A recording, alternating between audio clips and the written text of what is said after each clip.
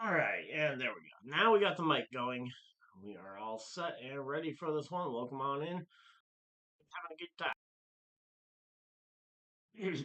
So, we are getting ready for the Daytona 500 to end off what has been a very busy NASCAR Speed Week. As we are going ahead and setting ourselves up for the fifth and final day of this live streaming streak. We've been streaming for 5 days straight. And yeah, it's been a really fun time. Hopefully, you guys have enjoyed it. And again, we will be getting ready for Atlanta here next week. We got a triple header there. Everything should be all set up. Just checking a couple things, getting this thing set. Oh yeah, I also got to set my lineup in my other fantasy leagues that I'm in as well.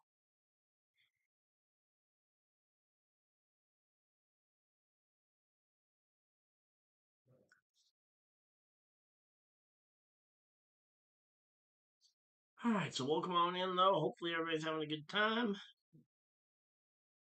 And say if you guys are, of course, hit the like button and subscribe if you guys are new. We got 9 people already hanging out in chat. Thank you guys for everybody that has decided to show up. Also, just a quick reminder that if you guys did enter our Daytona 500 giveaway, we will be picking the winner for that sometime after 2 o'clock. 2 o'clock is when entries close, so there is still time if you guys are either new here or just haven't gone ahead and signed up. It's free to join. You guys can go ahead right down to the description, top link, going right to it. And yeah, we've got like 400 people entered, and we will be drawing the winners again sometime after 2 o'clock during one of the either caution or stage breaks, probably. So there we go. Let's get some pre-race coverage going, so I can at least keep an eye over there. And we will be ready to go again. President Trump will be arriving in Daytona here. Yeah, for it as well. No idea what he's doing in terms of actually I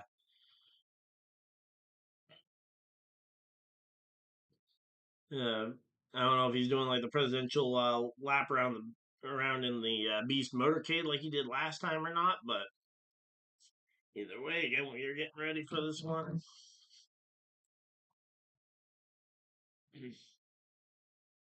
All right, so there we go. Again, we are set.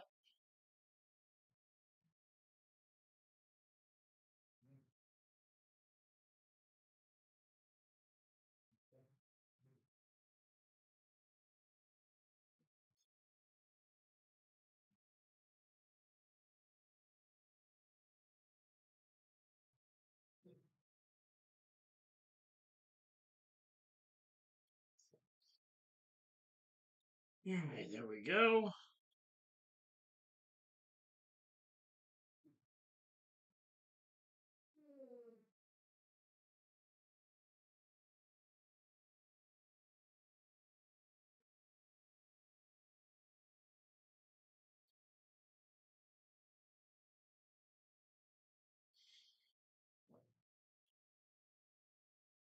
All right, let's go. Welcome on in. Hopefully, everybody's having a good time. Again, we are getting ready for the 500.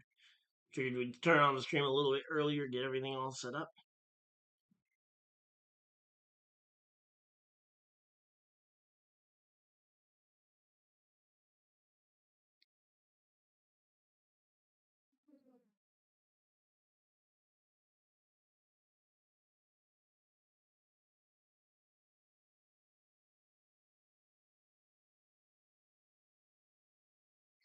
All right, so welcome on in. Hopefully, everybody's having a good time. We also got the poll in chat this time, so if you guys want to join in on the poll, let us know who you guys think is going to win the first stage. We will be going ahead and updating that throughout all the stages, so.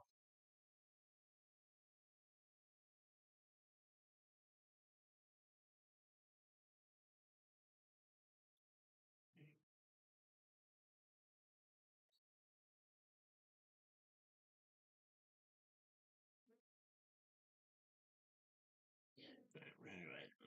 Just mute the podcast chat.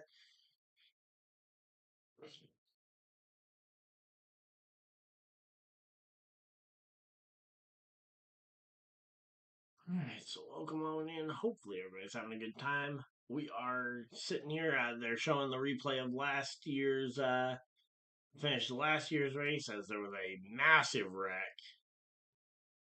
Yeah, and they've got, William Byron doing a ride along, basically replaying for him what the end of that race was like, which I'm sure was chaos in the moment. But yeah, there we go. We are chilling out here. We are 2 subscribers away from hitting 2,900 subscribers. Thank you guys for all the support on the channel this month and certainly this week as we've been getting ready for getting right back into it with Daytona Day content. We've streamed again the last 5 days in a row, some of the biggest stream crowds we've had in forever, and hopefully no signs of slowing down as we've got Daytona 500 today. Then we've got Atlanta next week, Circuit of the Americas the week after that. And I say 3 straight races of some interesting tracks and circuits. So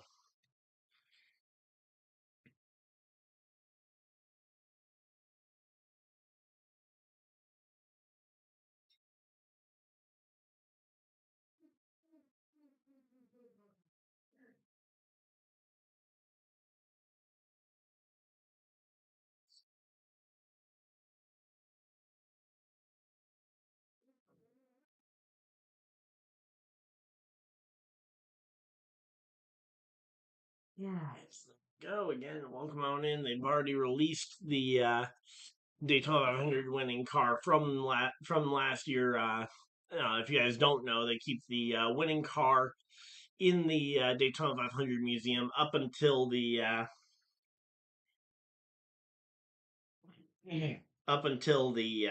following year when they go ahead and release the car to the former driver. So there it is. They're showing Williams' car being given back to him.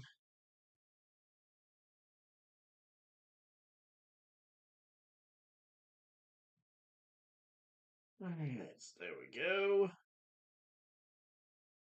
Welcome on in again. Hopefully everybody's having a good time. We are getting ready for this one, the Daytona 500, about 45 minutes away from the start. Hopefully you guys are excited. I know I certainly am.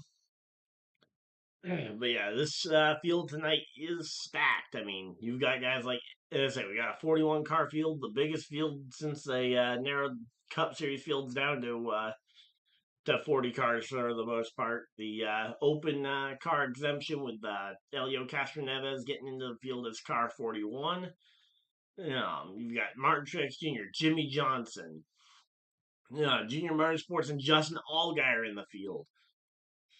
Driving for Dale Jr. Then you've got Corey LaJoie in his stacking pennies machine. So there we go.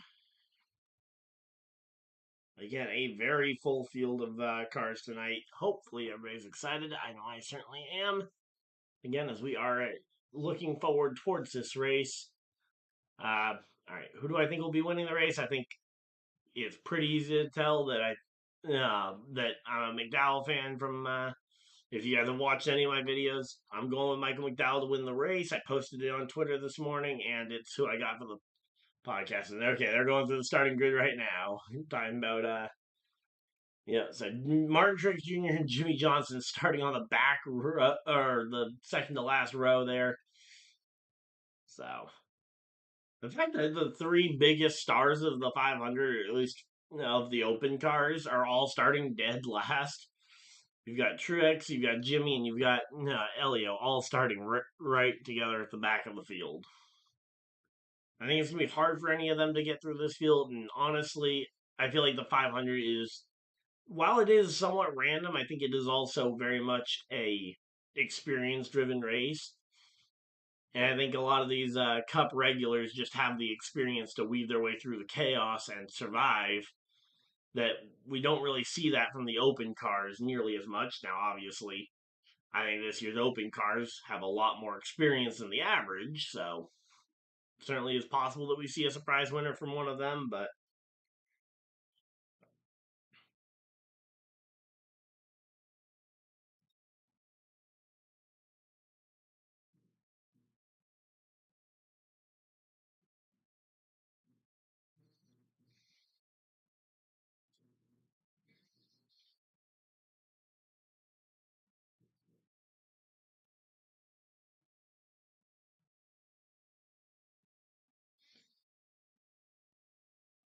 Alright, so there we go.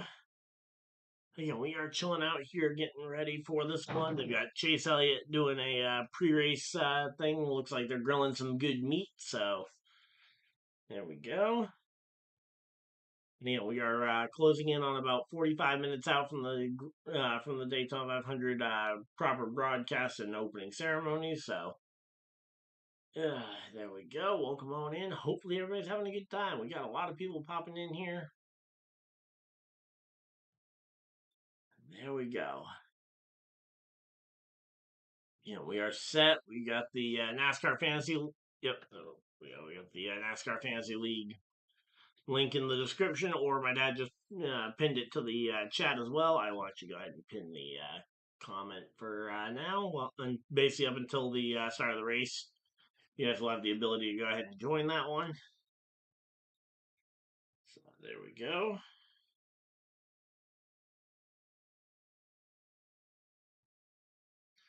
All right, so yeah, we are chilling out here. Hopefully, everybody's having a good time. We've already got 11 people hanging out and chatting again. I know we are still a long ways out from the race, but say we are getting started here.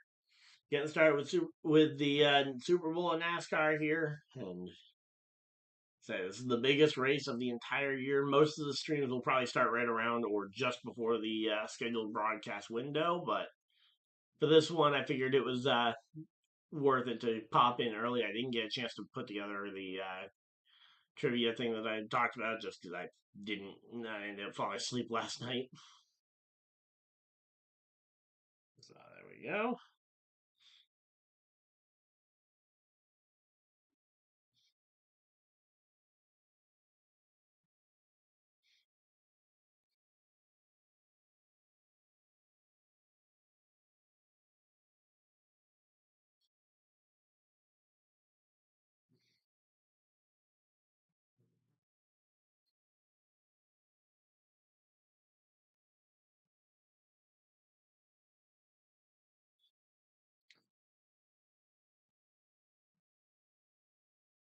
All right, so there we go. We are chilling out here. We got let's say how many people do we got in the fantasy league? I think it's 20 now that we're up to. So let's go ahead and see.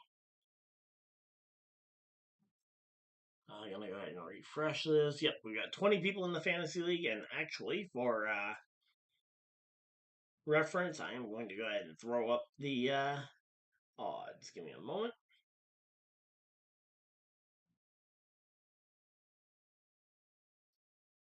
Oop.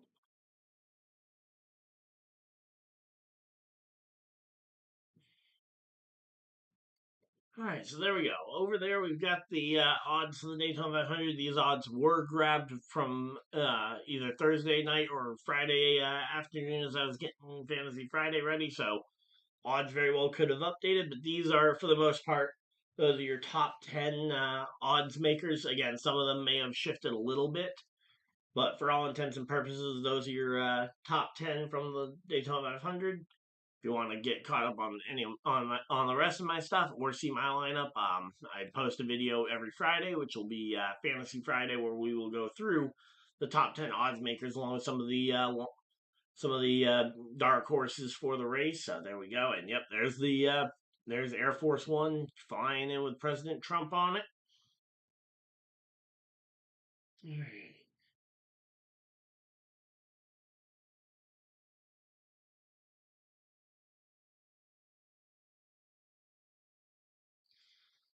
There we go.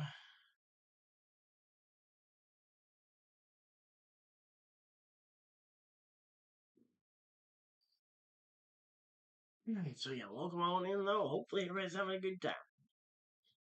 And say showing off some highlights of the clash. That's pretty much exactly what I thought that they should be doing there.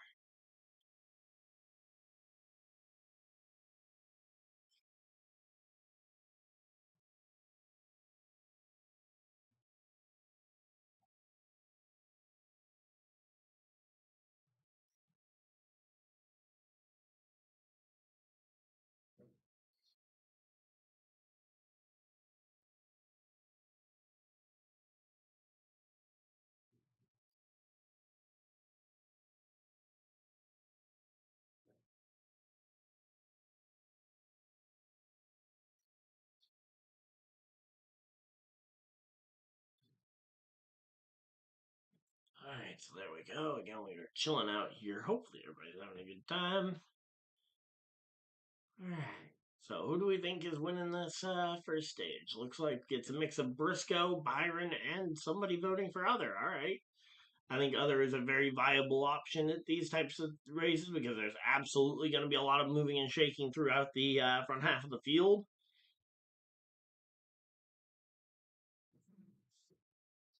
Alright, so there we go. But yeah, again, we are chilling out here. Hopefully, everybody is having a good time. We've had over 110 views already on the stream. Welcome on in. Hopefully, everybody's having a good time. Let's see. Live subscriber count. Are we still 2 away? Alright.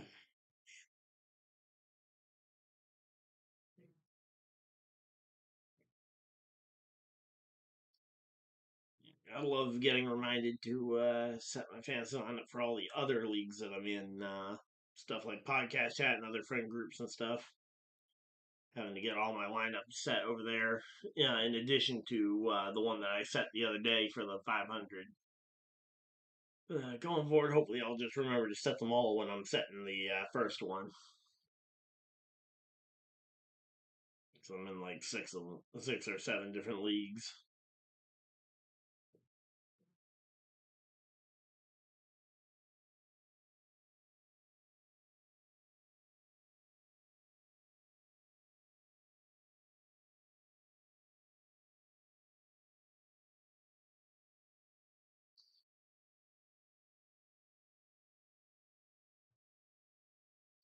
Alright, let's go. Should be all of them.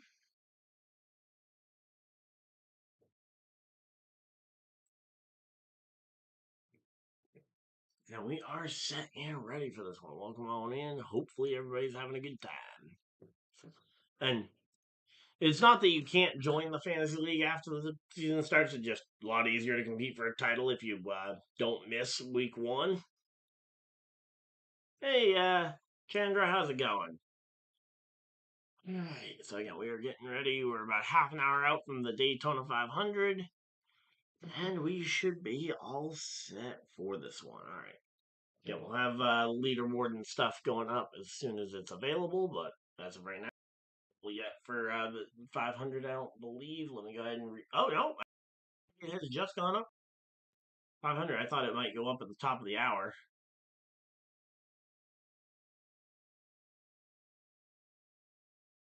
Nope, that's Daytona, or that's the Xfinity Series one. Where's the? Okay, refresh. Okay, yeah, that's right. Cup Series 1 isn't up yet, so there we go. Welcome on in. Go again. We are closing in on 1,700 subscribers, or not 1,700, 2,900 subscribers. Yeah, welcome on in though. Hopefully everybody's having a good time. They're talking right now on the broadcast with Chase Elliott as we are getting ready for Daytona Day.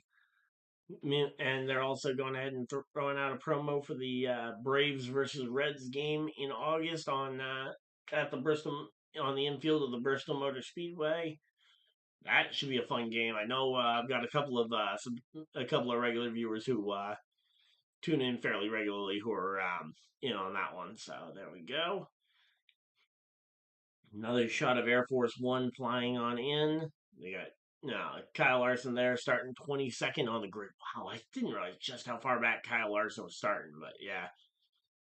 And that goes to show you, say the fastest drivers definitely don't always qualify front of the field. So there we go. Welcome on in. Hopefully everybody's having a good time. Go ahead and check Twitter, see if anybody. Because I went and threw a thing out to see if anybody was going to be popping in there for the. I was going to pop a prediction down before the 500 started. Yeah, let's see. Anybody go ahead and pop one out there? Nope. Nah, nobody put down their picks again. McDowell's my race pick, so expect to see him in the catch fence, probably on the last lap, just to make the pain and suffering even more.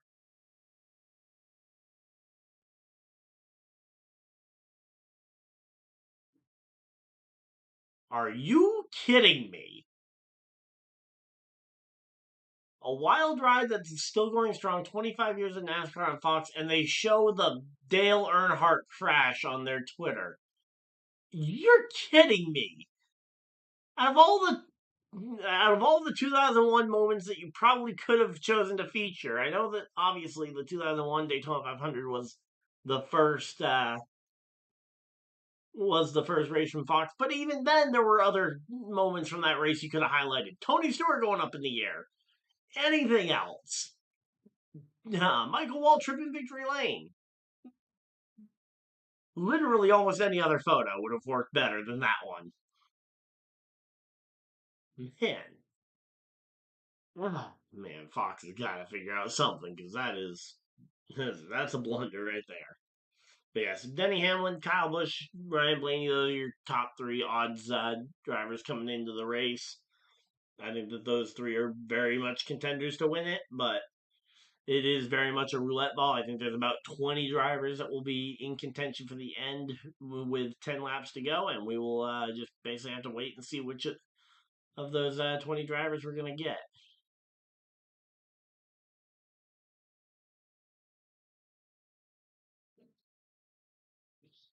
So there we go.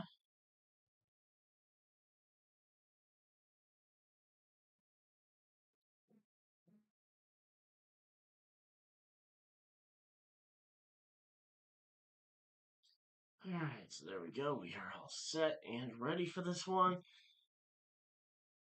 Hopefully, everybody's having a good time. Let's...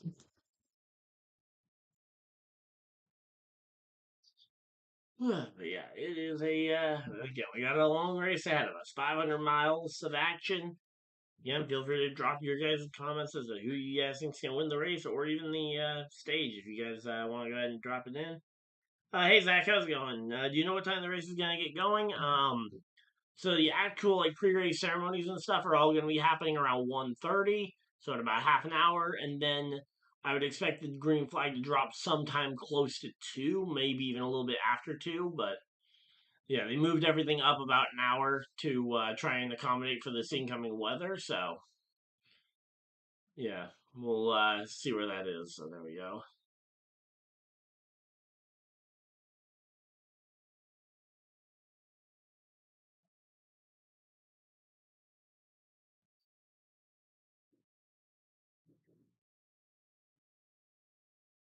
Okay, so again, there we go. Welcome on in. Hopefully everybody's having a good time. Well, they got Joseph Newgarden, the Indy 500 champion, there to do some promo stuff, getting ready for the IndyCar season, which is a little under a month away. And again, there we go. Air Force One landing. They're talking to Denny Hamlin here as they get ready to go here. Yep, no worries. It's a depending on your time zone, it might have been different. So they moved it up to 1:30 Eastern time. 12:30 would be Central time. So if you live in somewhere like a Wisconsin or a Minnesota, yeah, Central time zone is definitely a can definitely be a confusing thing sometimes. If say time zones definitely get weird. Same thing if you're anywhere in like the Texas area, even Central Tennessee over near Nashville. Say those time zones can really mess with people's heads. So there we go. Alright, so again, we are chilling out here. Hopefully everybody's having a good time and enjoying the event as we are going to be getting ready for the start of it. Coming up on 1 o'clock right now. Again, should be about half an hour away from the start of pre-race ceremonies. As far as I know, again, I still have not heard or seen anything that would indicate that Trump is doing anything other than just showing up and watching the race. I know last time he was here as the president, he did the full presidential motorcade lap around. But again, I haven't heard if they're doing that again this year, so we'll have to wait and see. But should be a good one. There we go. They're talking with Tyler Reddick. Tyler Reddick has never finished better than 27th in the Daytona 500. I mean, I thought at some point the guy had to. Oh, there's the Kyles both getting introduced during driver intros. Kyle Larson and Kyle Busch going out together, and that is so that the announcer probably only has to say one name. And there we go. They got Cedric the Entertainer out there doing the driver introductions. So there we go. Hey, DB Cooper, how's it going? Hungry for the win? All right. Hey, I certainly would love to see him go ahead and get the back-to-back. Back-to-back Daytona 500s are rare and extremely tough. I mean, obviously Denny Hamlin, the most recent driver to do it in 2019 and 2020, but it certainly was not without some luck.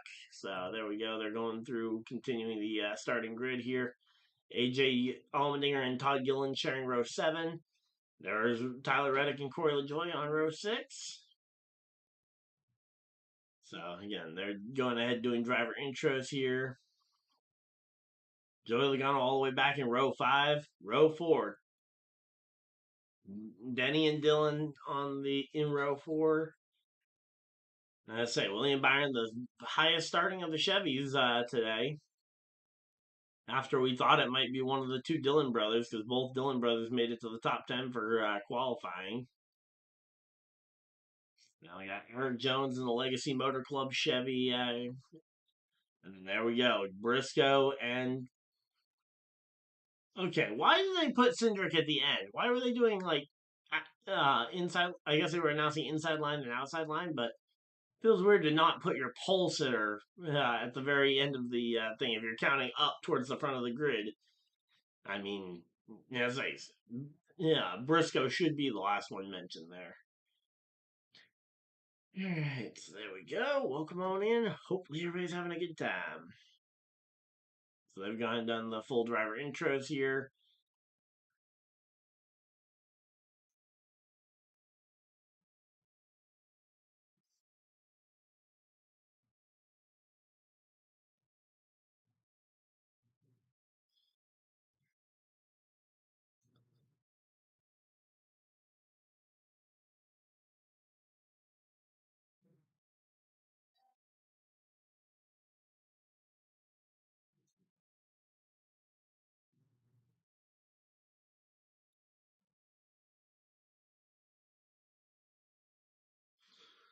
Alright, so yeah, we're chilling out though. Hopefully everybody's having a good time. There, commercial break, and we will be getting ready for this one.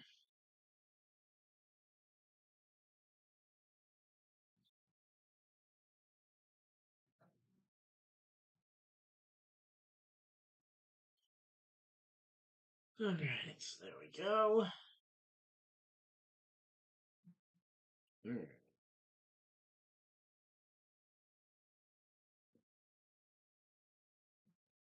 Ooh, so we are chilling out here. Hopefully everybody's having a good time. If you guys are, of course, hit the like button and subscribe if you guys are new. We'll be doing these streams all season long. So there we go. Again, Daytona 500 is here, and we are ready for this one. I will say, the fact that we've seen like 5 or 6 shots of Air Force One landing when it really, we only needed 2 shots of it, definitely seems like they're putting a little bit of excessive stuff over there on Air Force One. Also, obviously, social media getting that one.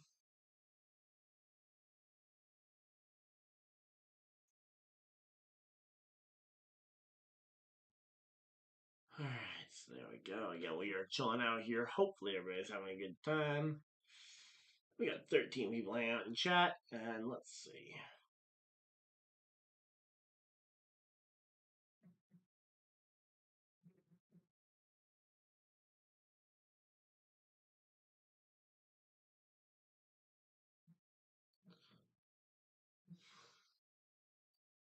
Yes, there we go. They're continuing to have the drivers just kind of walking down the driver introduction stage.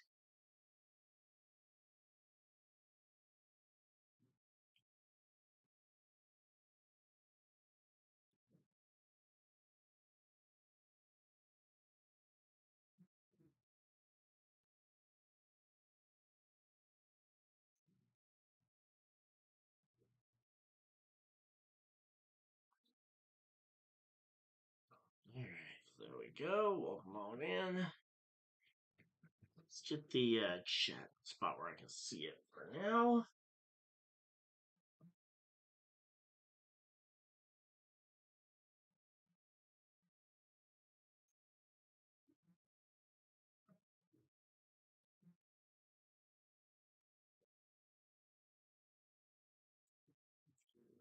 So there we go. We got the chat in a spot where I can see it. Let's see if we can find.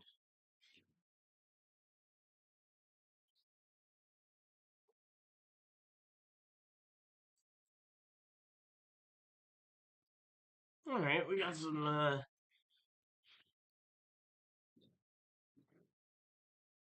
Let's see.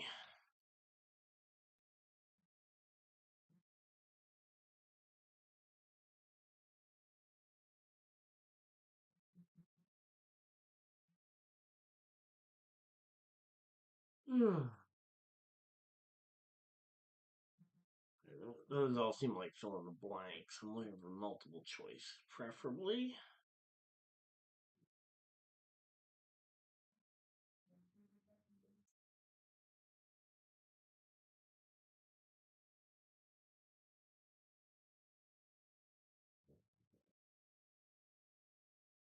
Okay, there we go. That's multiple choice, and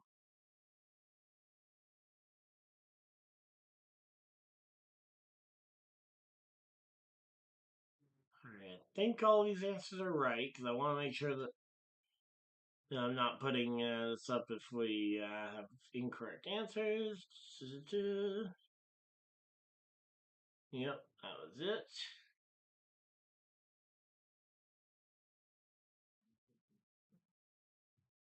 All right, so let's go ahead and we'll go ahead and throw this one up there for you guys and a quick Kahoot here. So go ahead and throw this up.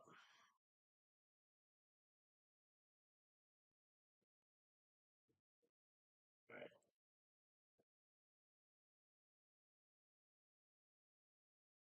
All right, let me go ahead and mute the sound real quick. Just the sound.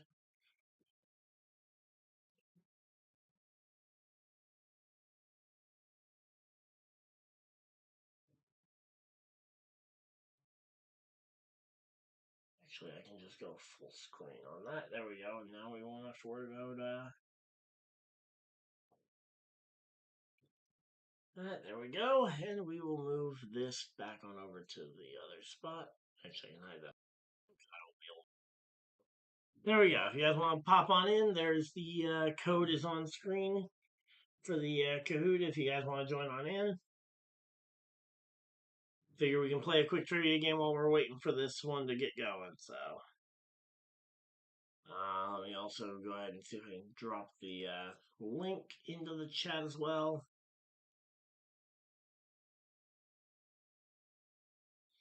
So there's the link if you guys want to take part.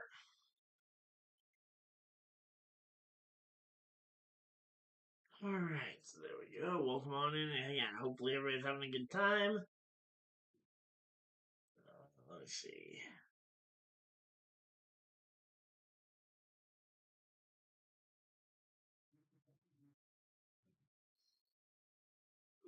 Alright, we'll put me up in the top corner here for now. And hopefully I won't be in the way too much. So there we go. Again, we will be getting this started when we get a couple of people in here.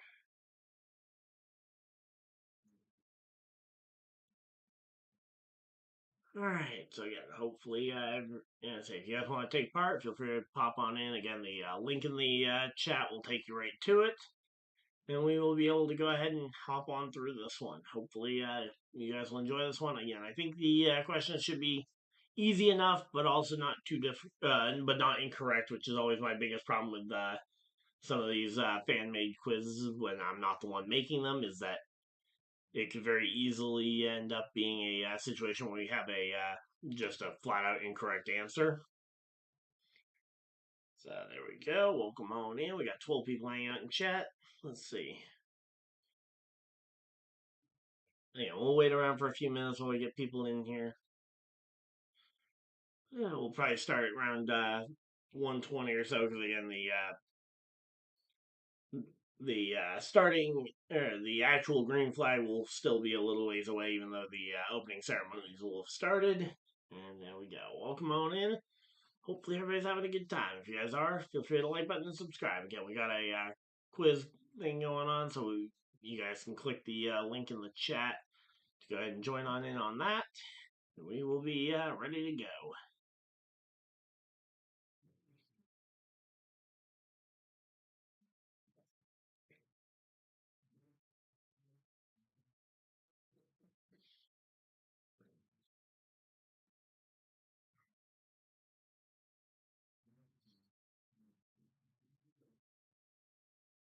All right, there we go. All right, I have 3 Chevys, 2 Toyotas, 1 Ford in my lineup. How about you? Okay, let me go ahead and look at my lineup because I haven't looked at it since I set it Friday night. All right, there we go. Todd Gillen joining in with the walking across the bridge to the infield there. All right, so I've got 3 Chevys, 2 Fords, and 1 Toyota is my split. I don't know if that was the exact same split you had. No. So okay, so I swapped the Fords and the 1 Ford with the Toyota for my lineup. All right. So yeah, we'll give you guys a little bit of time to go ahead and hop on in if you guys want to join on in. All right, I have it set to auto create nicknames so that we don't have any inappropriate names for obvious reasons. But there we go. As I talked about Denny Hamlin, the 3-time Daytona 500 winner, looking to get his 4th Daytona 500 win later on today. As yeah, he starts in the 8th position. Certainly not a place where he couldn't win his 4th Daytona 500, but I think he would gladly turn in the Daytona 500 for a NASCAR Cup Championship to be able to get one of those. All right, so there we go. Welcome on in. Hopefully everybody's having a good time.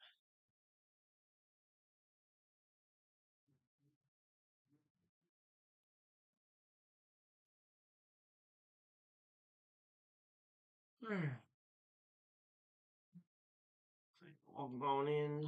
Yeah, we'll be starting this thing up in a few minutes. Again, giving everybody time to hopefully get in here.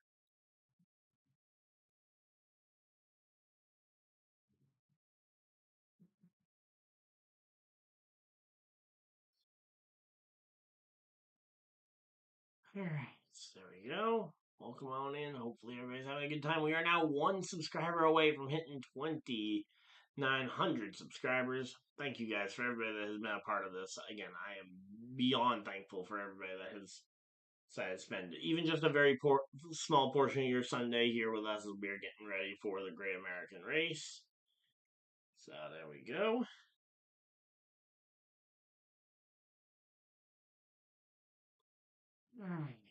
Yeah, we're just chilling out here, getting ready for this one. Again, race should be getting ready to go here soon.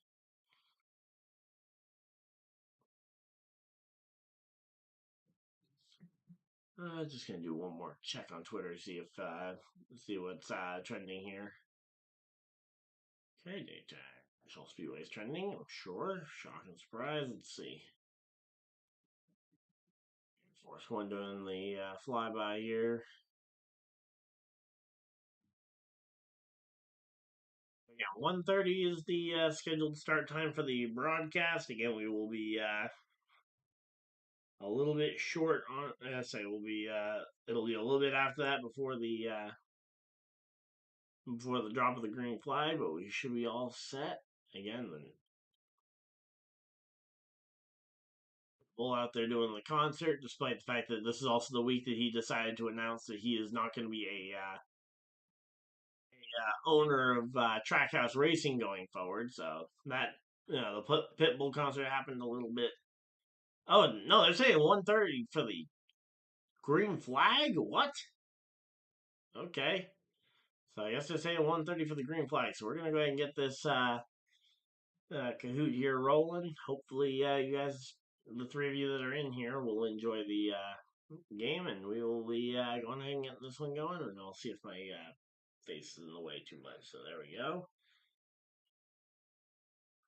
So again, this is just a NASCAR quiz. I found it. It was made by somebody else, not made by me. And yeah, I verified that I think the questions are all correct. So there we go. All right.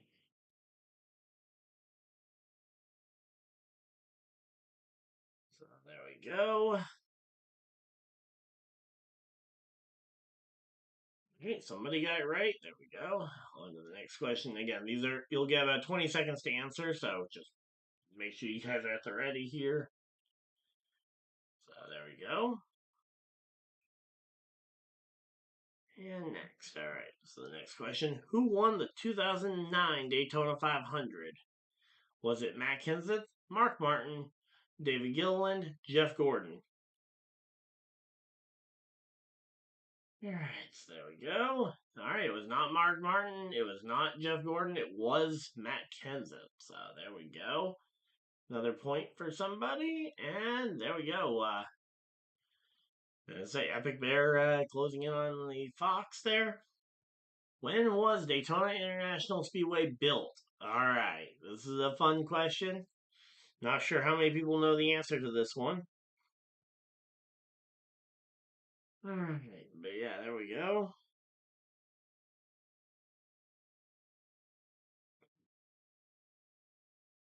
All right, somebody got it right. 1959.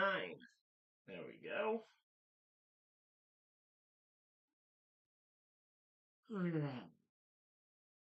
Who won the 1999 NASCAR Cup Series champion? Was it Terry Labonte, Bobby Labonte, Mark Martin, or Jeff Gordon? All right, so there we go. It was Terry Labonte. Bobby Labonte, I believe, won the 2000 NASCAR Cup Series championship. So we did have Labonte brothers winning it back to back that year. All right, who won the? Okay, this is just a bad question. Who won the 2019 Toyota Owners 400? That's a Richmond race. That's the first Richmond Raceway race of the season.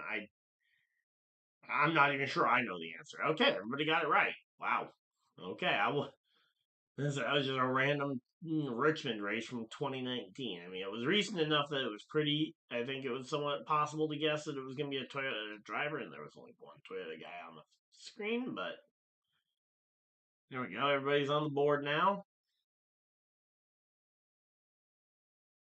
Let's see. There we go. Who is the youngest active driver in the? Okay, this might be a couple years ago. So who's the youngest driver in the NASCAR Cup Series? You got Chase Elliott, William Byron, Eric Jones, or Ryan Blaney. Oh, somebody got it right there. William Byron. Say they are all still active, so he is still the youngest of those guys, even though he's definitely not the youngest overall. All right, what year did Richard Petty retire in? Was it A, 1967, 1979, 1992, or was it 2009? So there we go. All right, it was 1992 after watching Alan Kulwicki make the win the NASCAR Cup Series championship, and coincidentally, it was also Jeff Gordon's first race was that 1992 championship season. When did Dale Earnhardt win his seventh and final NASCAR Cup Series championship? Was it A, 1990, B, 1990 or 1984, 1994, or 1979? All right, so there we go. Two people got it right. Nice. All right, looks like the Fox is taking a fairly large lead here. Who won the 2017 Gander Outdoors Truck Series Championship? Was it Cindric, Bell, Ben Rhodes, or Noah Gragson? All right, two people got that one right. So there we go. Oh, we got a new leader in the race. There we go. Epic Bear passing up the up Fox there. And here we go. 10 of 16. So we got 6 questions left. How many wins does Richard Petty have at Daytona? 7, 20, 1, or 10? All right, the answer was 10. There we go.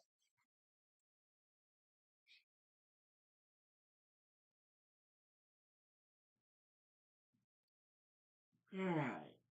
Who won the 2016 NASCAR Xfinity Series Championship? Was it Justin Allgaier, Daniel Suarez, Cole Custer, or Eric Jones?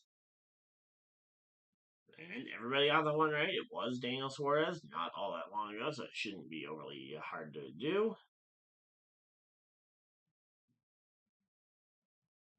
All right, there we go. Who was involved in the wreck that killed Dale Earnhardt? Again, really, do we have to keep including this in every question? But all right, so there we go. Everybody got that one right as well. Ken Schrader. So there we go. All right, 3 questions left. Where did Kevin Harvick win his first race? Daytona, Kansas, Atlanta, or Watkins Glen? So there we go. And it was Atlanta Motor Speedway. There we go. Hey, Denise, how's it going? All right, you think Truex is winning this one? Certainly a possibility. And I say, would not rule it out for sure. Truex will have to come from basically the back row to do so if he does want to win this one tonight. Not to mention they'll have to get by Mother Nature too, which is an undefeated entity in sports. So here we go. All right, who won the Rookie of the Year in the 2018 Truck Series season? Okay, I don't know who put this together, but that is an obscure one. All right, Myatt Snyder, Todd Gilliland, Jesse Little, or Ben Kennedy? All right, so there we go. And so one person got it right. It was Myatt Snyder, not Todd Gilliland. Again, I didn't put this one together. This was just one I found online to try and help fill some of the time. And yeah, some of the questions definitely. I think all the answers have been right, but man, some of these questions have been dumb. Who won the Rookie of the Year in the Cup Series in 2017? Was it Eric Jones, Suarez, Dillon, or Chase Elliott? All right, so there we go. Eric Jones. Yep, there we go. The right answer up there. 2 people got it right. One person. Wait, it was Jones? I thought Suarez for sure held on to Rookie of the Year. Okay, maybe I didn't fact check every answer, I guess. All right, so here we go. Who is the founder of NASCAR? If you guys don't know this, should be pretty easy to remember, but there we go. Yep, Bill France Sr. Brian France was the more recent, was the kind of third in the string of owners. And here we go, the final score.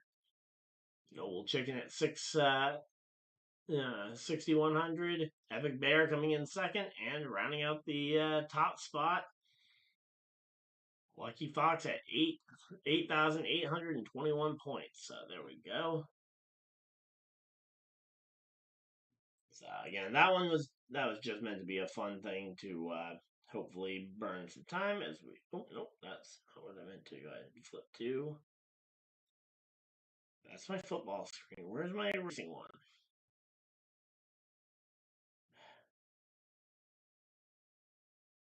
No, that's not it.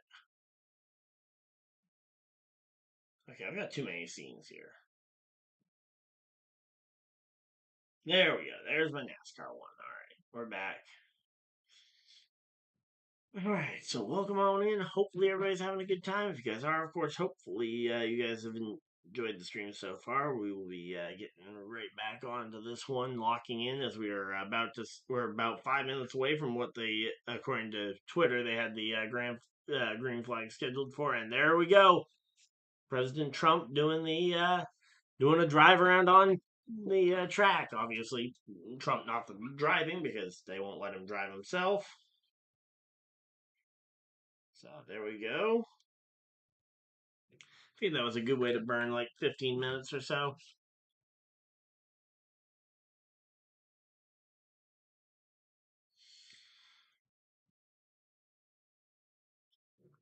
All right, so there we go.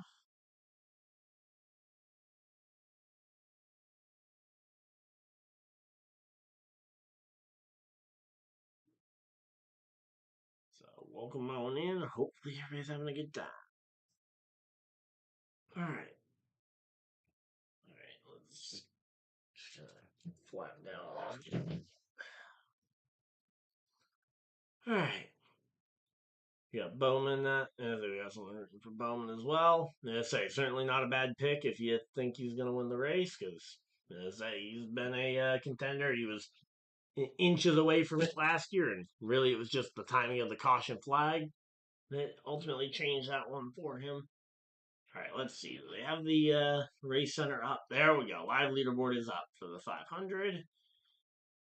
On in here again. If you guys haven't joined it yet, there is still about 30 minutes left to get in on the giveaway where we will be a full 160 124th scale NASCAR diecast. Yeah. So we'll be giving away one with three 164th scale diecasts. Yeah, the link to the giveaway is in the description. We've had a lot of great response on it so far, but entries are still open all the way up until 2 o'clock. So if you want to get those extra entries, and in fact, you know what? Let's go ahead and add in a last minute button. I feel like a last minute bonus entry would be a fun one. So we'll go ahead and add that in there.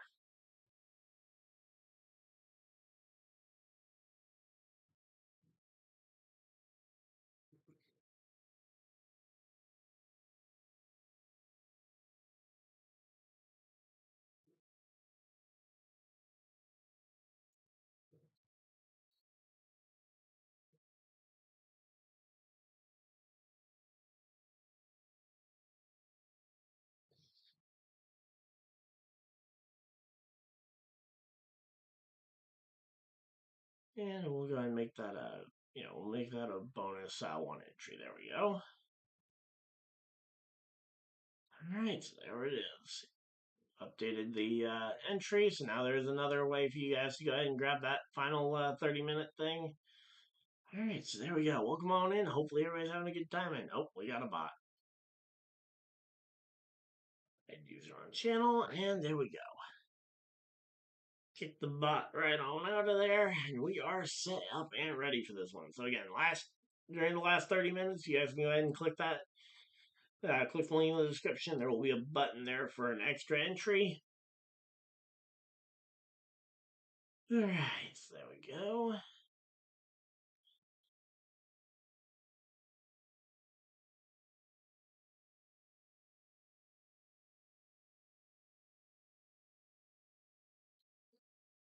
Alright, so there we go. Again, it is race day. Hopefully everybody's having a good time. If you guys are, of course, hit the like button and subscribe if you guys are new. So you guys don't miss any future videos or live streams. But again, we will be here for the entire Daytona 500. Hopefully we'll get it all in tonight. Although, obviously, the rain definitely not looking the best. Let me see what the actual radar is looking like here on this one. Alright, so my phone is saying that we get up to about a 45% chance of rain around 2 o'clock, or sorry, around 3 o'clock. We hit about a 45% chance, and it maintains that way until about 6 p.m. when it calms right back down. So we might get the rest of this race in late tonight. So honestly, wouldn't be a bad idea if we can get this. Yeah, we can get the entire racing in one night. That'd be amazing. But there we go. They're talking with Ryan Blaney. He's got his fire suit on. He's at the car, helmet ready to put on and climb into the race car. So clearly they were a little bit of their thing was not quite accurate. And there we go. We hit 2,900 subscribers. Thank you guys, everybody, for helping us reach this goal. Next goal, I guess, the next logical step would be hoping to hit 3K. If we can hit 3K by the end of, yeah, I'd been saying the end of the year was kind of my goal for that, but if we can hit the 3K by the end of the month, that would be insane. I think realistically, I'd expect us to hit that by the end of IndyCar stuff. Starts right back up, but then we start. Come on.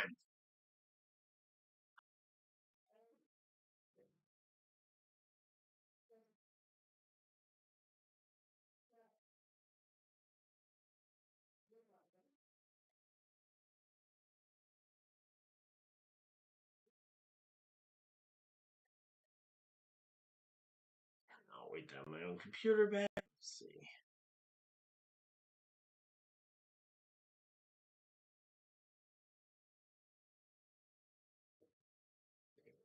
Alright, so there we go.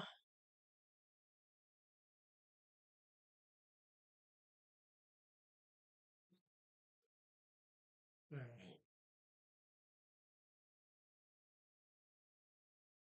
I'm just going to throw this over here where I won't need it for now, and we'll deal with it later.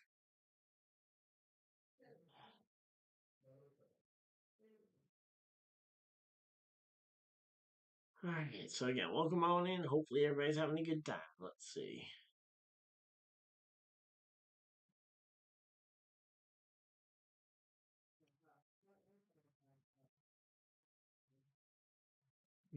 Let's see. If anybody grabs that extra bonus for the 30 minutes? Nope. All right. So again, we are there. We go. They're talking Kyle Busch. He would be a very.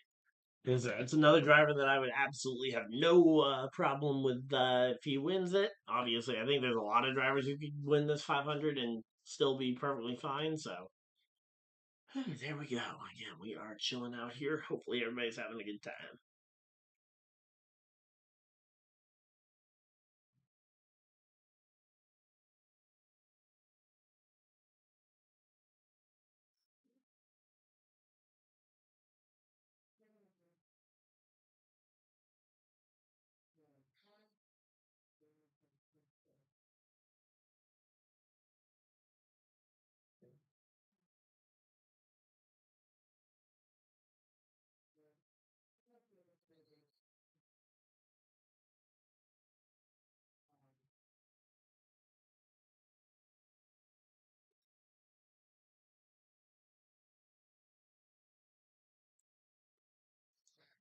All right, so there we go. They're getting ready for pre-race ceremonies, and we will be seeing the green flag here in a bit. So here we go. Again, they are getting this one ready. Hopefully, everybody's having a good time. They got everybody out there. I say Bubba Wallace holding his kid. It's like Kyle Busch and his family down there getting ready for this one. And again, we will be racing here in a few minutes. As again, there's rain on the way. They will be absolutely trying to get this one moving.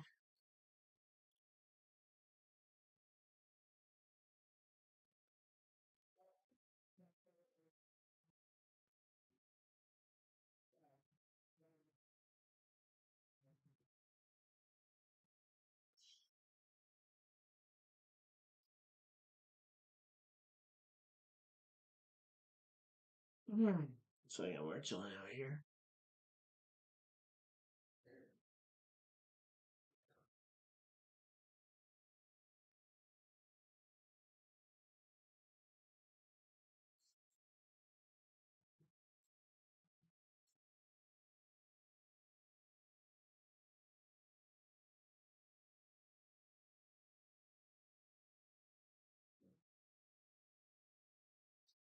Alright, so there we go. Again, they're getting ready for this one. Hopefully everybody's having a good time here. Let's see.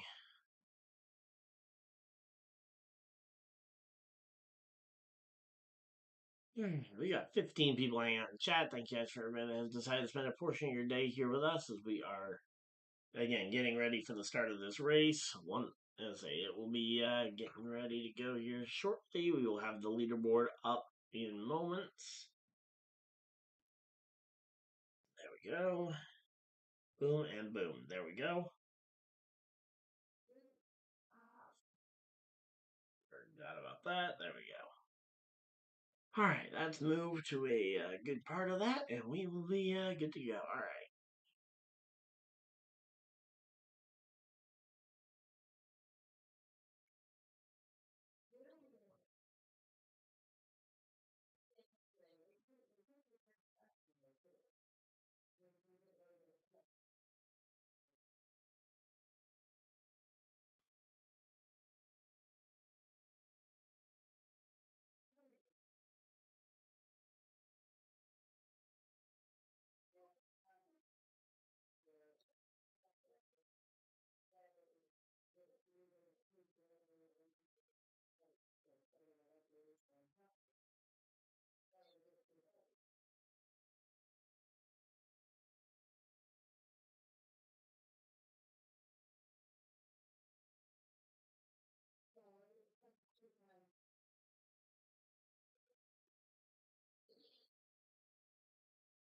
Got that post out there.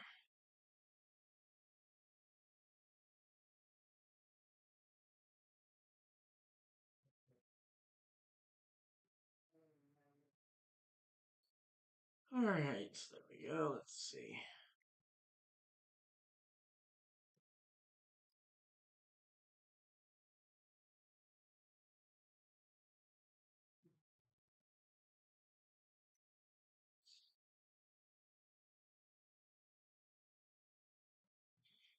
Alright, so welcome on in. Again, hopefully everybody's having a good time. I know we have been a little bit scatterbrained as we are getting ready for the start of this thing.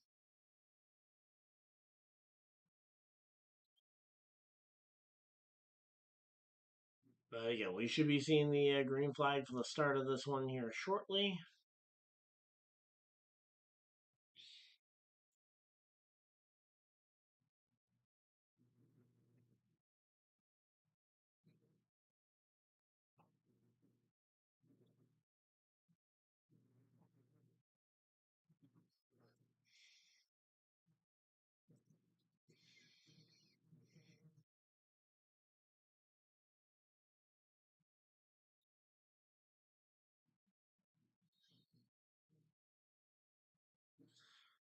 Alright, so there we go.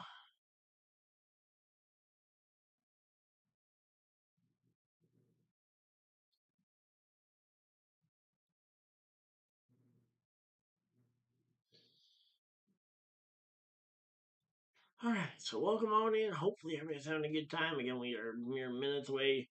I thought we were going to be starting I thought that they said the green flag was going to be at 1:30. I always thought that it was going to be a little bit after because they hadn't started pre-race ceremonies yet.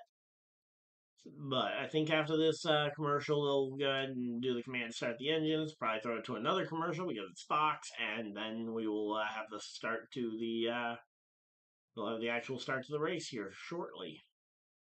So welcome on in. Hopefully everybody's having a good time.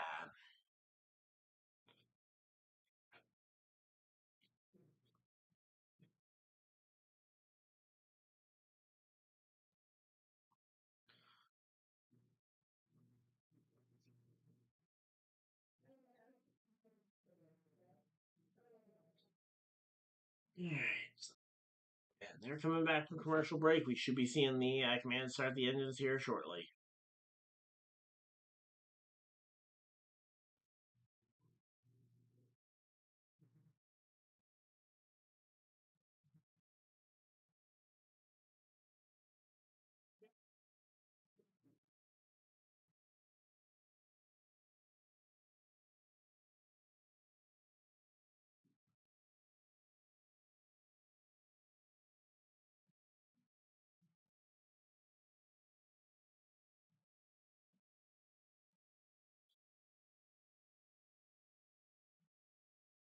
All right, so there we go. We got that all posted, and we are ready to go. Again, it's just me here on the channel, so again, I apologize if I end up a little bit behind when I'm having to post stuff like that, but I wanted to make sure I posted the celebration that we got that, and we are right, settling in, getting locked in here for the 500. Again, we got 500 miles of racing here ahead of us. From the high banks at Daytona to the insane drafting that we're going to see, and hopefully a ton of fun in the middle.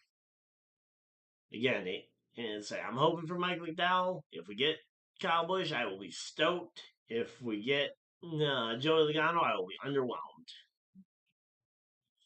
So there we go. Welcome on into the Great American Race. There we go. Again, hey, I will say the people who do the infield grass for Daytona, they've definitely earned their money's worth. And there we go. Yep.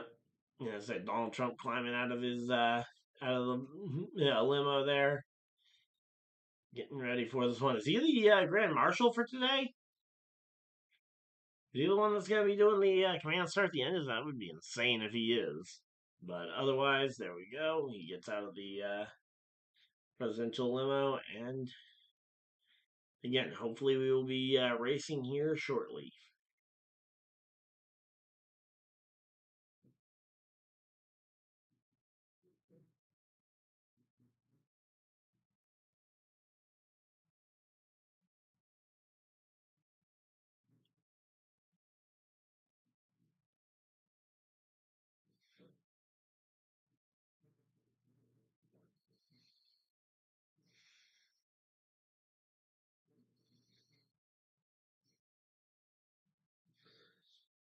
Alright, so there we go.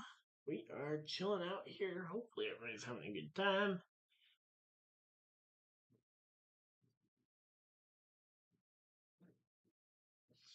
Alright, let's go ahead and finish off this drink, and then we will go ahead and throw some others in the fridge. Alright, so there we go. Yep, all the drivers are in the cars getting ready for this one. We should be getting the command to start the engines.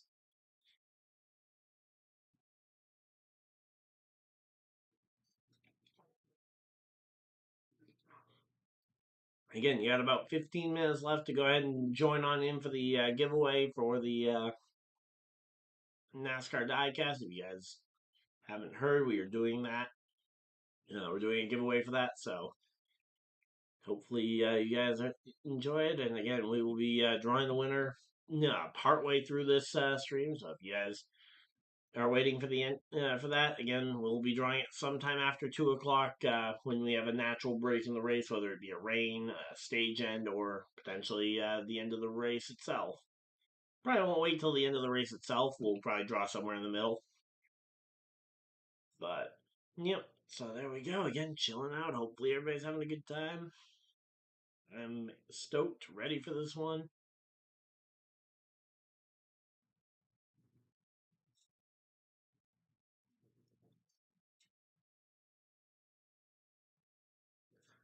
Alright, so there we go.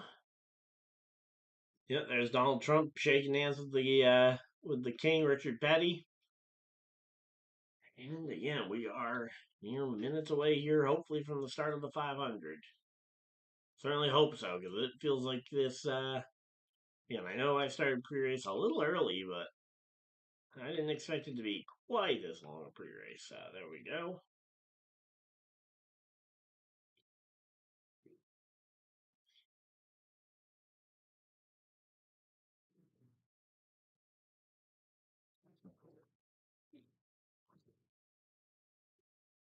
Man, ooh, there we go.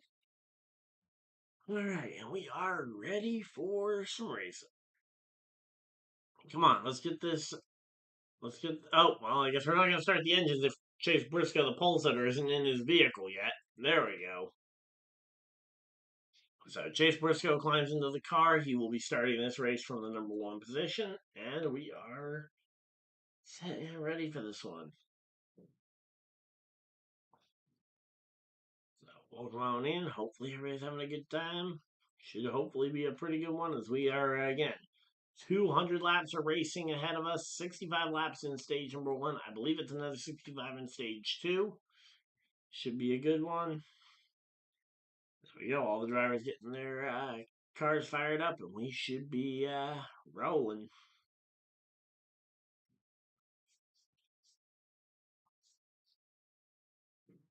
So, again, feel free to let me know who you guys think is going to win the race. We also have the poll still going, obviously, for the who you guys think is going to win each stage.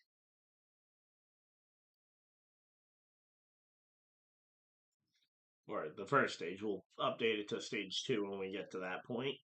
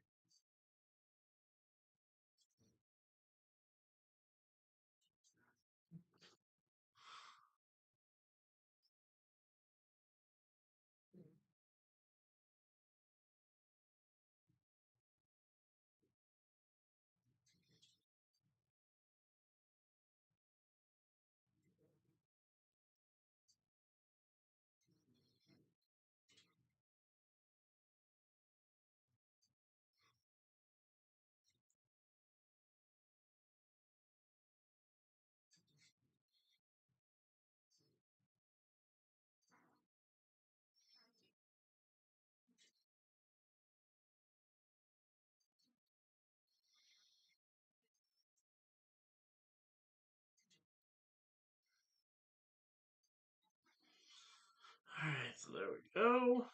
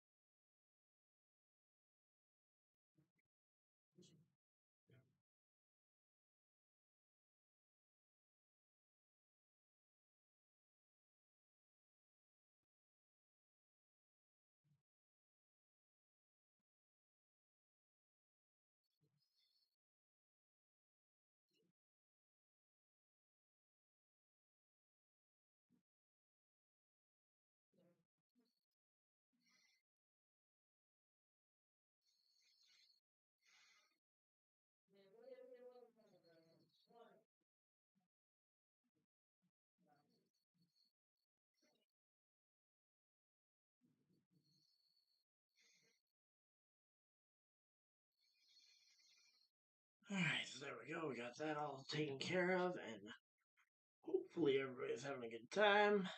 Let's see. Yeah, we are chilling out here. Hopefully everybody's having a good time. Alright, let's go ahead and get the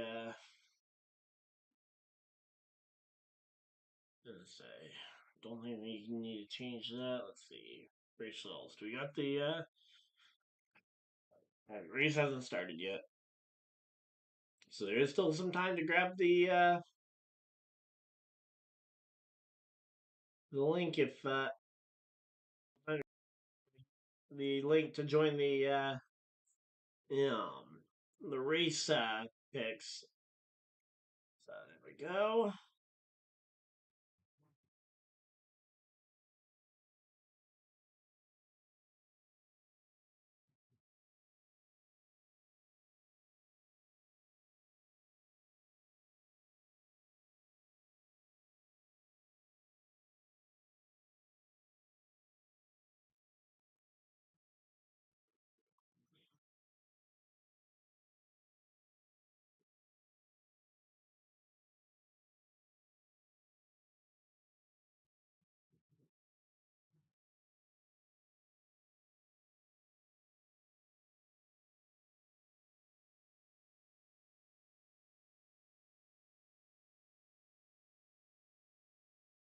Alright, so there we go.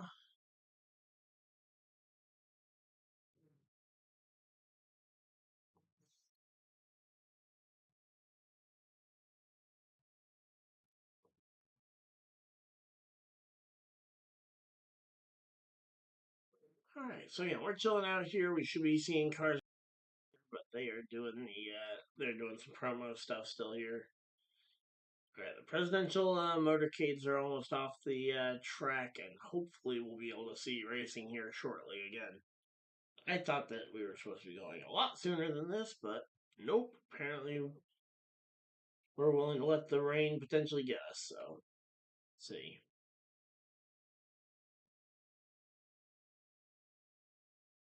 Alright, so welcome on in. Hopefully, everybody's having a good time. Again, we are mere minutes away from the start of this race. Hopefully, we can get this one underway shortly. Come on, NASCAR.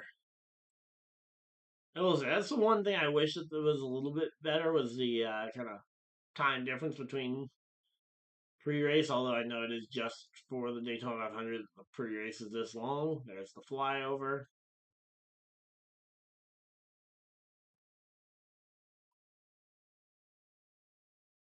All right, so again, we are chilling out here. Hopefully, everybody's having a good time. They're showing some of the other highlights from pre-race here. Talking with Briscoe before he climbed in the race car. All right. Let's see, come on.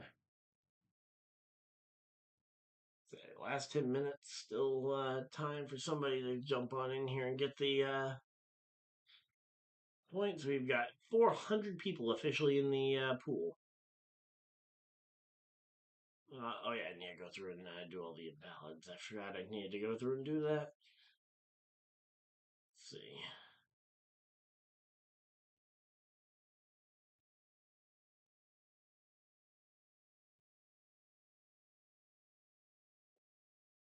Alright, give me a moment. But, yep, so Daytona 500 is going to be underway shortly.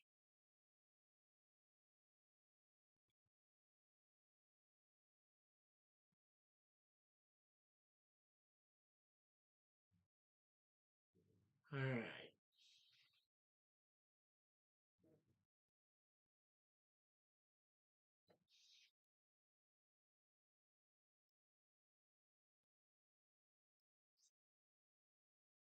Alright, so there we go. President Trump and the motorcade heading back out again. Are they going to do another parade lap? I thought they already did their parade lap. Come on. We want race. We want the race. I don't mind if he's there to enjoy the event, but come on. Don't stop us from seeing the rest of the event.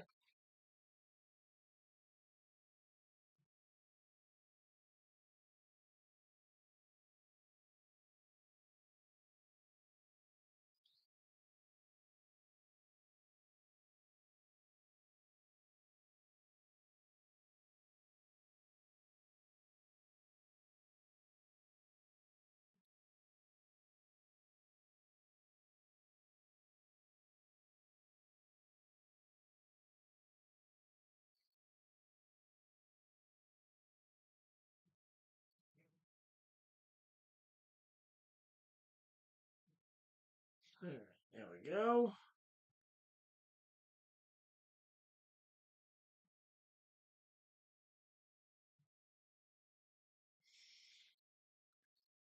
Alright, so hopefully everybody's having a good time. There it is. Alright, so we got the weight of the beast motorcade. Yep, there we go. And I say the motorcade is so much longer. What as I say, it's 2 feet longer than a cup car. It's over a as I say it's over 15,000 pounds more, almost 20,000 pounds more weight. And then obviously the top speed they won't is top secret, I guess, on the thing, mainly because they don't want to tell you how fast you have to go to run down the president's motorcade if you try and chase them.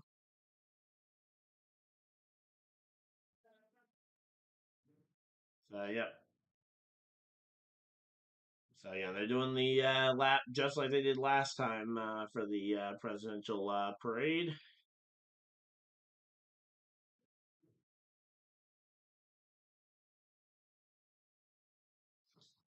All right, so again, here we go. Welcome on in. Hopefully, everybody's having a good time as we are getting ready for this one.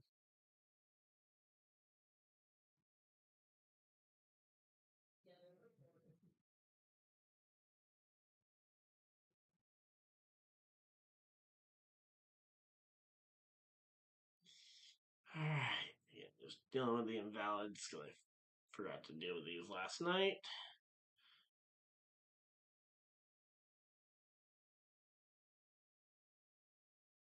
Alright, only 75 more to go.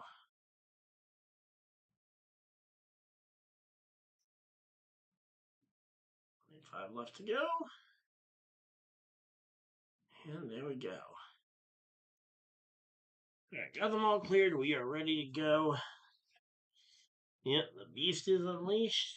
Alright, we've got the full list of eligible picks are done. We got 5 minutes left. If anyone wants to try and sneak an entry into the giveaway, again, it's available. And here we go. The race cars are on track right behind them. There we go. Alright, so we do have the NASCAR cars on the track. So the Beast Motorcade is going to lead the field to green. There we go. Yeah, say similar to Richard Petty a couple years ago. So there we go. That is an iconic shot, seeing the presidential limo leading the field of cars around. Although obviously he's a lot further away from those race cars than would be great if you're trying to get the ideal photo. Obviously, there's other safety reasons why you probably don't want a limo this close to these cars that are kind of mostly used for running people over. So there we go. All right, the Daytona 500 started. They're handing the radio off to somebody, and there goes the presidential limo down onto the flat of the apron. Meanwhile, the rest of these cars staying up on the banking, getting ready for this race. Again, we got a 500-mile trek ahead of us. So again, welcome on in. Hopefully everybody's having a good time. We got 7 people hanging out in chat. Thank you guys for everybody that's decided to spend even just a very small portion of your Sunday here with us as we are getting ready for this one. Alright, so there we go.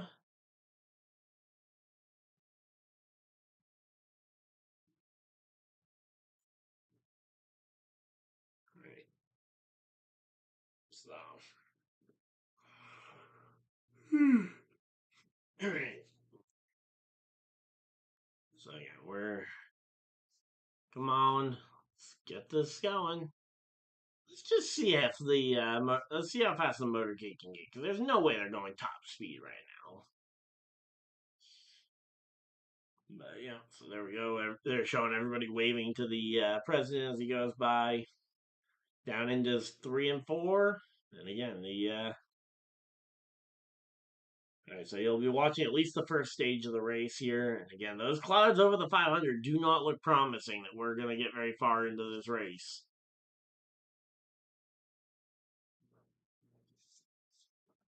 So hopefully we'll get further in than I think, but I'm thinking we might get this thing we might be lucky to get 10, 15 laps in before this rain looks like it should hit us.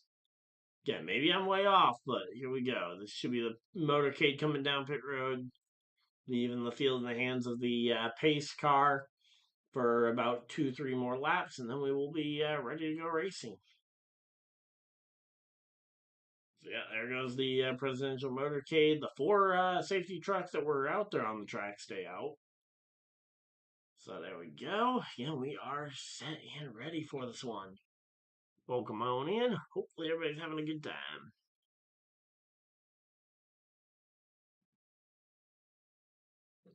Yeah, there's Trump looking out the window of the car. And the beast pulls into the garage area as, again, the field forms up behind this car. Cindric and Briscoe on the front row. There we go.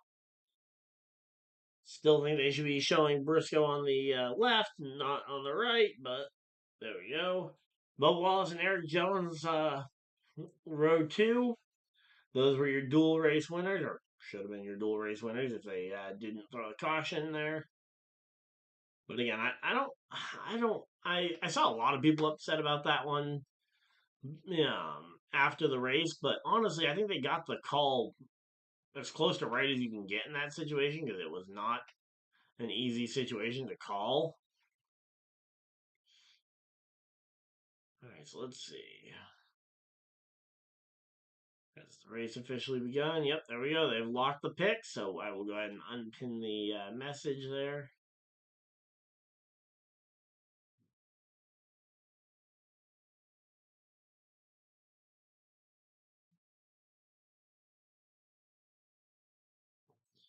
Oh, we did manage to say someone else did manage to get in there at the very end. All right, so we do have a 21 full season participants here, hopefully. All right, so welcome on in. Hopefully, everybody's having a good time. I'm excited for this one as we are getting ready to start this race. I don't know why the website seems to not be working. Let's see if it works on my phone for tracking the live picks.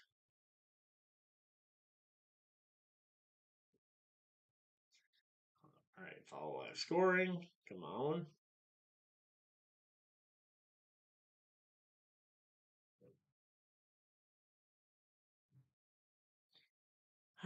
Well, here we go. Yeah, we are mere moments away from this one. They're getting ready to start the race. Hopefully, you guys are excited. All right, so there we go.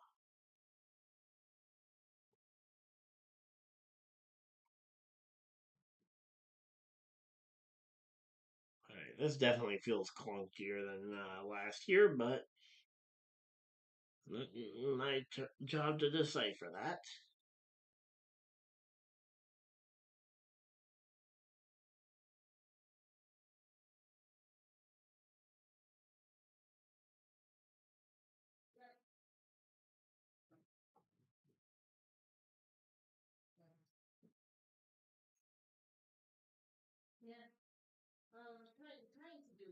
So there we go. Going through the rest of the starting grid right now. There we go. Austin Hill and Ryan Blaney on row 8.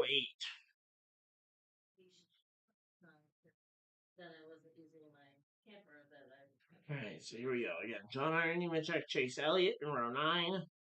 And then they cut away again. Come on. Let's just get through the starting grid here. There we go. They're doing their pass around pit road, getting their pit road speed checked. Alright, so here we go. Yeah, we are chilling out here. Hopefully everybody's having a good time, getting ready for the race. I'm gonna go ahead and... Oh, and the window to enter has officially passed for the giveaway, so there we go. I can go ahead and pull the 4 winners at any point now. Let's see. Any other invalids that snuck through at the last minute? Nope. No invalids. We're good. Alright, so I'm good to go ahead and draw the winners at a later point again. Probably during one of the 2 stage breaks here.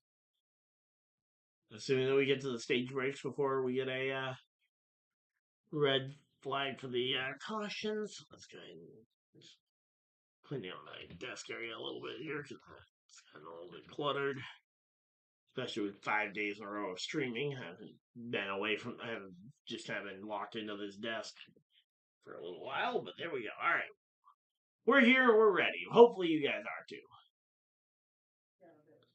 So there we go. Gonna just go ahead and retweet the tweet about the race. He probably doesn't get much for vacation time, paid vacation time. And Megan starts a new job. That's part time. So I don't know, how much it's going to take to vacation. So, yeah, but it's not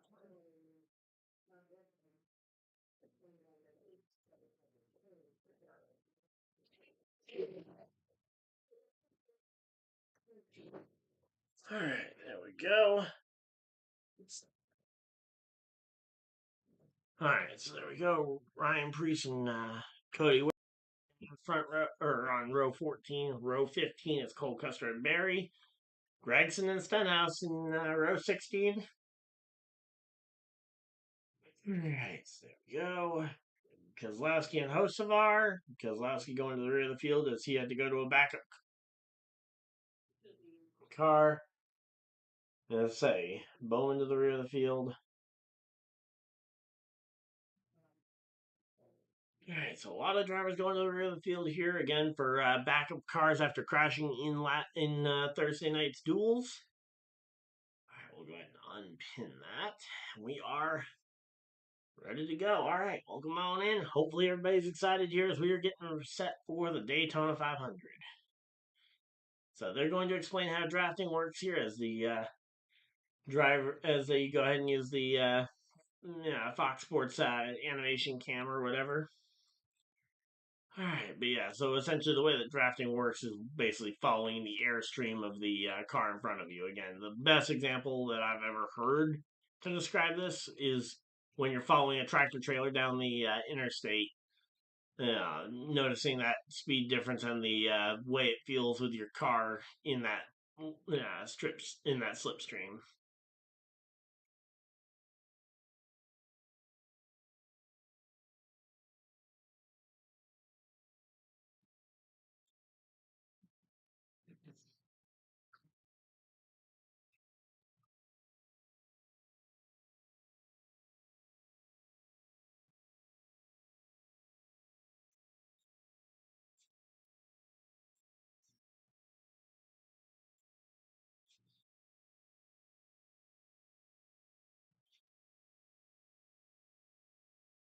Alright. Yeah, they've also got the Bush they've got the Bush contest there.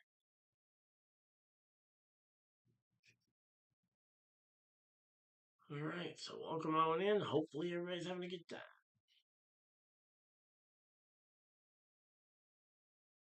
And there we go. The Chevy pace car pulls off the track. There we go. We are ready for racing here.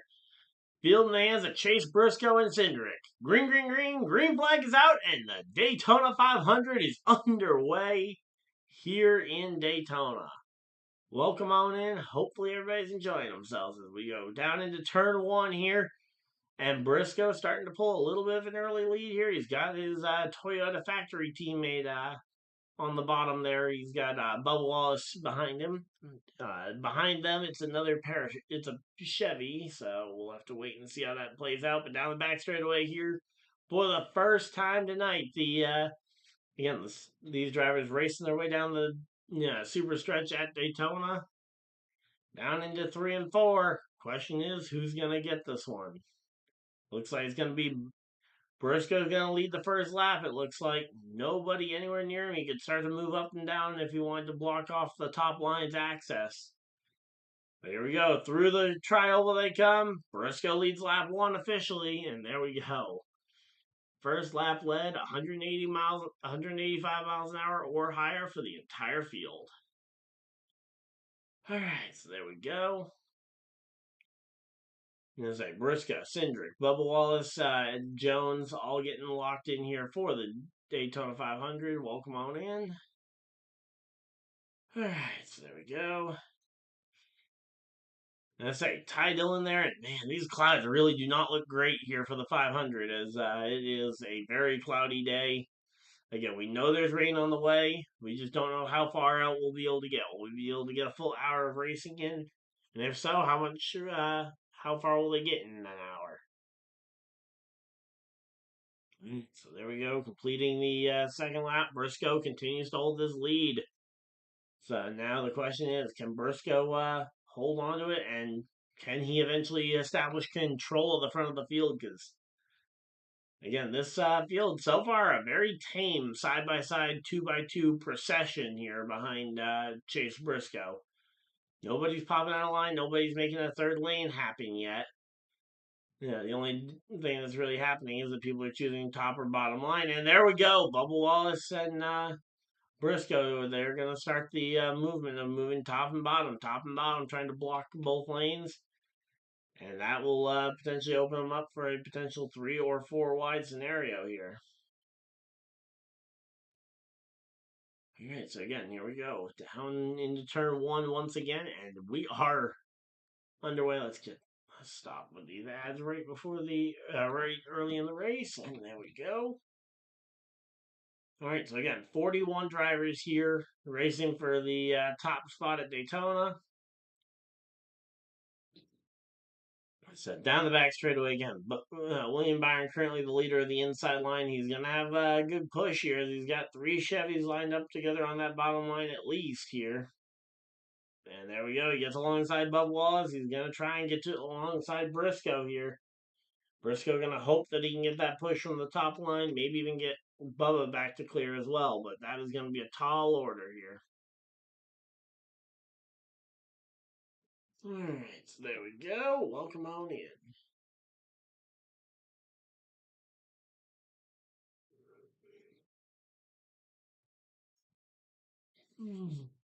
All right, so there we go.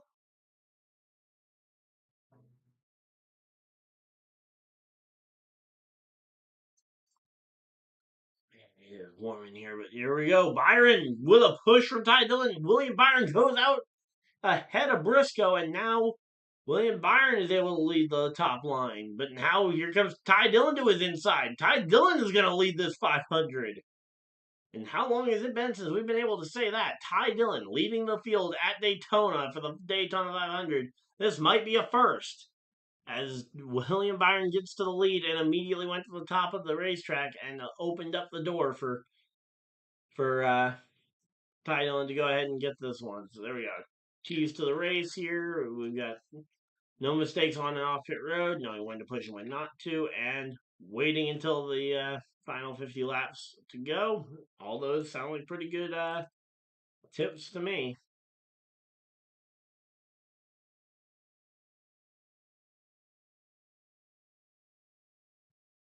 Alright, so there we go.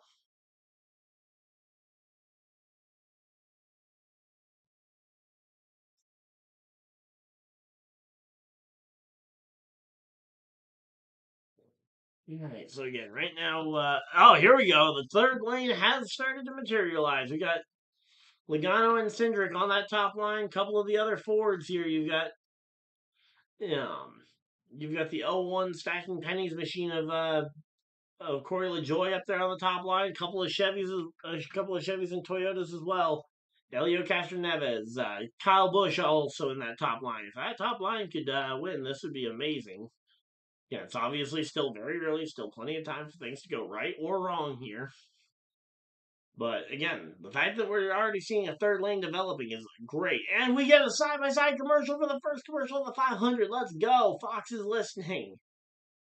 Fox has been listening to the complaints about the commercials. We get a side-by-side commercial for the first one. Of course, it was only 8 laps in, but I won't complain too much. We actually got a side-by-side commercial to start the Daytona 500 off. So there we go. Again, Byron versus Dillon right now for the top spot here. There we go. Now William Byron looking like he's going to try and block both lanes. He can't block all 3, though. That's the problem. There we go. Briscoe gets him I say Briscoe gets alongside him. Question is, can Chase Briscoe go ahead and take this one? No, he actually falls behind Ty Dillon here on the running order. That's weird. But again, it is a very stacked field top to bottom. I would not be shocked if this is a very close race the entire way through this one. Still over 190 laps to go. All right, so there we go. I definitely cannot wait for my normal studio to be available again. So here we go. 3 wide for the lead as Cindric is here. The Austin Cindric line has arrived here. Cindric to the front of the field for the Daytona 500. He wants to lead a lap here.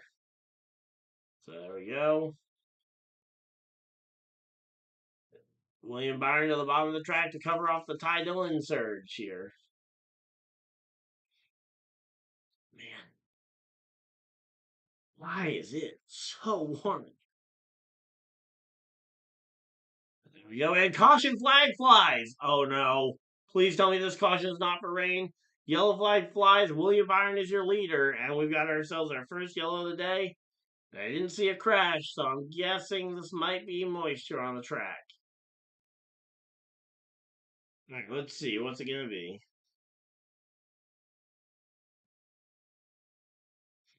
Rain reported in turn 3. Come on. I was pretty accurate, though, in my thing. I was saying, with the way the clouds are looking, I wouldn't be shocked if we didn't get through 10, maybe 15 laps before an issue.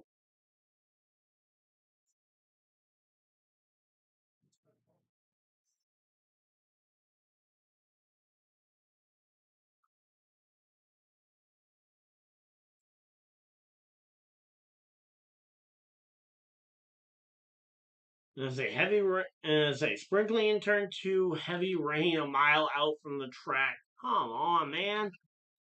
All right, please tell me we're not gonna have to bring the cars down pit road and cover them up at this point. But yet there's the rain on the camera lens in turn 2 as the cars start to just pace around, and we will be looking at rain potentially here for the 500. Yeah, we don't know what the schedule is gonna end up looking like here.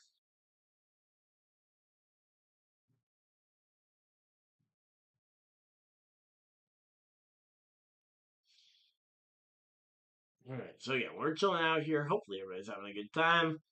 If you guys are, of course, hit the like button and subscribe if you guys are new so you guys don't miss any future videos. Also, remember to share the live stream with any other NASCAR fans that you guys know that you think would be interested in this content. I'm gonna say I'm not going anywhere anytime soon.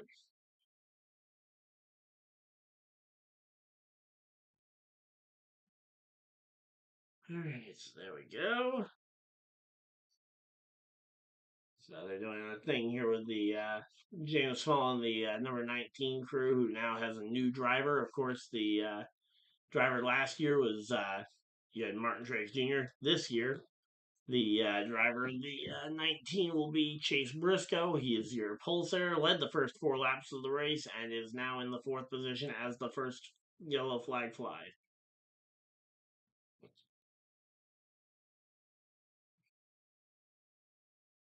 So there we go. So yeah, William Byron leading the field here at Daytona. Rain is out. Caution flag is out. If you guys are just joining us, we are here under the first caution flag of the night, which is for rain in turn 2. And it sounds like there's heavy rain not far away. So if we want to get any extra laps in for at least the next hour or so, we'll go ahead and hop on here.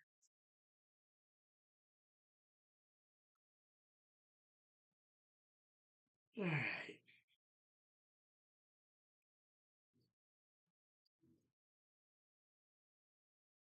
Okay, they've also got the NBA All-Star Game going on tonight at 8 p.m. Eastern over on TNT, so they're going ahead and doing that. Let's see. All right, so welcome on in, though. We got 14 people hanging out in chat. Thank you guys for everybody that has decided to spend a portion of your very valuable Sunday here with us. Again, caution flag is out. There's still movement going around here. Looks like some fans might be already scurrying for cover. We got, oh, and yep, here comes the cars down pit road. So the race cars are coming down pit road, and they're going to cover them up.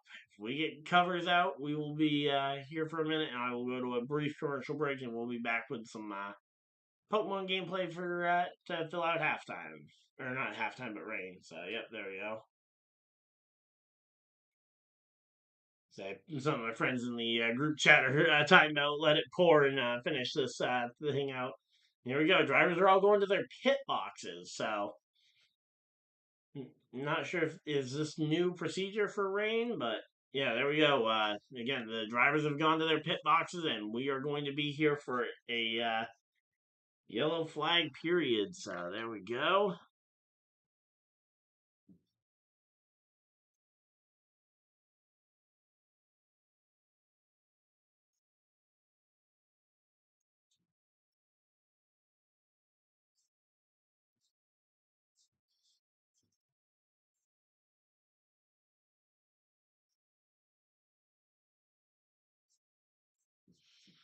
All right, so there we go. Set that off to the side. All right, so again, we are. All right, so we've got a commercial break here. I'm going to throw a quick ad break in, and we will be right back, guys.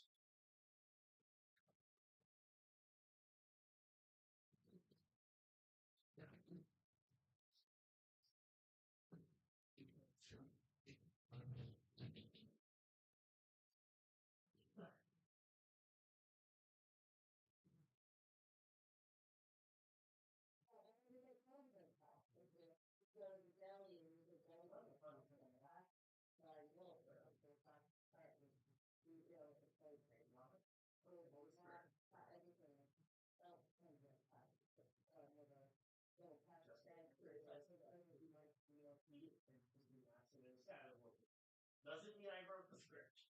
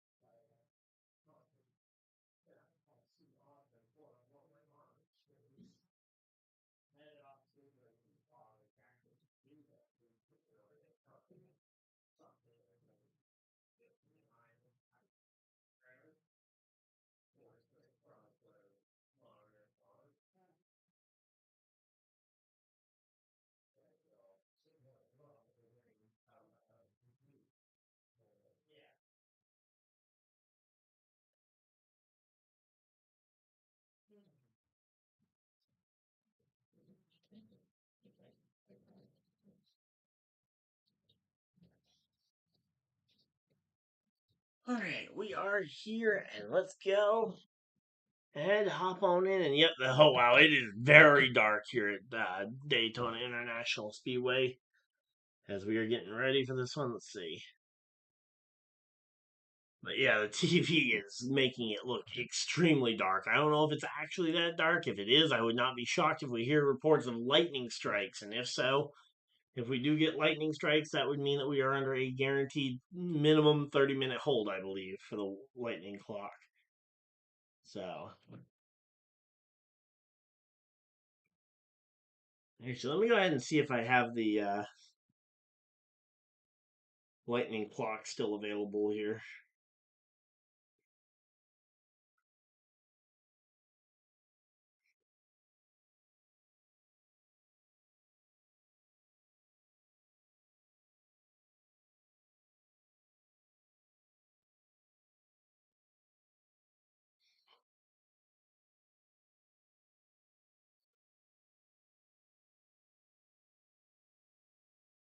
All right, let's see.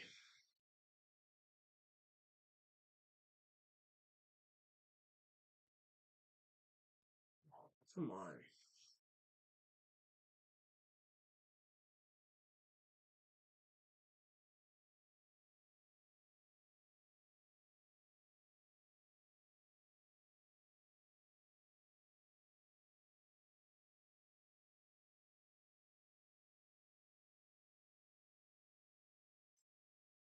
Come on. I know I've found the official NASCAR lightning clock before. Give me a moment, guys.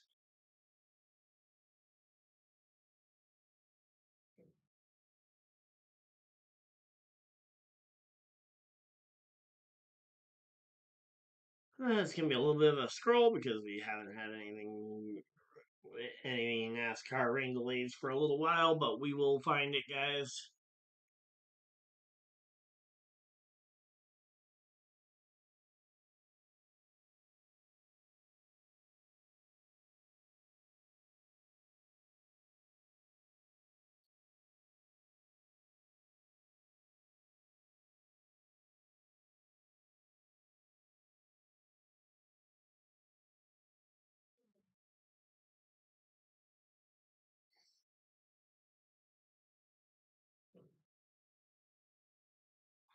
Come on, where's the lightning clock? Come on.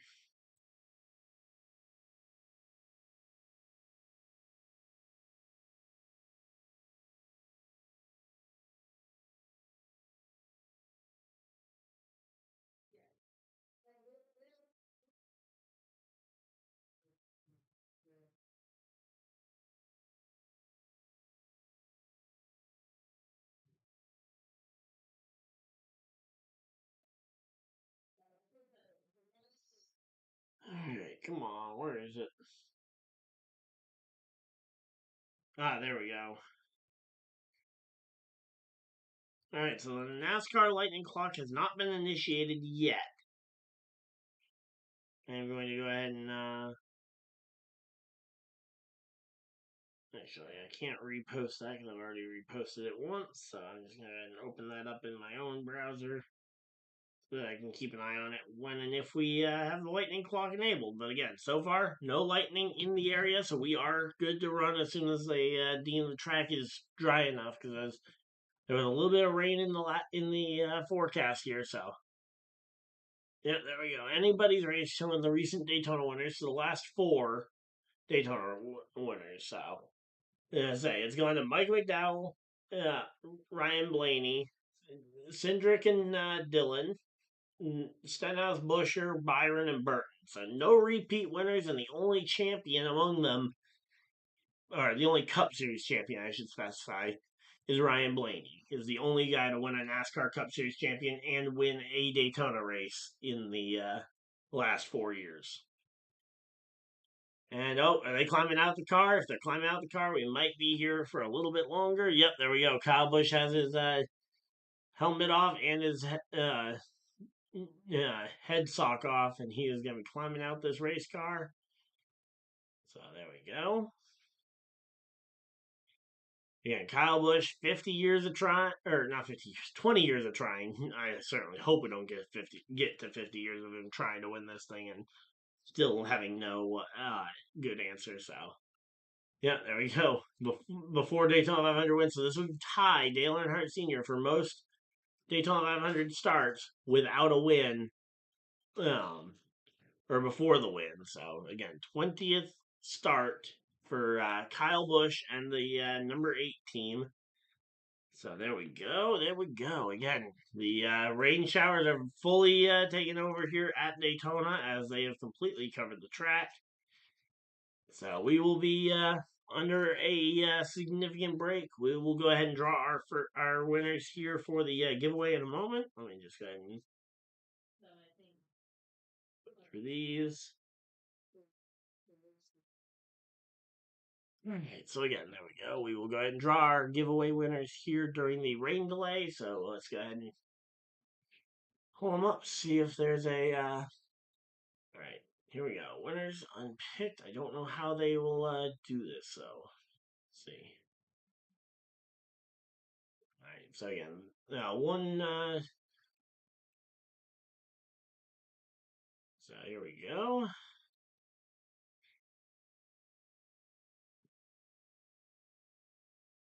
So the competition is finished. Here we go. Drawing winners. I have no idea again how this is going to work because this is the first time I've done a giveaway here. So let's see. If I click draw winners, will we have all 4 winners? All right, winners to draw. All right, so we're gonna go ahead and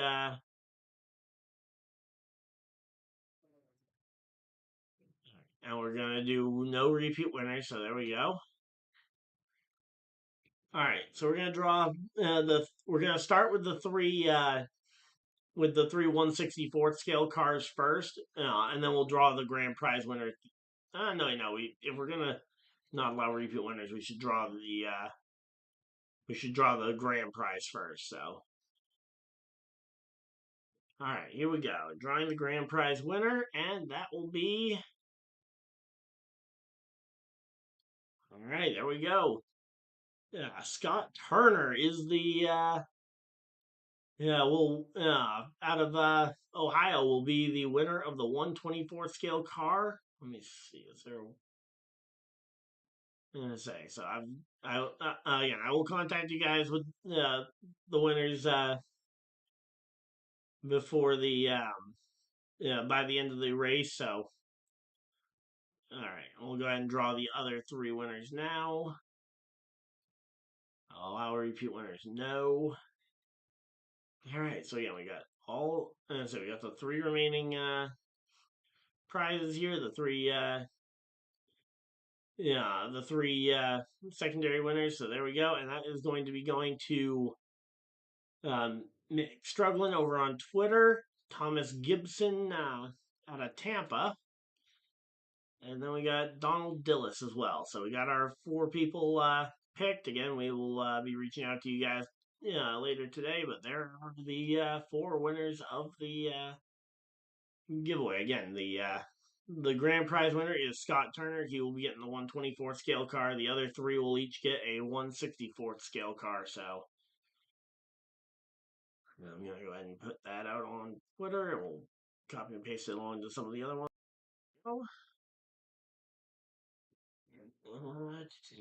Just give me a moment, guys. We will get that typed out here.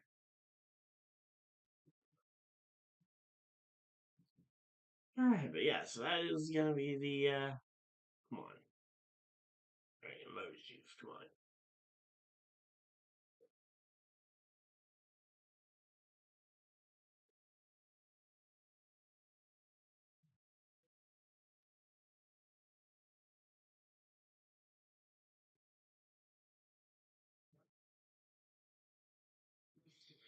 Alright, so there we go.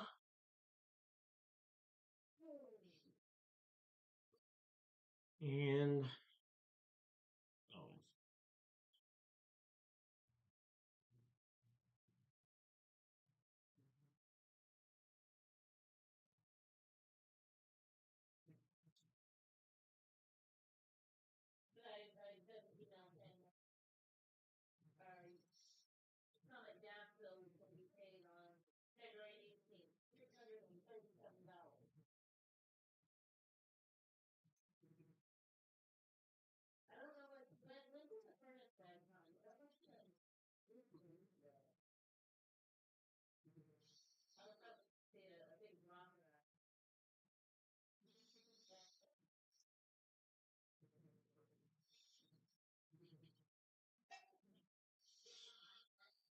alright, so there we go. Yeah, we are getting this one all set up. Hopefully everybody's having a good time.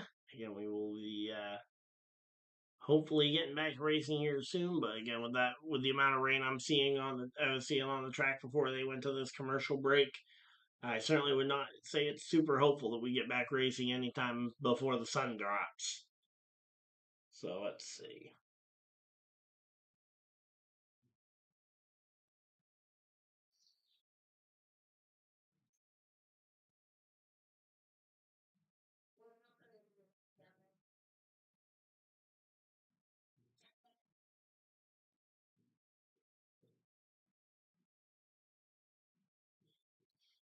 All right, so again, here we go. Let's see.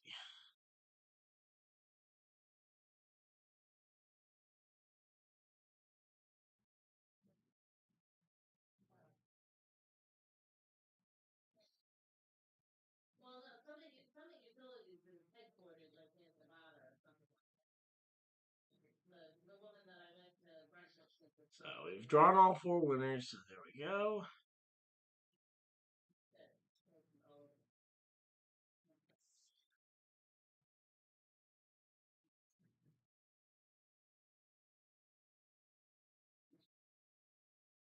Wish there was an easier way to copy and paste the names down.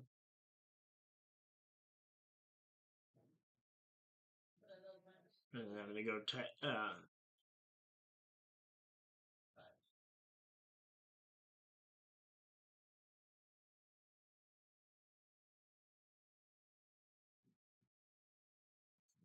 all right, there we go.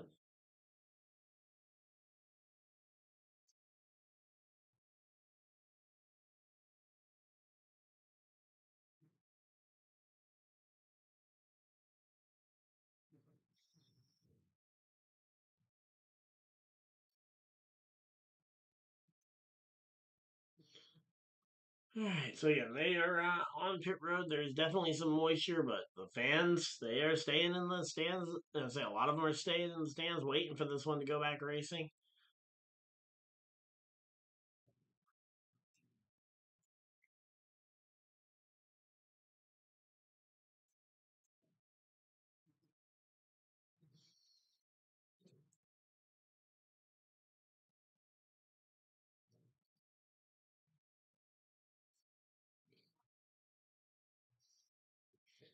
All right, so we've got Ty Gibbs already up in the Fox studio for the to be part of the broadcast. He's not even down on pit road anymore. So there I go.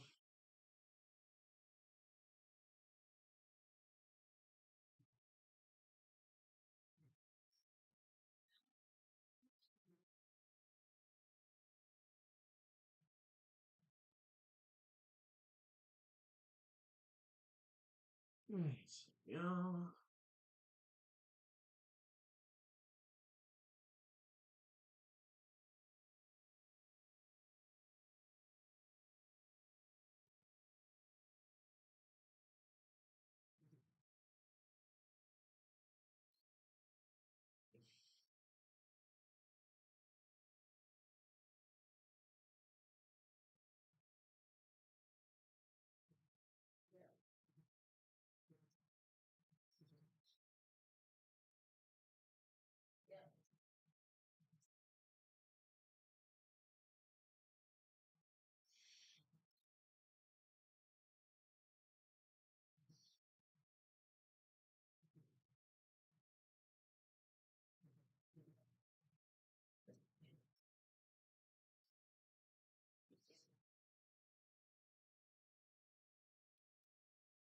All right, there we go. We got that now. So again, congratulations to Scott Turner and the other winners from the giveaway. Again, we've been promoting that for about a month now.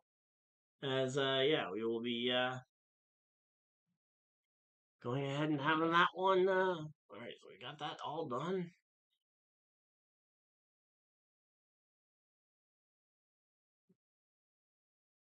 Yeah, we will be sending out those emails by the end of the day. Hopefully, everybody's having a good time.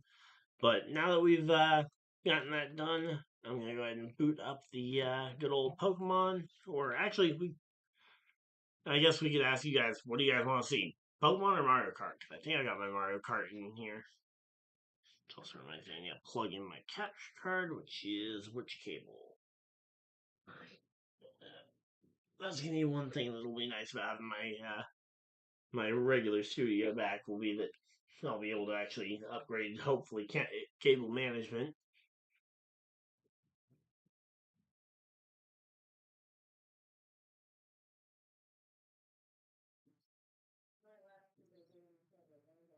So there we go.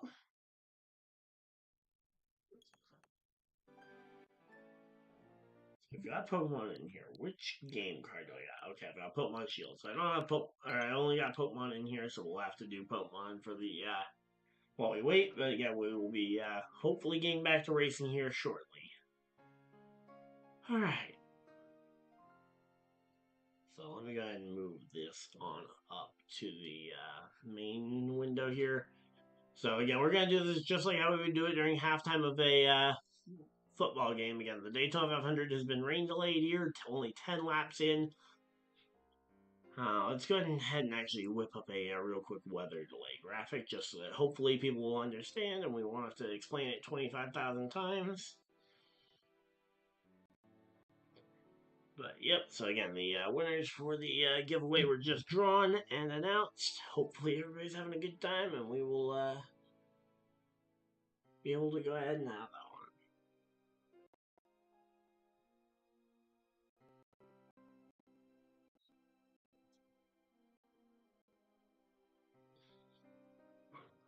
Alright, so there we go. They're talking with SVG over by the one of the trackhouse haulers, and we will let's go ahead and we'll load into a battle while we get the or at least attempt to get loaded into a battle while we get the graphic going. All right, so there we go. So yeah, SVG out of Auckland or Auckland, Ohio, or no, Ohio, Australia, New Zealand. I'm all over the place. SVG is out of a place. Yeah, it's from New Zealand. Raced in Australia, but is from New Zealand. So there we go. All right, come on.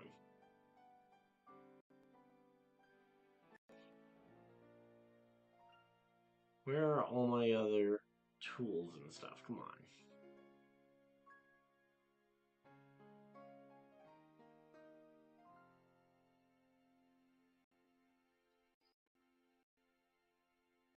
Come on. Where are my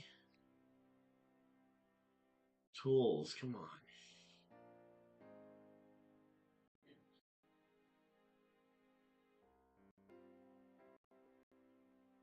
There we go.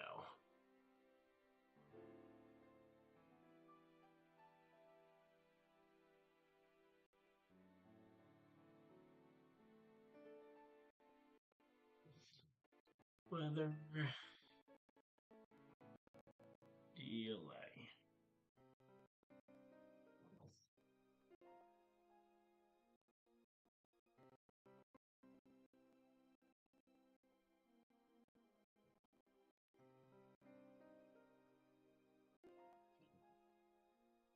All right, so there we go. And we're going to be getting ready for this one. We are currently under a weather delay in the NASCAR Cup Series race, the Daytona 500.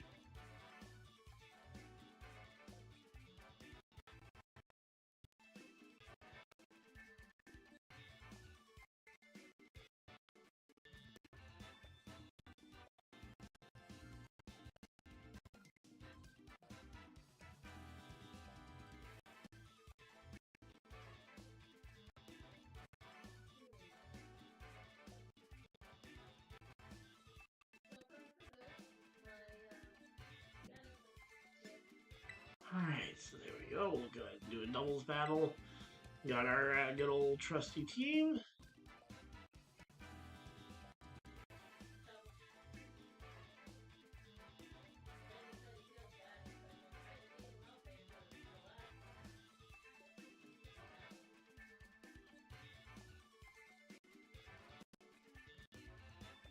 This should hopefully be good enough for a weather delay graphic.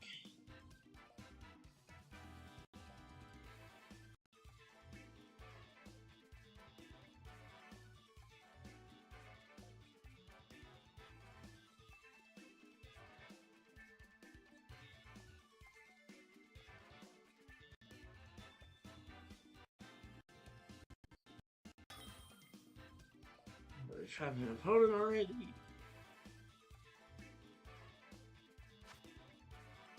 Six. Here we go. Come on. And weather delay. There we go. Hopefully that won't be too intrusive throughout the match, but there we go. Alright. That's the weather delay thing up, and again, that hopefully helps explain it. Alright, so our opponent has both a fast team, and then he's got his two mounts for a potential trick room option. So, I'm thinking we go and we just bring our normal 4. I think we go into this assuming that he's going to try and tailwind sweep, and we just try and outspeed him and out damage him, but again, we'll have to wait and see on this one. Again, for anyone who's just joining us, we are currently under a rain delay for the NASCAR Cup Series race, so we will be back over there as soon as humanly possible, but for right now, with the rain delay, we are currently... nothing is going on over there. I do have the TV still on it. So, oh, come on. Are you kidding me? My game crashed, so we're going to get a loss there. That is annoying.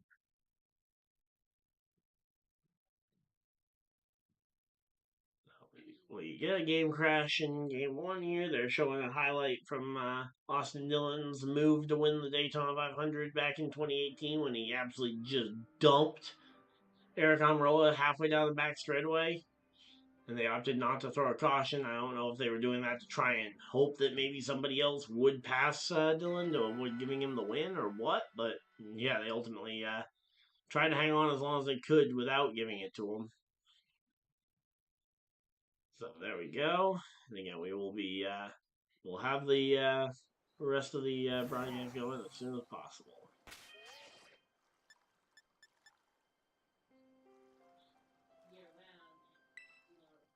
So there we go.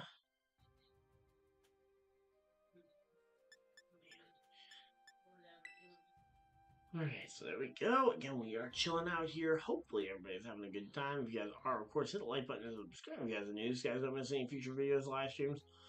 We hit 2,900 today. Thank you guys for everybody that helped make that possible. And now we are full steam ahead, hopefully, to 3,000 subscribers. Hopefully at 3,000 subscribers, I'll be able to go ahead and do a tour of the new studio when and if we get it, which hopefully should be soon.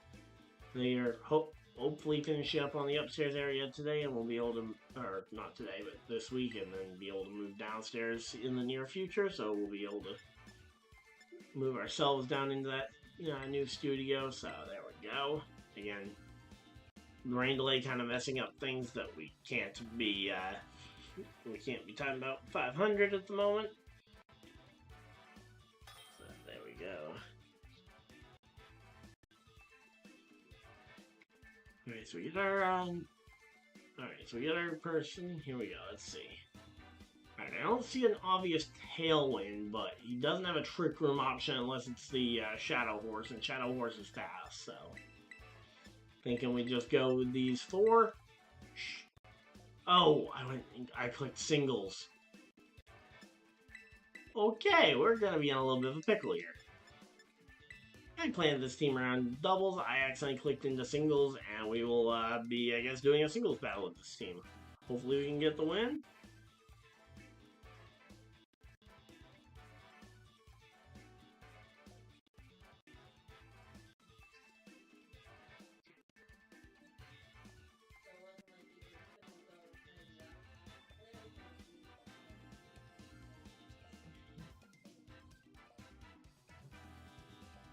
So yeah, we're just waiting to see who he ends up choosing, but yeah, again, he's got a, that is definitely a singles-oriented team. It, ironically, it very easily could play doubles, too, depending on the EV spreads and move sets, but should be good. Also excited that we got an announcement coming tomorrow over on the gaming channel, so if you guys are Pokemon fans, I do have a gaming channel, link is in the description. Or should be. If it isn't, I need to update the description, but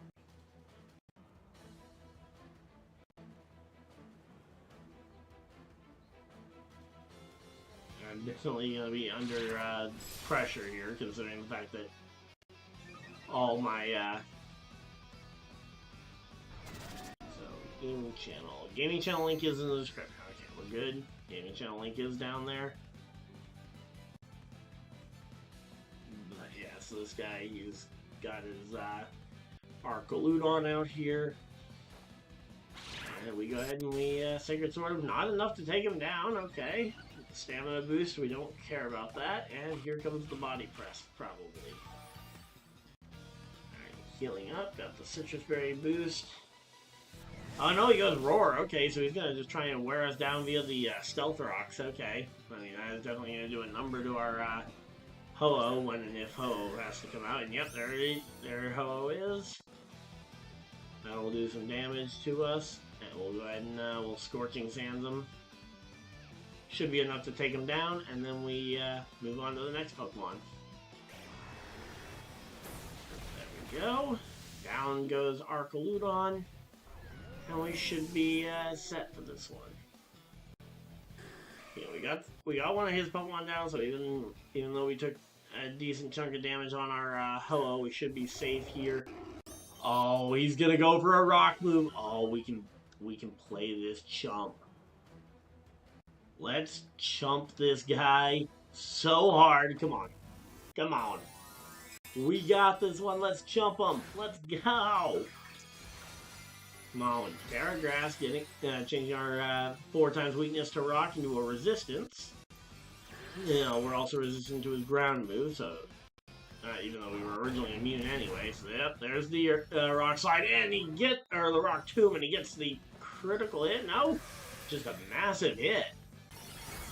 So there we go. He takes nothing from that Giga Drain. Wow. Okay, so he's an Assault Vest variant for sure. Good thing is we do have our 2 Pokemon in the back that can both deal with him, hopefully. I'm gonna go Heat Wave for the potential of burns instead of the healing from the Giga Drains. I don't think the healing is gonna help us out much in the long run here. A burn on this Landorus would absolutely. I mean, I know it's only a 10% chance, but yep, there's the U-turn. He's gonna show his hand though by going for the U-turn here. We'll get to know what his third and final Pokemon will be. Again, Arcoludon's already down. He's gonna have the Landorus, who's not exactly at the healthiest stage. And we will have ourselves a good match here coming up. Alright, again, they're talking with Brad Keselowski, former Penske teammates, Brad Keselowski and Joey Logano out there on the stage. As we're getting ready for this one. Let's see. So he brings out Fire Ogerpon. I'm thinking we have to bring Flood. We have to go Fluttermane to counter. And hope that it's enough. So there we go. Alright. I'm going to go Shadow Ball here, because Shadow Ball can hit both of the opponents fairly well.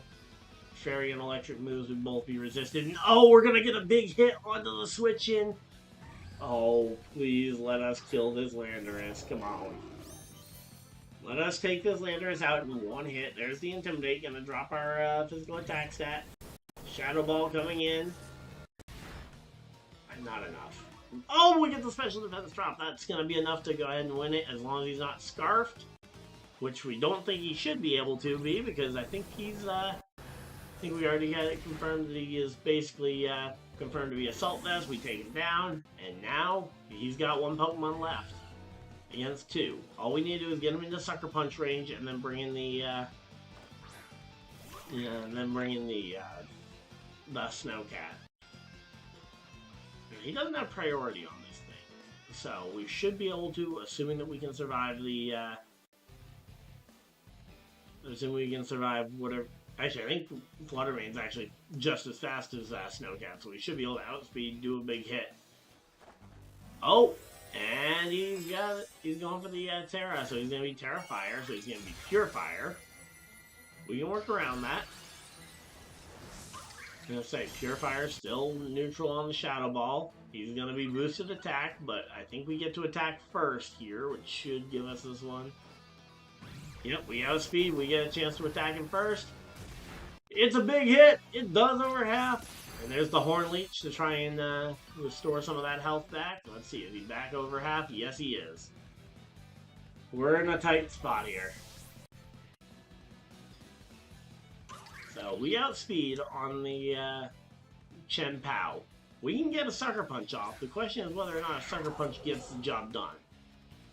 It should, I would imagine, but it's one of those things you just don't know. We're going to go sucker punch and hope we get it. If not, hopefully we'll be able to get this one. Alright, so welcome on in. Again, I'm glad we have still got some people hanging out in chat. We only got 12 people hanging out in here. Hopefully everybody's enjoying this one. If you guys are enjoying this one, feel free to hit the like button and subscribe. I know this is not exactly what you guys came here for. We are currently under the weather delay. Hopefully we'll be able to be back to racing here shortly, but again, I've got absolutely no idea.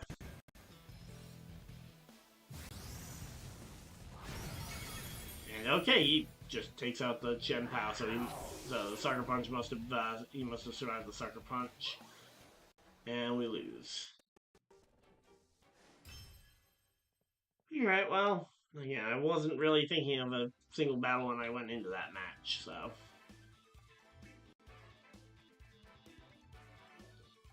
Alright, let's see.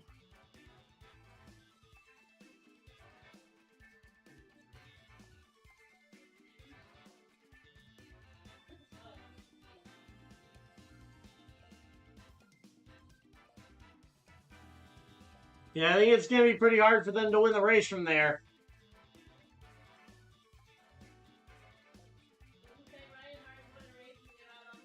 Yep.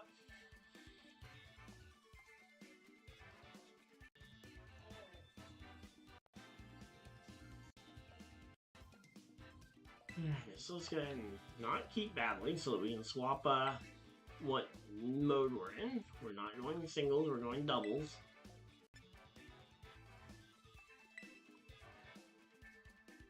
Alright, so there we go.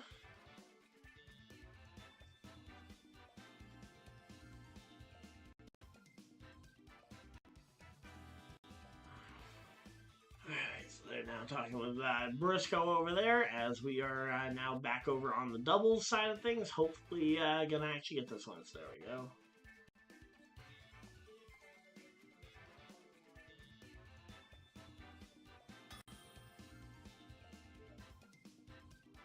Alright, so yeah, we're chilling out here. Hopefully everybody's having a good time.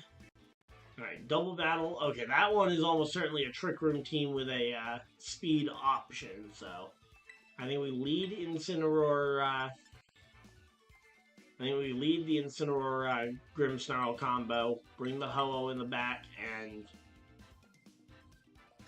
honestly, I think we bring the Snowcat in the back so that if we do outlast the Trick Room, we can just sucker punch down some fast.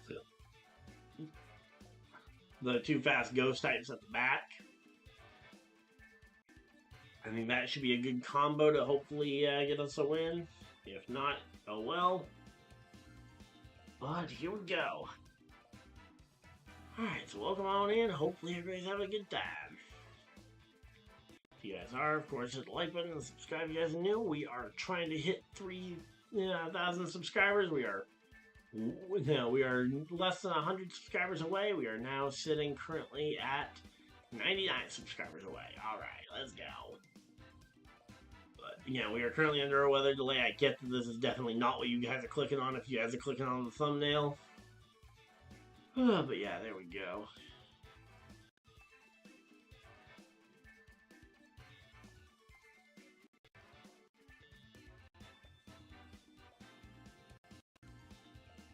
Alright, so go.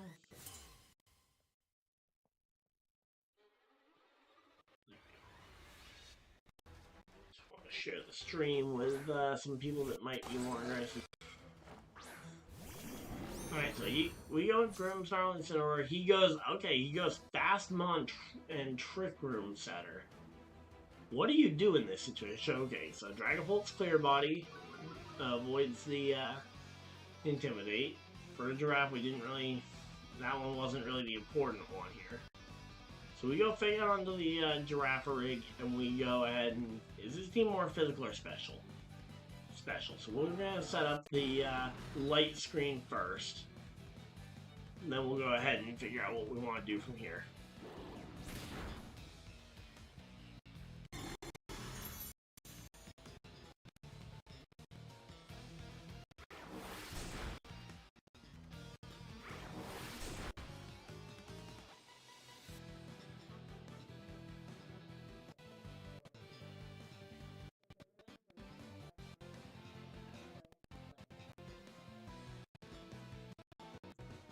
Alright, so there we go. I'm gonna go ahead and flare blitz the Farigiraf if we somehow survive. And I'm gonna go ahead and set up the reflect on the Grimmsnarl here to try and just get our boosts up on both fronts. That way we can go ahead and be ready. But we are set up and ready for this one. Welcome on in. We got 19 people hanging out in chat. Again, I get that this is definitely not what you guys came for. This is if you guys are just showing up here.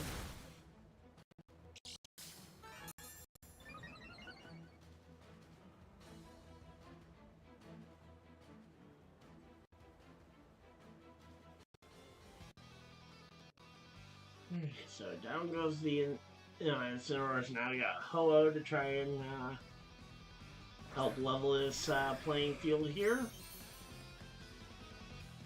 I don't think he should have any super effective hits onto us. So I'm going to charge beam the Farigiraf, and I'm going to go ahead and just Spirit Break the Dragapult.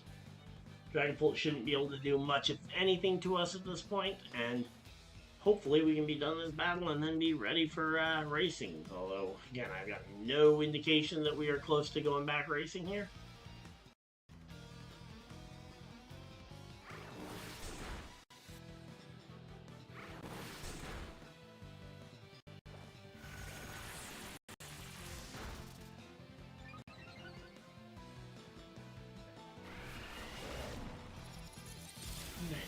Go. Dragapult goes down in one hit. There we go. That's the kind of hit we were looking for. Alright, there's the Hyper Voice. It's going to do a chunk here to the Ho-Oh, but we can swap out Ho-Oh if we need. Alright, so again, we're just kind of trying to play this one out. They got Josh Berry there talking with right now. Alright. Did the Trick Room get set up? No. The Trick Room is not set up. Yeah, I go Terra Grass here, Giga Drain the Big Bear, and we go for the Spirit Break over onto the Farigiraf to slow down some of that damage output. Just in case he rushes a Protect on the Big Bear to try and prevent it, but there we go. They do still have the Air Titans out there, so they are at least somewhat hopeful that we are going to be going back racing somewhat shortly. Again, as far as I know, there has not been any action on the Lightning Clock, and I was right about the potential of a rushing the Protect, and probably to, in order to try and get the, Trick Room up, I'm guessing. So here we go. If we doubled into the Farigiraf, we take that thing down. Yep. There we go, and the Trick Room comes out. That's going to boost up Ursaluna's power, or more so its speed, and then now we're going to be in a tough spot here. Question is, does he target down both of us, or does he try and solo his focus onto the grass type, grass Ho-Oh? If I was him, I'd probably focus my effort onto the grass type Ho-Oh. There we go. Okay, he goes Terra Normal, so he's gonna get off his weakness to my grass. Now let's see. Okay, he goes Hyper Voice. He's gonna try and take them both out here in one hit. Okay, he gets the Grimmsnarl down. He does not get the Ho-Oh down. But now the single target damage from the Farigiraf.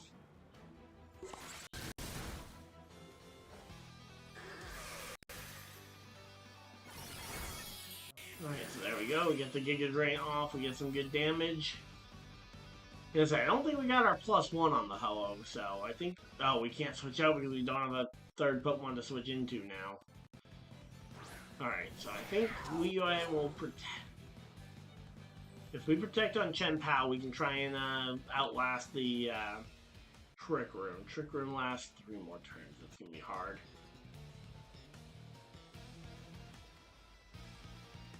Alright, so I'm thinking we go Giga Drain into the Ursaluna, protect on the Chien-Pao, because he might actually go for a targeted attack onto the Chien-Pao. There we go, we got the protect off. Let's see, what's his plan? Oh, he goes Blood Moon into the protect. Oh, we called that and we predicted that move. Too bad. So sad. Oh, and he goes for the Hyper Voice. Hyper Voice will still hit the Ho-Oh, but do very little. And here we go. Giga Drain into the Big Bear. And it takes down Ursaluna. So we've got the Ursaluna down. We take... so we take him down. The Dragapult down, so we have 2 Pokemon down each. We're both on our final 2 Pokemon. And it's basically a neutral game state here. He's got a couple more turns of Trick Room. I still have my Terra Pokemon, but it is revealed, so... And he's got the Calyrex, okay. So he's got his Calyrex out here. Now the question is, what does he do here? I'm going to go Heat Wave here, because he might protect and Trick Room on the Giraffe to try and end the Trick Room period. And, oh, wait a minute. Whoa, whoa, whoa. Cannot protect on the, or can't priority move with the Giraffe still up, so I'm going to have to go for something else. Other than the Sucker Punch on turn 1. Okay, he goes for Giraffe, just goes for the Hyper Voice here. Ho-Oh for the Heat Wave. Calyrex avoids, come on. Okay, well, we take down the Giraffe anyway, so we can Sucker Punch on the next turn, assuming we survive. And assuming we survive is going to be a big factor here. Ice Spitter into the Calyrex. Is that just going to be enough to take it down? Nope. Does 3/4 of the health. And, okay, goes Sucker Punch. I think he still has 1 turn of Trick Room to worry about, though. So I think we can just go Giga Drain onto the Calyrex. We go Sucker Punch onto the Calyrex. And I think this thing is pretty much over. So, there we go. So even if he wasn't rocking the Armor Tail, we still made the right move to not go for the attack. And okay, he goes for the Protect, so he's trying to wait out the thing. But he can't tear off his 4 times Dark weakness, so this Sucker Punch will hit him eventually. And yeah, he is going to absolutely get blasted by this one. Again, if you guys are just tuning in, we are currently under a weather delay for the race. So there we go.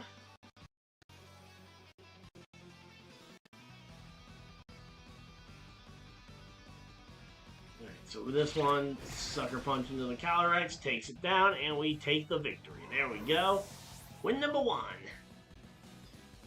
Gotta love getting that first win of the stream. There we go. Alright, so again, right now we are waiting for this one to come back from the rain.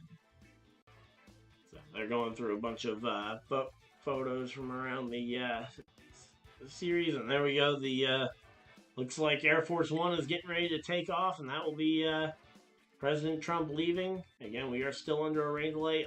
No ETA on when racing will return to the high banks at Daytona. So there we go. Welcome on in. Again, we got 22 people hanging out in chat. Thank you guys for everybody that has decided to spend a portion of your day here with us as we are getting ready for this one.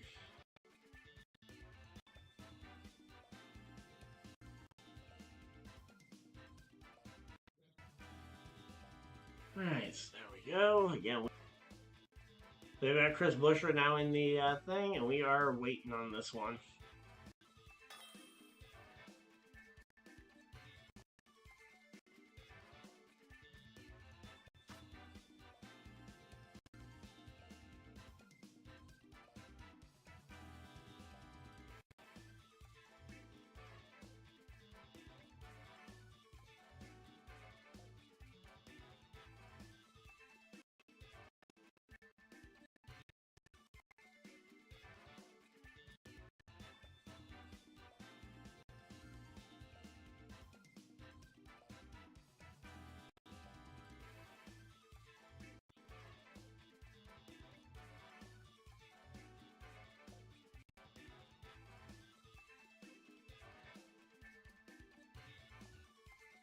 Alright, so there we go.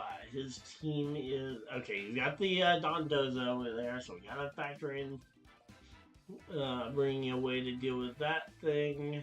We also got that population bombing thing, so I'm gonna go ahead and I'm gonna go Ogerpon Grimmsnarl lead. I'm definitely bringing the O in the back. And I'm thinking the Fluttermane to potentially deal with the dragon.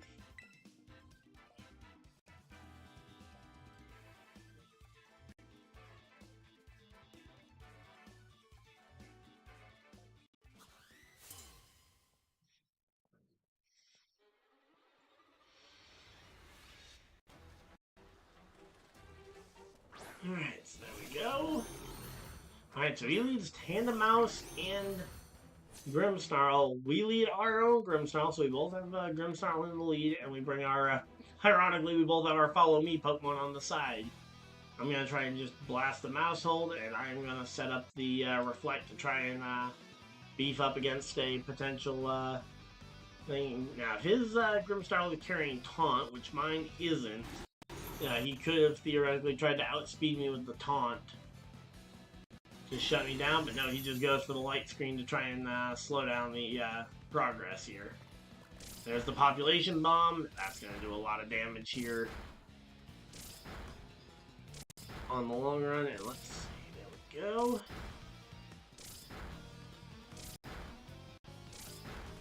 Okay, here we go. Update from Bob. Bob Pockris of Fox Sports. Expect NASCAR to wait at least a few hours before making any decision. NASCAR wouldn't want to resume much later than 9 p.m., which would mean the rating would have to stop by 6:30. So, sounds like we basically have until 6:30 for a potential decision to be made.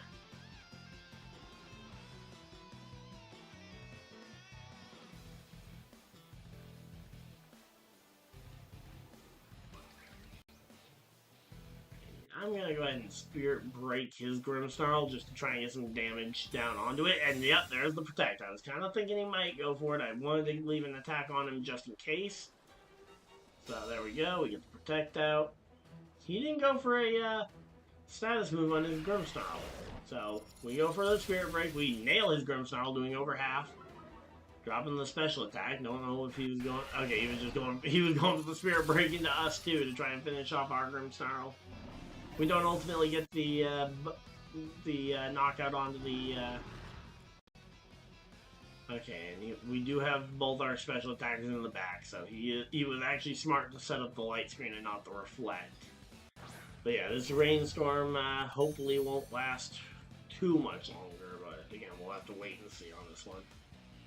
I'm going to go Follow Me on the Ogre Pond here, and I'm going to go Dazzling to take out both Grimmsnarl and the Mousehold. I think that should be a good one. Okay, he swaps out Mousehold here to try and play around something. And here comes the Dondozo. Okay, are we seeing both Dondozo and Tatsu going to get swapped in here? No. Okay, he doesn't swap in the Tatsu. I thought Tatsugiri might be up. Oh, and there's the Parting Shot. Okay, so yep, so that's how he's going to swap out the, swap in the Tatsugiri. We knew he was going to show up, we just didn't know in what form Tatsugiri was going to pop in. Kind of should have gone for the Thunderbolt, but that would have been a really bold guess considering neither one was on the field at the time. There we go, Tatsugiri climbing into the mouth of the Dondozo. Boosting all of its stats by 2. Yep, there's the defenses, so... I wish I had a Haze Pokemon in the back, but I don't have anything for that. Doing decent damage to the Dondozo, but that is really not a lot compared to what it should be doing.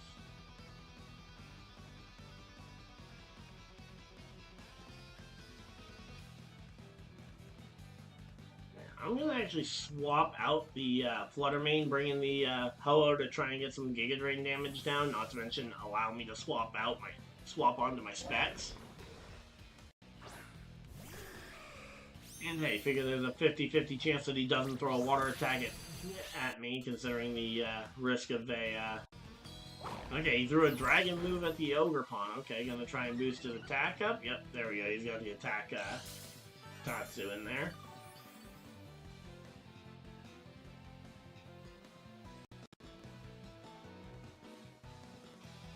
Alright, so I'm going to go Spiky Shield on the Ogre Pond this time, and I'm going to go Terra just to avoid the risk of getting counterplayed here. Alright, so there we go. So yeah, we got about a 3-hour window to try and get the track drying before we would expect NASCAR to make any sort of official thing. Only a light rain at the moment for the rain, but again, it's really is kind of a question here. So Ogre Pond protects itself. We get the charge beam off, and oh, come on! Dontozo avoids the attack. Come on! That is annoying. Alright, so now we go Horn Leech. And we've got to go for the charge beams. We've got to start getting the boosting up at some point here. So again, we're chilling out. Hopefully everybody's still enjoying this one. Again, I know this is not the stream you guys came for, because, yeah, there's... Yeah, they're talking with AJ Allmendinger over on the broadcast. We're currently under a weather delay.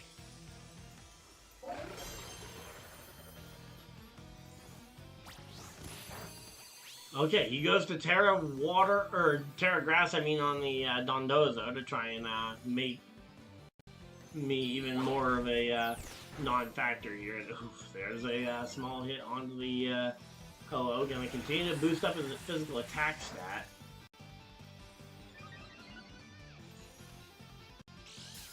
Alright, so there we go. Let's see.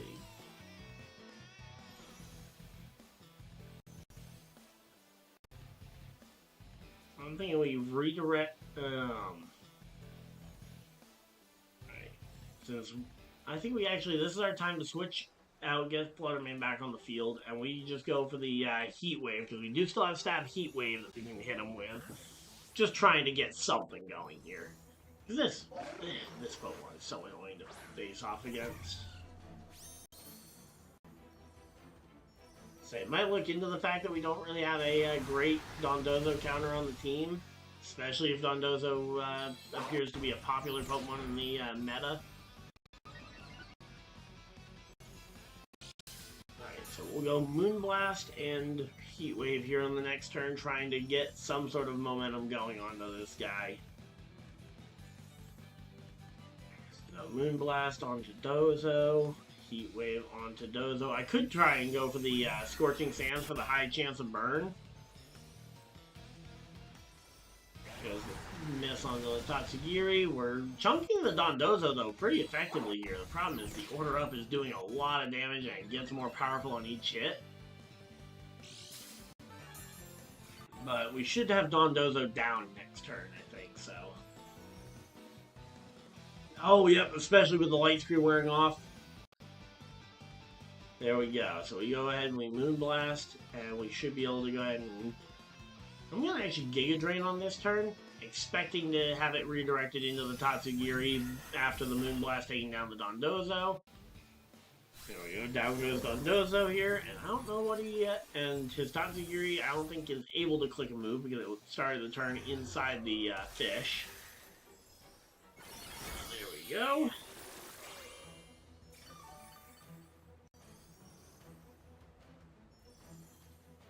And Tatsugiri giving energy to the Ho-Oh. There we go. And out comes the Mousehold. Here we go. Alright, so Mousehold has a very low amount of health here. We've got to try and get something down, though, I think. So we're going to go ahead and we're throwing the Moonblast at the Mousehold in case it doesn't protect, because... yeah, I think the Flutter is faster than Mousehold. And can take it down. And then we're aiming the Giga Drain into the Tatsugiri slot to try and get the protection up. There's the Muddy Water. He's trying to lower our accuracy here. Doesn't work. No lowers of accuracy. And there we go. We are getting this one pumped up. Takes down the Tatsugiri. And now we're in position. So we actually got through that Dondozo fairly effectively. For feeling like I wasn't playing it very well there.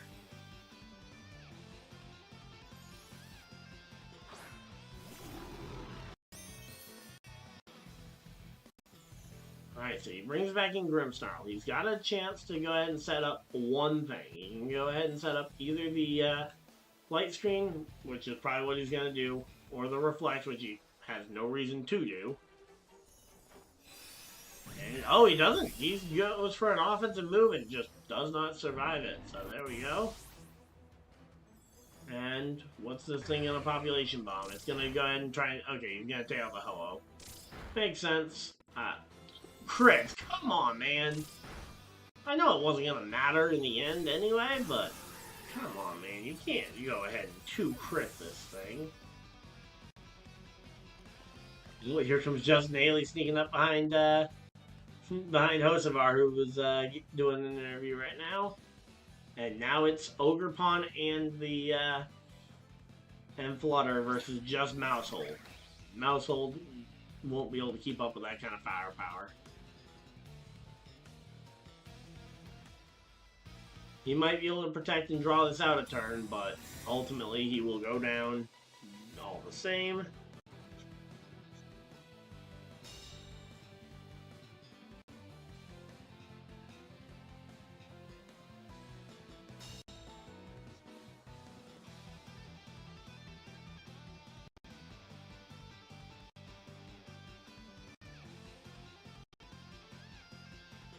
Alright.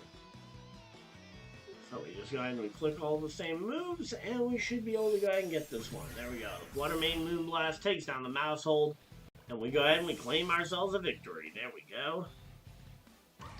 Again, we're still a little ways off from potential cancellation of the race. As far as I've been checking Twitter. Actually, let me check the rain thing, see if we've had any lightning strike that would guarantee that we're out for a little bit.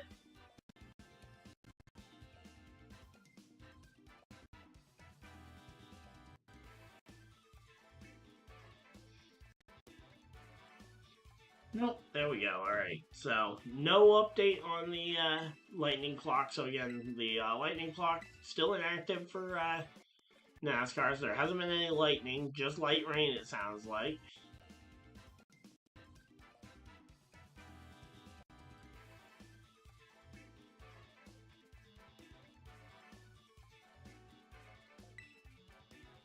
Alright, so there we go.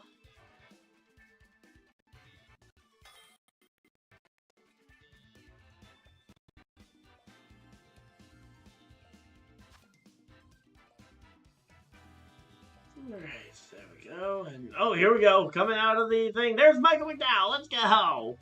Michael McDowell on the screen.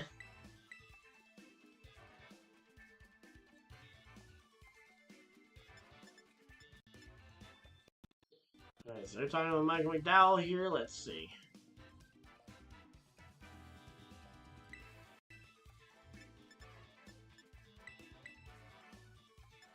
Thinking we bring the Incineroar as the third mon because he's got a lot of physical attackers. Yeah, that will want to intimidate down. Alright, so yeah, we are just chilling out here, currently waiting out this rain delay.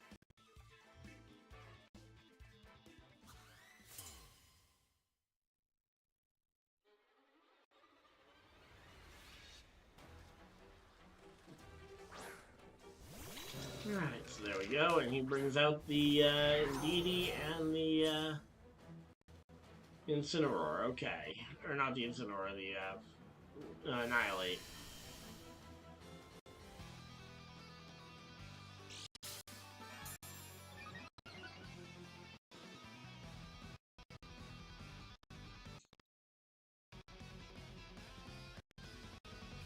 Alright, so let's pull up NASCAR's Twitter itself so that we can hopefully get updated when and if this thing potentially goes to a rain out, but again, I'm hoping that it doesn't.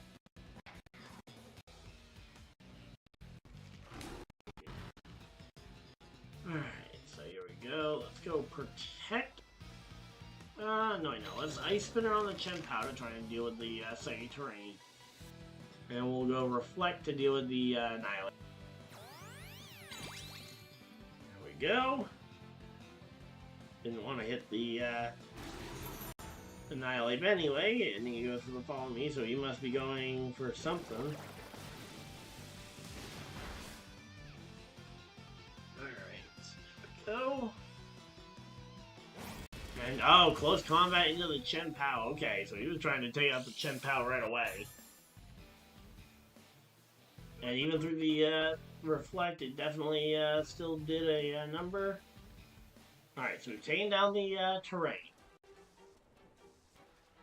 So I think we go Protect on Chien-Pao here. and we go Thunder Wave onto the Annihilate, trying to slow him down.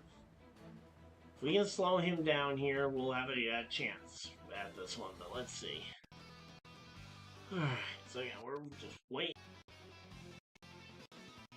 So yeah, as it's been over an hour since the rain was called here, and we are no closer to really knowing what's going to happen here. So there's the Follow Me, redirecting the Thunder Wave anyway. And an ED avoids it. Come on! Okay, and he goes for a close combat into the Grim Snarl. Alright, so I think his defenses should be low enough here that an Ice Spinner should be enough to take out the Annihilate at -2, and we'll go light... Oh wait, no, because he's gonna... So I think we go Terra Ghost, we'll go ahead and Ice Spinner, attempt the Annihilate regardless. Assume it's gonna get redirected and take out the Indeedee instead. Okay, no, he switches. So what's coming in? Okay, it's gonna be a Heatran that takes an Ice Spinner here. He didn't necessarily know that I was going for an Ice Spinner. Please tell me he followed me. If he followed me, that would be amazing. But I highly doubt that we got the follow me off here. I'm guessing he made the switch, knowing that he was expecting an attack here. Yep, nope, he didn't go for the follow me, so we get the move off. We waste our Terra to get an ice move off onto a 4 times resisted hit. And there's the Trick Room coming in. So Trick Room comes in. There we go. Alright, so I think we go Sacred Sword onto Heatran. It'll do good damage to Indeedee as well if it does work. And we'll go Thunder Wave onto the Indeedee slot. There's the Follow Me. Indeedee will get hopefully paralyzed this time around at least. And we'll get a good neutral attack onto the Indeedee. Alright, so again, I apologize for the fact that obviously this is not the content you guys came for because the race has been rain delayed for an hour now. But we're still waiting on the for the race to come back, so. Alright, we have the ability to go for a fake out here.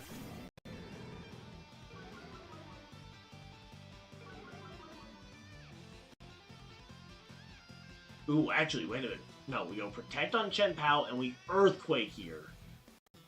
Catching the world by surprise here, and hopefully being able to do some damage to that big Heatran in the corner there. Alright, so there we go.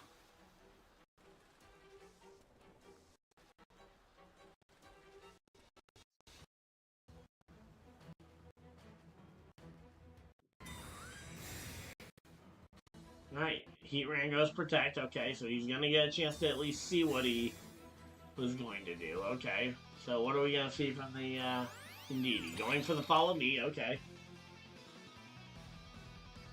So there we go.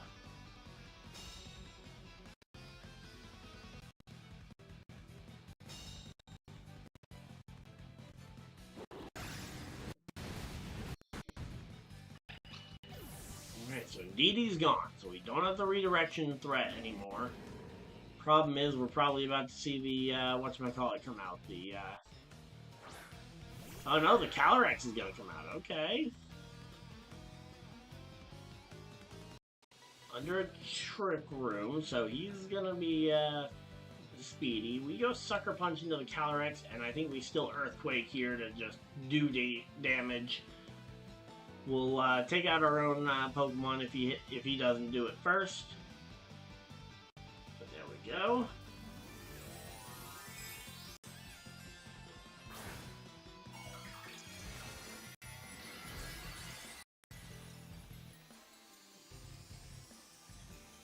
Alright, go. Okay, you goes Terra Water to get off the Ghost, or off the Dark weakness. We go ahead and we Earthquake. We'll get some damage onto all 3 Pokemon. Takes out the Heatran. The Calyrex below half does take out our own Pokemon here. Alright, so yeah, we're hopefully going to get this race back to green here soon, but no real confidence in that. Yeah, I hope we can get this thing back to green here soon. Because I don't like rain delays. Rain delays are annoying and really kind of drag out the process of what should be a very fun race. Alright, so here's the Annihilate coming on out. We've got the Ho-Oh, so my plan is basically to ignore the Annihilate until the Calyrex is gone.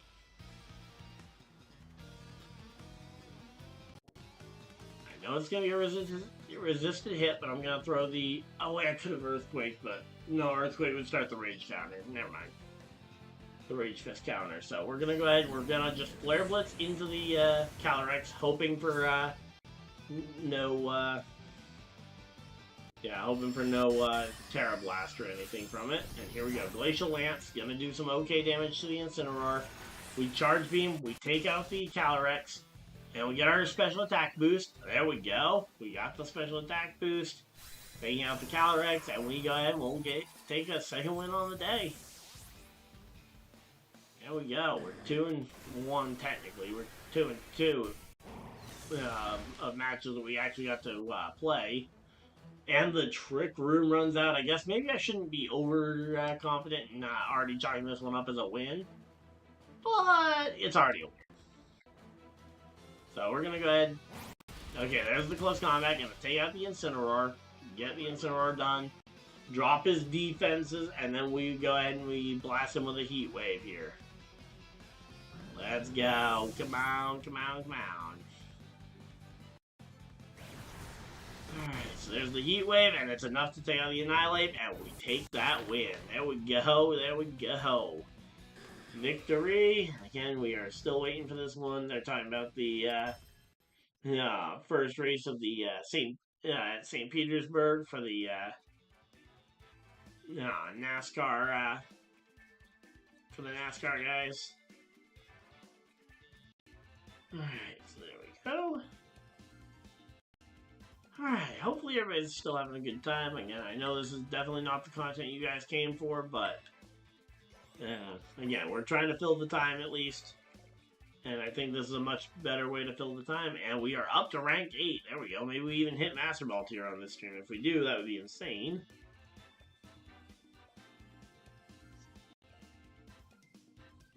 Do do do do do do do do do do do do.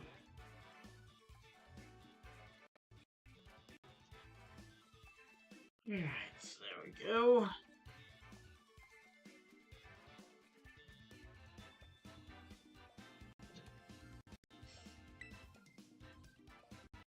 Alright, so we're 10-7. We're actually doing we've got a pretty good record going here. If we can get a couple more wins, storm our way right up to Master Ball tier, potentially go ahead and march our way into victory.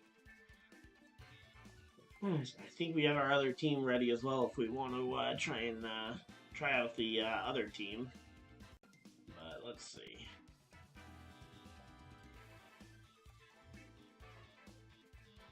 So still no update on the lightning clock for NASCAR. So again, theoretically, as long as the track was dry, they'd be able to race. But again, there is still a light rain going on. It looks a lot brighter at Daytona than other races. So, or than other camera shots have been. So there we go.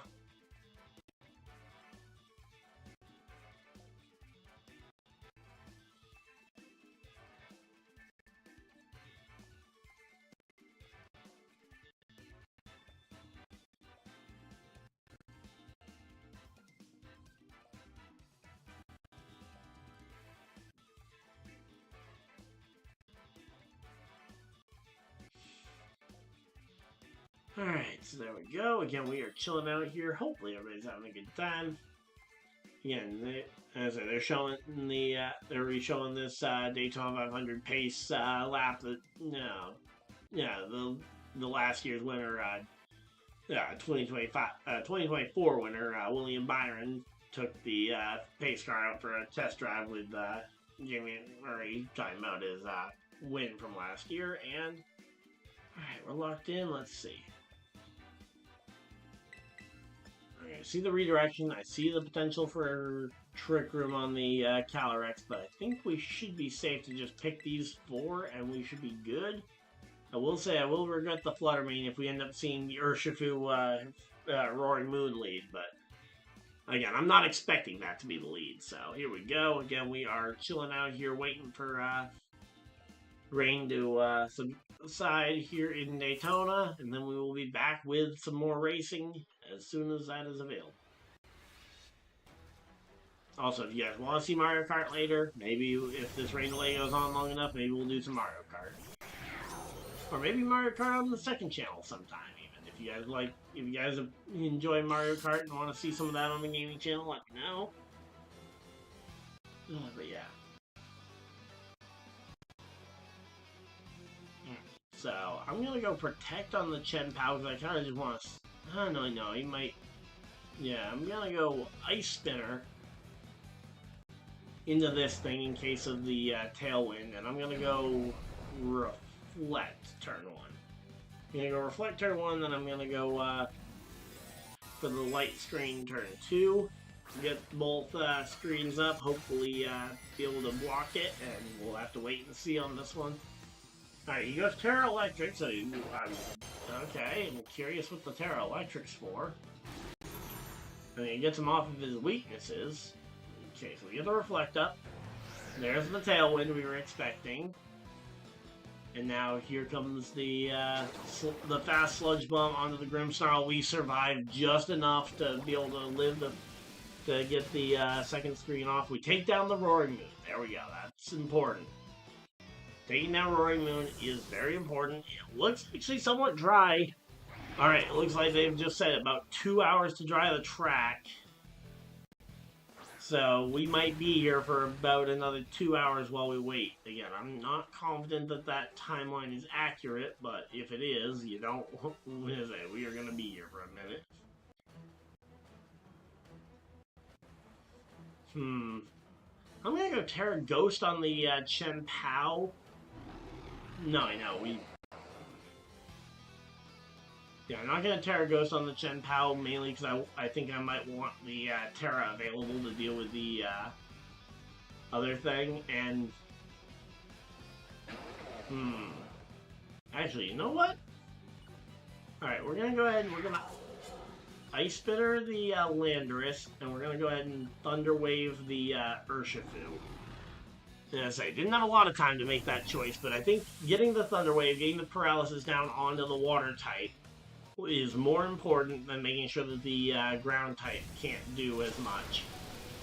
Oh wow, he takes us down to 3 health on the Sandsear Storm there, and we get the Ice Spinner into the Landorus, and the full para on the Urshifu. All right. So let's go ahead and we'll bring out the Incineroar first here to start to apply the pressure. Yeah, so we'll get that Thunder Wave threat.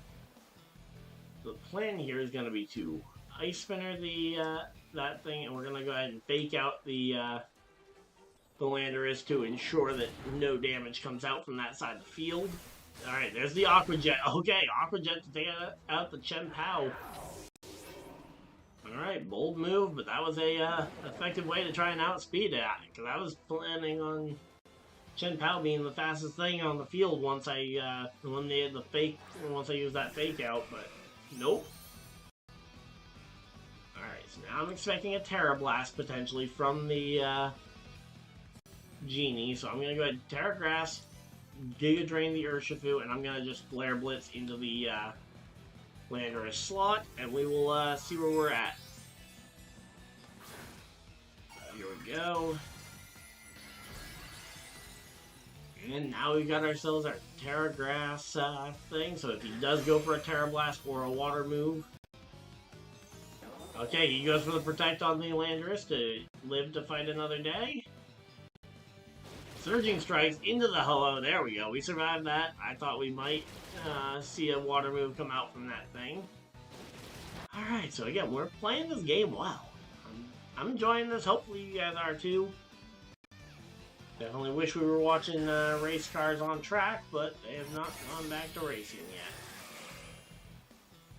Still under a weather delay, and okay, the focus sash on the Urshifu. We fully healed the damage that the Urshifu did.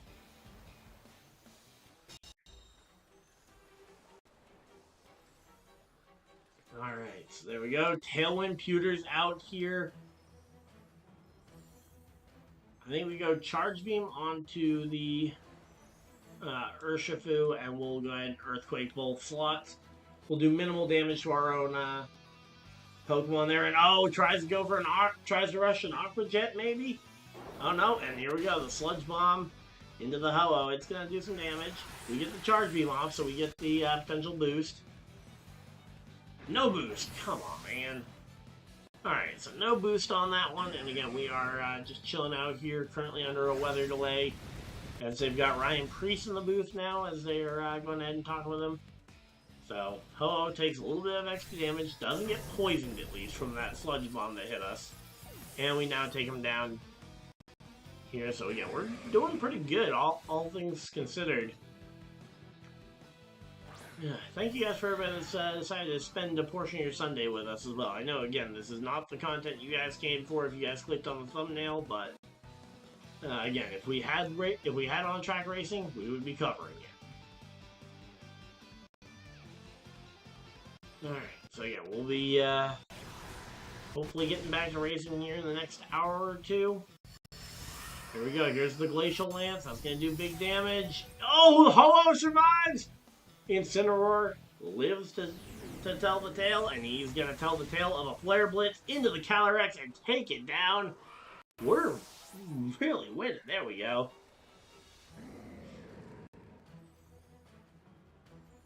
Alright, so there we go. We've taken a couple of big wins here in a row. There we go. Alright, we are now officially 95 subscribers away from 3K. Do we hit 3K today? That would be legitimately insane, and I would not believe it if we did, but maybe if this race just extends to the never-ending rain delay, because I can be here as long as you guys need me today. I sincerely hope that we, if the race just isn't going to come back, that they let us know, so I can go work on scripted for the first little bit, get like 2 clips done for scripted.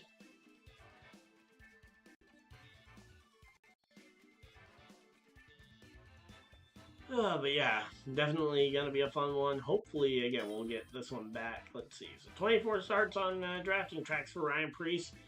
His career best being a 3rd place at Talladega a couple years ago when Chase Elliott took the win. He's got 6 top 10s at drafting tracks, though, which is not bad. Alright, I legitimately think this is the exact same team we just faced off against 2 minutes ago. I'm gonna say, I see the Terra, so we know the Terra Electric on the Landorus. We know the Tailwind first turn of the thing. Again, assuming that if this is the same player, maybe he plays differently next time, but if he's a different player, he probably plays the exact same way the other guy did.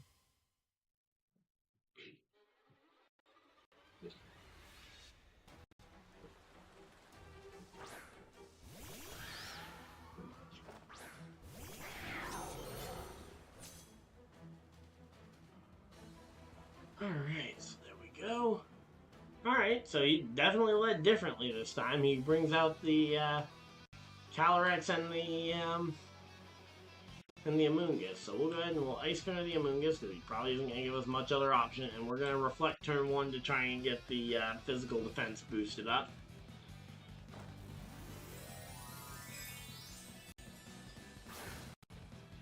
Alright, so again, right now we're just chilling out here. Hopefully you guys aren't too upset with the fact that we haven't been able to give you guys the stream you guys came for. Because again, I know this is not the content you guys came for, but we didn't really have many options when the rain came, so.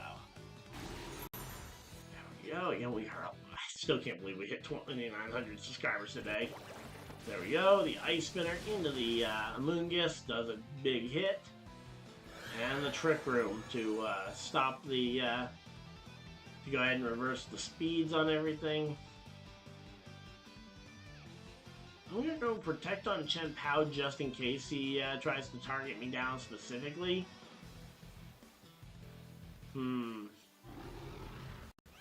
Actually, you know what? Let's go ahead and just Ice Spinner, take down the Amoonguss for sure.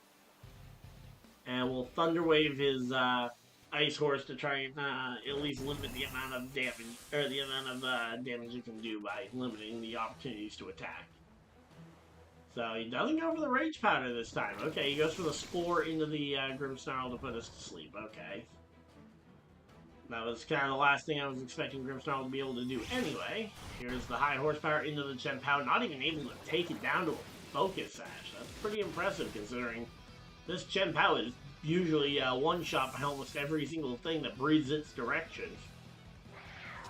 You know, showing some of the highlight from Ryan Preece ending up and over at Daytona a couple years ago. Certainly glad he's okay after that one, because that was a scary wreck.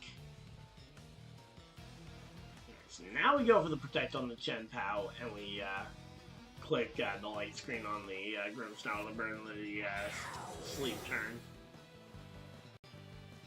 And I think we Protect here to basically ride out what this guy wants to do.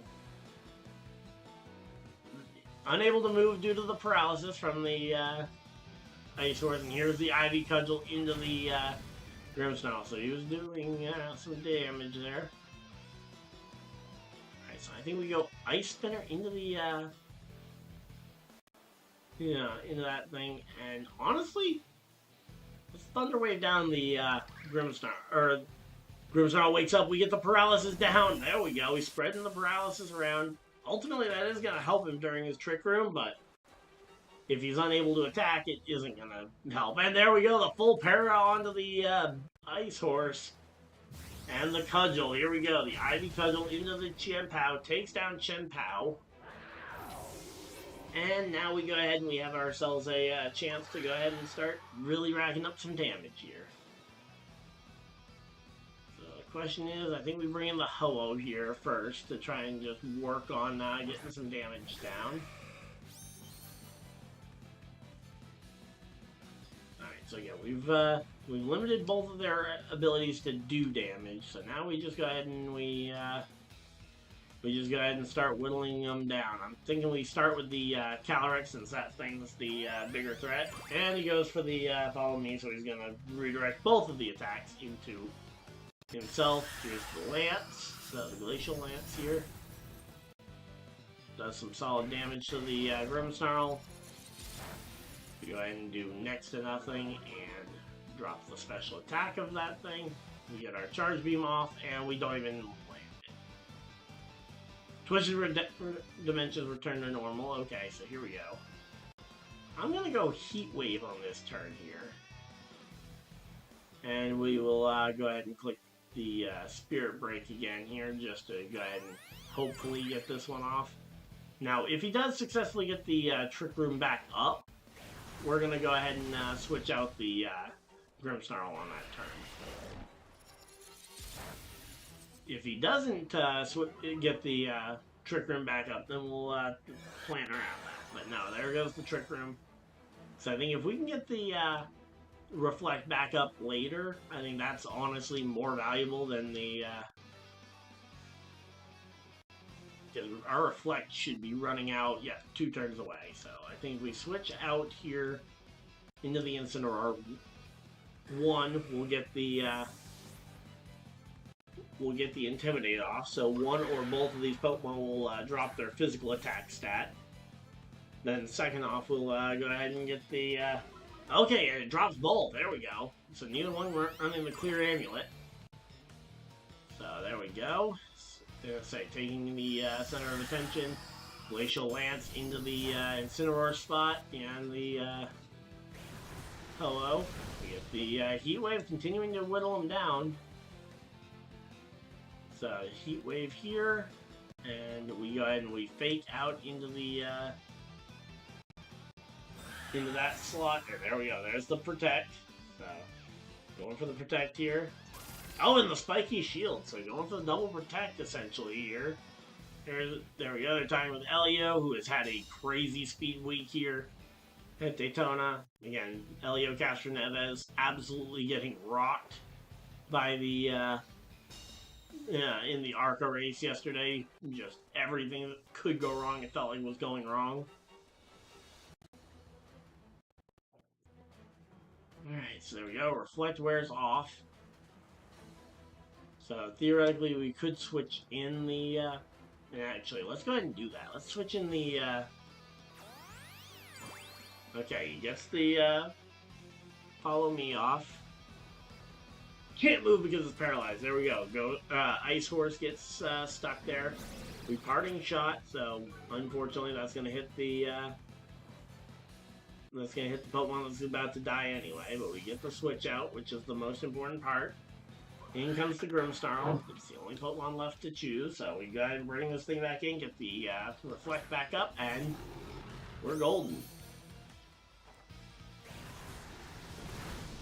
So there we go. Down goes the Ogre Pond. But hey, we got ourselves a pretty good. I think we got ourselves a pretty good chance to win this one. Say we get 3 straight wins. Okay, he's got his 3rd Pokemon out. It is the Landorus. We kept our Terra hidden so far.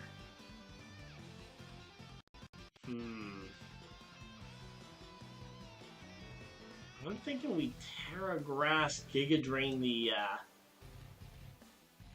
Landorus just in case he tries to rush a rock move. And we're gonna go ahead and reflect the throw up the Reflect here. There we go. So again, the Reflect is to deal with the ice moves, because those ice moves are going to start to hurt a little bit more now that we're going to be a grass type.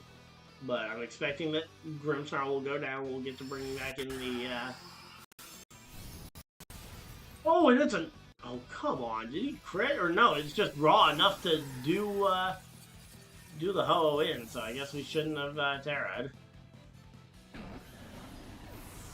Wow, I'm amazed that was not a critical hit. And now he gets a +2 to his physical attack stat, and the Sludge Bomb from from that thing is not going to hit anything. Twisted Dimensions return to normal, and we've got just Incineroar left. Alright, well, here we go. Okay, so he did have the clear amulet. Okay, I completely missed the fact that he didn't lose stats there. I'm convinced we're probably losing this one. Then, okay, he goes for the Protect. If we get the kill onto the Ice Horse here, oh no, he goes double Protect. Okay, so he was going double Protect, so I couldn't have done anything even if I wanted to. Good thing is he didn't have any special Protects that could have dropped our health or anything there. Alright, so there we go. Alright, so again, we're Flare Blitzing the, and here's the Earth Power. We're gonna, and it's gonna take our Incineroar down, yep. So, ultimately the Terra lost us that match. I thought we had a good shot there, and there we go. Alright, so we take a loss here, but hey, you win some, you lose some there.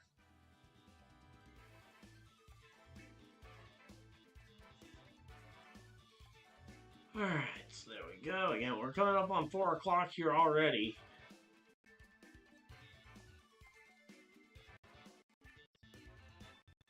Alright, so there we go.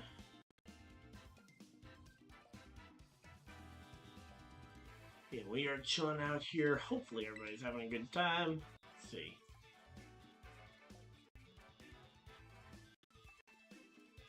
Alright, so they're doing some stuff on the sidelines there.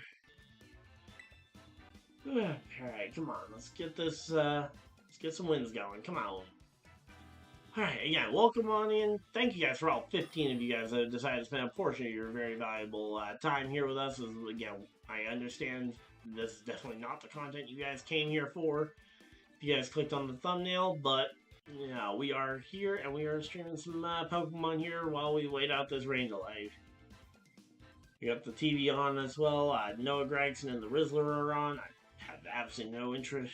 I say Rizzler, I've never understood that. You know how some of these people get to the popularity that they get.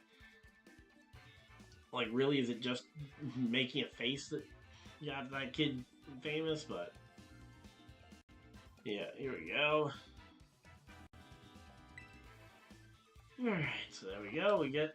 Alright, we at least get a different batch of Pokemon to face off against rather than facing off against the same team twice in a row, which I think that was also a problem, was that I just kind of autopiloted into assuming that he was going to play exactly the same and got absolutely smoked.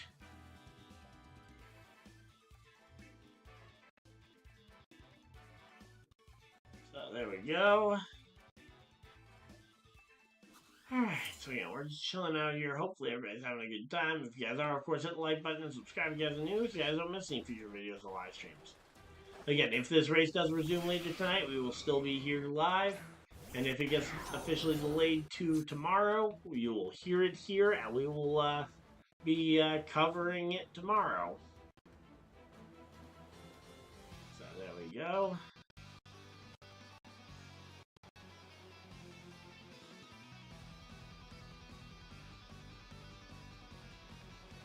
So let's see.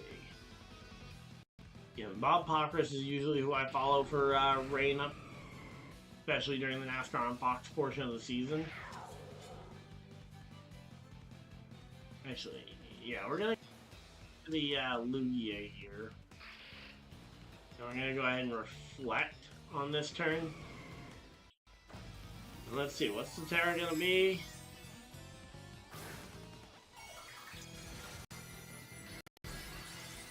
Alright, it's going to be Terra Fairy, so he gets off his weakness here really early on. Alright, let's see. Any update on the... Alright, so drying efforts are underway. Okay, so they are attempting to dry the track. If we lose it again, I assume that we might be done for the day. But they have officially started the...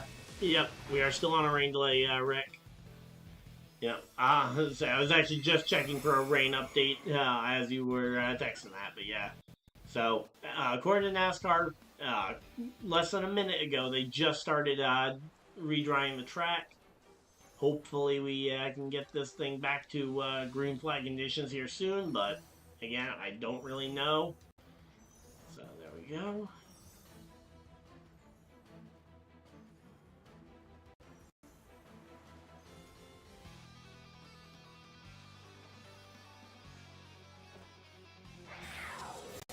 Alright, so there we go. Yeah, we're just chilling out here, waiting for this rain delay to be over. But as of right now, we're still under a rain delay. Probably going to be still another hour or two before we get back to racing. Because the numbers according to NASCAR is that it takes roughly 2 hours to dry the track. According to both NASCAR and Bob Pockris, who, in my opinion, is one of the most trusted reporters on the ground. Let me actually look at Bob's specifically. I know that I just looked at NASCAR's, but let's see, because Bob also has the usually has the actual weather radar in Daytona as well.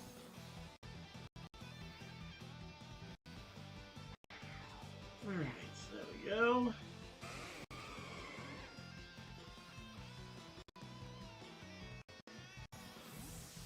Throw the. Gonna throw a Thunder Wave over at the Lugia as we got the perfect timing on that switch out, so there we go. Okay, with the wind, it will dry quicker than usual. Okay, there we go. The question is whether there is more mist/rain, so it could be an hour or a few hours. Okay, so it sounds like we optimistically could be back to racing in about an hour. Again, that is hyper optimistic, I think, but I'm willing to be optimistic at this point in the race. Considering the fact that we haven't gotten any on-track action in like an hour, or 2 hours now.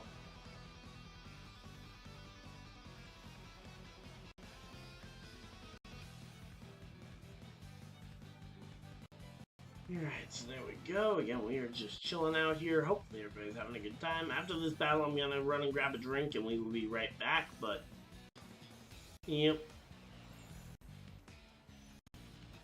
Oh, we are at already almost 3 hours on this stream.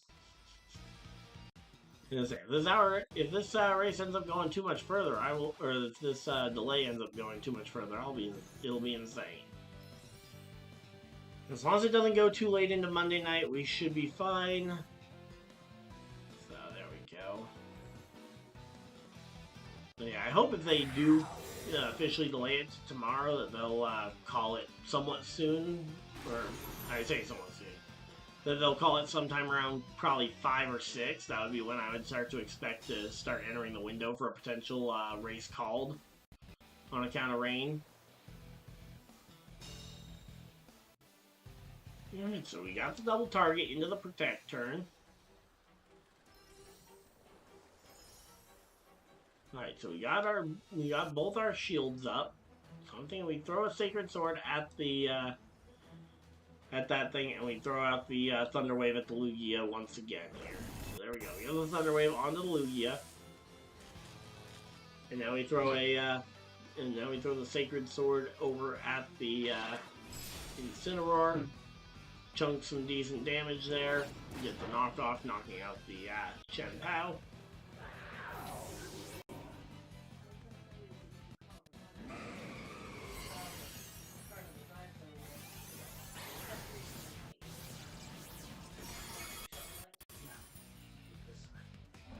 Alright, so there we go. Grunsnarl goes down. So it's a cleared battlefield. So we've got our last 2 Pokemon to try and win this one.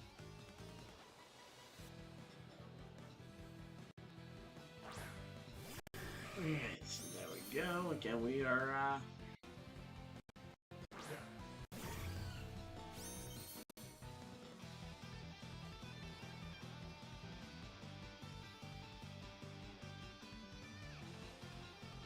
don't think there's any reason to necessarily rush a Terra here, so I'm just gonna go Scorching Sands into the, into that guy, and we're gonna go for the, Moonblast to try and maybe start dropping the speed or the special attack on the Lugia. Lugia gets Lugia went for a protect, I think, because it actually has been the Flutter Mane. There's no way it did that while paralyzed. Without health. So there we go. This Incineroar is a very bulky Pokemon. Gets the knockoff, gonna get rid of our Salt Vest. And here we go again. The Air Titans are out there drying the track. Again, according to what I'm hearing, it sounds like it could be as early as an hour, but it sounds like we're going to be here for at least another hour, probably. Although that track is looking somewhat dry, actually, from the screen. Definitely some puddling in some of the lower areas, so definitely still some work that needs to be done, but it's at least starting to look like we might get a race in. So, go. Already shot into the Flutter Mane to drop its special attack stat.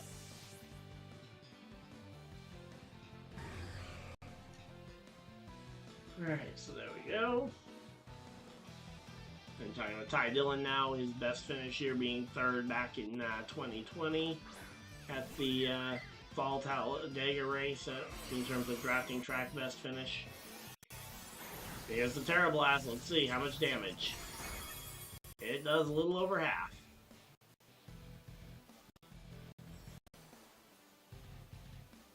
And this thing's going to go for a Floral Healing to heal its teammate, which is not good. Please tell me this thing, I'm not going to end up having to face this thing off here. Let's see.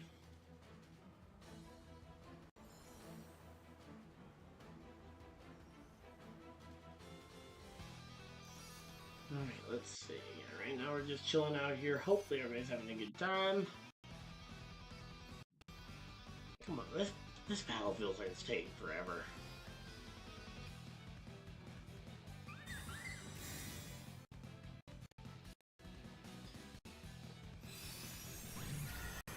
Alright, so there we go. We get our attack off. No Okay, so he went for the protect on the Comfey. Good. Oh, come on! We missed on the flutter. We missed the heat wave. Yeah, come on. Alright, and our team's light screen is worn off, and the opposing team's reflect is worn off. It wasn't really affecting him, but it certainly affects us here. And there we go. They just wrapped up their interview there with Ty Dillon. The garage area is still definitely damp, but they don't need the garage area to be dry to be able to race. There we go. Justin Allgaier and the Junior Motorsports Cup Series team. And yep, there's the floral healing. Gonna go ahead and boost Lugia's health right back up.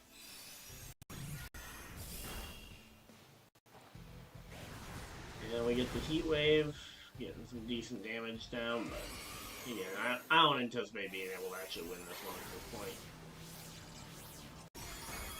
I don't know what I could have done to try and do this one better, but I also just wasn't really focusing on the match, so. Oh, the opponent slight screen wears off. Alright, so some crits earlier would have definitely helped, but can't rely on luck.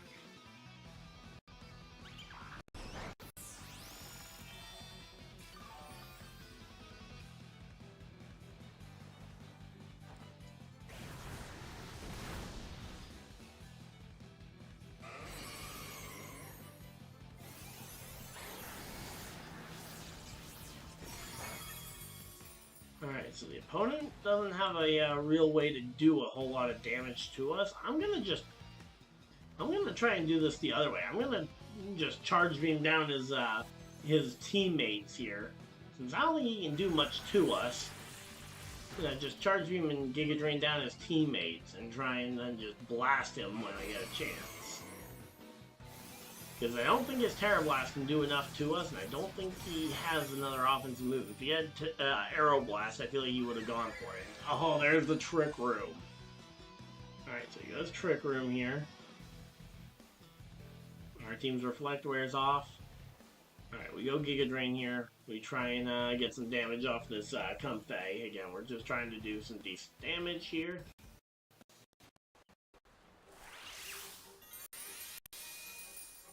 Alright, but yeah, there we go. We are chilling out here. Hopefully everybody's having a good time. Alright, so we're just past 4 o'clock here on the East Coast. Again, I've heard 6:30 as the proposed time that we will have that we might see a make or break type decision made. Because the decision would have to be made, because it sounds like they wouldn't want to resume the race past about 9 o'clock just because of how late it would go. So again, we're just kind of waiting this one out. Hopefully, we're gonna get a result on this green delay here sooner rather than later. Come on, maybe the drains are not doing enough.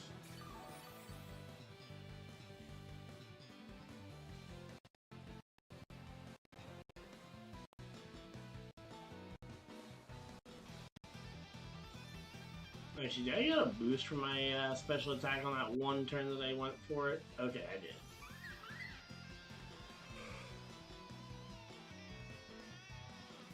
But yeah, this Lugia, though, no way we're going to be able to... Okay, and he switches out the Comfey. Alright, incoming the... Okay, that's going to be the... that thing, okay. Well... We definitely weren't going to be able to Giga Drain that thing down, probably, so... Yeah, we'll keep going with this until, until the race resumes here. They're talking about... They're still talking with Allgaier here. Nice to see Junior Motorsports in the Cup Series, and the fact that they made the race in their first attempt. So, there we go.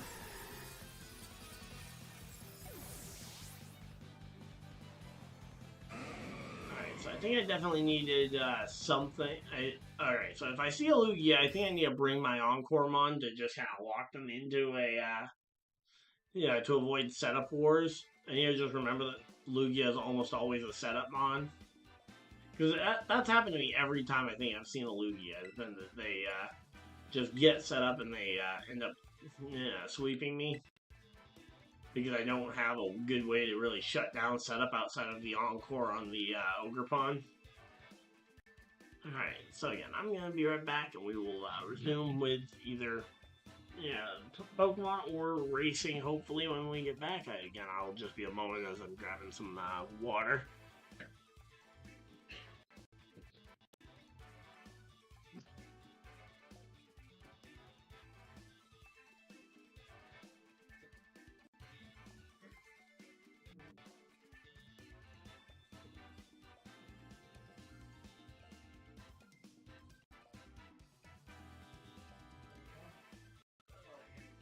Gotta love the rain. So yeah, it sounds like a decision will have to be made between 6:30 and 9 as to what they're gonna do. Because they ideally wouldn't want to start the race any later than 9 o'clock, and again, depending on how the wind is, will determine how fast or slow the drying process is. Windier the better for drying quicker.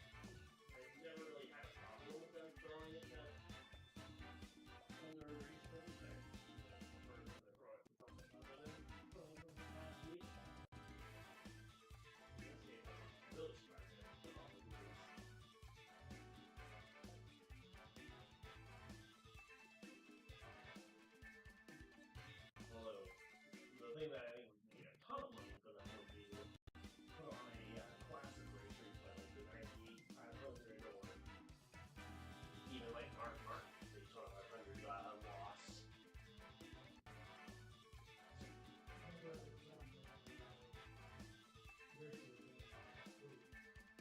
Well, I mean, that doesn't take all that long to get them down from there.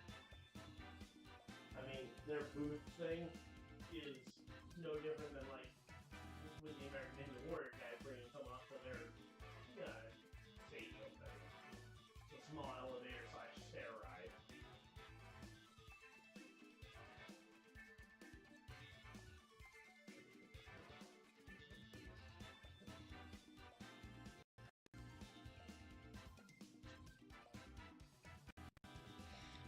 Alright, well, we are back, and hopefully we are ready to keep going here. Let's see.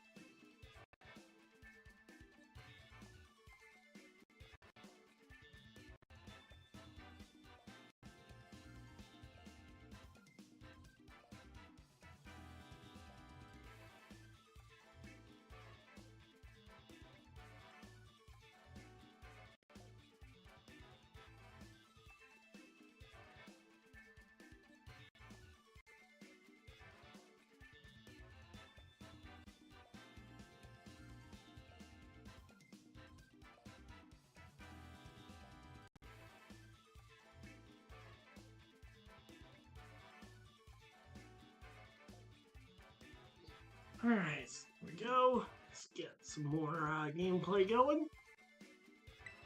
Again, we are still under a rain delay for the Daytona 500. Let's see, what's... Any new updates from Bob in the last 20 minutes or so? Let's see.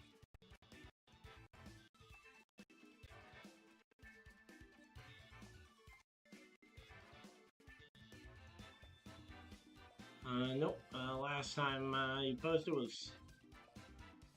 Alright, so a bigger window. So we're currently in the middle of a bigger window to try and dry the track than what we'd seen earlier. And I will say, it seems like we're closing in on the end of this rainstorm, so we might see this one get wrapped up here shortly. So there we go. We got a rank 8 opponent, and we bring those two, and we bring the Ogre Pawn in the back to deal with the Milotic. We also bring the Ho-Oh for just general power.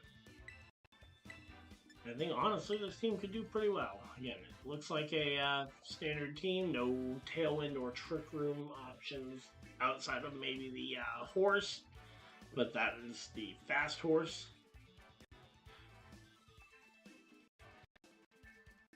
Well,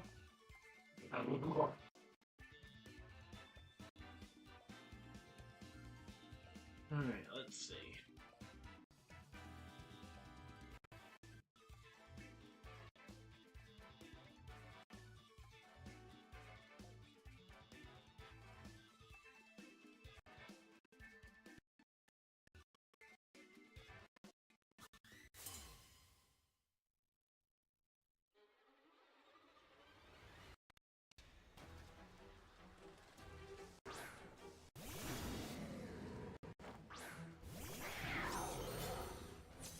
Alright, so there we go. Alright, so he led, okay, that's an interesting lead for him.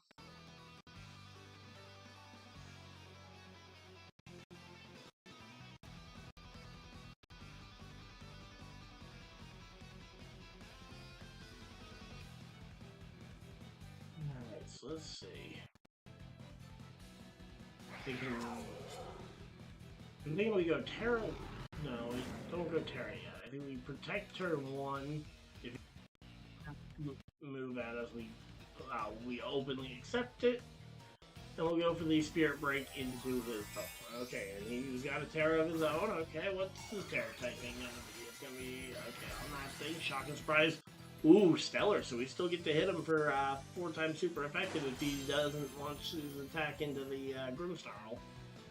Or if he doesn't, honestly, if he just doesn't double into the Grimmsnarl, he's probably got it done. Okay, nope, and there's the Fake Out, gonna delay the Grimmsnarl, and there's the Poison Jab that's going to absolutely crush Grimmsnarl. So we made the exact wrong choice.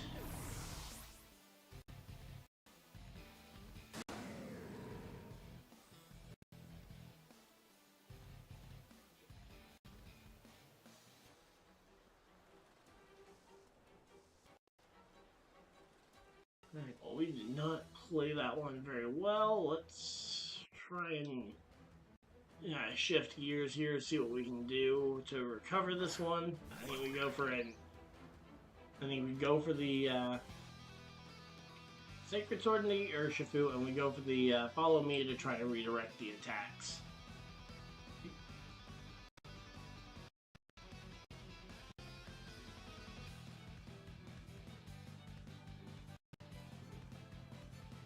So again, we're getting close, hopefully, to the resumption of this race, as we are,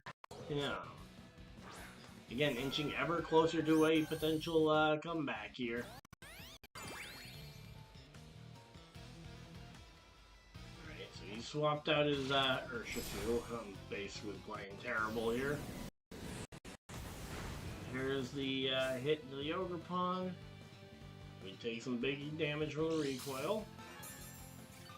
Leftovers on Melodic, doing decent recovery here. We are -1 on the attack here. I think we go Sacred Sword into Incineroar. And this time we'll go spiky shield on the ogre pawn, try and throw him off. See if he gets thrown off by it. Throws the flare blitz back into the slot that just followed me to anyway. There we go. We avoid the slow of the AC wind from the melodic.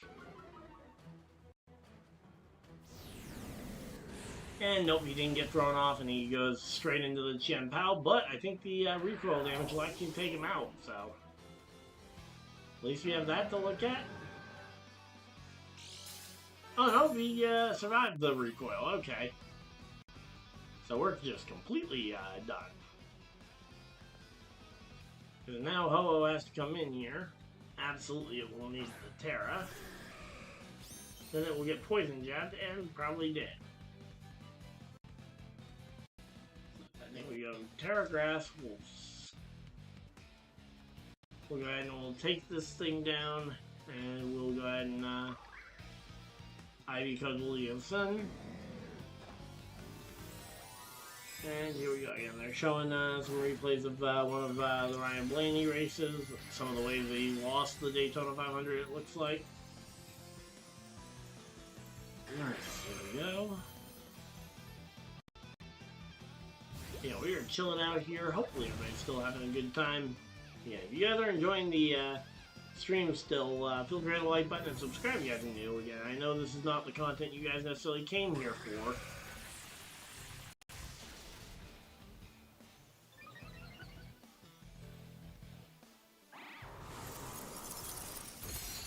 Okay, Ogrepon did survive. I was curious because I couldn't see him.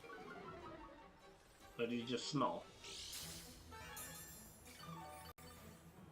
Alright, so there we go. Yeah, hopefully we'll be back to racing here soon. Alright, there's the Calyrex. Goes for the Unnerve, stopping us from our berries. And we just go Giga Drain into the Melodic, and we'll follow that up with a Horn Leech into the Milotic. And here we go, here's the Helping Hand. Gonna try and see if he can just go for a double KO. He will at least get one, because he will get the, he'll get the Ogrepon for sure. Hello, Shock and Surprise will survive.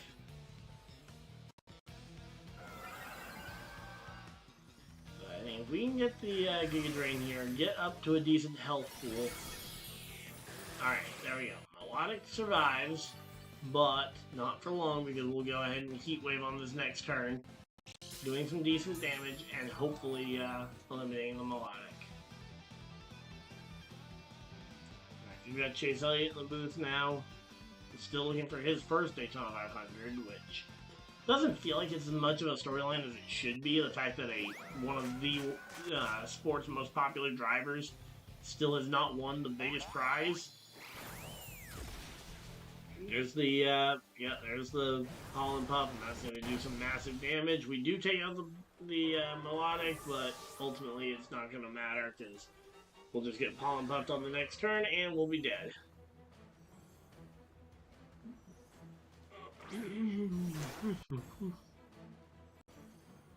So yeah, the Urshifu, we tried to play around it early, and it just did not work.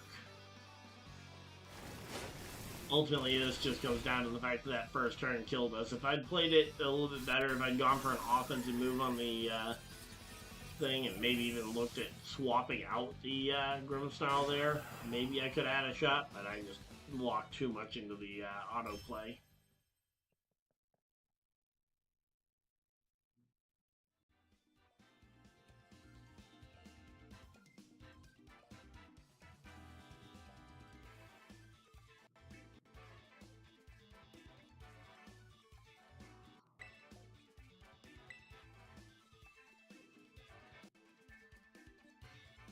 Alright, so there we go. And we're chilling out here. Hopefully everybody's having a good time. Let's see.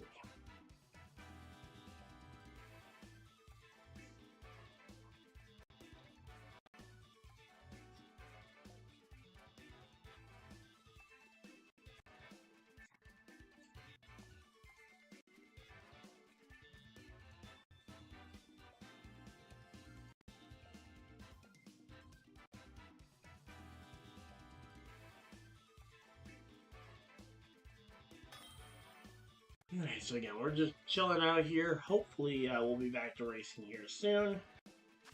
Coming up on almost 4:30 now.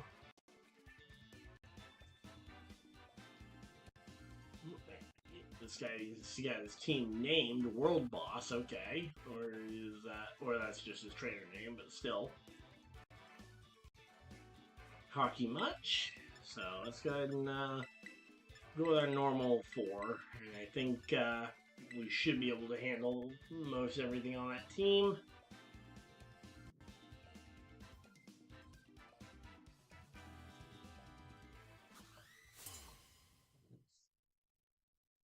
Alright, so again, we're just chilling out here. Hopefully everybody's having a good time.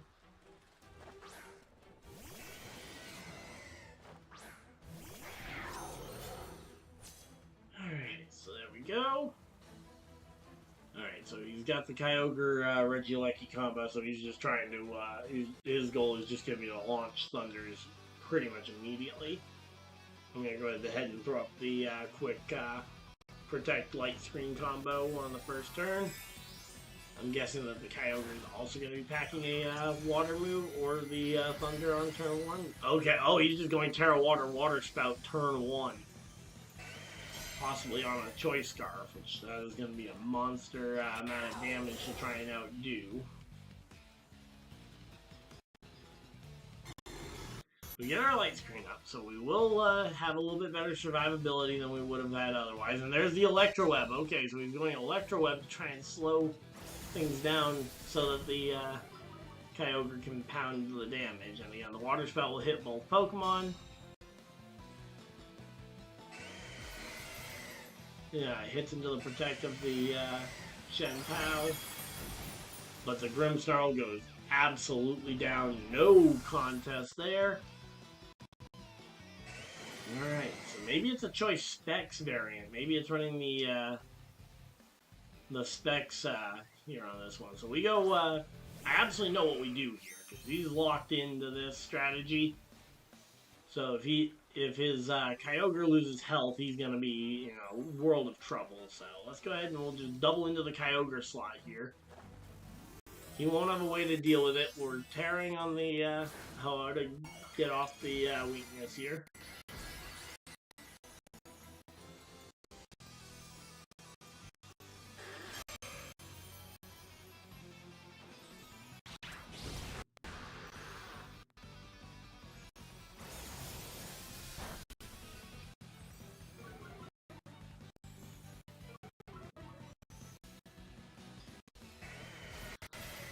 So here we go. Here's the Water Spout.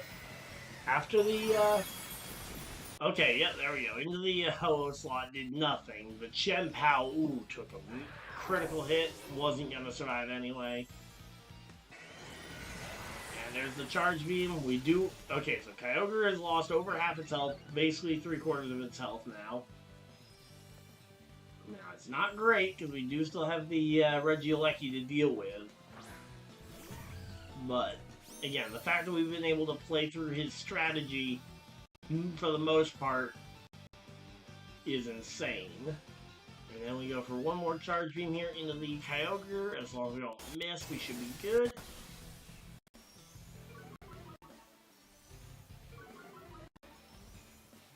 So there we go. He's still going for the... He still goes for the Water Spout this low on health. I mean, that's not going to do any damage. There we go. Fluttermane survives it easily. Gets the Moonblast off onto the Regieleki. One-hit KO onto the Eleki. There we go.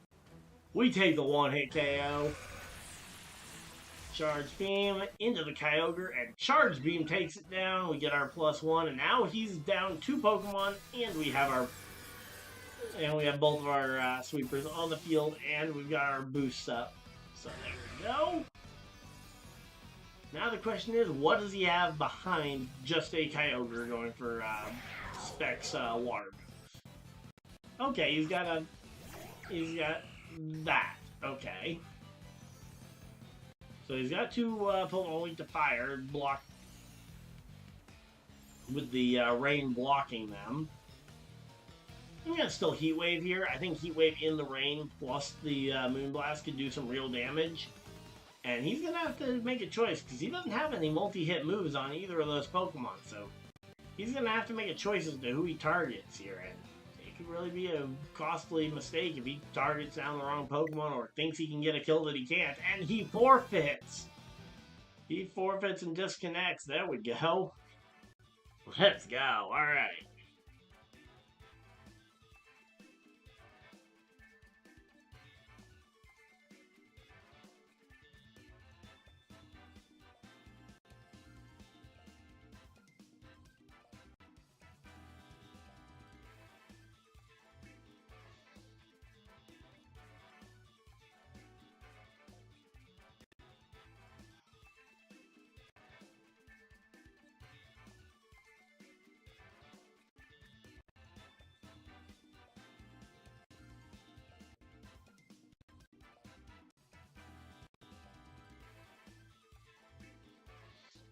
Alright, so there we go. Again, we're walking in here. Let's see.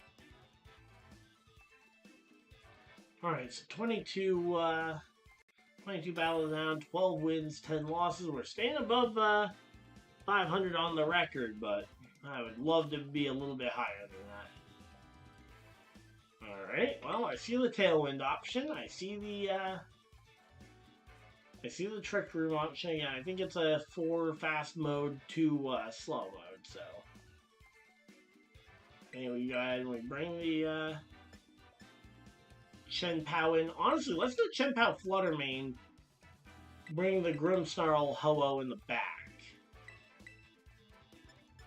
So I think that could be a more effective way of doing this. And again, I kind of want to just game plan. I want to practice this. Get an idea as to what I'm doing with this team.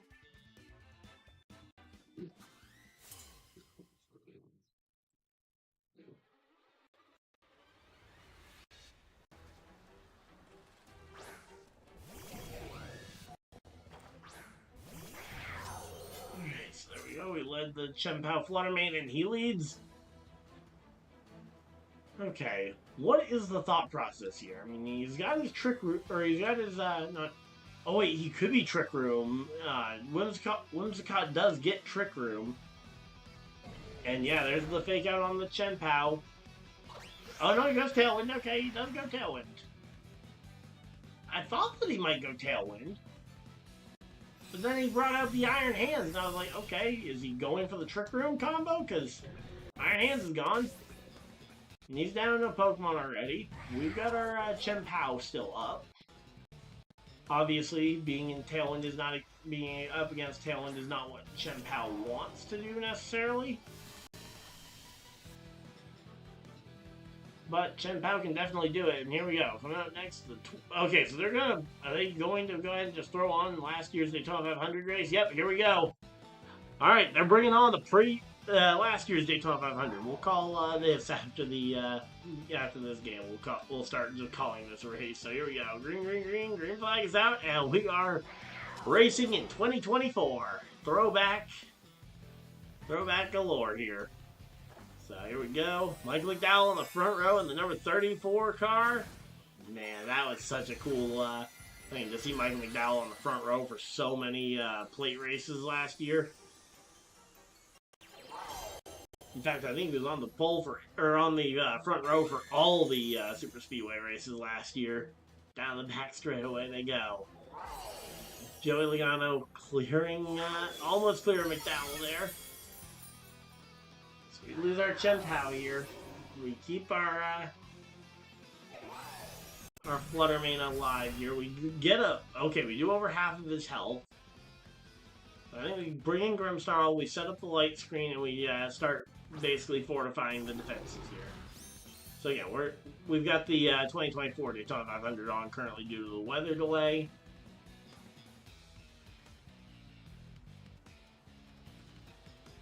So we go ahead and we Moonblast down the Miraidon, trying to take it out here. We should have this one. Alright, so there we go. We got ourselves a pretty good game going here. Let's see.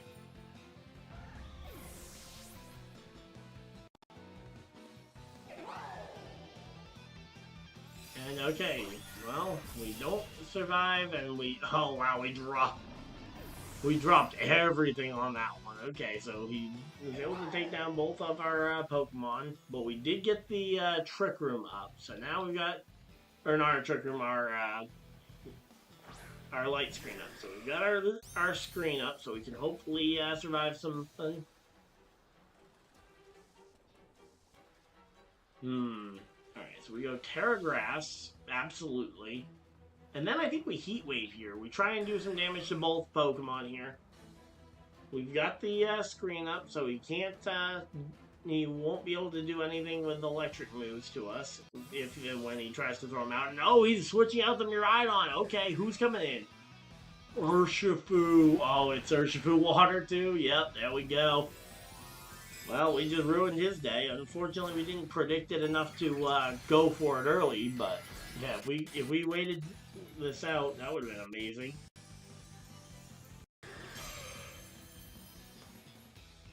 Alright, so there we go. Oh, he goes for the Encore, trying to lock us into something. I don't know what he was planning on encoring us into there. Oh, if we could have gotten the, Alright, so I'm gonna go for the Giga Drain into the Urshifu here. Alright, he sets back up his Tailwind. The Urshifu has, it knows to not go for the regular move against us. It goes close combat, dropping his own defenses. We get our Giga Drain off. We are back at near full health, and he's bringing back in Miraidon for this fight. So there we go.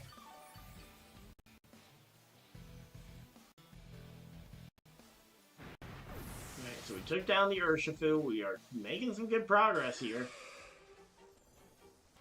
But yeah, I think this is one of the longest first stages I've watched in a little while. Basically, as long as the 2020 Daytona 500's first stage was.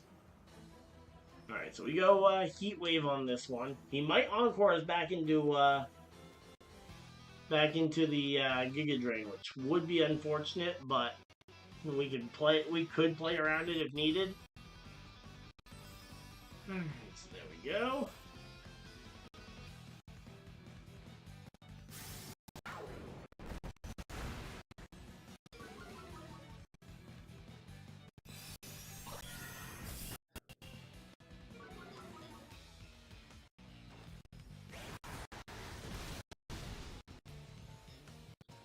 There we go. Whimsicott goes down.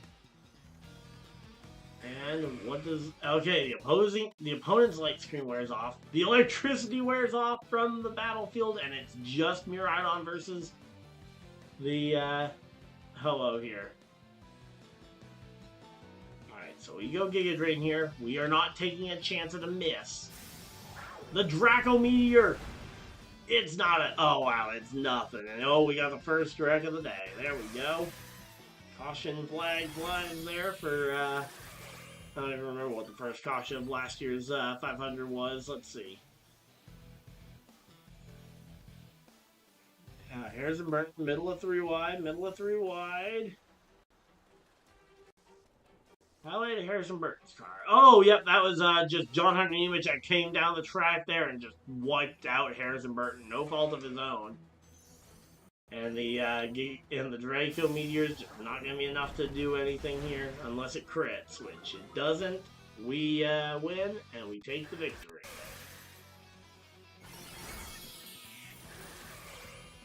So there we go. Again, they're cleaning up that mess from last year, and let's see. And yeah, the 77 Hoshvar got involved in that too, and then they slide back up the track, clipping a couple of different cars. The 84 Jimmy Johnson being one of those involved. Alright, so there we go.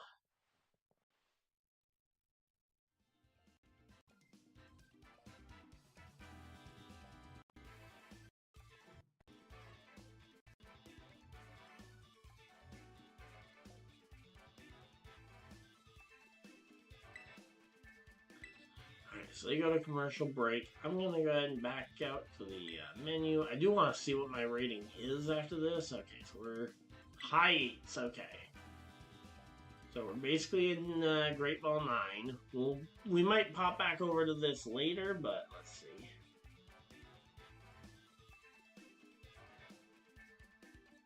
But for the moment, we'll. Whoa. Okay, we're going to hop back on over to this.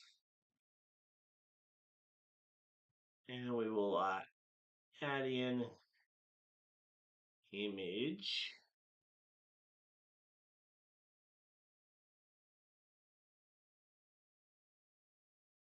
Oh, come on. Image. An existing one. Image 6. There it is. Alright, so we got the weather delay graphic up here, and again, we're gonna end up just calling the 2024 race as if it was going on now. Again, obviously, the on-screen graphic should hopefully show you guys that it's not doing that, and me telling you guys that it's not live. Should hopefully not confuse too many people. Oh, you saw another pack of cards as well. There we go. Alright, so there we go.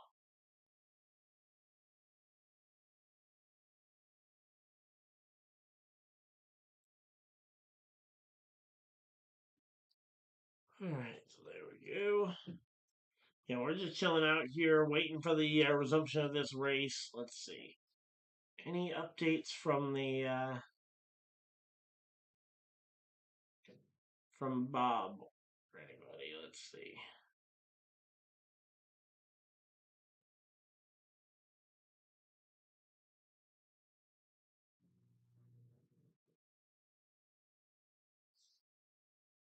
All right.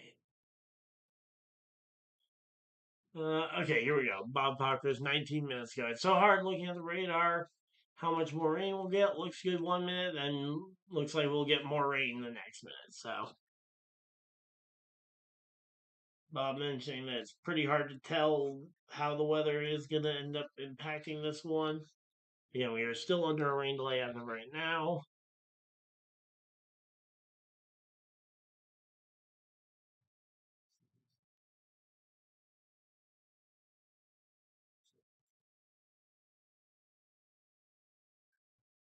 All right, so there we go. Back from commercial break. Involved in this lap 5 crash, we got Dylan, Burton, Gralla, Ryan Priest, Hunter Nemechek, the host of our, and Jimmy. So there we go. So again, drying on the track is still continuing here. We are currently watching no, we're watching last year's race. So if you guys are confused, that's why. And we are chilling here.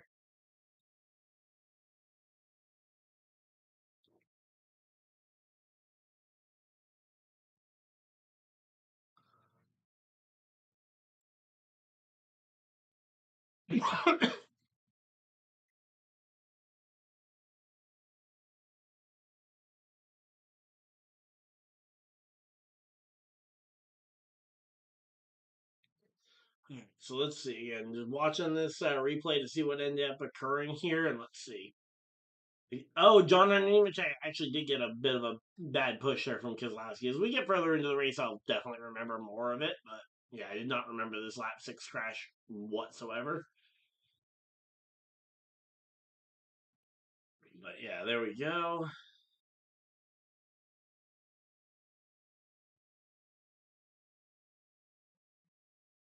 Yeah, there's no reason that wreck should have torn up anywhere near that few of cars. It should have torn up 35, 40 cars.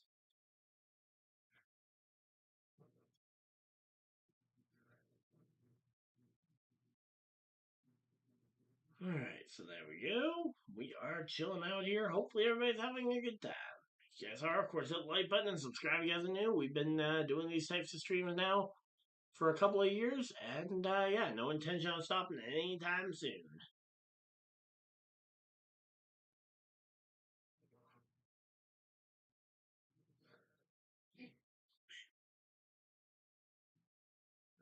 So yeah, there we go. The Creed onboard camera. Oh wow, That's actually a pretty cool camera. And there we go. Again, we are chilling out here. Nearly 5 o'clock here on the East Coast, and we still do not have we don't have a dry track, so we're watching last year's race. So yeah, we're gonna be watching and calling last year's race as a as it's on for a replay. Again, I know it's not exactly what you guys came for, but it's what we got. Either that, or I could maybe hmm. You know what? Let's leave it up to the well, this one will have natural breaks to keep up with this one. I was originally thinking we could go ahead and commentate a classic race, but I just don't know what the legality would be on that one. Well, I could do it the way I normally do it, but then I'd have to take the live broadcast and my constant race updates essentially off the TV.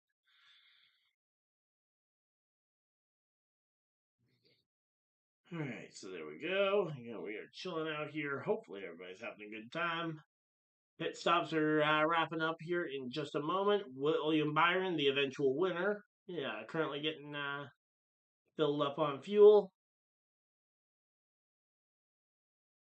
All right, so there we go. Yeah, still on rain delay. Yep, that is unfortunate that we have been stuck on this rain delay for a while here.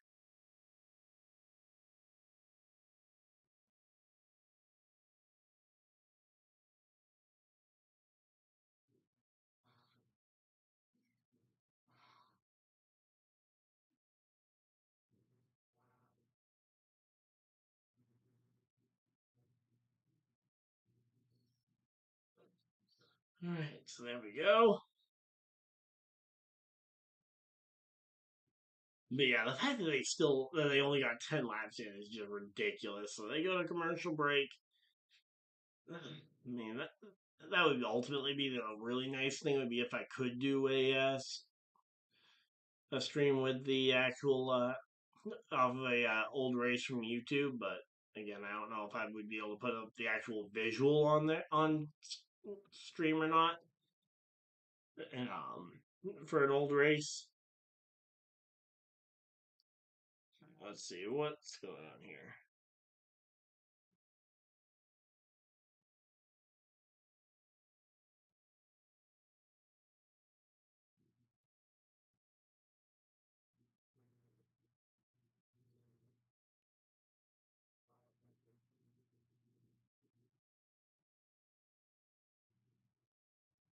Alright, so yeah, we're just chilling out here though. Hopefully everybody's having a good time. If you guys are, of course, hit the like button and subscribe if you guys are new so you guys don't miss any future videos or live streams.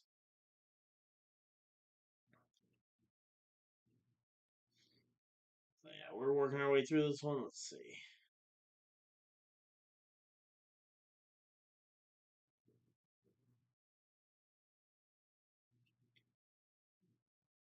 But yeah, I'm definitely looking forward to getting some work done on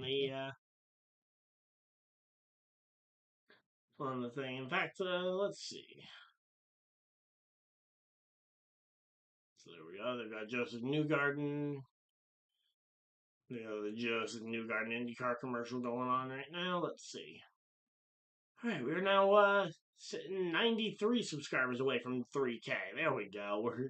Once we hit that 3K number, that will be incredible. I won't believe it if it happens today, but if it happens this month, that will be amazing.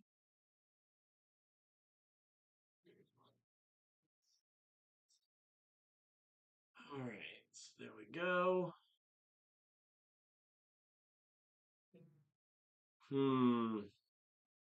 Actually, did just think about one thing.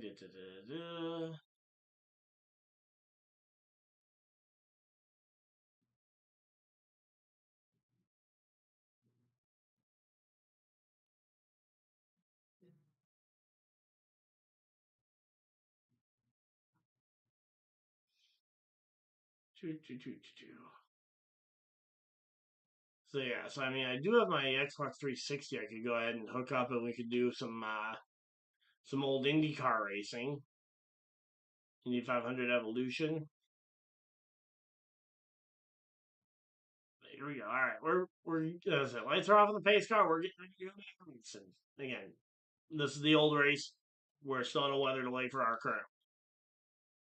Just prefacing that before somebody gets mad at me. But we are getting ready to go back racing in the 2024 Daytona 500. Let's go, Byron, because we already know he's going to win. So here we go. Blaney on the front row here. Now let's see. Pace car going to pull off here as they are working lap number 11, ironically, with the same exact lap we are currently stopped on for the current race. And green flag is out, and Christopher Bell and Blaney lead them to green as we go back to racing here. Hemrick and Logano on row 2. Chase Elliott, the only driver from row 3 to accelerate for whatever reason. McDowell absolutely just does not get going here. So there we go. Now McDowell's starting to get a little bit of a push. Maybe McDowell trying to hang back, build up a run here as he tries to slingshot around the outside of Bell and Blaney on the out, or Bell and Logano on the outside. But so far he does not pop 3 wide here, and he leads just single file or double file here as they go rolling through 3 and 4 on their way around this one. Again, right now we got Blaney versus Bell on the front row. And here we go. The push from McDowell to Logano to the back bumper of the 20. Some good pushing going on. But ultimately, this is all last year. So yeah, here we go. Side by side through through 1 and 2 once again here as Ryan Blaney and this inside line are trying to hang tough. We saw earlier this week that the outside lane definitely seemed to be the preferred line to be in for a lot of the race. But in last year's race here, the inside line is holding very tough. And of course, the inside line, you don't really have anywhere that the drivers could be looking to, versus on the outside line where you could have some of the drivers looking to try and take it 3 wide. So again, we are chilling out here. Hopefully everybody's having a good time as we cross lap 13 onto lap 14. And again, Hamlin and Reddick trading spots back there in the middle team spots here. And let's see. Again, Daniel Hemrick in the mix here. He could be a spoiler here near the end of the race. And I say, so far, Hemrick and Blaney both up 35, 34 spots each since the start of the race over 365 days ago. So yeah, right now we're just chilling out, keeping an eye on the weather tab over on the for Bob. But yeah, again, so far no real updates that have said anything one way or the other as to when we might expect a call. Again, I wouldn't expect them to call the race post tonight unless they get a really big band of rain. As far as I'm aware, isn't even on the forecast. Or 2, if we hit 6:30. All right, so there we go. Say the sun is out. There we go. That's a good sign. So here we go. Back over 24 race. Again, we've got kind of a lockstep going here. Everybody just kind of locked into their single file lines here, trying to make something happen. And I say again, the Stewart Haas racing cars, Barry Briscoe, going to be looking to try and maybe make a move there from the mid-teen spots. Aside from the fact that they are actually side by side, not nose to tail. Never mind. So yeah, again, right now the inside line definitely has a few less cars, but they also have the preferred line in terms of the shorter way around the racetrack. So especially on corner entry, I think the inside line definitely wins. The problem is going to come when you go to the point of trying to make something happen on that outside line. Because that outside line, is going to be a lot harder. You're going to need more cars to make it work. You're going to need good organization to try and make it work. And ultimately, all of that really struggles when you have a situation like this going on. All right, so there we go.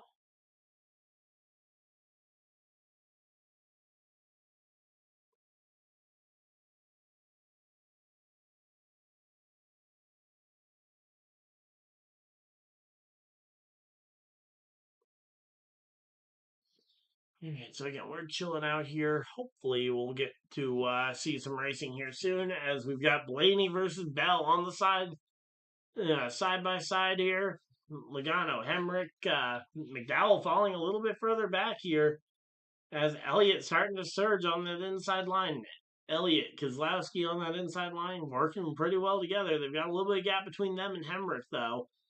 So if Kozlowski can get up and push Elliott, that inside line might have a pretty good chance here. Here comes Logano on that outside. Logano on the outside doing his best to try and give the 20 a good chance to try and get out in front. But also, you got to factor in that, obviously, Logano looking at his Penske teammate there, Ryan Blaney, he doesn't necessarily want Blaney to get past. So, again, that's one of those weird teammate situations where you kind of are in a spot where to help yourself, you basically have to hurt your teammate to an extent. So, again, we'll have to wait and see how that ends up playing out throughout the race. But here we go, coming off of turn 4. Looking to the line here as they come to complete lap 18. And there we go. Bell leads at the line. So Bell is led at the line here. And let's see. Again, we're working our way through this one.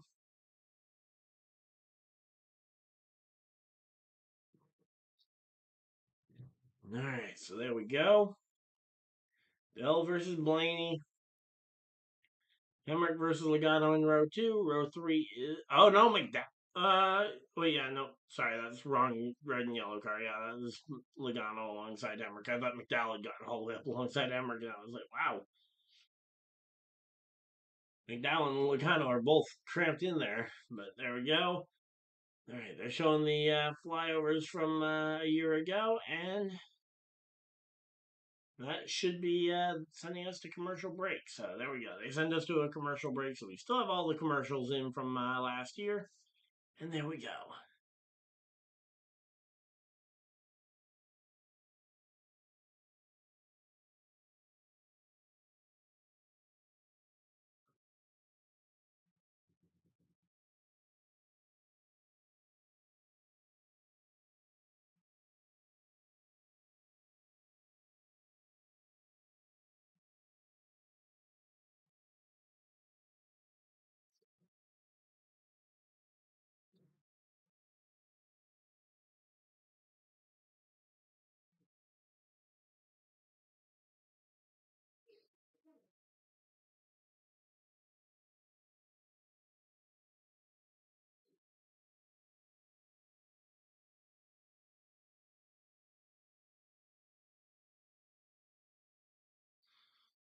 All right, so there we go. Again, we are just chilling out here, waiting for this one to hopefully get an update here, but let's see.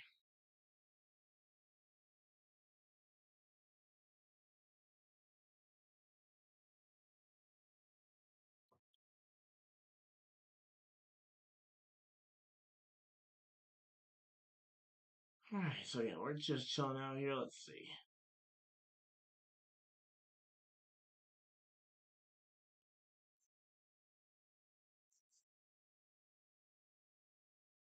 The last time a driver won from the pole is was literally all the way back in 2000. That's insane.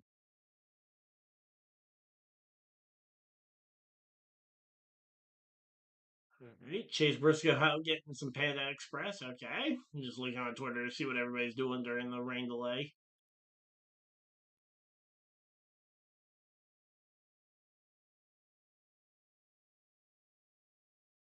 It's a green flag. Was it okay?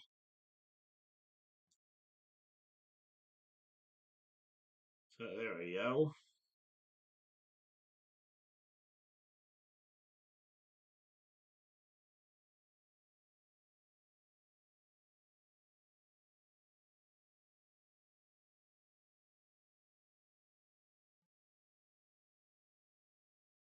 All right, so there we go.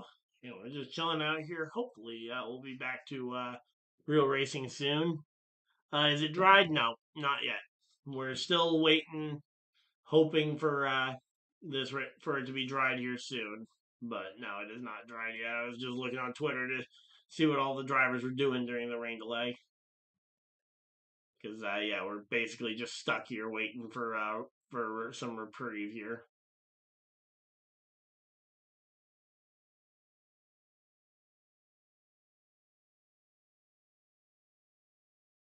All right, so let's refresh the Bob Pockers one. Also, when they come back from commercial break, we'll keep calling the 2024 race, as that's what Fox has decided to put filler. So, shocking surprise they went back to their old standard eventually. So there we go. Again, 9 minutes ago, the rate picking up. So the sun picking up there.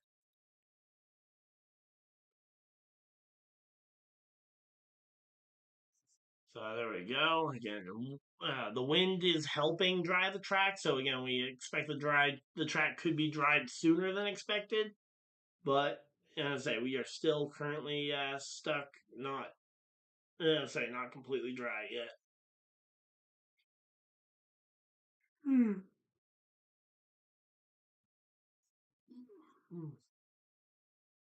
All right, so there we go. They're showing the track again. It looks fairly dry to me from the eye test, but again, I also don't work in track maintenance or drying racetrack, so I don't know exactly what it is, but yeah. So last year's Daytona 500 will be continuing over on Fox.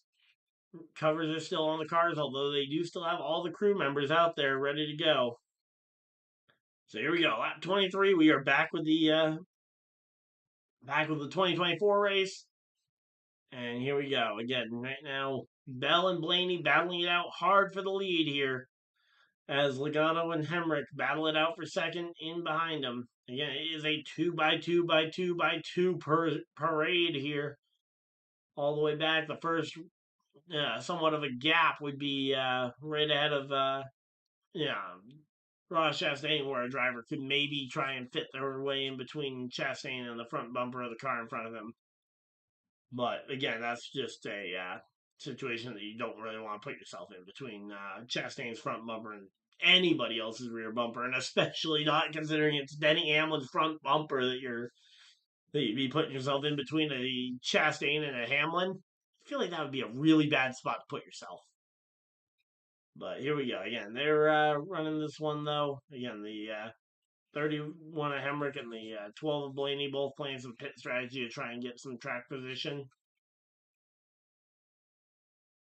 So they both were able to get up here, get themselves up about 35 spots from where they started the race. And again, it is still a deadlocked battle here at the front of the field. And surprisingly, again, it doesn't feel like anybody's really making a move yet. Everybody's just kind of riding in line, letting these first 25, 30 laps kind of burn away while they're just kind of riding in line.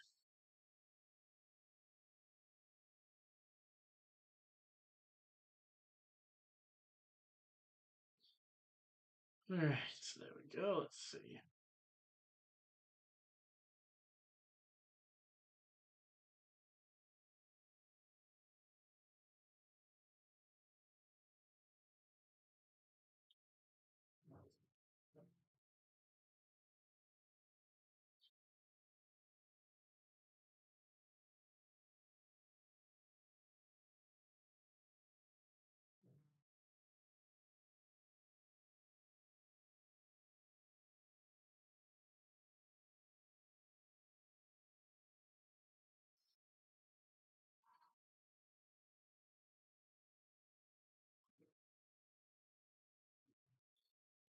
All right, so there we go. And we're just chilling out here. Hopefully, everybody's still enjoying it. If you guys are, of course, hit the like button and subscribe.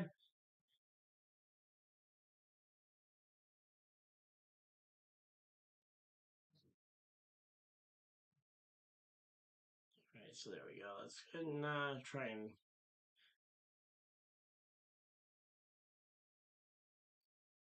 So, yeah. Let's see.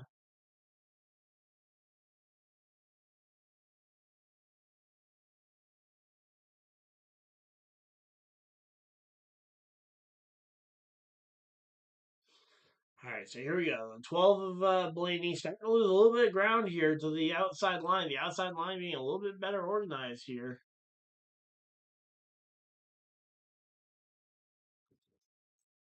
All right, so there we go.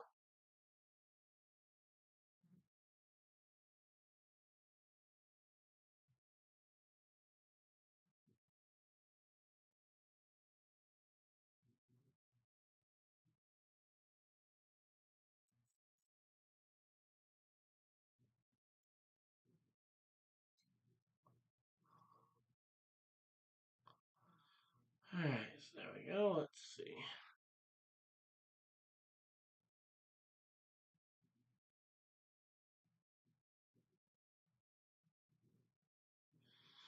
All right, so again, we're just chilling out here. Let's see. Yeah, we're watching this battle here. Bell versus Blaney. They both neither one of. How long did they run just side by side last year? Like I don't remember it being this mundane and boring to start the race. Just the single file or the side by side drag style here. Let's see. Hmm.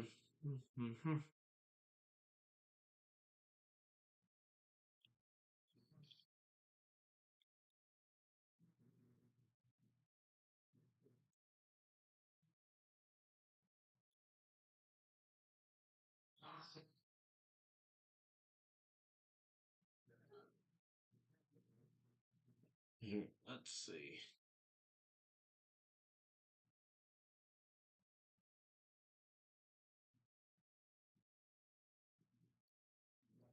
Hey, you know what? What about if we download a league race that I commentated a while back, and we'll go ahead and commentate over one of those? I feel like that could be a fun one to do.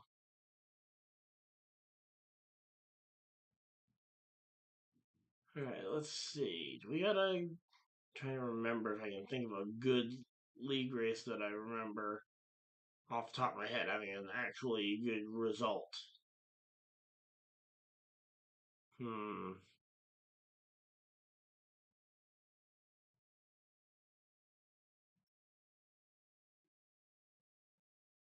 Actually, was this the race that I put in all the actual effort into?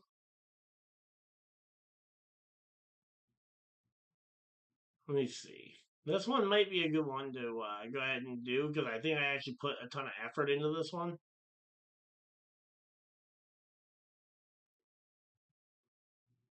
Honestly, I could honestly see myself re-airing it too.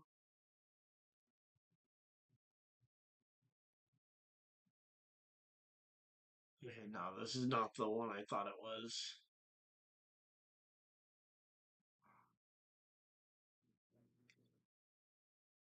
Okay. Oh, hey, sorry about that. I was not looking at my chat. In Central Time, when does it start again? Well, considering it's rain delayed right now, we don't really know. Sometime around 5:30 your time, I believe, is when we should kind of have a more definitive answer. But we could see rain as soon as say we could see it can. We could see the racing resume as early as say 20-30 minutes from now. But yeah, according to Bob Pockris, they would likely if they lose the track after about 6:30 Eastern, yeah, which would be 5:30 Central Time. If they lose the track again, that would indicate to us that the race would probably get officially postponed at that point because they wouldn't want to start the race much later than about 9 p.m. and it takes a while to dry the track. So, yep, that is the current standing of that. Yeah, I'm just trying to find a specific video real quick. Okay, so let's see.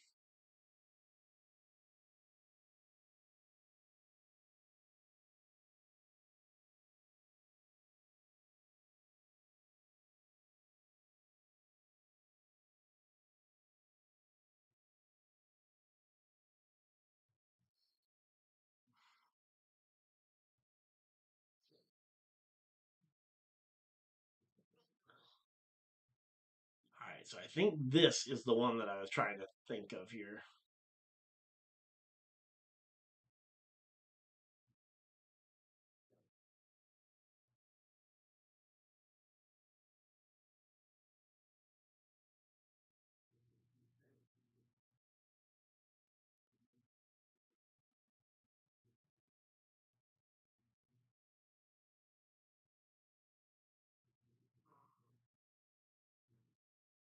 This isn't it either.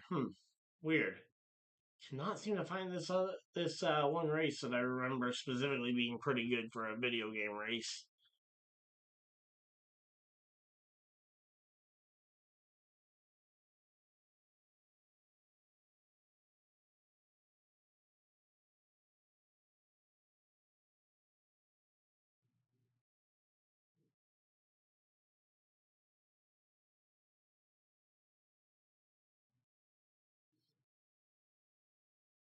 Ah, there we go.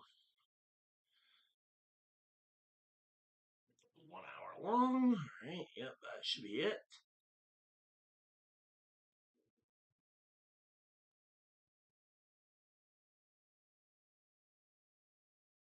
Here we go. We might go ahead and re-air this one. Let's go ahead and just see. But this is definitely the one I thought it was. So there we go. So again, they've got Dwayne The Rock Johnson going on here, and okay, here we go. 34 laps in, 31 to go here, and it's now gotten single filed out here. Mike McDowell has dropped further back, and let's see, where were we at?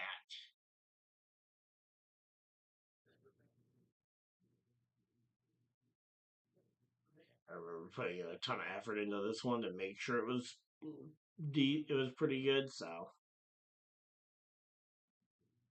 go ahead and download that one, and then we'll re-air that one later. But yeah, here we go. Yeah, we've got 31 laps to go here.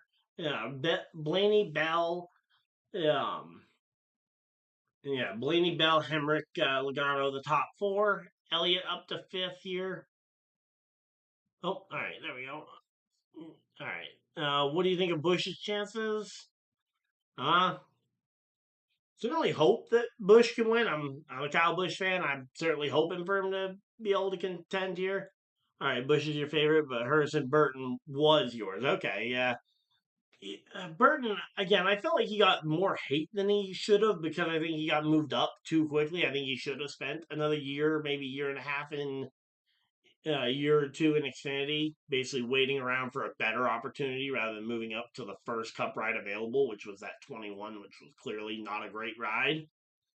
I kind of said, I certainly have not always said that. I think to an extent, I think it comes down to whether it was his choice to move up. Because if he chose to move up early, then yeah, it's kind of on him for taking the ride. But again, I think he could have a nice, quiet Xfinity series career if he stays down in Xfinity, or even just waiting around for the right Cup ride to become available. Kind of doing what Ryan Preece has done, because I think Ryan Preece has put himself in a great position. He hasn't taken too many terrible rides outside of the Stewart-Haas car. But even then, he when he's been in those cars, he hasn't done anything super spectacular to get himself outed from the team. So I think that's a big benefit there. So here we go.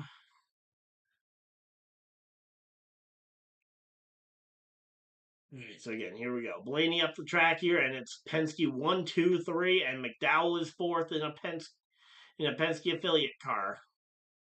So there we go. We got ourselves a Penske 1, 2, 3 here at the front of the field in 2024. Gonna try and specify that enough so that hopefully people don't think I'm talking about the real race because, yeah, we've got Ryan Blaney, Logano, Cindric, and McDowell all in Penske supplied Fords here, running at the front of the field. McDowell, the outside pole sitter. Logano was your pole sitter for this race as they are locking down this front of the field. Bell and Hamlin, the first Toyotas in the field. Daniel Hemrick, still the top Chevy in the field. So, again, here we go. 27 laps to go. Still some time for something to go right or wrong here, but again, right now you've got all three Penske cars out in front, and they are clear to start potentially blocking both lanes. Problem is, the top line just seems to be better right now, so the top line is going to continue to improve here, and let's see.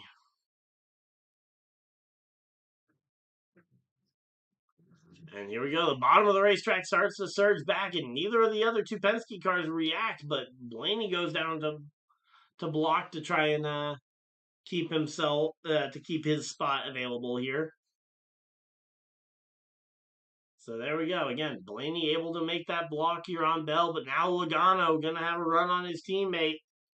And there we go. Joey Logano out in front of his teammate, and Logano now moves down to the bottom. So it's almost like they are positioning themselves to try and get Logano the stage point. Or at the very least, they're positioning themselves to get to the bottom here. Now here comes Cindric, and Cindric makes that tight squeeze into the bottom line. And, oh, Cindric putting his hand out of the window. Was that the signal? A thank you to Blaney? Because normally that's a signal that you're coming to pit road here, but certainly wouldn't be pitting here. You might be actually. Yeah, here we go. Yeah, here comes the Penske cars to pit road along with Bell. Yeah, the 31 of Hemrick and Brad Keselowski. So, only a small group of cars coming to pit road here, but that leaves McDowell, Hamlin, Buscher, Barry, and Jones out on the field, or out on the track here in 2024. All right, so again, everybody making their stops, everybody getting just fuel here, 25 laps to go in the stage.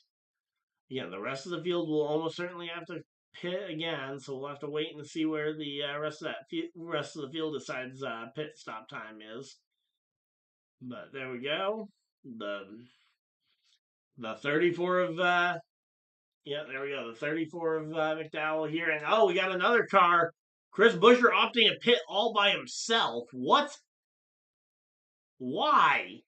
I get that you probably wanted to pit with your teammate, but pitting one lap later all by yourself is not going to be a good choice. You're going to be out there trying to get back up to speed, and you're going to be all by yourself, and you're not going to have that kind of speed that you need. I don't know what he was thinking, but here we go. Josh Berry pops out of line, trying to make the move up to the top line, but Chase Elliott got there first as Elliott and Kyle Busch make a run on the top side here. Kyle Busch pushes Elliott out ahead of McDowell for the race lead. There we go. Chase Elliott to the lead here in 2024.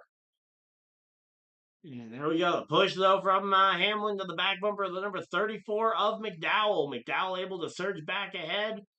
And there we go. McDowell gets some help there from Denny Hamlin, and Hamlin able to carry him back out to the front of the field. Now the question is, do they block together or not?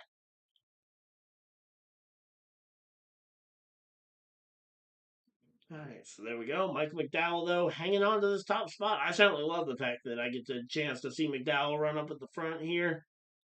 Unfortunately, it's not the 2021 race. Otherwise, I'd get to see McDowell win, but I'm not going to get to see that today.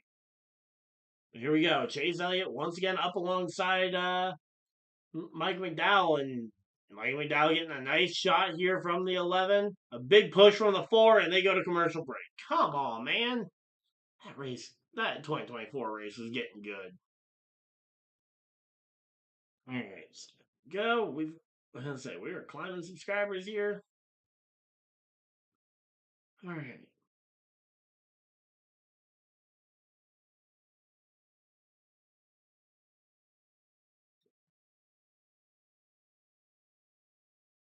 Let's see. What do we got to do here? We got some time. If we get the official confirmation that the race is postponed, I do have a plan as to what we're gonna do to end off the stream. But and so far we don't know yet.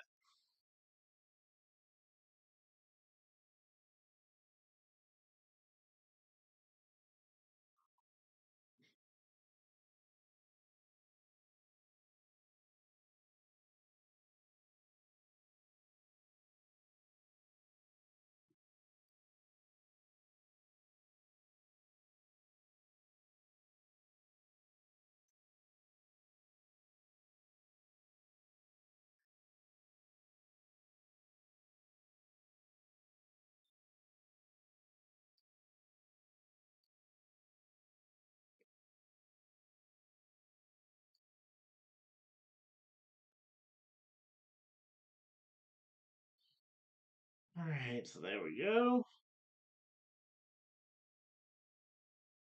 Come on.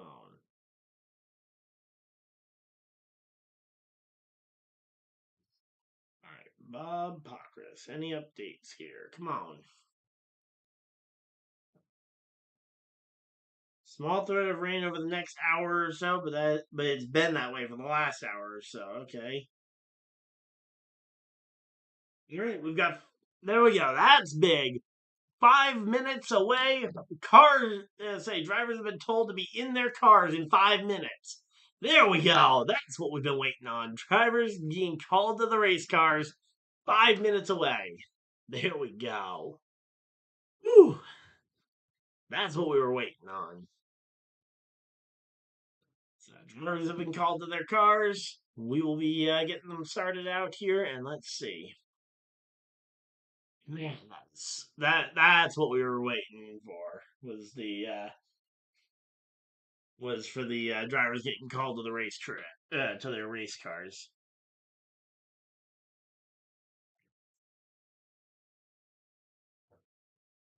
All right, well, sounds like we might not be done today, but if we do end up having another yellow for rain, that would basically end the race for the day, I believe. But again, drivers are called to their cars. I'm gonna take down that weather delay sign because we are not under a weather delay as of right now. I don't think.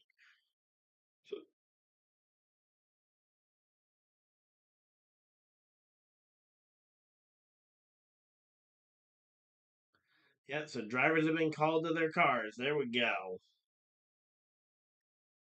So yeah, drivers will be in their cars within 5 minutes here. There we go. All right, so welcome on in. Hopefully everybody's excited. We have cars. We have drivers in cars. Let's go. I'm so excited. The anticipation, the amount of time it took to get to this point has made me even hungrier for the start of this race. The real start of this race because we had 10 laps, but it really didn't get started yet. So they're going to continue to show the end of the first stage here. 19 laps to go after the first round of pit stops has kind of fully occurred here. But yeah, at this point, I don't really care. We're getting ready for cars on track here in 2025, not in 2024. But yeah, the Fords who did pit though, they did pick up Busher. Okay, so Busher didn't get messed up too badly by choosing to pit a lap later with than his teammates. I thought that plan was going to absolutely bury him, but nope. They get bunched back up together, and again, we've got 18 laps before the end of stage one in the 2024 race that they are replaying. And in 2025, the race that we've been waiting for all day, drivers have been called to their cars and have been told to be in them in 2 minutes. So all the drivers are scrambling, hopefully getting into their cars, and we will be there shortly. So there we go. They were showing the onboard cameras here for. Come on, can't possibly just leave this going for 17 more laps, right? We've got to have cars on track before that point. So there we go. All right, so again, we are chilling out here. Hopefully, everybody's having a good time. If you guys are, of course, hit the like button and subscribe. If you guys are new. If you guys are excited for cars on track in the next couple of minutes, so there we go. We've got cars on track here shortly, and I'm excited. Here we go. 91 subscribers away from hitting the big 3K. That would be, again, insane. All right, so again, 16 laps to go in the first stage of the taped race that we're watching, the 2024 race. Again, we're mere minutes away from having cars on track, hopefully for the follow for our actual race here. Yeah, it feels weird that we've been streaming for nearly 5 hours and we're still only 10 laps in. But I do have a plan for how to end the stream, regardless of what we're doing. Whether it's at the end of the 500 miles or at the end of the whatchamacallit, when we inevitably probably get rained on again. Let me see what my weather app is saying, because okay, yeah, it's saying a drizzle right now, and then there's light rain expected in about 34 minutes. It will last for about 15 minutes or so. Again, if we lose the track at that point, I think that will end the night for us as NASCAR fans. But again, cars should be getting on track here shortly, unless the rain has actually picked up. Which again, I'm not in Daytona, so I can't give a super accurate thing. I can only go off of what my weather app's telling me and what other people at the track are saying. But again, Bob Bacra said drivers were called to their cars. All right, would expect when they open pit road, everybody will pit for fuel. Shock and surprise, considering I think they're just about on the, they're still on the outside edge of the window to try and make it to the end of the stage on fuel. But yeah, so Bob's saying though that he thinks that he would expect them to be pitting here for fuel. So there we go. And now they've got the Alex Pillow commercial going on. There we go.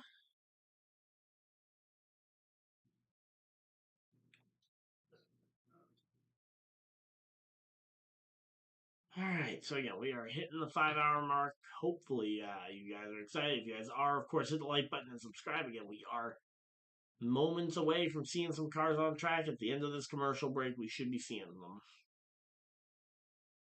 All right, so there we go. Here we are absolutely chilling. Let's see. Still can't believe how many of you guys have turned out for the duels on Thursday, for the Xfinity race on on Saturday, even the truck race where I was absolutely checked out during the truck race, unfortunately, because I was busy with getting Fantasy Friday done.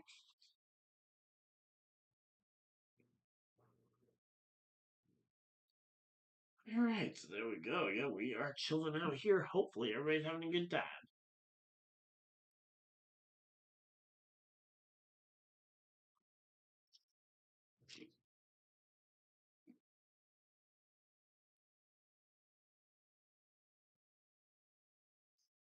All right, so there we go.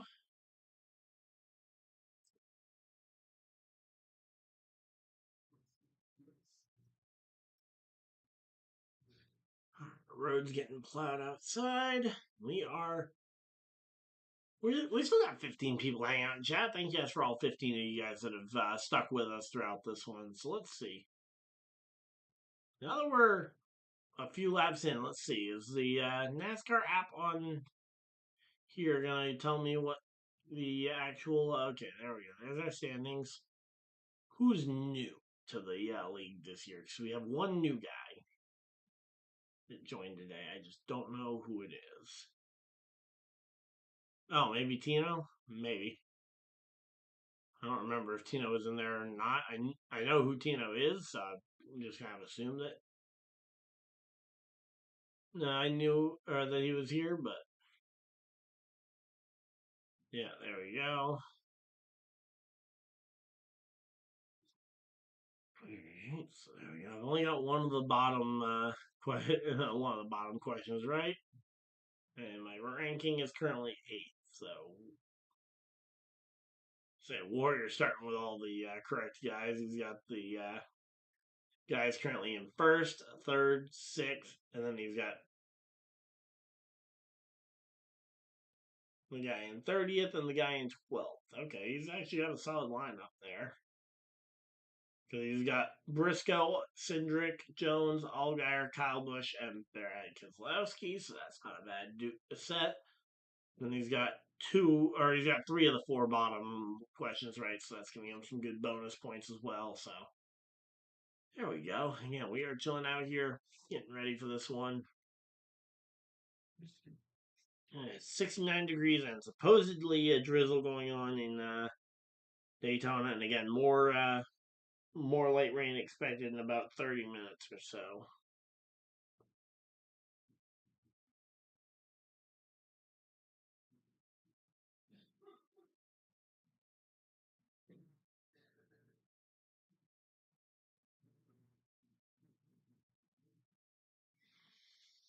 All right, let's see.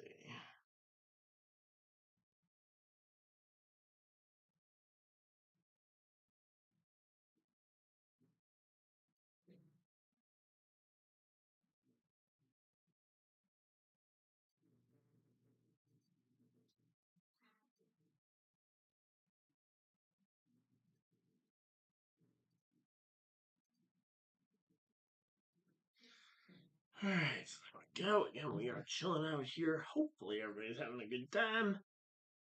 Again, they're doing a commercial break, and then when they get back, we should see cars on track, or at least drivers in cars.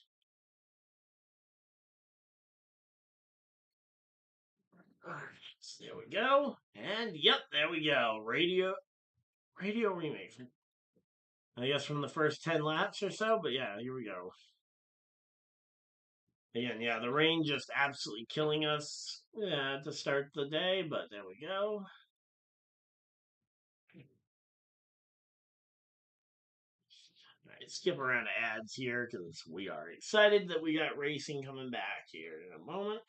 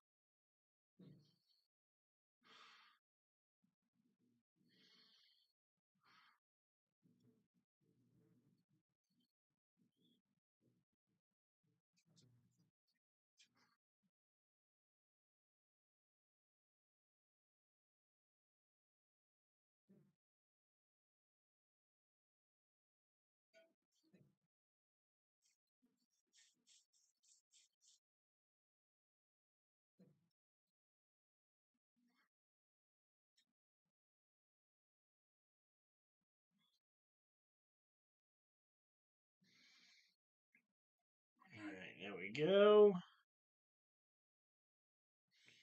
All right, so there we go. They're back. We got the booth back with Harvick, Boyer, and the guys. And cars are on track rolling. Let's go. We've got cars on track rolling. Odds of it finishing tonight, I would say. Ask me again in about 30 minutes when we have this. When we have this next band of rain coming through.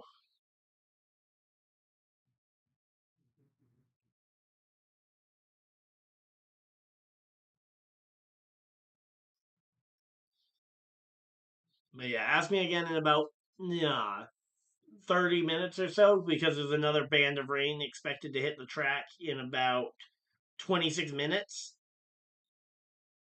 So yeah, in about 26 minutes, there's another wave of light rain that should be hitting, that is scheduled to be hitting the Daytona Beach area. So again, at that time, we'll know better if we have a good chance of finishing the race tonight or not. But we do have cars on track and rolling. All right, so there we go. So there we go. They're getting ready for this one. They're showing off some of Toyota's other racing ventures, the LMDH car, the or the GPT car. Yeah, tough to tell. I'm thinking no, but I'm hoping they can. Yeah, again, that's one of those things. Like, I think if they get through this next band of rain without stopping the cars, I think they have an okay chance to make it. But it's about making it through this next wave of rain without getting the race stopped or losing the racetrack, which would be the bigger problem if they lose the track. So there we go. And they're back from that short little commercial ad, and here we go. Kyle Busch up at the top 10. I hadn't even looked at the. Why is Kyle Busch in the top 10? Kyle Busch isn't supposed to be in the top 10, according to my leaderboards. Okay, let's get this order figured out because pretty sure that one of these scoring monitors is not right, and I'll take my money that the NASCAR one on the website is wrong and the one on the TV is hopefully right. All right, but yeah, here we go. 5 hours in. We've been live for 5 hours. Hopefully, you guys are enjoying it again. Hopefully, you guys aren't getting bored of my voice, but I'm sure you guys probably are at this point. All right, so there we go. Again, and 2,900 subscribers. We hit that earlier today. Again, thank you guys for everybody that has contributed to that number in one way or another. And again, we are climbing our way towards 3K. I'm hoping that we can hit 3K at some point here this week or this month, but yeah, again, I doubt it just off the sheer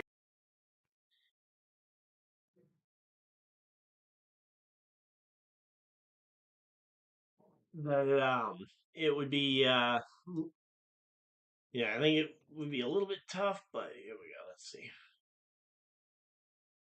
Yeah, because I know the NASCAR.com one sometimes ends up out of sync, especially during pit stops. So, oh, they have average running position. Oh, there's so much data. I hadn't even looked at like everything that the yeah data could be that we could do with this data, but we actually have like average running position, laps led, which would be an interesting one. Last pit stop. Ooh, actually, last pit stop might be an interesting one to include. We might be cooking with a new version of a scoreboard here in a later race.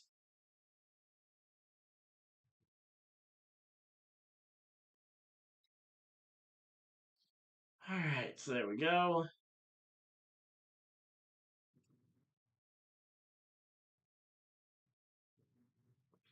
So yeah, best speed pit stop. Let me see if there's other things or if it's just these ones that I can choose between. Because if I can get other data points, potentially be able to line them up.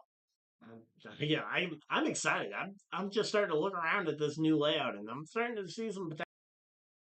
So, oh no, they are showing Byron as the leader. So I guess my leaderboard was right and the wrong. So yeah, Joey Logano back up there. So yeah, yep. Kyle Busch nowhere near the top 10. He's in 14th.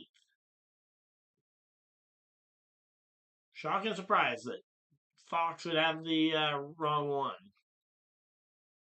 All right, so there we go. Again, we are chilling out here. Let's see.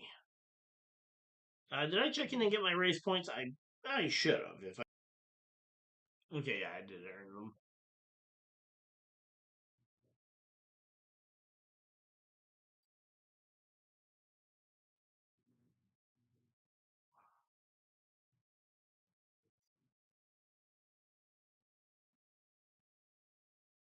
Oh, wow! There's some real potential here with this one. I'm definitely thinking I'm going to use this here potentially for yeah for Coda in a couple of weeks. So keep an eye out. Definitely thinking there might be something cool coming at Coda.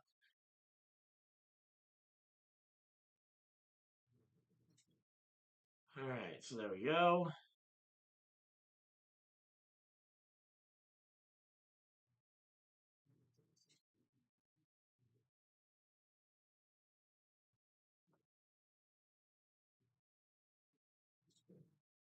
All right, so let's see.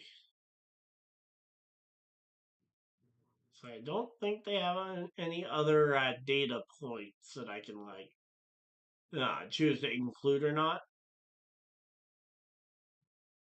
You have the timeline for that.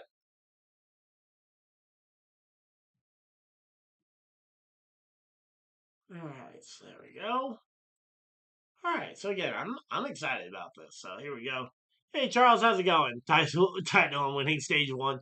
Hey, it wouldn't be the first stage one win for Ty Dillon in his career, considering I remember that one rainy Roval race where Ty Dillon was one of the few guys out there to kind of gut it out on slicks, I believe, and he was just out there carving it up like a lunatic. And he was actually able to. He was one of like two or three guys that was able to actually find speed on the slicks. So there we go. All right, so again, we are rotating. So the cars are rotating here on track. 14 laps in. Now let's see. What's it going to be here?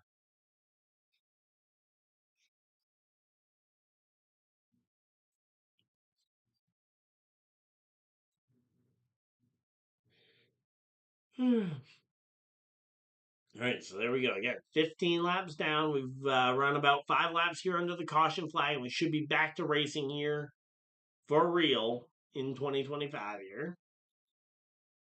And again, Byron, Cindric, Dylan, Briscoe, the top four. Chastain and Logano, 5 and 6. Bubba Wallace, 7th. Corey LaJoy up into the top 10. There we go. That's a name we haven't talked a whole lot about, but Corey LaJoy having a pretty good day. SVG, the 2023 Chicago Street Course winner. There we go.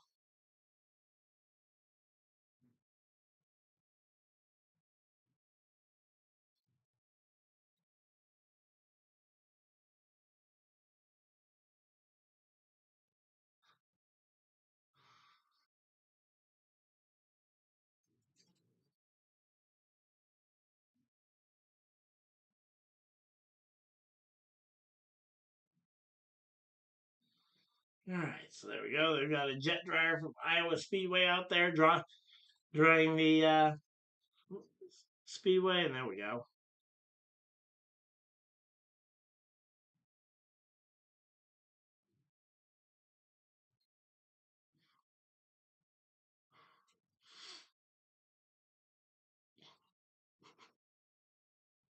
Yeah, more rain approaching. I've got some friends who are down at the track as well who are talking about more rain approaching.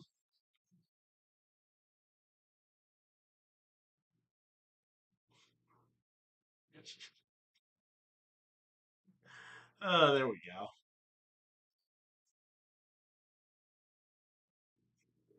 All right. So,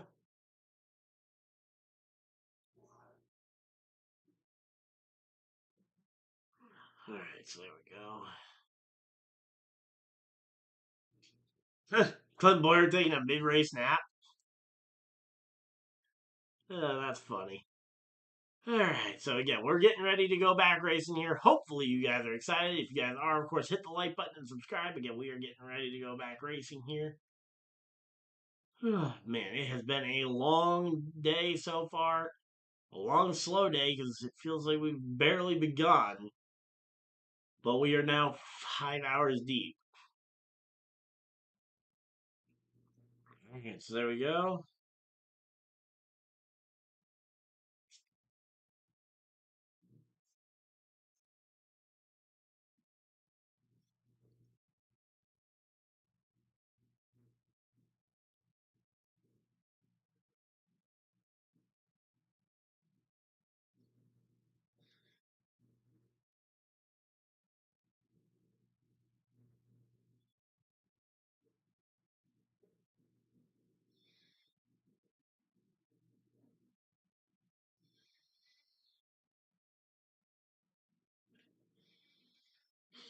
Alright, so here we go. Again, pit road will be open. Again, we expect all the drivers to basically be coming down for fuel just to top off, make sure everything's good. Yeah, also, they're definitely checking in with all their drivers, making sure that all the technology and everything is working after all the rain that came down. Again, I think we're a little bit lucky that we didn't get a bigger pouring of rain today.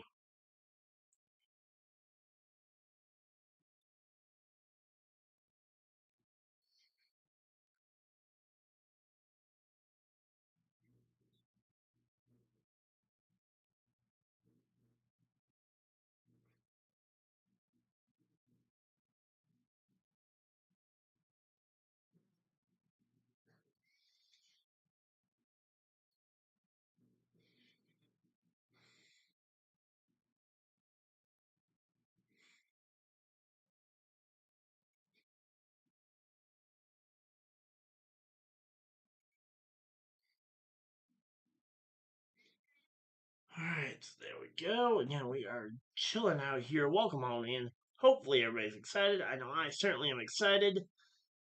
But yeah, I'm. There we go. Logano jumping up 5 spots on pit road. Stenhouse jumping up 18 spots on pit road. Let's go, Ricky. Ricky Stenhouse jumping up that many spots. Kyle Busch up 5 spots on pit road. Let's go. Did Michael McDowell stay out? Did Michael McDowell just stay out to take the lead? Let's go! Let's go! Michael McDowell staying out to take the lead. Let's go! We are back to racing, and Michael McDowell has taken the lead at Daytona in the Go Bowling Chevy. Oh, please, come on. Let's go.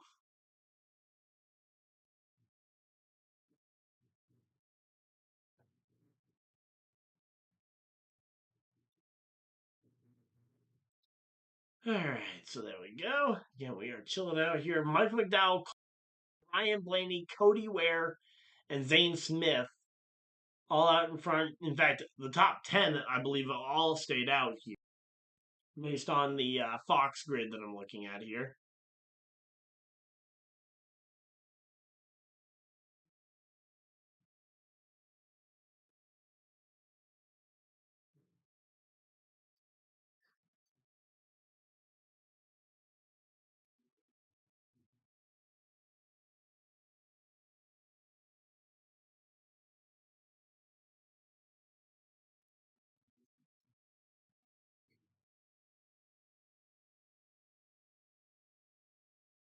All right, so here we go. Pit road is open, and the rest of these rounds now. So there we go.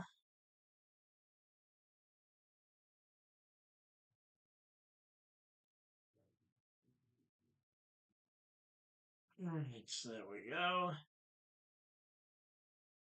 All right, so again, we should be hopefully getting this one started again because yeah, Jeff Gluck 20 minutes ago was also worried about the next wave of rain coming in. But again, as of right now, we're looking like we might get this thing restarted here shortly. Pace car reporting raindrops. No! No! No! No!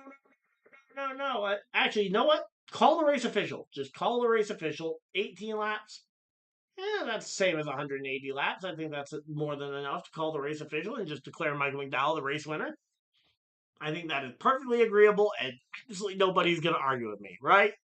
We can just all shake hands. Mike McDowell wins this thing after 18 laps and 0 laps and 0 passes for position on track by Mike McDowell.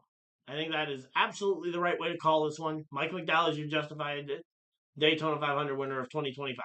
I think that is absolutely fair and absolutely logical, and totally is not just me being biased of McDowell fan that we might have raindrops coming in with McDowell in the lead.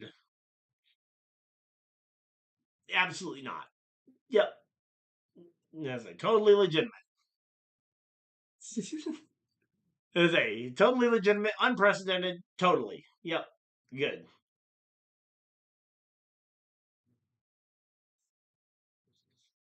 So there we go.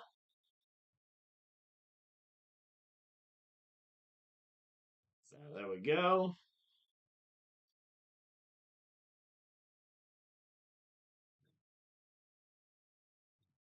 So there we go. And yep. I say yeah, they're continuing to roll here. And oh, did Mike McDowell pit? Oh no! Please tell me McDowell didn't pit. He dropped a third on the leaderboard. Did he come to pit road, or is he just dropping for whatever reason? Please tell me he didn't pit. I kind of wanted to celebrate Michael McDowell leading the race for at least another 24 hours.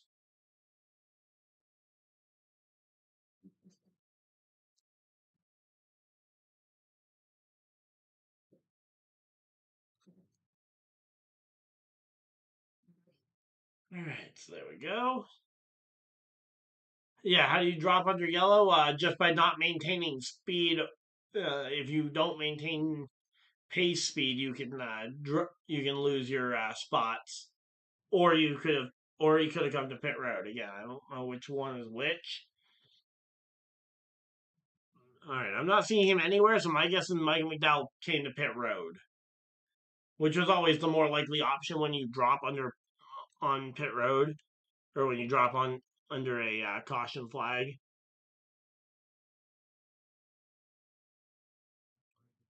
But yeah, McDowell did lead a lap, though. He led 2 laps of the 500 here. Hopefully, he can lead a third lap and win this one. So, yeah.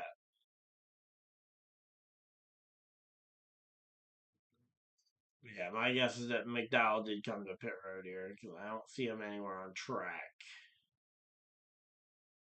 Do, do, do, do. There's Corey LaJoy in the Stacking Pennies car. I'm just kind of looking through the field for all the red cars, trying to find McDowell.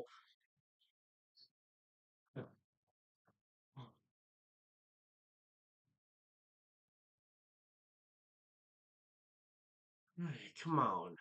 It's nearly 6 o'clock already. We are at a side by side commercial under yellow. Aren't you wasting some of these commercial breaks by doing the side by sides under yellow? Granted, I wouldn't mind if they were all side by sides, but that just isn't going to happen. So there we go.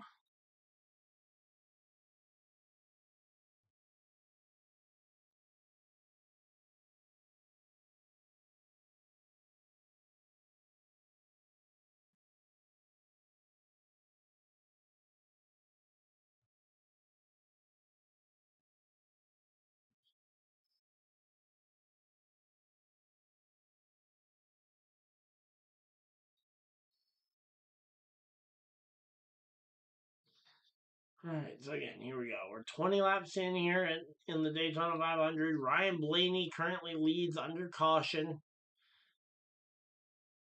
Flag, flag waver's arm must be getting tired. Yeah, well, what they do when they are under a prolonged caution, the way they do it is that they basically just hold the flag at the because they're up on a flag stand way above them anyway. They just rest the flag basically on the guardrail of the platform, so the flag waver isn't having to constantly wave it. Yet it's still visible and clear to everybody that the flag is still out, even though the pace car in front of them could easily tell them that, hey, we're still under caution. Okay, yeah, as I say, if he's waving it at all, yeah, he definitely could, but yeah, a lot of the time during these extended yellows, they'll just rest it like that. But yeah, a lot of us are waiting for this, are excited for this thing. And, oh, are you kidding me? I'm seeing a red flag again.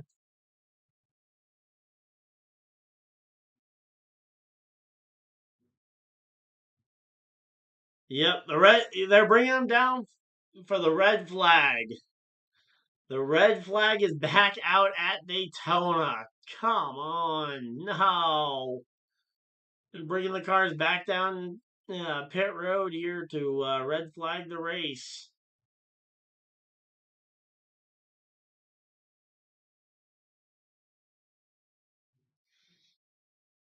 All right, so they're going to bring the cars down pit road and stop them here at lap 20. This is the same lap that they stopped the 2020 race at when Trump was last at the Daytona 500. Just fun fact. And that was this was the point in the time where they ended up calling it for the day for the 2020 race. So we'll have to wait and see if what ends up happening with this time. But yeah, this one is definitely rough here.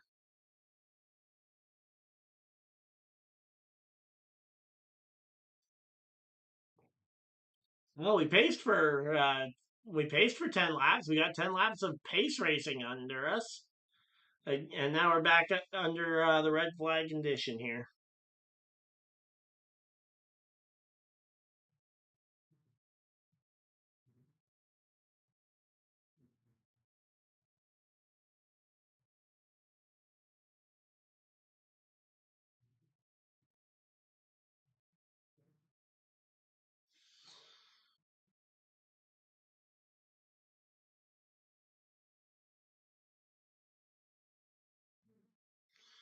All right, so let's see. Again, we're just kind of waiting to see what they end up calling. They have stopped them on pit road, not in their pit boxes like last time. So I'm curious if this is going to be a shorter delay because of this or what. But yeah, they have not stopped them in their pit boxes this time. So again, we are waiting to see what they're going to say here. But we are currently under the we're under yet another rain delay here, as another band of rain has now hit.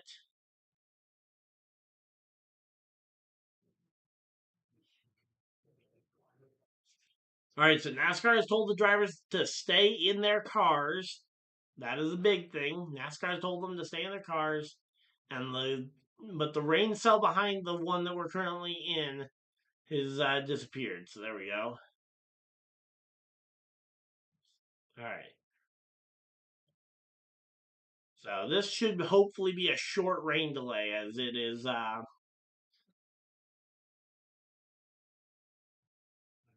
As they are being told to keep the drivers in the cars here. They are cover. I say some of them are bringing out the car covers though to cover over the cars.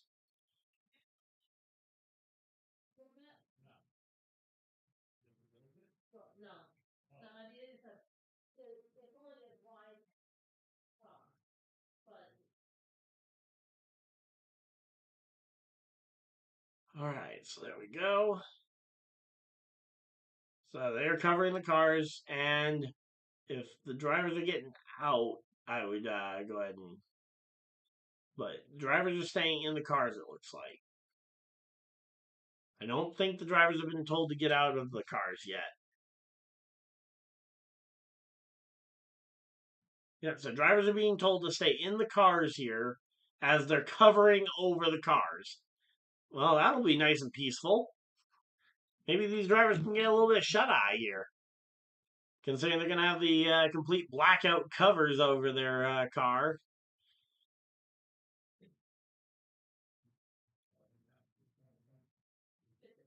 I think that's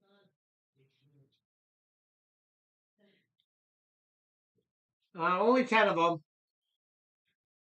Yeah, the first yellow came out at the end of lap 10, so we ran another 10 under yellow.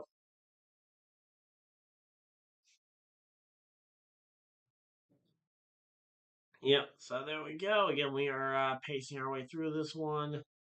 Again, they've stopped us for this one. Let's see.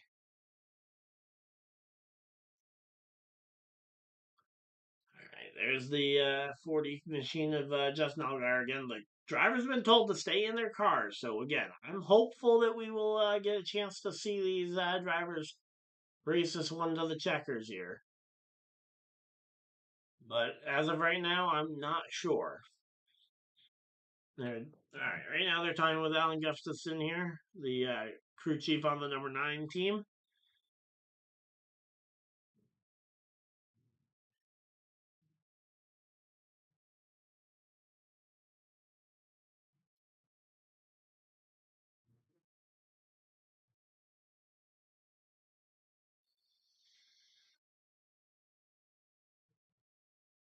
All right, so yeah, hopefully it's a short yellow here, but yeah, again we or a short red flag, but again the red flag being back out, I'm gonna go ahead and throw the weather delay back up. All right, so yeah, if we get any confirmation that this is gonna be a long delay, I might go ahead and throw up the race replay thing.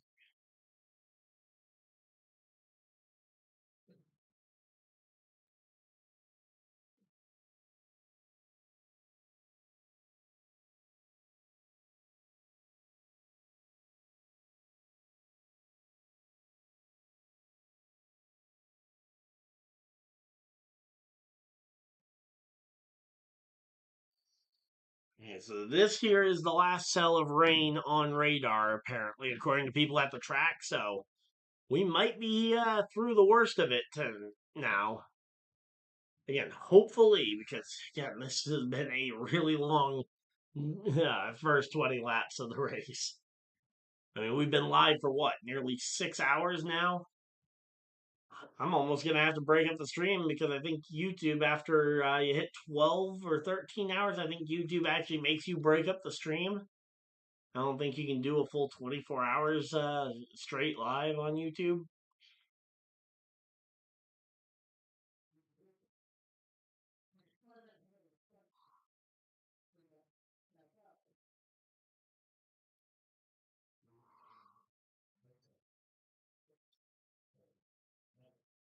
All right, so there we go.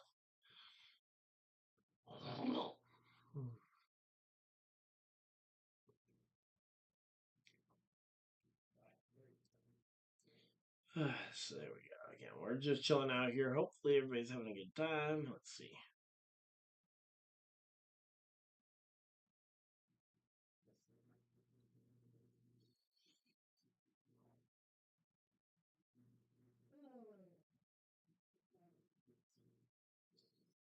Well, next time we go out to my car, we can work on taking all the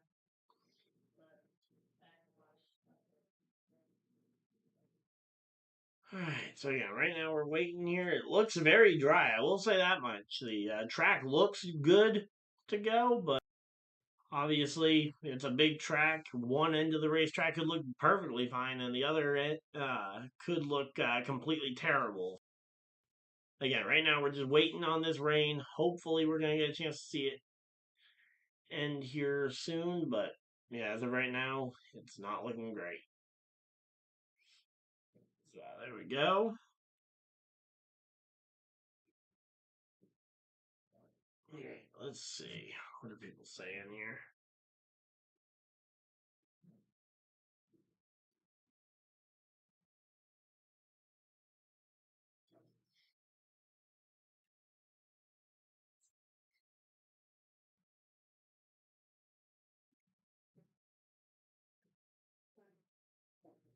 Just so you know, if you're ever wondering, I have 3 boxes of pancake waffle mix.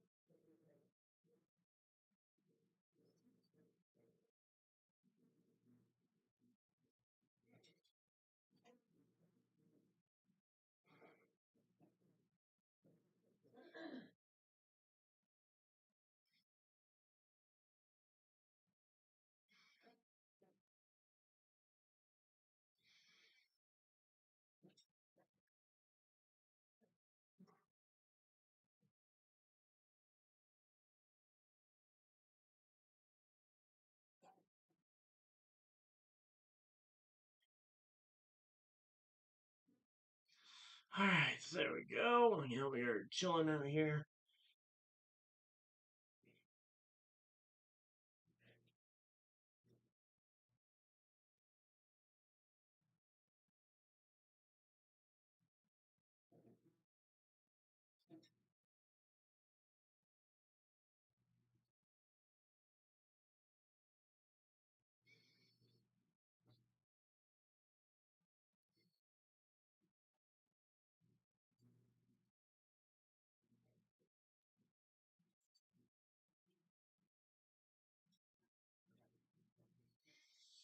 Alright, so again, we're chilling out though. Hopefully, we'll get a chance to see these cars back on track. It looks like maybe the Allgaier machine's getting uncovered. Alright, yep, there we go. The Justin Allgaier and and Junior Motorsports team are uncovering their car now.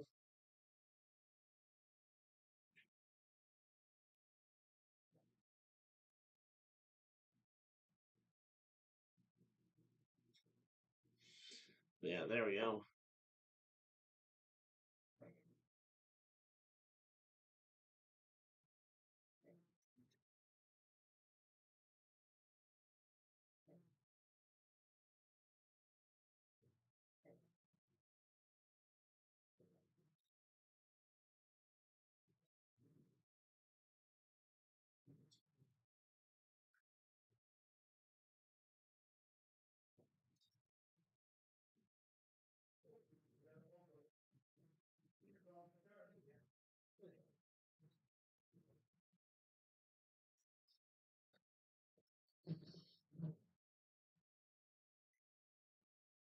Alright, so there we go. Again, we are just chilling out here. I'm going to run and use the bathroom real quick, and we will be right back, guys.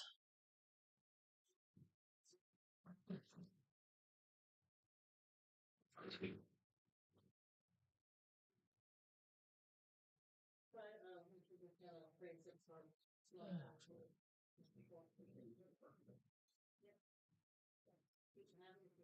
Rainbow is taking forever.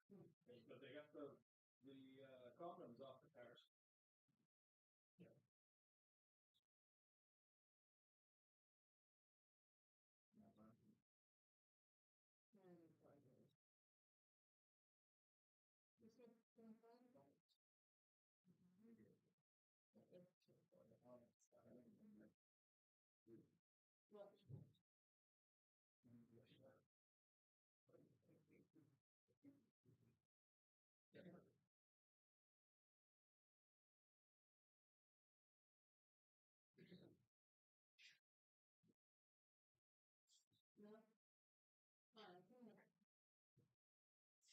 It's so easy to think that you can't have a burger because there's something on the stuffing.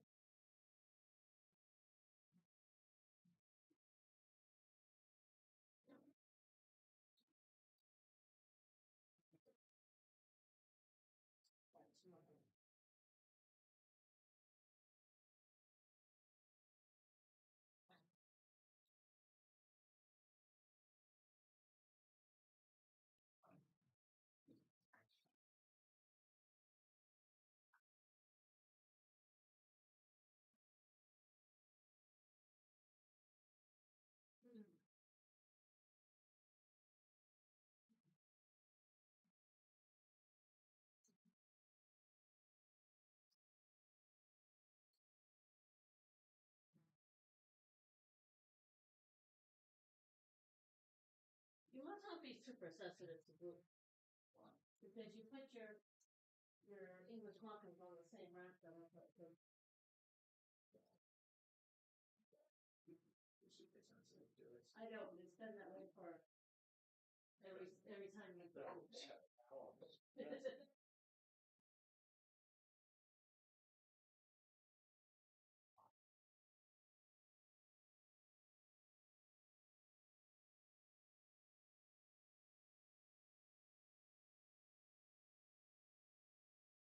I think the only reason I want this is I have to get crunchy.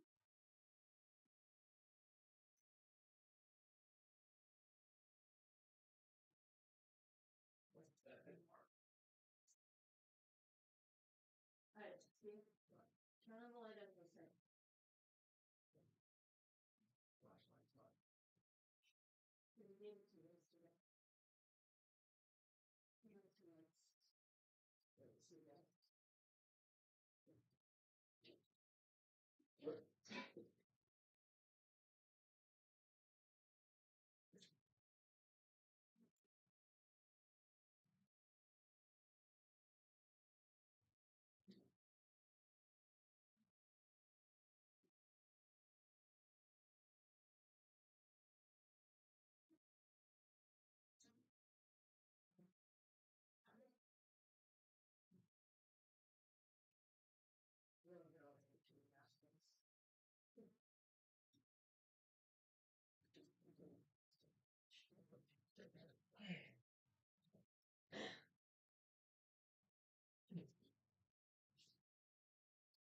All right, let's go. All right, so at the let's say the positions that the drivers are in it changed quite a bit between the rain, because now you got Ryan Blaney, Zane Smith, and Riley Herbst in the top 3. Despite the fact that we really haven't had any racing, we've had basically 0 laps of action going back to what was it? The lap 10 red flag. We haven't had any real racing, and the starting order has flipped basically completely around. So there we go.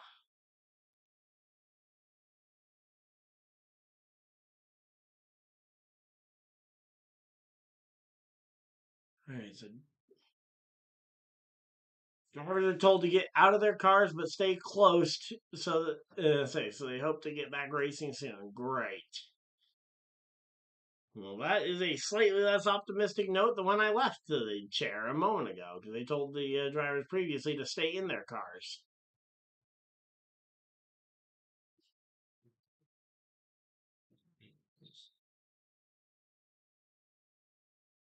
Well, they kind of had to do that if they were going to let the drivers get out. Hmm?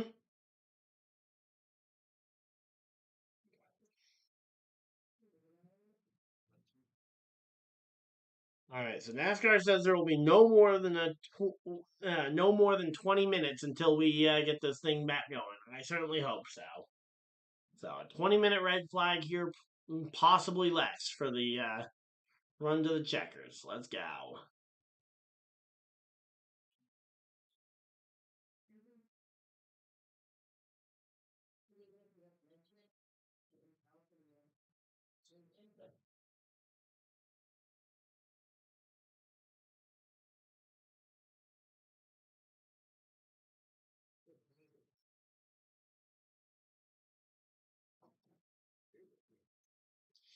All right, so let's look at some of the other fantasy lineups here. So, all right, Mike went with a lot of Penske. He went, Blaney went Cindric, went Byron and Elliott. A couple of Hendrick drivers there. Then went with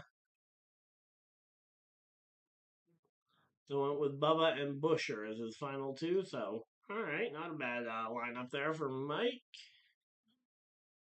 Let's see, now Shadowhawk will go, and he has Briscoe, Byron, Chastain, Elliott, Cindric. Wow, he has a really good roster for the if the race were to finish exactly like this.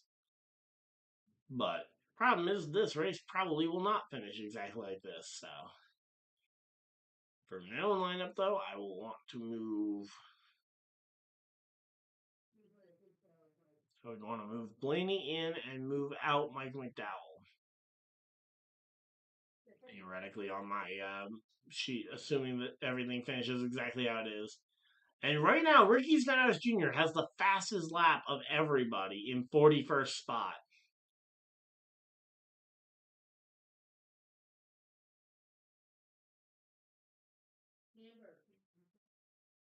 So here we go.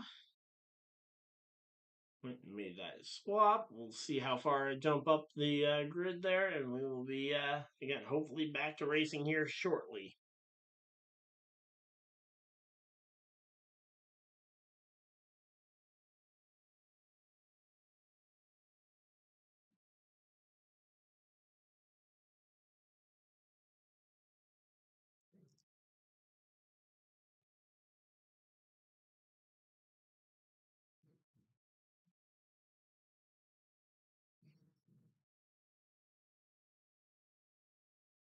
Alright, so hopefully we'll be able to get this one back, and let's see.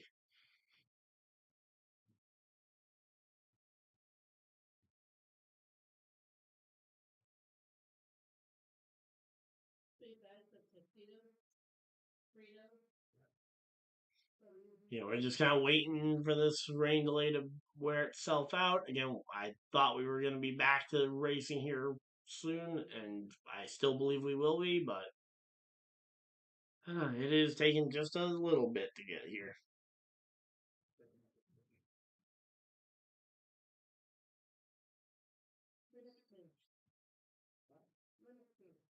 Should be good to go once track goes dry. Okay, that's very good. No more rain in the forecast once we get back going. Problem is will we get back going? We should be able to get back going.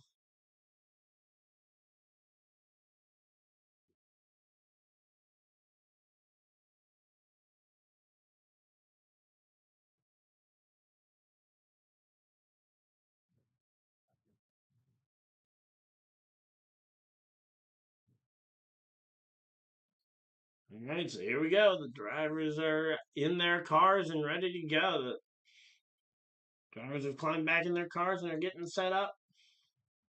Trackhouse, they're going ahead and featuring the 4 drivers from 4 countries for Team Trackhouse.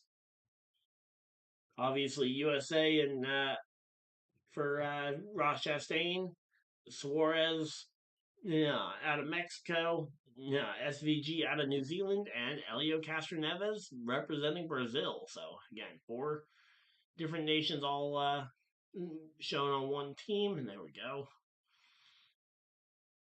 Actually hit refresh on my monitor, but it seems to have put it right back in the right spot, so we're good. And here we go. Lights are on the pace car. We are ready to go back to racing. Let's go. Come on, let's get this done. And at this point, I have been just hoping to be able to get a chance to see this race go to the checkers. It's gonna be a late one, I'm sure. Considering this race has barely begun and we're already looking towards the end of it.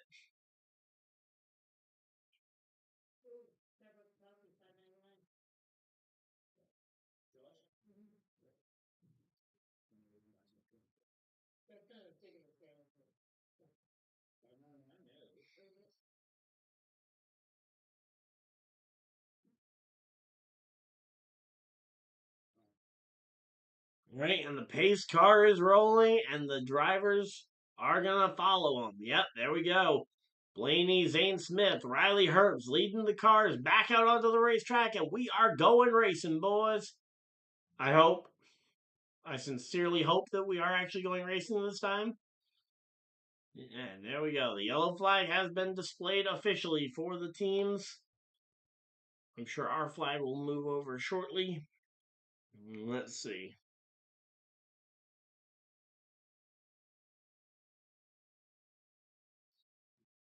Alright, so this should be the last rain delay of the Daytona 500 there.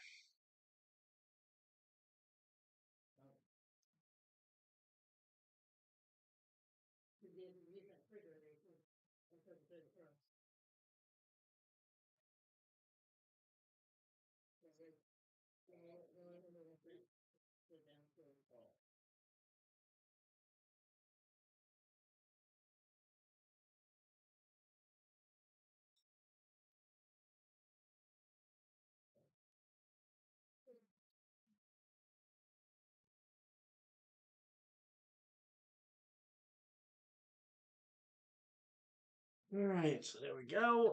We are officially running, so I should take down this rain delay graphic, and we are once again ready to go racing. Alright, so again, here we go.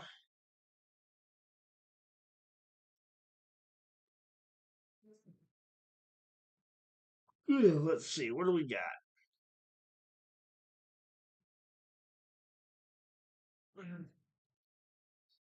We are back to racing, hopefully soon, and we will get our chance to see the checkers, hopefully. Well, we know there's guaranteed to be 2 more cautions because of the stage ends, but yep, there we go.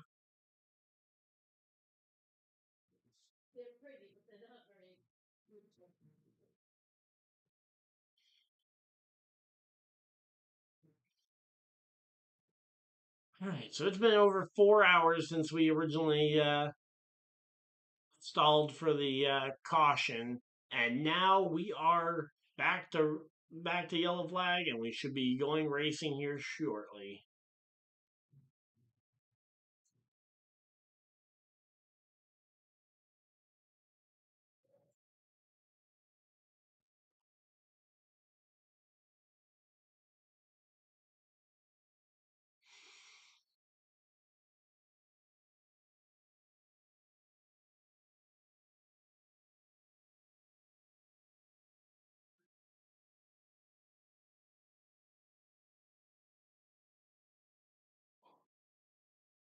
Alright, so yeah,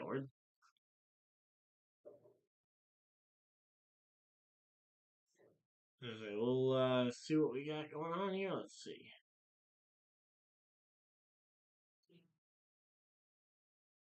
Alright, so here we go. Drivers are rolling, and we are going to hopefully be back to racing here shortly. Again, feel free to let me know if you guys are excited for this one. I know a lot of us are basically just drained at this point because we were all hyped up 4 hours ago for this, but we are ready to go back racing.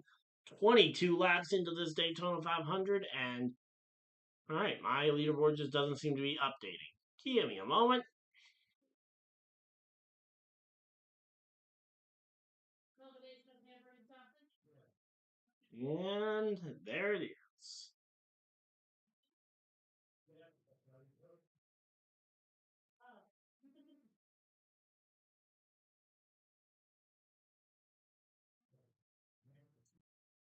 There we go. We are all synced up and ready for this one. Again, Kyle Busch on the verge of the top 10. He isn't supposed to be in there yet. At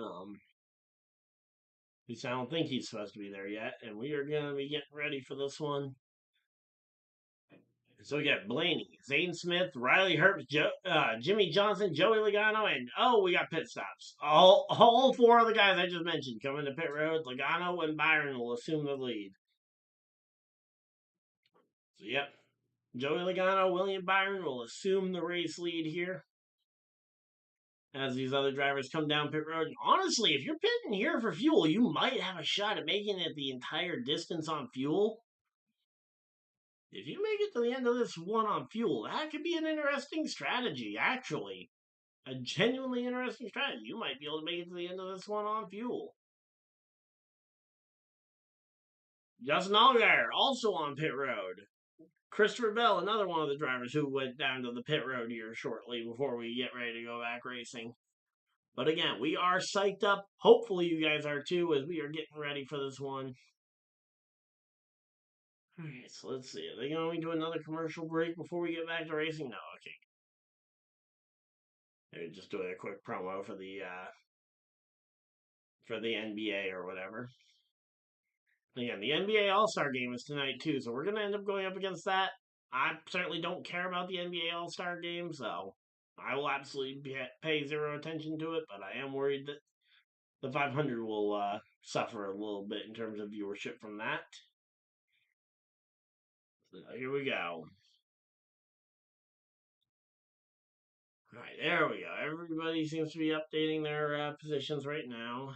There we go. All right. So here we go. Lined up. Lights are off on the pace car. We are ready to go back racing. Let's go. But yeah, there is a lot of red cars out there. Oh, man. All right, there we go. Yeah, started the race with an air temperature of 82. It is now 61 degrees. And the track itself has cooled down nearly 20 degrees as well, as the pace car is off, running for cover. Field in the hands of Logano and Byron. Green, green, green. Green flag is out, and we are back to racing.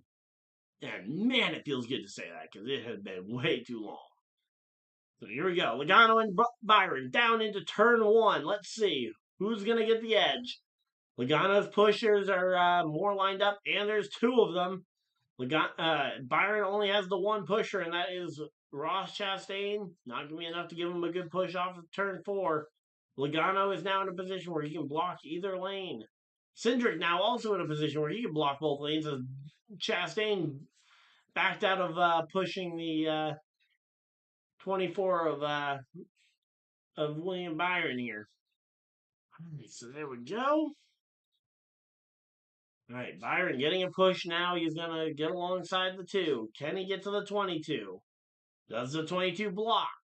That's going to be the other question. Can the 22 block William Byron here before Byron gets a nose in there on him? Looks like Logano is going to stay committed to the outside lane as the 24 William Byron, I think, is all but alongside Logano. And there we go. The top line is forming here. You've got the 11, the 5, the 34. A lot of drivers all getting formed up here. Hamlin, Larson. There goes SVG to the top. SVG now leading that line ahead of Hamlin, Larson, Gilliland. So here we go. Everybody getting formed up here. We're getting ready to see what this one's going to end up becoming. But as of right now, Logano pulling a little bit of the double lane thing where he tries to block both lines. And yeah, these Chevys on the bottom, they are fast, so you can't underestimate them. If you give them an ounce of daylight, they'll turn it into a sunburn. And yep, there we go. The 22 Logano down to block the run from the 24. And his teammate, the 2 of Austin Cindric got absolutely hosed on that deal as he got moved to the middle of 3 wide now as the three wide battle has gotten all the way up to third. So there we go. Again, right now, Ross Chastain also putting on a big run and gets to the middle of the racetrack, which is only going to hamper the it's only going to hamper the progression of the outside and inside lines because now there's a third lane in there that's pretty quick, honestly, and is keeping them all kind of packed right together. So right now we got a 3-car breakaway at the front of the field. It is Logano, Byron, Ty Dillon. Kyle Busch, Briscoe, and Chastain are locked up in a 3-wide battle for fourth. Again, the outside line not quite as organized, but as I say, there is commitment there at the very front of the field. So yeah, right now we are working our way through this one, but we are back to racing. It feels nice to finally be back to racing. And as I say, again, Logano, Byron, Dillon, those are the front three. Everybody else gridlocked here in a 3-wide mess. Looks like the top line, Briscoe, might finally be breaking away from all that.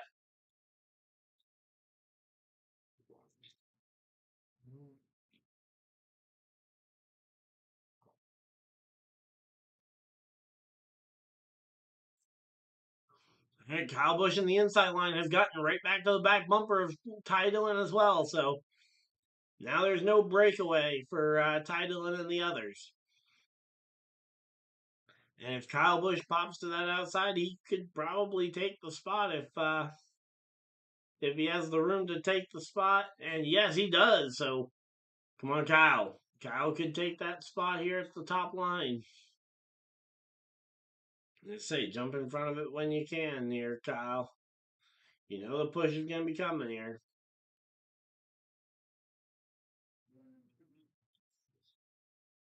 So here we go. Again, 30 laps down. We're coming up on 35 to go here in the first stage.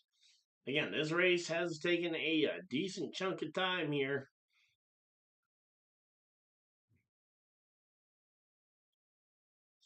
All right, so here we go. Christopher Bell.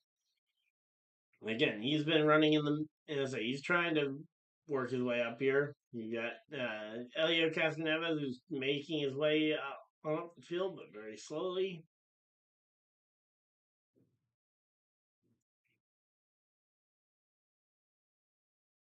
All right, so there we go. Again, Kyle Busch up to the 4th position. The question being, when will Kyle make that move to try and make the pass here on the front 3? Because you know that Kyle is definitely the kind of guy who wants to win everything he can here.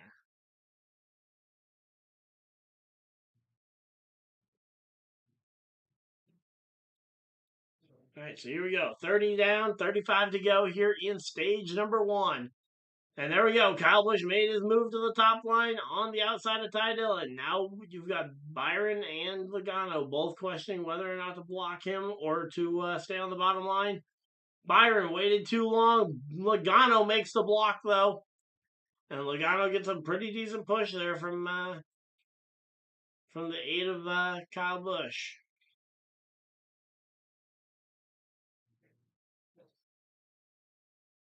Alright, so yeah, right now we are chilling out here. We got Kyle Busch moving to the middle lane, and he gets Joey Logano stuck in the middle lane too.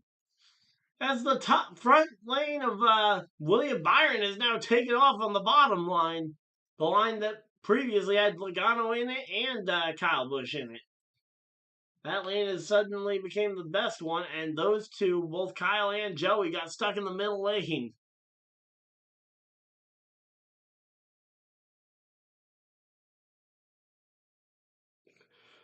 Alright, so there we go. So yeah, again, both of those. Kyle tried to drop down there to potentially bait Joey. They both got passed, or at least brought alongside by the 9 of Chase Elliott. And there we go. Corey LaJoie jumps to the outside. Joey Logano finds some speed and pushes Corey LaJoie out in front of the field. The 0-1 of Corey LaJoie went from having to fight his way into the field on Thursday night to being out in front of the field Sunday evening here at Daytona International Speedway. What a cool storyline there for the 0-1 of Corey LaJoie. Stacking them pennies. All right, so there we go. They go to a commercial break. We are set and ready for this one. Let's see.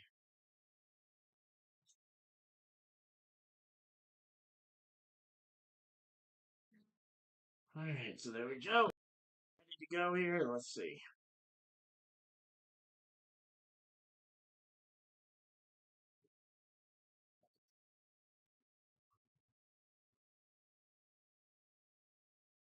So again, right now, Corey LaJoie and Joey Logano have gotten to the front of the field. That is impressive that they managed to get that one all the way to the front of the field. So again, we are chilling out here. Hopefully everybody's having a good time. If you guys are, of course, hit the like button and subscribe. But here we go. Let's see. The push from, say, Kyle Busch here is still stuck 3 wide and not going to help him too much here. He's up to 4th. I don't know if he can get much higher than 4th right now because he's kind of stuck leading the middle line but can't really break free of the middle.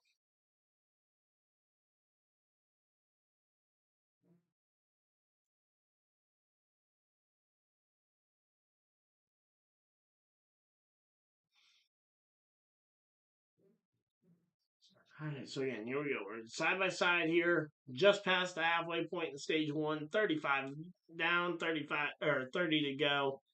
And again, this the run to the stage end is going to be crucial here in the Daytona 500. Again, each of these drivers, Corey LaJoie, most importantly, going to be trying to fight their way to see if they can get this one. If LaJoie wins the stage, I think he makes a good case as to why teams shouldn't have given up on him.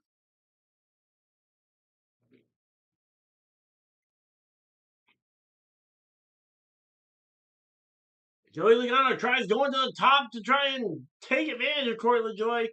Ultimately, Corey LaJoie follows him all the way to the top to block, and now it's 3 wide right behind LaJoie.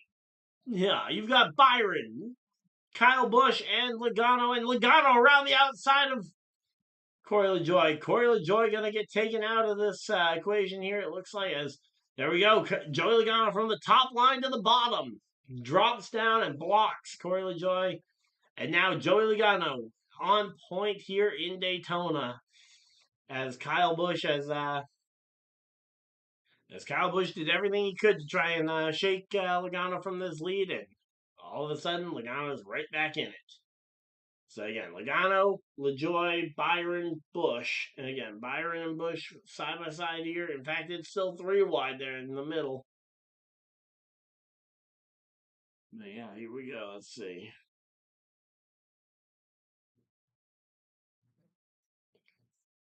Yeah, here we go again. Right now, they're working their way through this one. Less than 30 laps to go, and we are working our way through this one. LaJoie on Logano.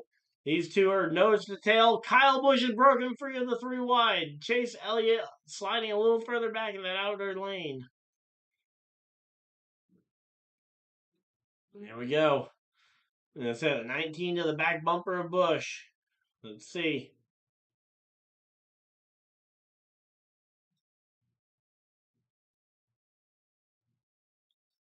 All right, so here we go again. 33 years old for Corey LaJoie. But he just led the Daytona 500, and we've got 29 laps to go.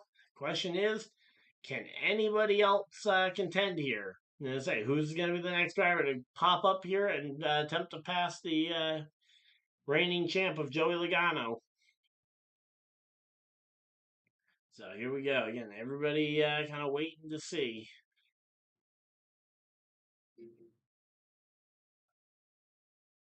All right, so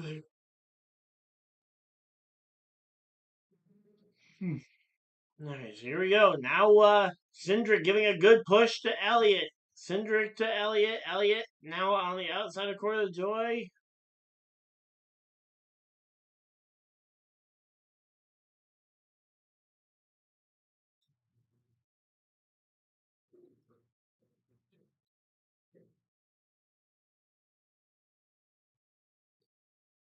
All right, so again, 27 laps down. Atlanta next Sunday at 3 p.m. And let's see again. Right now, this battle of the lead is actually pretty interesting. Again, you've got Chase Elliott on the outside, Logano going up to try and block, but the 0-1 of Corey LaJoie is completely unguarded down there. And there we go. Looks like Logano made the right choice as to who to block.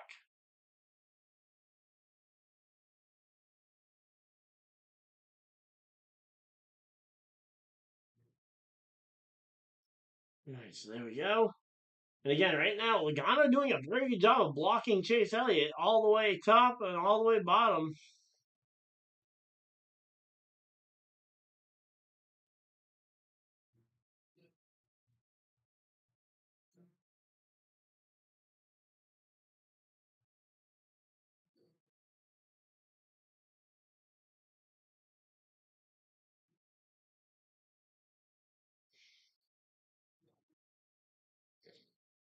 All right, come on. So Chase Elliott gets by Joey Logano for the lead. There we go. Come on, Kyle. Kyle Busch trying to side drive whatever he can to try and get a shot at this one. Alright, so there we go. Welcome on in. We got 19 people hanging out in chat as we've got cars on track racing. 25 laps to go. 25 more times around, and we will have this one wrapped up here for stage one. Kyle Busch has found his way to the bottom of the racetrack. He has taken the point position on the front line. So here we go.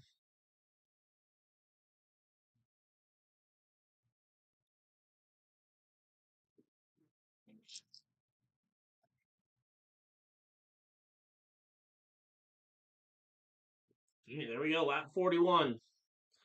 Again, we're closing in on the end of this stage. 25 laps to go. A lot of these drivers don't have fuel, I don't think, to make it the full distance. A few of them do, but a lot of them don't have the fuel for it.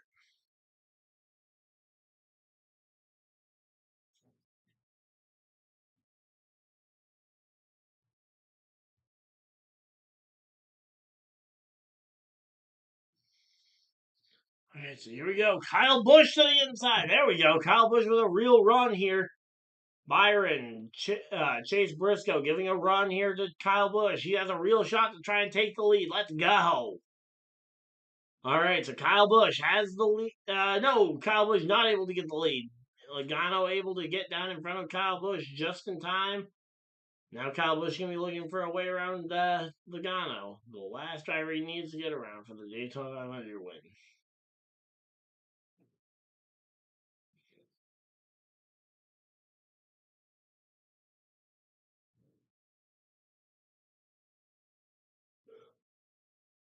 All right, come on.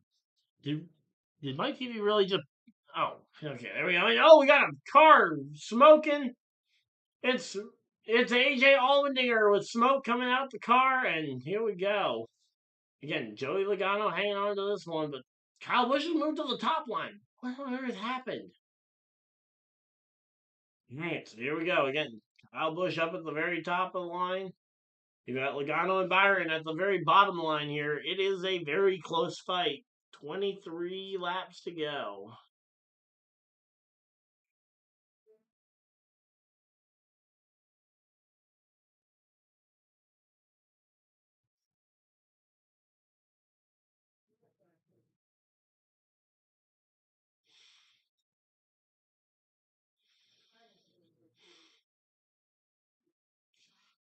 All right, so yeah, right now Logano has the control of the field here. Kyle Busch has kind of gotten stuck in that middle lane once again here, and Kyle Busch has just kind of gotten sucked further and further back.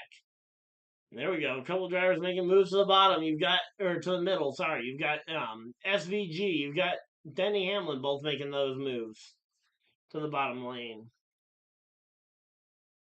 All right, so there we go.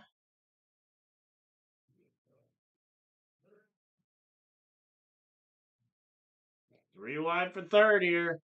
SVG looking for the top spot. Can SVG do a pass to try and take the lead in his first ever Daytona 500? I believe it's his first. Did he race last year? I don't remember if he raced last year or not. Hey, they've got an ad for the NASCAR Fan Reward Point System, which I guess is a good time to remind you that, yep, NASCAR does have a Fan Reward Point System where you can go ahead and get free stuff just for checking in on their app to the race leaderboard.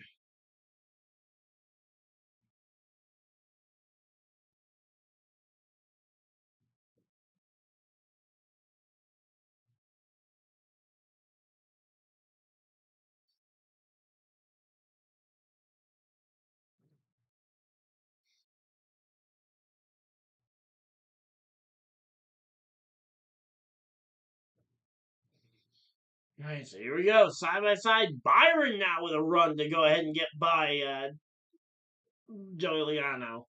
Logano has the push though from Chase Elliott. Elliott gonna be enough to change the balance here. Byron has Hamlin. Byron needs a good push here, and Hamlin is right about the right one to go ahead and do it.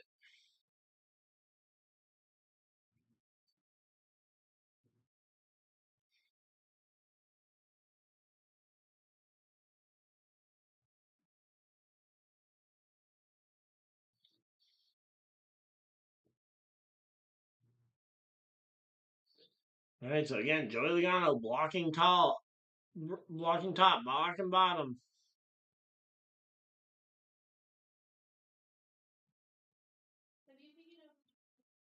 So again, right now we're chilling out here. Justin Allgaier up 20 spots from the start of the race. There we go.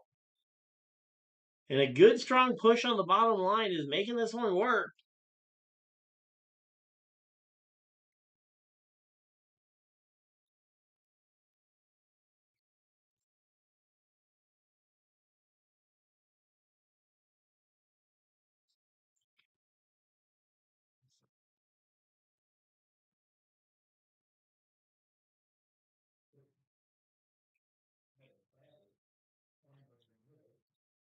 So Joey Logano has now led 20 laps on the night here, at 20 out of 47 laps. And this is incredible that he has been able to do this well this quickly. I mean, again, we know he's one of the best, but the fact that he was able to stave off charges from guys like William Byron and Kyle Busch, I mean, those are drivers that we expect to win races and potentially contend for specifically this win. Now, if he was just trying to fend off guys like Zane Smith and SVG all night, then yeah, that would be a fairly easy one to assume that he would get it. And there we go.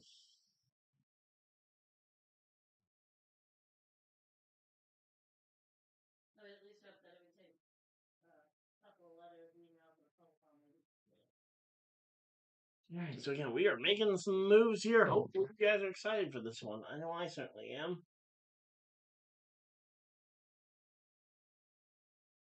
It definitely feels like it's been forever, but we have got ourselves a really good race here.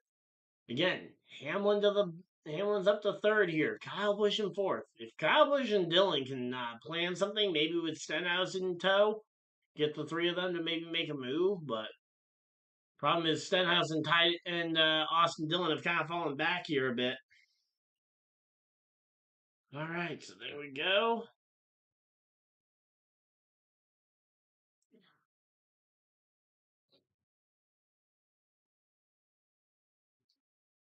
So yeah, at the first rain delay, when the rain delay first started, Byron was first after being fifth on lap one, and now he's all the way up to second. He's running very well today.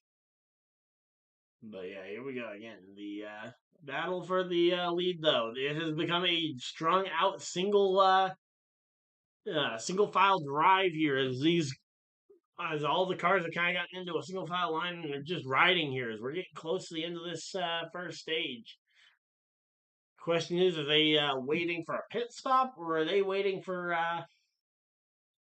to try and make sure they have enough fuel to make it? Because if they have enough fuel to make it, it is barely.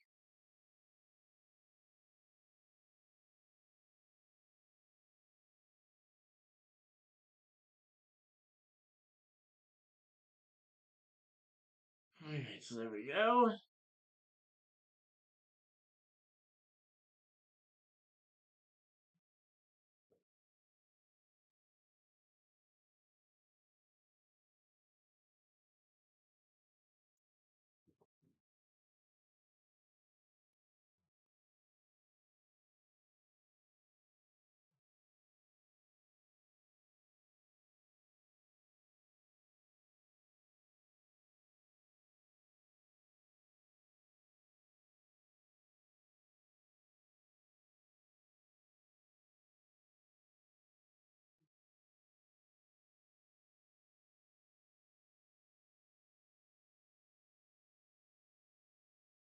All right, so here we go. A big run coming here from the outside. Blaney, who gives a massive push to Keselowski, but I think that run is going to stall out just a little bit before they even get to Joey Logano. Logano does go up to block just in case because he feels like that top line did have the momentum, and he is right. They do carry the momentum, and that bottom line was definitely starting to stall just a little bit here.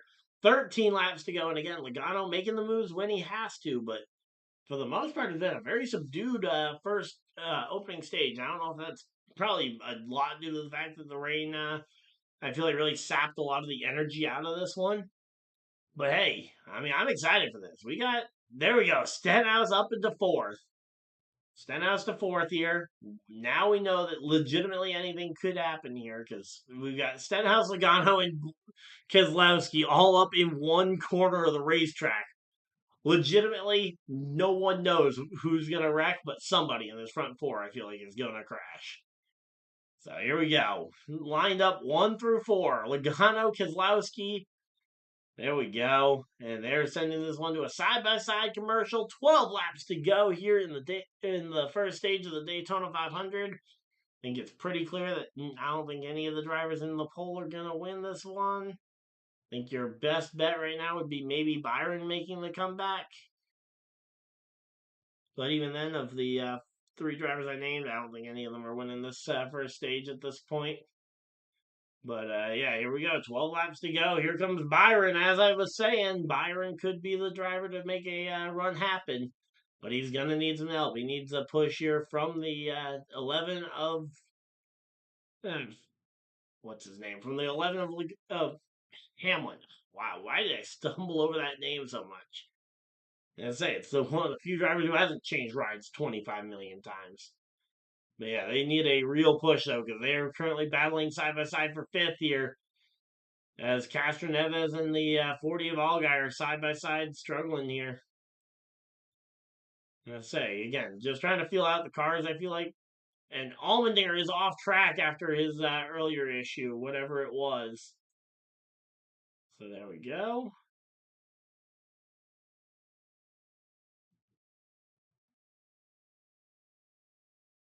Yeah, so there we go. Todd Gilliland making a move in the 34 car. Looking to the bottom, he goes by Stenhouse. He gets to Blaney. 10 laps to go and in stage 1, and we might have a challenge on our hands here. Again, as I say, that's the same car that Michael McDowell was able to do so well in last year. Obviously, different crew chief, different driver, but that is the same car that Michael McDowell was able to do very well in the 500 in and was able to sit on so many of those fastest pole awards here. So there we go. And they go ahead and they're continuing to fight here up to, as I say, he's alongside Blaney. Next up is Keselowski to try and pass him. So there we go.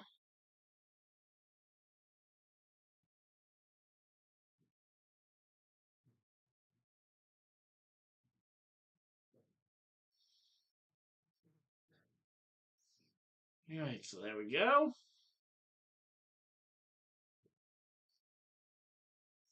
Yeah, right now we're working our way through this one, and we've got 9 laps to go. But this stage, it is heating up, and if any of these drivers need fuel, they aren't looking like it because they are driving this one. Could definitely be that the fuel estimates could be off due to the amount of pace laps that they've run, but here we go. Again, we've got ourselves a very stacked lineup here. Again, maybe Stenhouse could find a way to make a move. Again, if Stenhouse can get clear of the inside line, yeah, there we go. Stenhouse is clear. He can make the move to the bottom to potentially start to make those moves.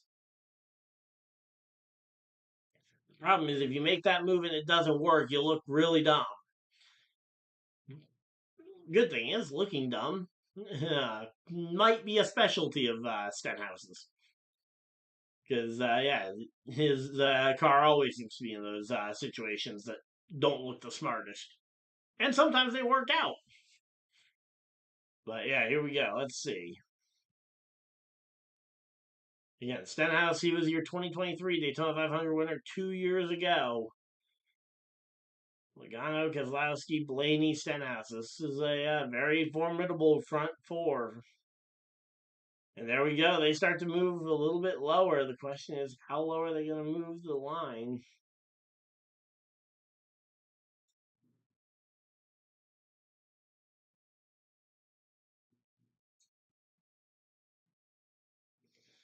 All right, so again, here we go. Stenhouse all over the rear bumper of Blaney. The question is he going to be able to make a move here? 7 laps to go in the stage number 1. Feel like we should be 7 laps to go in the race, but here we go. All right, again, 10th place Todd Gilliland. They're working their way through this one. Welcome on in. We got 14 people hanging out in chat. Thank you guys for everybody that has decided to spend a portion of your day here with us. And here we go again. Brad Keselowski giving these massive pushes to Joey Logano. The question is, can Joey handle the pushes? Because we've seen a push from Brad Keselowski wreck Joey Logano in the past. So here we go. Let's see.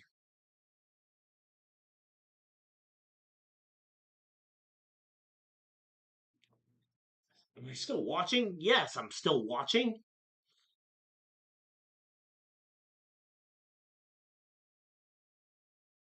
Come on. All right, here we go. 5 laps to go in the stage. Here we go. 5 laps to go. Let's go ahead and skip a round of ads real quick because we've had plenty of ads earlier in the stream. And here we go. Again, Logano versus Keselowski here.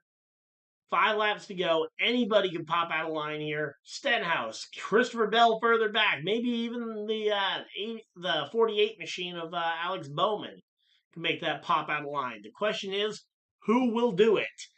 Again, 5 laps to go. Stage 1. We are closing in on the end of this first third of the race. So here we go, lined up and ready. Showing off the Toyota cars there for a moment. Again, Bell, the highest of the Toyota cars so far. Jones, though, hanging out inside that top 10. Reddick at 9th as well. Shouting out a couple of those Toyotas in that top 10. Bubba Wallace up in 11th place. He's also doing pretty well for himself. Oh, no, he's actually back in 14th.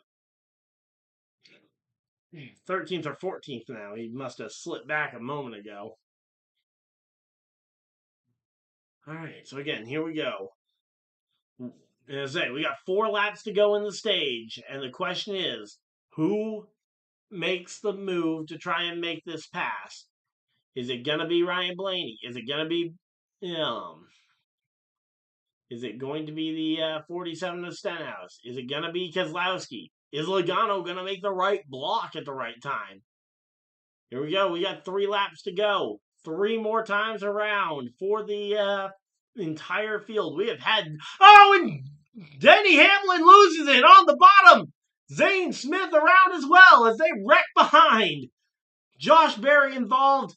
Michael McDowell sneaks through. Let's go. Michael McDowell sneaks through, but what on earth caused that? Did Hamlin have a tire going down or something? Like, legitimately, what caused that? I mean, that's going to end the stage. Joey Logano is going to win this stage here under the yellow flag, almost certainly. Keselowski 2nd, 3rd Blaney, 4th will be Stenhouse, 5th will be Bell. Bowman, Suarez, Reddick, Jones, and Byron, the rest of the drivers finishing inside the top 10, but again, just weird that I need to see a replay as to what caused this, because yeah, there's absolutely no way they get this thing cleaned up and good to green in 1 lap. I mean, maybe they could red flag it to try and force a green flag finish to the stage, but that would definitely be more an IndyCar type of thing than a NASCAR thing. I don't think they've ever really red flagged a race to try and. Okay, so it looked like just a push gone wrong initially, and then I have no idea what happened. If anyone has a good explanation as to what on earth happened there. All right, so let's see. Riding on board with Chastain here. I'm assuming he's not going to see much. Okay, here we go. Off the back bumper. Oh, okay. It looks like the white car there. I believe that might be Cindric. came down and is what sent Zane Smith on his uncontrollable ride. Again, glad McDowell made it through, but come on, man. All right, so there we go. We're now sitting 89 subscribers away from 3K. Let's go.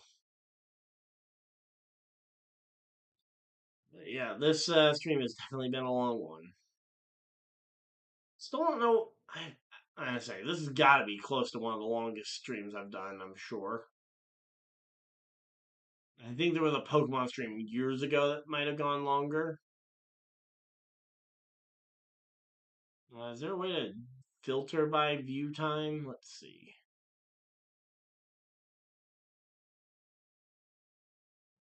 Length, because length would be an interesting one to see. Because again, this one's gone over.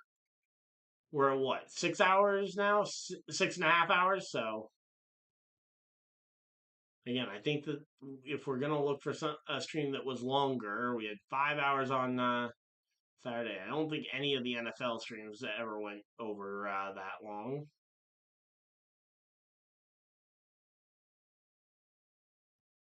As we have the end of stage one here, let's see.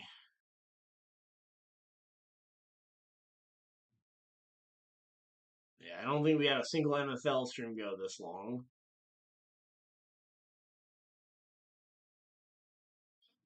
NASCAR streams 3, 3, 3, 2.5, 3, 3.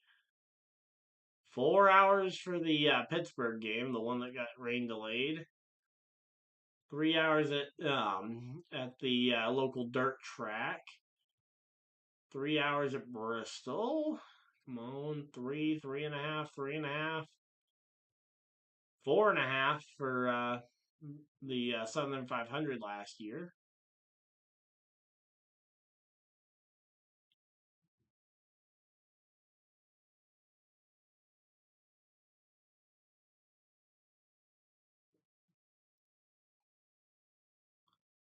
Well, 4.5 for the Coke 600.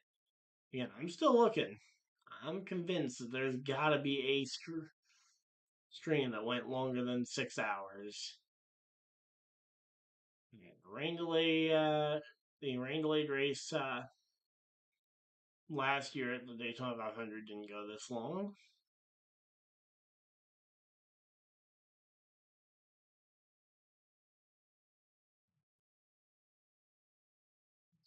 Then we start getting back into NFL from last year. Let's see. 3.5, 3.5, 3.5.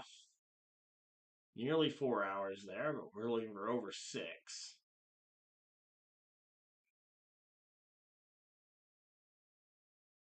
Oh, 3.5 at Charlotte. Let's see. Again, there's got to be something, right? So yeah, again, stage one is, and there we go. They're officially crossing the line to finish stage one here. Joey Logano, your official stage one winner.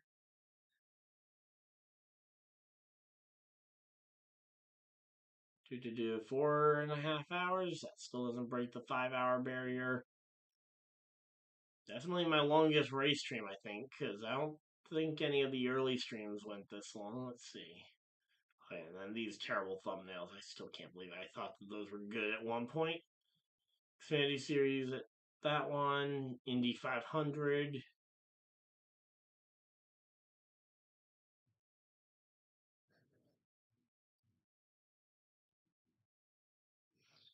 I don't think we've ever streamed it. Certainly not a sporting event that went this long. I don't think. Let's see. Okay, so they're coming back from commercial break. Let's see. Come on, there's only a few more races to go through. Daytona 500. Nope. I never streamed a race that was nearly that long. So no sporting event that I've streamed went nearly that long. That is impressive that we are at our longest stream. Not exactly a surprise, but there we go. Again, they're introducing us to the pit crew members that are on the number 20. We are, again, getting set and locked in as we get ready to come back from commercial break here. Welcome on in. Hopefully, everybody's having a good time. As we hit 7 o'clock here on the East Coast.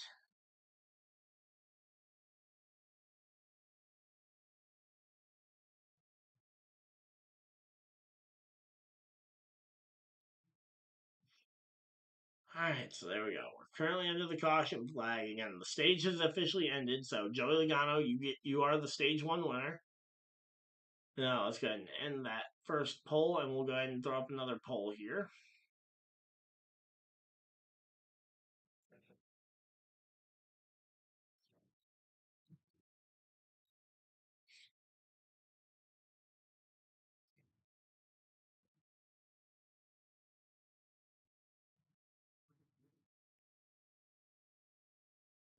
Hey, Michael, how's it going? Didn't you do back-to-back streams on Sundays? Yeah, I might have done some back-to-back streams on Sundays that might have equaled close to that, but I mean, even then, the football streams were usually not over 3 hours, so two football streams together would have been close. The busiest one might have been no, because I didn't do three on.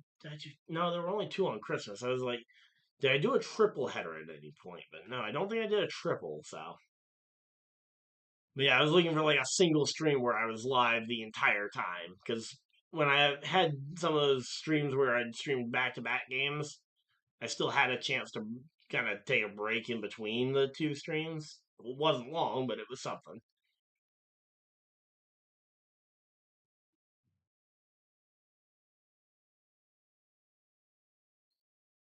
I mean, this is a single event, and we're only 1/3 of the way in.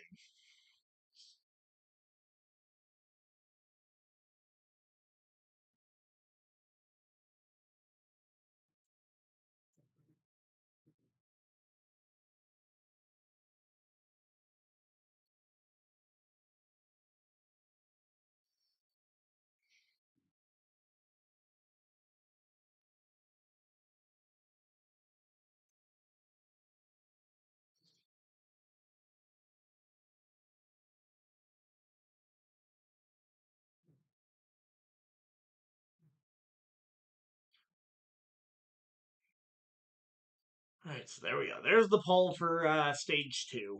Figure we'll change it up a little bit. We won't do the 3 driver one. We'll go ahead and do. Yeah, how many yellow flags do you guys think we'll see in this stage?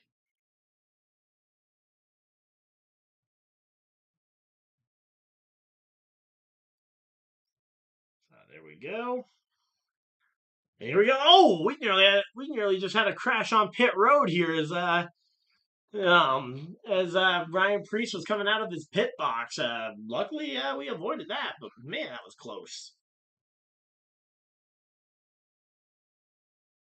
Right, so there we go. All right, so let's see. What do we got? We got 12 people, or we got 16 people hanging out in chat. Thank you guys for everybody that has decided to show up again. I know it's been a long day. Someone voted 5 plus. I sincerely hope that we don't have 5 cautions. I'm not counting this first caution because technically this came out before the end of stage 1. I'm going to count that as a stage 1 caution, hence 0 to 1 still being available, not 1 to 2. So here we go. Yes, there we go. Let's see. 5 plus, though. If we get 5 plus cautions in this stage, I will be a little disappointed just because of how long it will have taken at this point. But yeah, this race has gone on a long time. But yeah, I think there was a stream, though, a stream years ago where I went, no, for, let's see.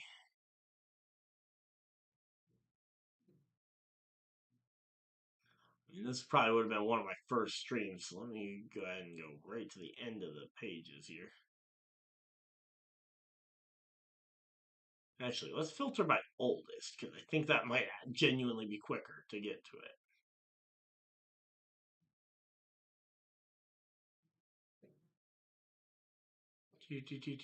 So yeah, 4.5, 6 hours, 13, 7 hours. Were those?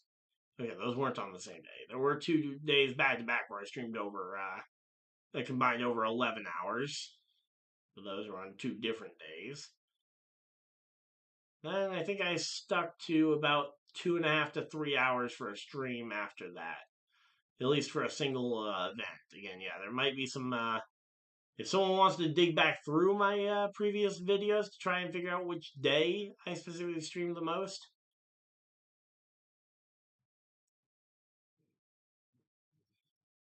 But yeah, so like 2.5 hours there, 2.5 hours, 1 minute there. What did I stream for 1 minute? But yeah, so again, I think that was. I think 7 hours is the longest I've done for a single stream, though. So there we go. Hey Zach, how's it going? Oh, say, what channel are you watching this on? Because US or UK coverage has gone off because of the delays. Yeah, so I've been watching this on Fox, but I also live in the East Coast of the US, so we haven't had any. Say it hasn't kicked us off of the channel yet. Did ask me at one point if I was still watching, so there we go. They got a DraftKings thing talking about how Eric Jones is a good bet, and honestly, not a bad. As I say, certainly wouldn't be a bad pick. As I say, even a Joey Logano pick could net you a 7% boost. But yeah, it's stayed on the same channel for us in the U.S. as far as I'm aware. But again, as I say, we'll keep streaming it here too if you want to stick around and hang out here. If you can't find it on your local channel, or if they flat out took it off, which is annoying if they took it off midway through. But yeah, so there we go. The top 5 favorites, or the top 10 favorites right now. Joey Logano has surged in the odds there.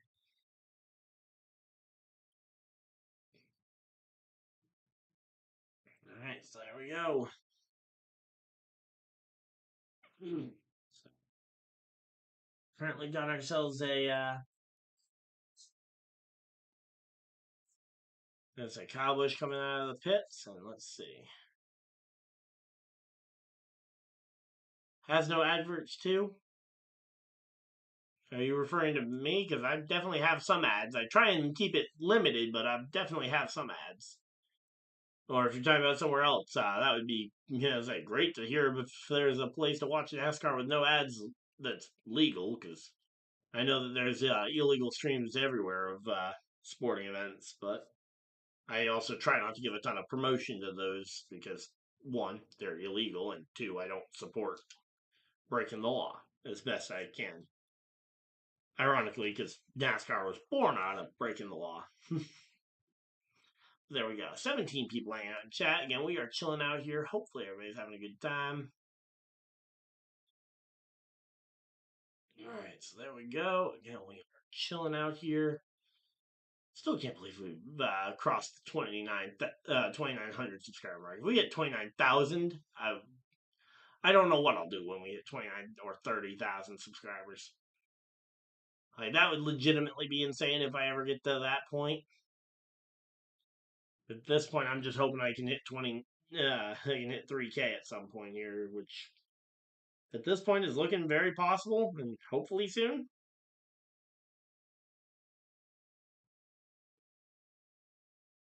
But yeah, here we go. Green flag is out, and the pace car. Wow, I didn't realize the pace car was off quite yet, but there we go. Yellow, Logano coming out here in front of the field. No, here we go. Bowman with a big push. There we go. Bowman from the bottom of the racetrack. Big push and a big crash behind.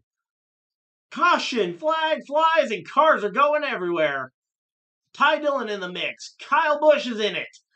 Elio Castroneves, Chase Briscoe, and they are all in. So there we go. First caution flag of the new stage, and we already are in it. So there we go. We didn't even get one lap in of green flag racing. All right, so there we go. That's a big wreck. I haven't seen the exterior of Kyle Busch's car, so I don't know of the extent of the damage. I did see that he did get tagged in it. But man, there we go. Riley Herbst also sparking out the back bumper of that one. But there we go. Your 5 Plus is looking better.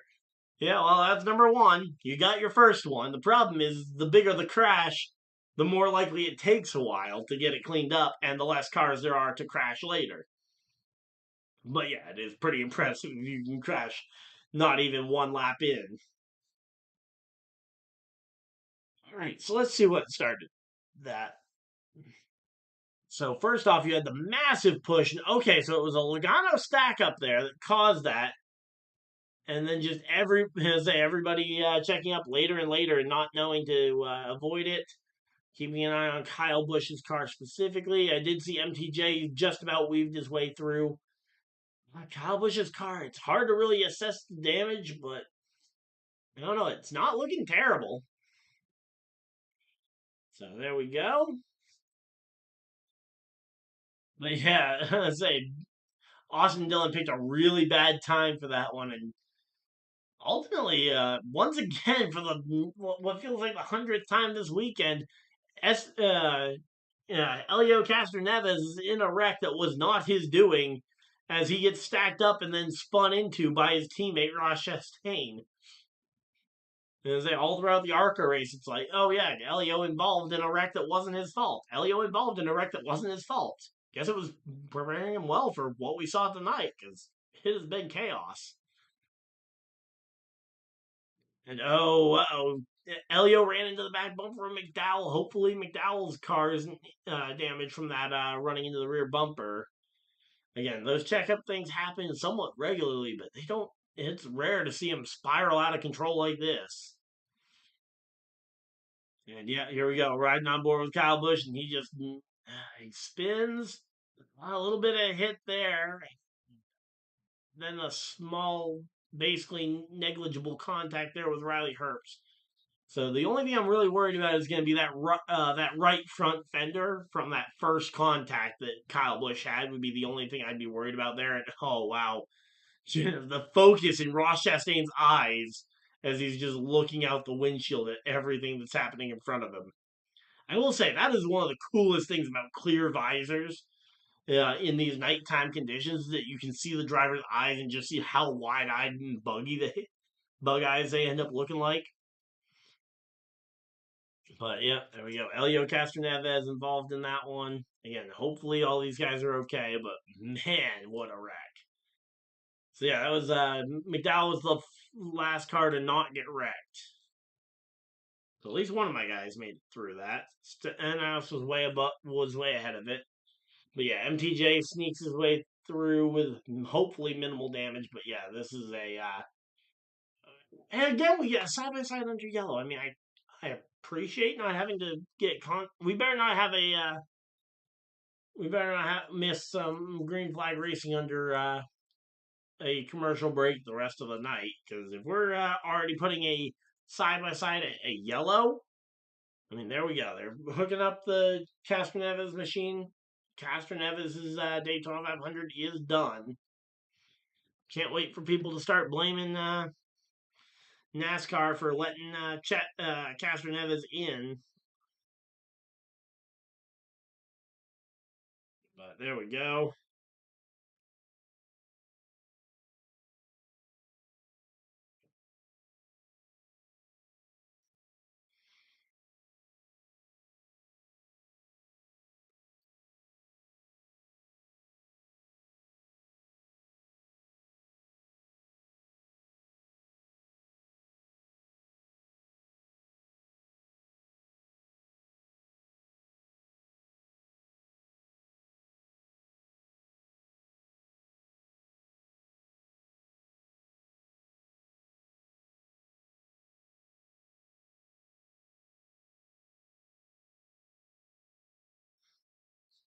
So there we go. Joey Logano coming down pit road, potentially just to fill up. But again, I feel like they would have just filled up under the previous yellow at the stage break. So I don't know. No, Joey Logano getting some repair work done. Hood going up on the hood is up on the 22 machine. No.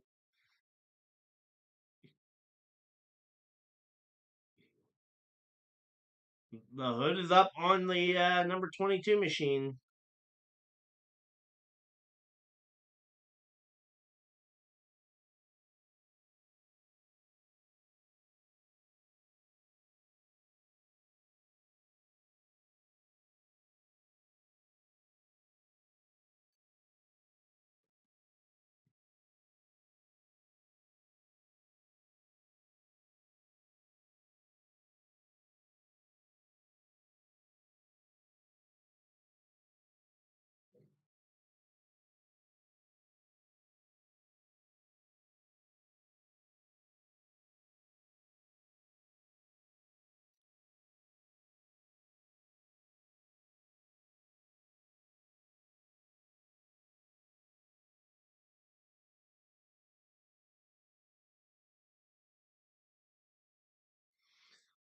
so there we go. Again, we are chilling out here under a caution flag, so you guys are not missing anything.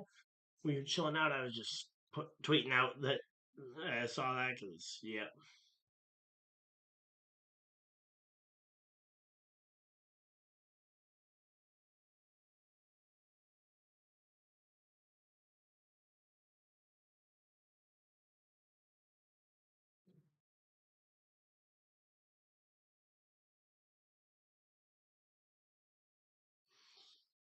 All right, so here we go. Coming down to pit road, and all right, so here's the full list of drivers involved in the crash: Chastain, Kyle Busch, Chase Briscoe, Herbst, Allgaier, Nemechek, Ware, Truex, Johnson, and Castro Neves, all involved in the caution. 4 out of the 5 open cars that made it into the field were involved in that one. That is hilarious that 4 out of the 5 open cars got collected in that one. Shane Van Gisbergen, first driver off pit road. And how do you lose a position and win the race off pit road?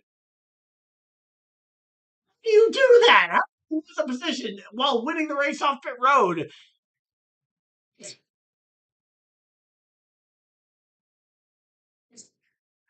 How? I mean, especially when you weren't even the race leader to begin with.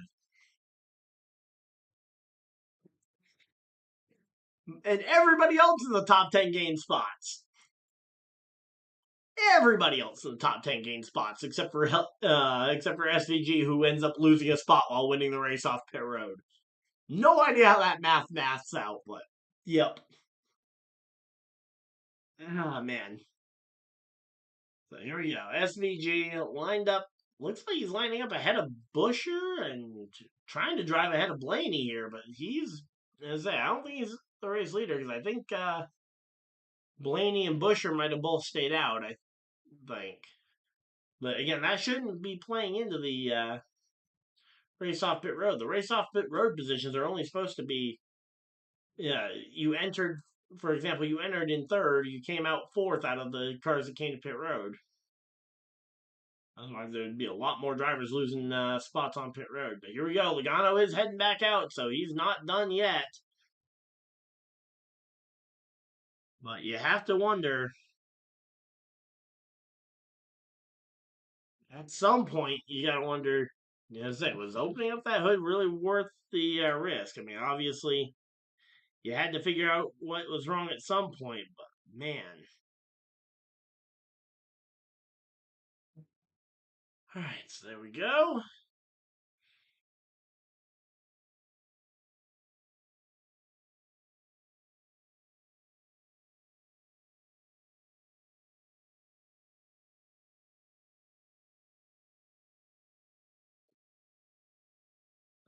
All right, so again, the pit stops have occurred. We're getting everything lined up, and we should be getting ready to go back racing here.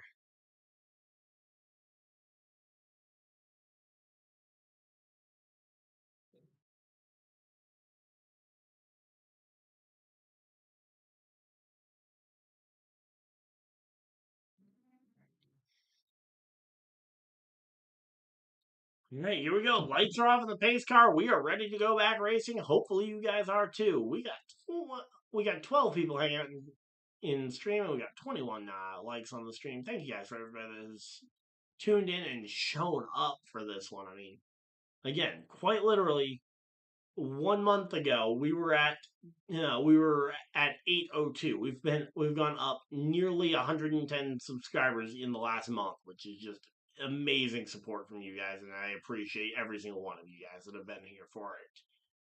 So here we go. Man. But here we go. Again, doubled up, ready to go back racing. It is Blaney and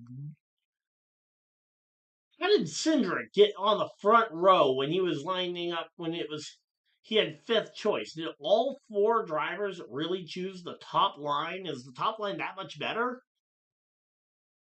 It would be worth losing that many spots in terms of rows. All right, well, Austin Cindric and Ryan Blaney get to line up on the front row. And yeah, that appears to be the way it went. So all of them choosing the top line, it seems really weird. But here we go. Green flag is out. We're back to racing, and we've got the Daytona 500 nearing the halfway point here. Regardless of weather, if we hit the halfway point, we will be done tonight, no matter how far we get. But I also don't think we have another threat of weather until like 3 days from now. So if this race isn't done until 3 days from now, we have bigger problems than that, especially if it takes that long without the factor of weather. There we go. Penske leading the most laps today by far. Hendrick and Gibbs each getting a couple of laps in. Come on. Where's the Spire Motorsports group? I know McDowell led 2 laps in there. But here we go again. Cindric and Blaney side by side, dueling it out. Teammates here. You got Busher and Priest as well in the mix there. So there we go. Could it be the weather or wetness impacting those lines? It could be, but we didn't see that on any of the other on any of the last 2 or 3 restarts. So that was the thing. It could be that those 4 drivers all stayed out, so they were on older tires and they didn't want fresh tires right up on them. Or more specifically, they didn't want to. Yeah, that could be the case, but again, it just seems weird. Because again, we're well enough removed from the race, and again, they send out jet dryers to dry the track pretty effectively. So, it definitely could, especially again during day races where the shadows are from the grandstands, can absolutely play a factor in the race. But again, in the nighttime, there isn't really much for sun or shadows affecting the parts of the racetrack here. The Roush Fenway guys have gotten linked up on the top line here. Here we go. Priest and Busher. The Connecticut Kid and Ryan Priest and Chris Busher have gotten linked up and they're going to the front of the field. Michael McDowell in the middle of 3 wide back there between 2 of his former Front Row Motorsports teammates. Well, 2 of his former team's cars. Gregson and him weren't there at the same time. But yeah, you've got him and Todd Gilliland at the top. But here we go. Again, middle of 3 wide from McDowell. Cindric goes up to block in front of McDowell and hoping to get a push from McDowell, but I don't know if there's going to be enough momentum there because the car behind McDowell really isn't up on McDowell either, so not really getting much pushing going on if you don't have anybody on your bumper. So again, right now, Priest and Briscoe, or not Briscoe, sorry, Priest and Busher here are creating some good momentum. And on the bottom of the track, here comes Noah Gragson to the front of the field. Noah Gragson and the 45 of Reddick making some good momentum. Hey, Eagles fan, how's it going? All right, there we go. Again, 3 by 3 at the front of the field for the Daytona 500. Let's go. Again, we've got 3 by 3 by 3. Yeah, the 4 of Gregson, the 2 of Cindric, the 60 of Ryan Priest, all 3 wide there. Then Busher, McDowell, and Reddick 3 wide in the second spot. Yep, I see the chat. Yep. So here we go. Again, 3 wide all the way through the field. Yep, I see you, Mike. But yeah, here we go. Again, 3 wide all the way through the field. We've got, again, the 2 Roush Fenway teammates on the top line here, pushing each other. Hopefully, they can maybe make some headway here. But right now, it is pretty much a gridlock here. 3 by 3 for, what is that, 6 rows deep, I think? We got 6 rows deep of 3 by 3 by 3 racing here. I mean, this is legitimately insane here. And Joey Logano, he's almost about to get lapped again as as the 3 wide pack is approaching. And if he gets caught in the middle of the corner, that is going to be insane because again, there is not really much room to pass a lap car here unless that lap car goes all the way to the bottom of the racetrack and just gets off the racing surface entirely.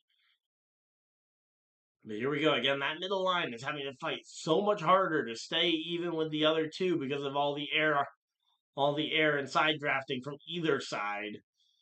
Meanwhile, the inside and outside lanes have typically a much smoother column of air to work with because at least on one side of their car they have air that isn't affected by side drafting. And we've got a yellow flag out. Yellow, yellow, yellow. Yellow flag is out and the caution flag flies. What is it for?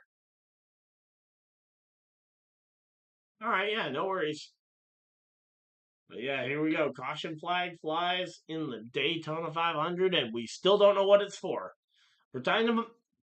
Okay, I get that we have to talk to Martin Truex Jr. now that he's out the care center. Glad that he's okay, certainly. Why are we seeing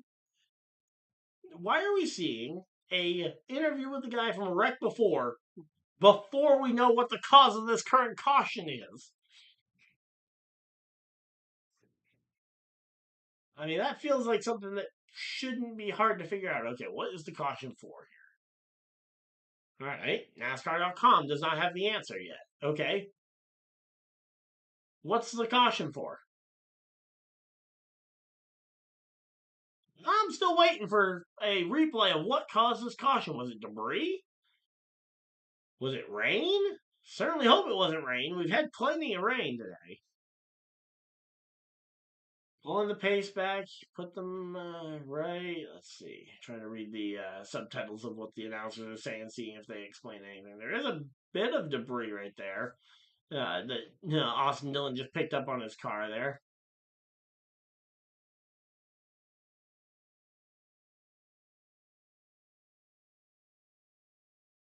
But yeah, let's see. And say this yellow flag is gonna hurt Logano because he's currently the free pass position. He's the first car one lap down. Okay, yeah, it is for debris. So caution is out for debris. Okay. So there wasn't much to get a video of. But yeah, so caution was out for debris.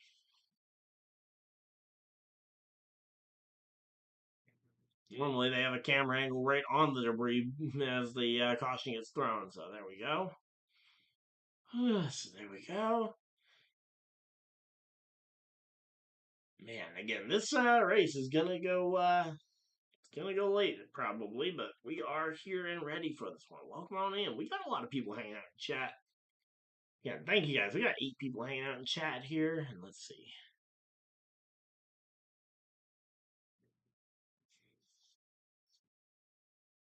All right, go again. We are just relaxing out here. Again, Cindric holds on to the lead. Priest, Gregson, Bush are there. And then McDowell running out the top 5. So, hey, we got some good spots here. With the caution coming out at this point, I think you can just about start to wonder if you can make it to the end of the stage on fuel if you pit here. And everybody's coming to pit road.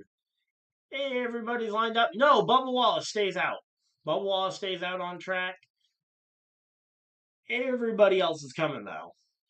Yeah, Gregson, his car's filled up. Busher, his car's filled up, and they are both away with the free and away. We'll have to wait and see if they can win the race off pit road. Here comes Priest's pit stop. Cindric getting his fuel stop done. Priest is gone. Cindric out of the block, and Cindric wins the race off pit road. So Cindric wins the race off pit road, and okay, I'm starting to wonder how on earth are they doing their number system? How do you enter first, leave first, and gain 5 spots on pit road?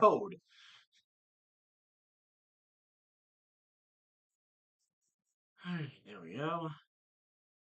Oh man, your cricket club lost by 2 runs. That's unfortunate.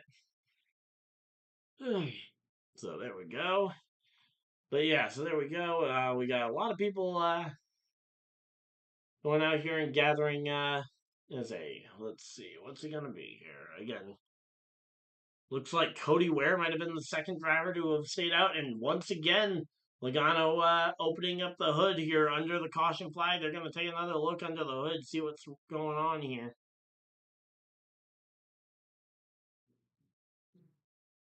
Alright, so there we go. Again, we're doing pretty good tonight. Oh, we crossed that. Are you scaring the NASCAR drivers? I don't think any of them even know who I am, let alone are paying attention to this. In fact, as far as I know, only one driver from this weekend knows I even exist, and that's the one car of Carson Kvapil in the Xfinity Series, who ran yesterday. Okay, Laguna. Okay.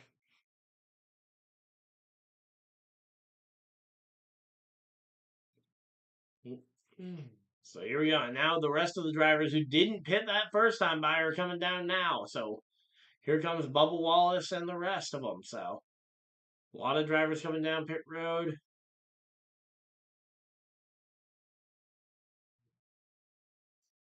All right, so there we go. There's Jimmy Johnson getting his pit stop done. And that will cycle this one all back around to where Cindric and Gregson will be lining up probably on the front row. Elliott and Priest in row 2.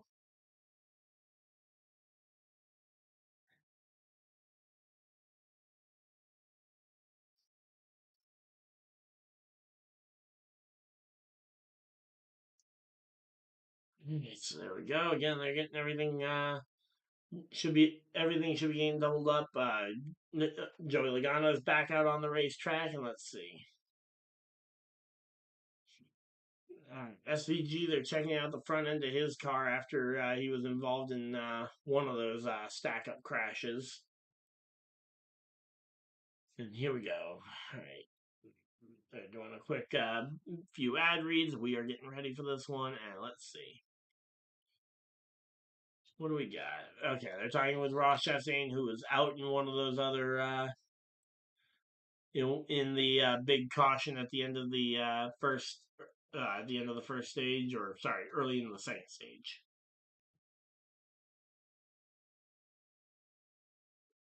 Oh man, that's unfortunate. Always hate it when people are talking behind my back.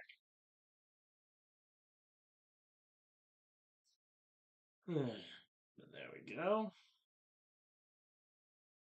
All right, so we're getting lined up. McDowell did lose 2 spots on pit road, essentially.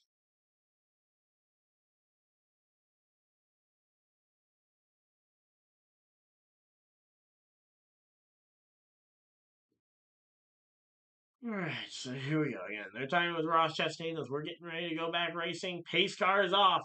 Chase Elliott on the front row here with Austin Cindric. Greg stopped to start behind Cindric and get those 2 Fords lined up here. And here we go. Green, green, green. Green flag is out. We are back to racing. 44 laps to go here in stage number 2 as we're working on that. Let's see. Here we go. All right, so here we go. Bubba Wallace already on the move, looking to the third lane here, getting a really good aggressive push here right on the back bumper of Cole Custer. Going to see if he can get this top line moving here. Ty Dillon, John Hunter Nemechek up there. Oh, there we go. The 34 and McDowell moving up to the top line. And yes, that was intentional. The 34 of Todd Gilliland and Michael McDowell moving up to the top line, and that is ironic to see those 2 cars running nose to tail. And here we go. Again, Michael McDowell getting pushed by his old car, hitting his former teammate, Todd Gilliland. Heading down this back straightaway, and here we go. Come on, Michael McDowell, the go bowling machine of Michael McDowell, the number 71 car. They are 3 wide for the lead. Michael McDowell, Chase Elliott, and Austin Cindric, 3 wide for the lead. Second, they are 3 by 3. They are 3 by 3 by 3 by 3, really. For about 5-6 rows deep here. There's another good push from the 34 of from the 34 to McDowell. Let's see. Looks like that bottom line in Cindric is starting to get a little bit of an edge. And Cindric is now clear out in front, and he can go ahead and block himself, block the other drivers if he tries to move up and down the track. Moves to the middle line to block Chase Elliott. Also easy to block both lanes, but no. Oh, here we go. Michael McDowell has a run on Austin Cindric, and Michael McDowell might have a shot at trying to lead some laps here. Because he's got a good run all he needs is a good run off the top line here. Cindric, from the bottom line, cannot make that block in time. I know because I saw McDowell attempt that block at Dega last year, and we all know how that ended. But here we go again. This is a really good race so far. So there we go. All right, so here we go. Down the back, through 3 and 4, into the tri-oval. And again, once again, Cindric in the spot where you can go ahead and block all 3 lanes. And let's see what we got.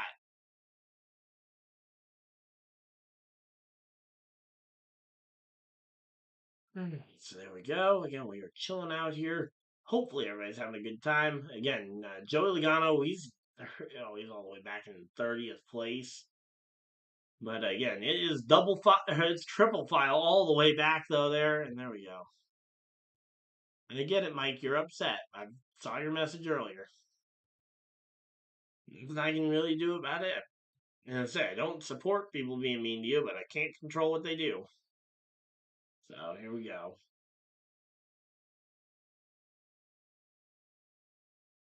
All right, so come on, Michael. Michael McDowell just shy of the lead at the line that time. Thought he was going to be able to get that one, but here we go. He's got the run. He's got the lead. McDowell for the lead here. Come on, Michael. Michael McDowell looking for the lead here at Daytona. Austin Cindric, Todd Gilliland, Chase Elliott. The inside line has started to evaporate a little bit here.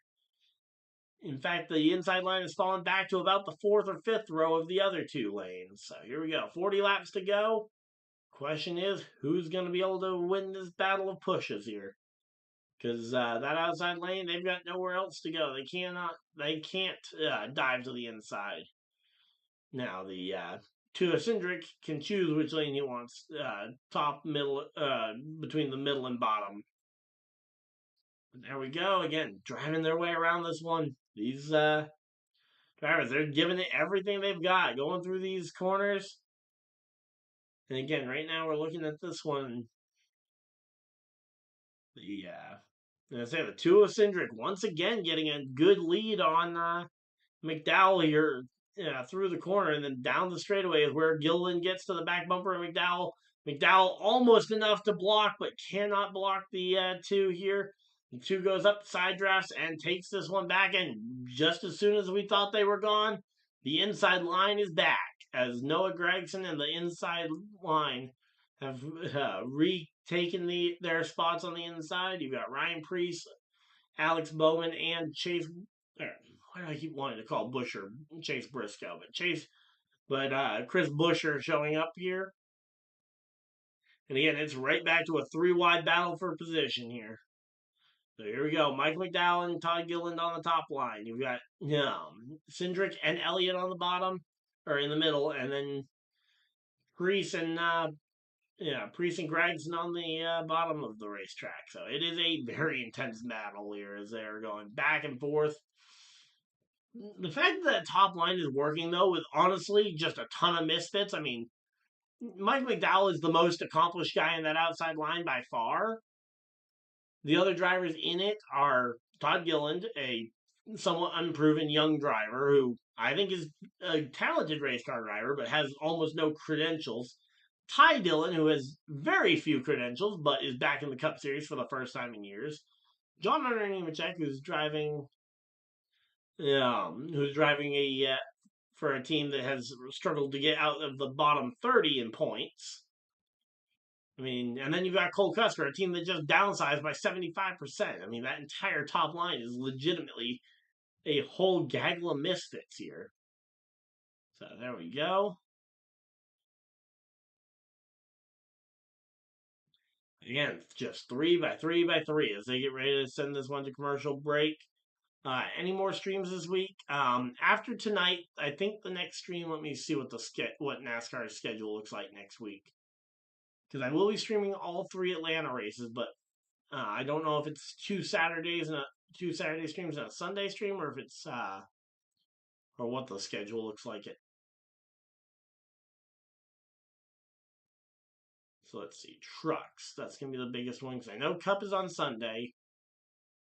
Truck schedule. Yeah, 36 laps to go. They do go to a side-by-side commercial, so we'll be able to keep up. So, I won't.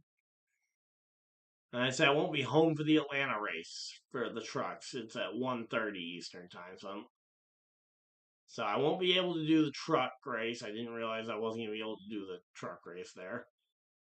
But Xfinity race on Saturday and then Cup on Sunday. So only 2 streams next week. Where's the putty tat? Am I doing any other sports? Again, as I told you earlier this week, I wouldn't say there's any other sports streams on the horizon anytime super soon. So, but yeah, the putty tat is not in here. I don't know where he is. He might be on my dad's lap. Who knows?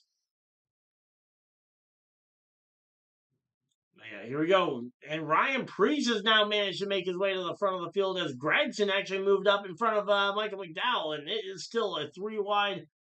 Okay, he's not in my dad's lap. Okay. Well, no idea where the putty tat is.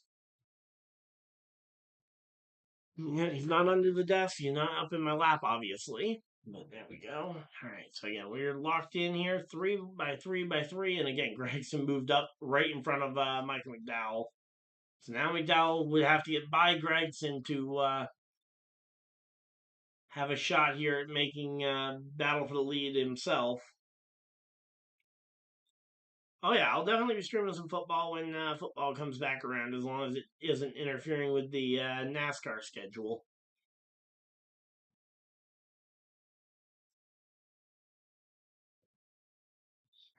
So if NASCAR's on a Saturday night, expect me to be streaming 1 or 2 games on Sunday.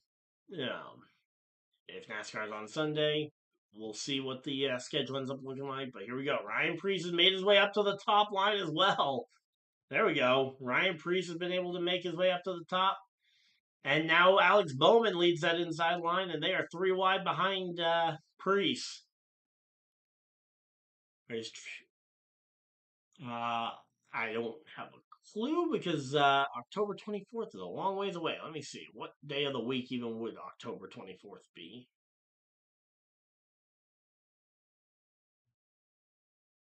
Okay, so October 24th would be or wait, was that 24th or 28th? October 24th. Yes, that's gonna be a Friday, and I don't think I'm gonna be streaming that day. We'll have to wait and see, but yeah, as I say, it doesn't look like it because that would be a Friday. Yeah, and the NASCAR truck race is on Saturday that week. So, all right, so here we go again. 30 laps to go. As I coming down, almost 30 laps to go here in yeah in stage number 2. And again, Priest is putting on a really good show here at the front of the field, looking like prime Brad Keselowski out here. Yeah, Austin Cindric, he's doing the best lookalike of Brad Keselowski as he's driving the car that Brad Keselowski drove for all those years.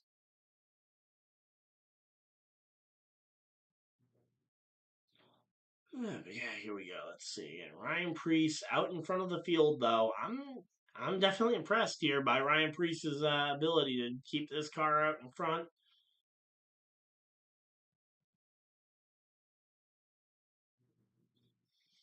All right, so here we go. Now that top line's starting to make a surge back here. Let's see. Can Gregson go ahead and take this lead? Can Michael McDowell and Gilliland help him? Let's see. Again, Gilliland and something to remember is that Gilliland and Gregson are teammates, despite it's weird because the 4 is the same number that we've kind of grown accustomed to being a Haas car there. Yes, that is a funky name, Mike. But here we go. Again, the biggest mover since the restart. Again, Joey Logano up 17 spots. He's up into the top 20 here already. Corey LaJoie up to 11th place. He's up 11 spots since the restart.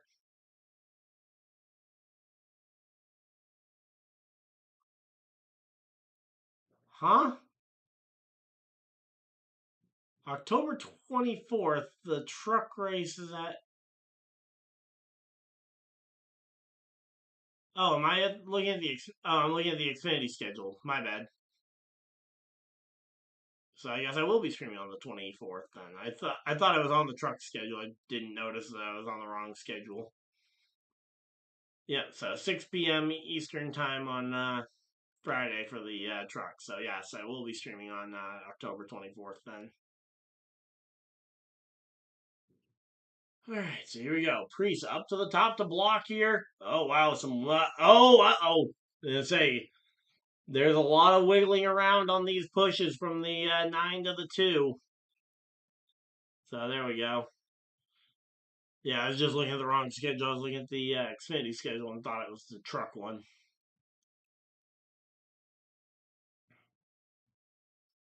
Yep, there we go. 29 laps to go, and it is 3 wide to the lead. Bowman leads at the line that time. So Bowman leads at the line. And let's say, yeah, Priest is doing a really good job there. And let's see. Again, Cindric's also doing a good job to keep himself right in the mix and been able to fight his way to the front pretty much all night long. So here we go. Let's see. Again, this this front of the field has basically become a. We're all basically 3 wide, 3 by 3 by 3 here. Again, the Roush Fenway teammates got really split up here as they're now on the outside and inside of it. Oh, family's doing well. I don't know how my dad's shoulder's doing after the shoveling earlier, but well, it was snowing earlier, so if that tells you anything about the weather, not great, but we'll live. So there we go. Here comes Alex Bowman to the inside of Bowman and Cindric looking to the inside here. So there we go. Come on, Priest. Oh, come on, Ryan. Oh, it's now sleeting? Great. Great. So here we go. Again, we're 27 laps in here, and let's see what we got going on.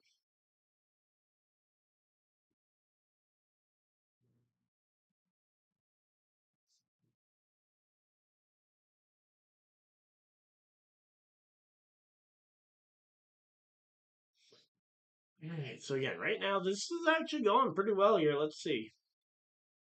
26 laps to go here in stage number 2. We've crossed the halfway mark. Whatever racing we get in tonight is official, so if they call it due to if another rainstorm comes, they can call the race official.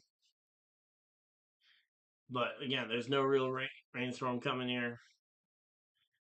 Favorite color, probably red. I mean, it's the reason why my RD logo is red and black, is because I like the colors. So, but yeah. So there we go.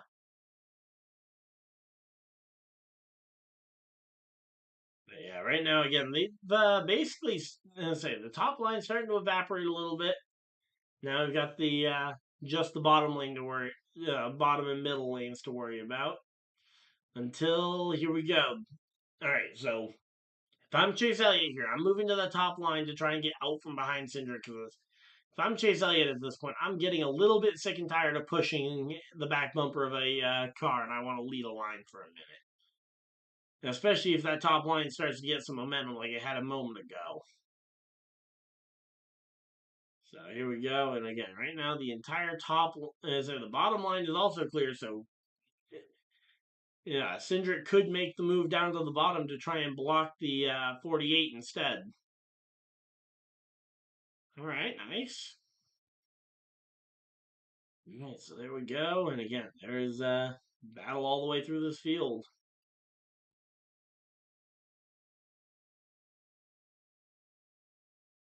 So they're fighting all the way through it. And let's see. Again, Cindric out in front of the field. He's done a really good job of leading laps tonight. All right, you went fishing yesterday. Nice. All right, so again, right now,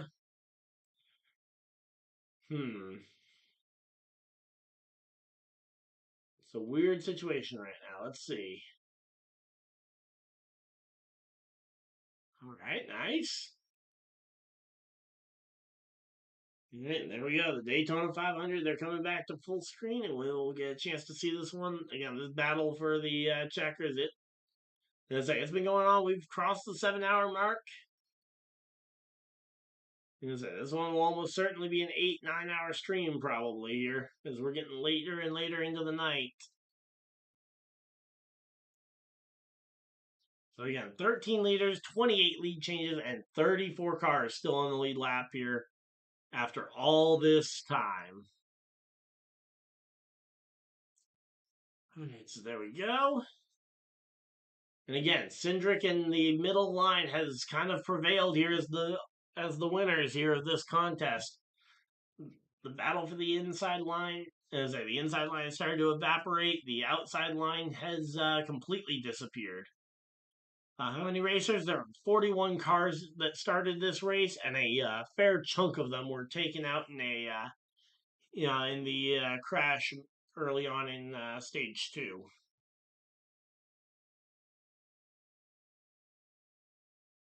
So there we go. So yeah, I don't know how. Let's see, how many cars are still in this race currently? But yeah, again, Cindric and Elliott are trying to run this one. And I say the inside line in Bowman is starting to reappear. If I'm Elliott, I'm trying to get in front. I'm trying to politic to get in front of my Alex Bowman.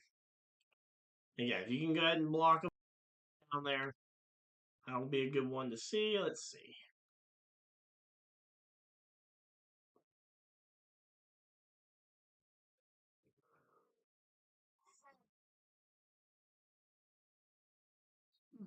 All right, let's see again. Right now, we're working our way through this one. Again, Bowman has a chance to get his teammate down in front of him if they want to try and coordinate that. All right, so we have 35 cars, I believe, still in this race. As SVG is down 3 laps, but he is still in the race. So, 35 cars still in the race. There we go.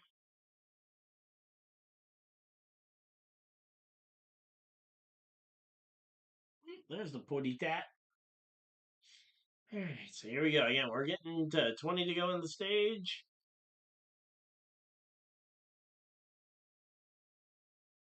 Someone stole some Pokemon cards in Melbourne. Okay. I didn't hear about that, but I'm not surprised. Pokemon cards can be pretty valuable. Did you want up? Here we go again. Right now, Cindric all the way up in front of the field, and they're about to lap Shane Van Gisbergen again to put him a 4th lap down here. Okay, guess he doesn't want to go up. He's gonna settle. Is he gonna settle somewhere?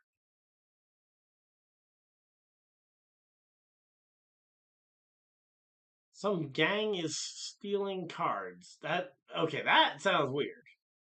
But here we go again. Bowman coming up to the front of the pack, and it is now a side-by-side battle for the lead again.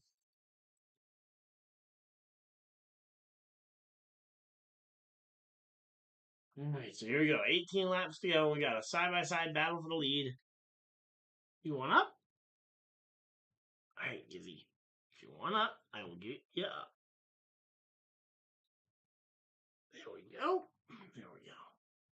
Alright, we got the putty tat here for the to the end of stage 2. 18 laps to go here.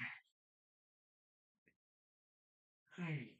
So here we go. Again, the pushing and shoving. It has dissipated down to 2 lanes. Yeah, Cindric out in front of both lanes. He is going to go ahead and control the field here. Elliott, he could try and get down in front of his teammate Byron there. There we go. Or not Byron, Bowman there. And if he's able to do that, he could potentially carry this that momentum to a stage win potentially. All right, so there we go. So welcome on in. Hopefully everybody's having a good time. Yeah, I saw, Mike, you don't need to send 7 messages saying the same thing. I saw you talking about people fighting about over Pokemon. So here we go. Let's see. And they're going to commercial break here. 17 laps to go. And again, the question is going to be is when do you make your move and do you make the right move? Because these moves are going to be harder and harder to figure out when to make them as you get later and later into this race. to where the point of the risk of making the wrong move will start to get bigger and bigger, and the penalty if you make the wrong move will get even bigger.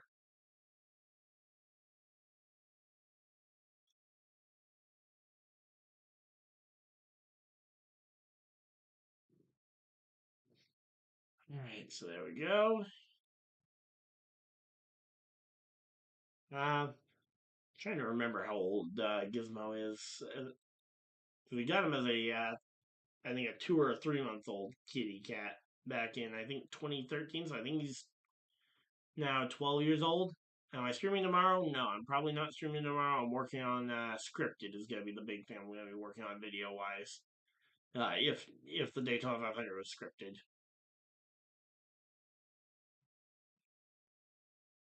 So here we go again. Cindric and Bowman. Bowman out to the lead of the race. There we go.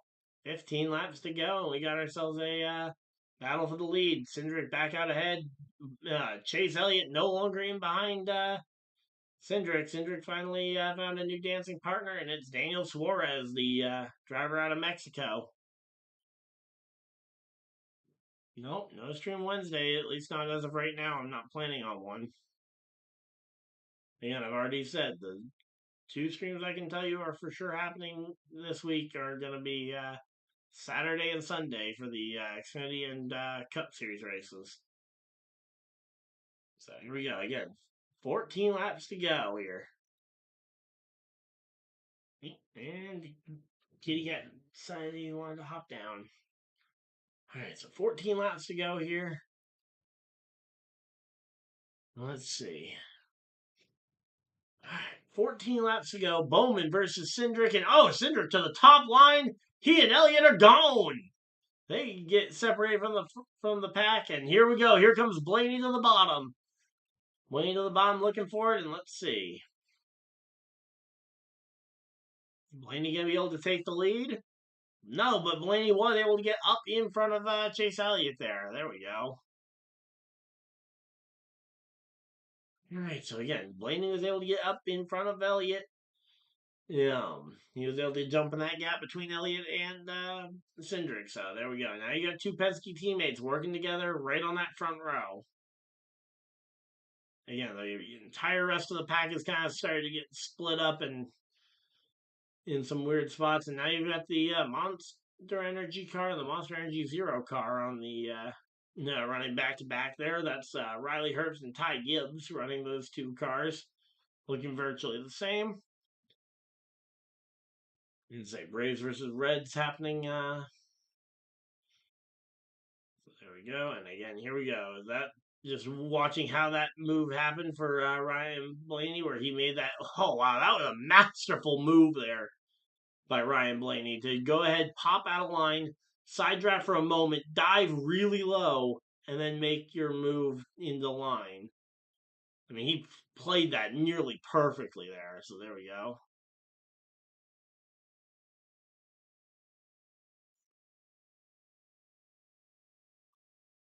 But yeah, here we go. Everybody around the top side, you've got 2 Penske cars, and then the rest of the field is all looking for this one. Kyle Busch not doing well. I mean, he's 10th right now for a moment. No, but yeah, he was in a wreck earlier today. He managed to recover all the way up to 8th place now. So, I mean, I don't think he's doing bad, and especially for a race with this kind of jumbled up feeling, I certainly wouldn't put it past him to be running about as well as he would want.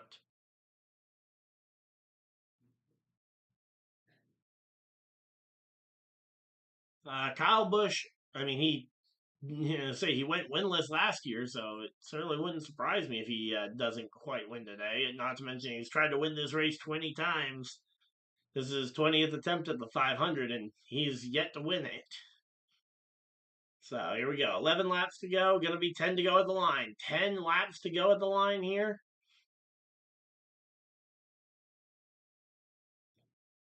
So there we go. Oh, I'll move up to first in fantasy. All right. Oh, yeah, that reminds me. 10 laps to go in fantasy. I got to check my lineup.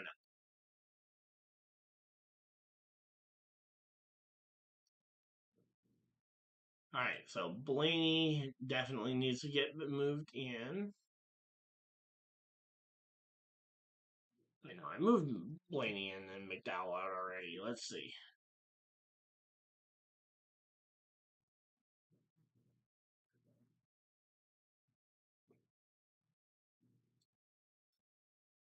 All right, so McDowell is my current weakest driver, so I might leave him in my. But I want to put him in. I will try and figure out a way to put him in. Might be Byron or Hamlin that takes the back seat here, but here we go. 9 laps to go. Come on. Could Byron just go ahead and get wrecked? That would be amazing.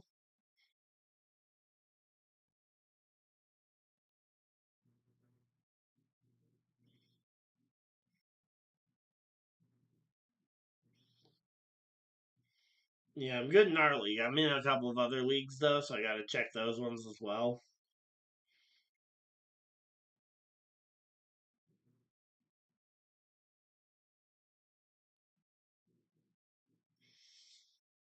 All right, 8 laps to go.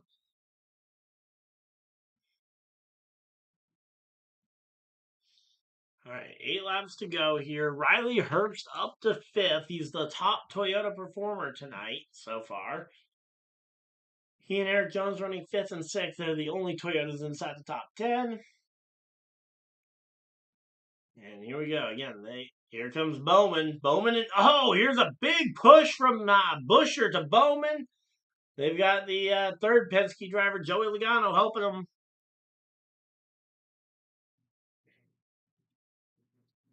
So there we go.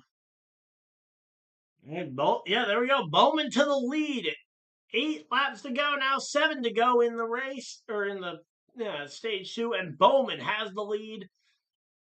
And he is fighting for it, just like he fought for the win last year as he came up just shy of the win at the time of the caution flag flying.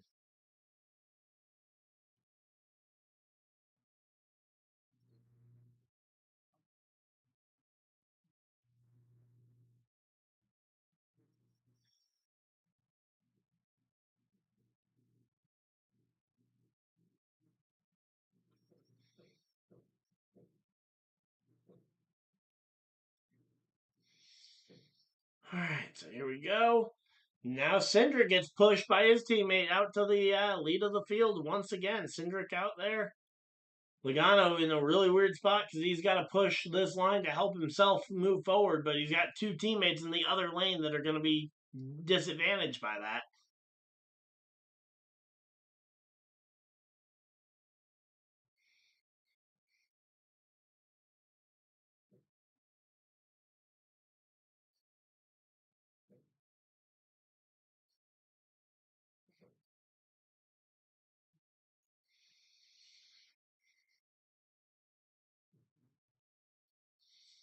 All right, so there we go.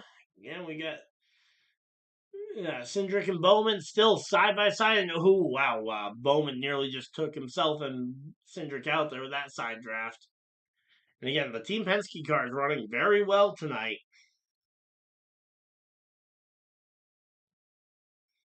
Here we go.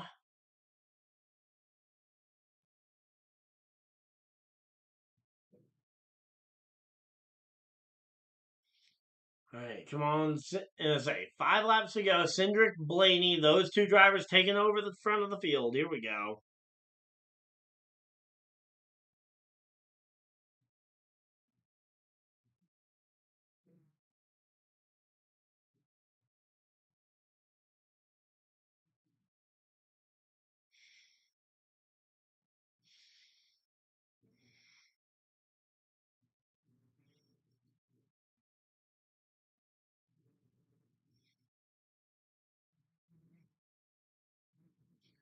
All right, so here we go again. Cindric out in front. Blaney trying to hang on to this one. Let's see.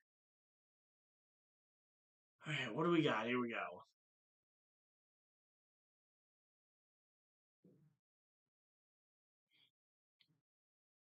Yep, probably. Here we go. Yep, Logano sniffing that top 5. Here we go. Emergency crews were needed for the crash today. Like, They respond to almost every single crash, and again, there were like 5 or 6 cars in it.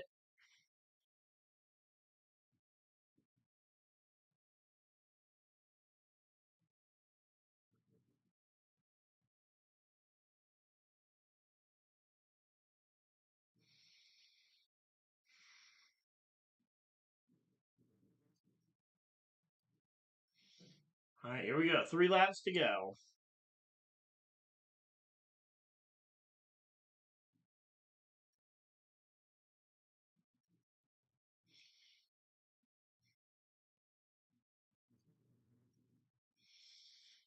All right, so here we go. 2 laps to go. No, as far as I know, there wasn't any fire. All right, here we go. Coming down, 2 laps to go. Cindric leading at Daytona. Blaney to second. Bowman and Elliott fighting it out for third. Bowman now looking for second on Blaney. He might be looking for the lead on Cindric here. Here we go to the inside of the racetrack. Let's go. All right, so here we go. Again, Team Penske has absolutely decimated the laps led thing today. And here we go. Blaney looking to the top to try and block the lane for the 9. Here comes Bowman on the bottom, though. Bowman trying to make this one happen. Down to the white flag here in stage number 2. White flag in stage 2. Blaney could move to the bottom to block Bowman here if he wanted to try and ride that momentum. So he could either get a run on Cindric, or he and Cindric could have made that block together. But no, here we go. Here comes Bowman up the inside. He gets by Blaney. He's passing Cindric. They're nose to nose with Cindric. He's trying to get a little bit of that. Okay, he backs way up to try and get a push. Final lap of the stage. Lap 130. Here we go. Coming down to the end of the stage. Let's see. Cindric out in front. Blaney to the top. And let's see. Who's it going to be? It's going to be YRB to the top of the racetrack. Is it going to be Blaney? It's going to be Blaney taking it from Cindric. Oh, my. By a nose, Ryan Blaney steals it from Ryan Blaney steals it from his teammate Cindric. Cindric let haul those laps, and Blaney snags it at the end.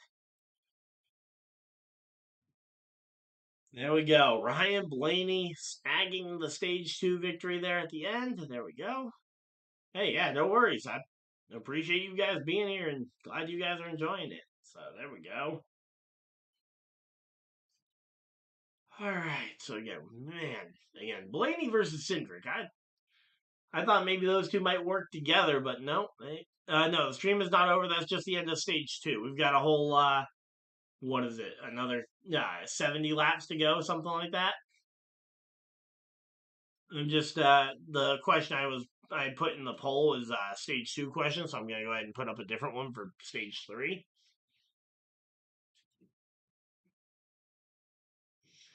Since it's a manufacturer / teamwork track, let's go ahead and do this question.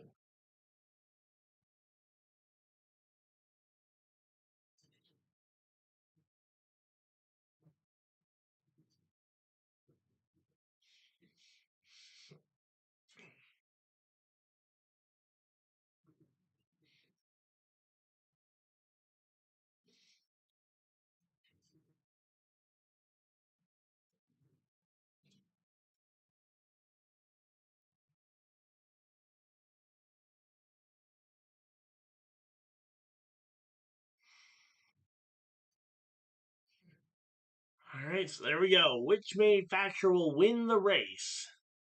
No, my racing stream is not over yet. No, Mike, we've got a whole nother. Yes, we got another 70 laps to go. That was just the race to the end of the second segment where they award points, which is why it was important to keep an eye on it.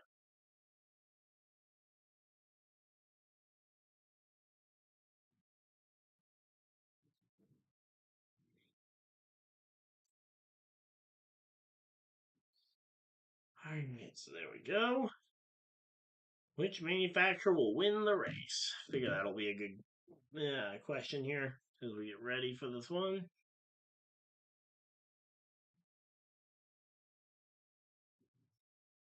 Alright, so again, we got 12 people hanging out in chat. Thank you guys for everybody that has decided to spend a portion of your time here with us as we get ready for this one. 8 o'clock is coming around, and we are still chilling out here. Hopefully, everybody's still enjoying the stream. If you guys are, of course, remember to hit the like button and subscribe if you guys are new so you guys don't miss any future videos or live streams.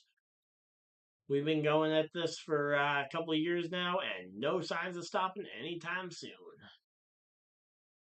Again, you'll know when we end the stream because I do actually have something specific planned for the end of the stream. So, and I say it will not be a surprise when we get to the end of the stream.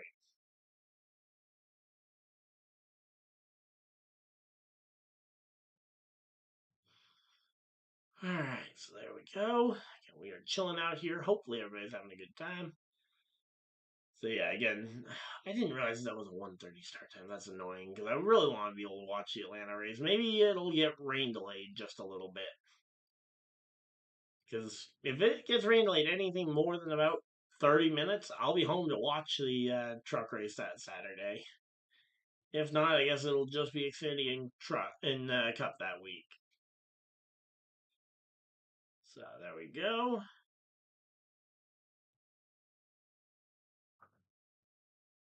And we are chilling out here. Hopefully everybody's having a good time. I know I certainly am. And they're changing something really big out of the.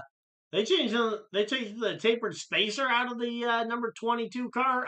That certainly isn't legal. You better put one back in. So yeah, there we go. And I say Joey Logano stuck on pit road, and they are having to make some major changes here.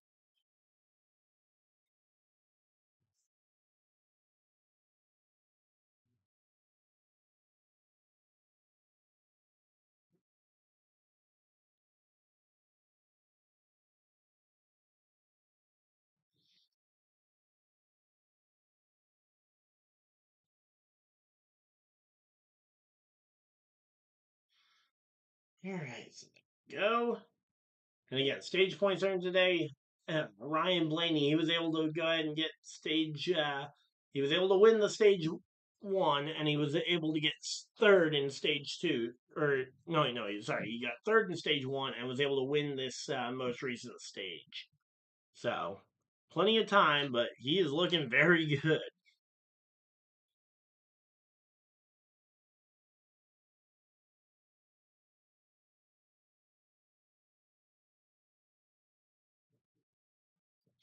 All right, so here we go. Everybody's on pit road. The two right near the end of pit road is getting his service done. There we go. Bowman just wrapped up his. There goes Cindric. He's released, and he's not going to be the first out of pit road. In fact, he's going to be, I think, third there. That is unfortunate there for him, but there we go. All right, we are chilling out here. Hopefully, everybody's having a good time. Say, based off of sheer length, this could very well end up one of the most viewed streams of all time, purely off of length.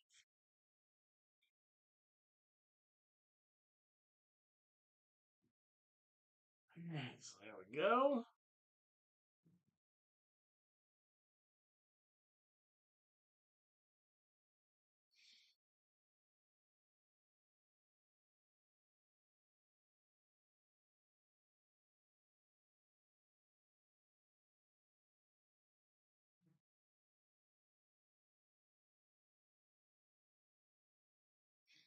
Alright, so yeah, we're just chilling out here. Hopefully everybody's having a good time. If you guys are, of course, hit the like button and subscribe. Alright, so there we go. Trying to figure out what I'm going to do because I got a pre-race or a post-race video that I'm going to be recording and releasing tonight for members, and it'll be up for everybody else in the morning.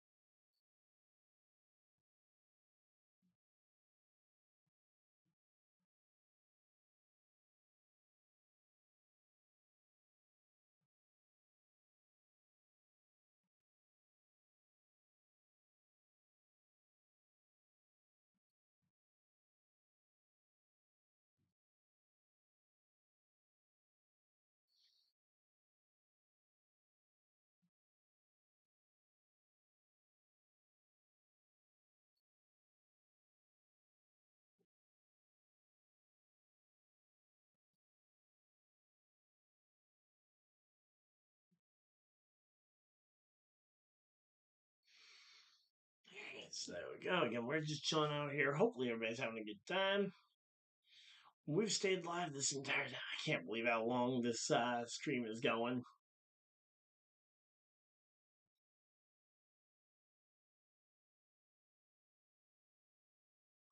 Certainly not upset about it, though. This stream has been a fun one. Hopefully, you guys have been enjoying it, too.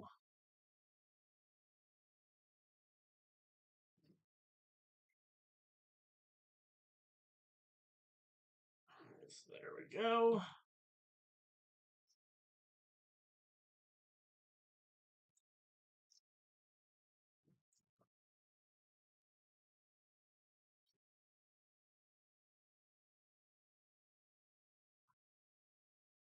I still hate the fact that Miami got moved out of the playoffs. Like, I hope that was for a good reason.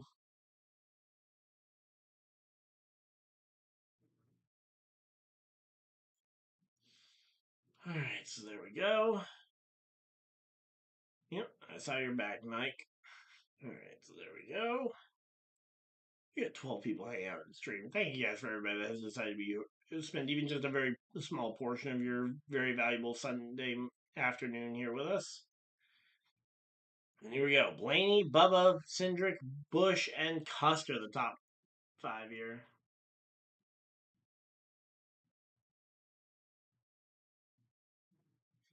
There we go. The 67th running of the Daytona 500.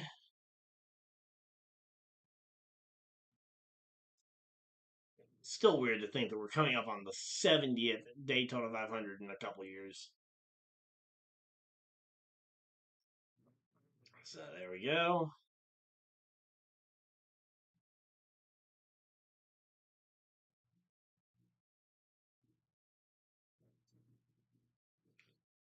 Alright, so there we go. So they're doing a quick recap, just showing some of these hellacious wrecks that happened throughout the race.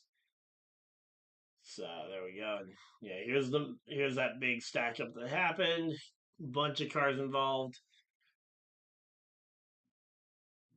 The 1, the 91, the 42, the 51 barely scraping through there without significant damage, and then Ryan Blaney winning stage 2 a moment ago.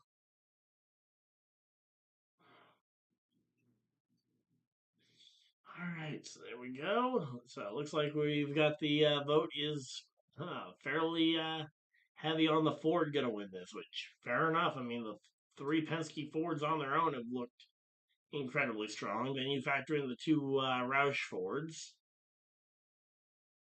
Alright, nice. Texas A&M Aggies, nice.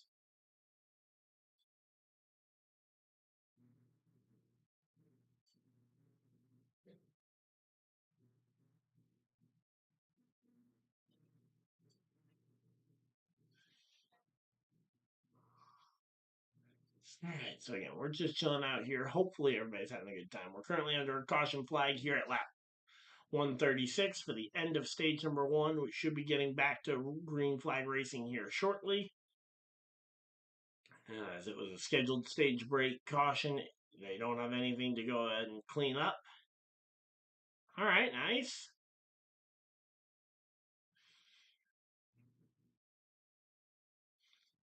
Alright, so there we go.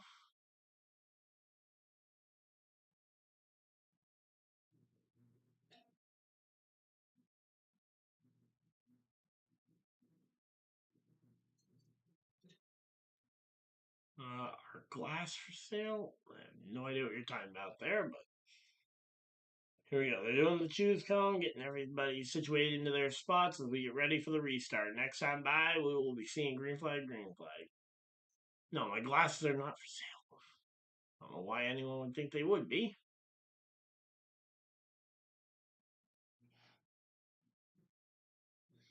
But yeah, just seeing the big move here is again Blaney made that move where he backs up to the 9 of Chase Elliott, getting that big push off the corner while Cindric is just there looking for help, and yeah, Bowman gets there, but gets there ever so slightly too late.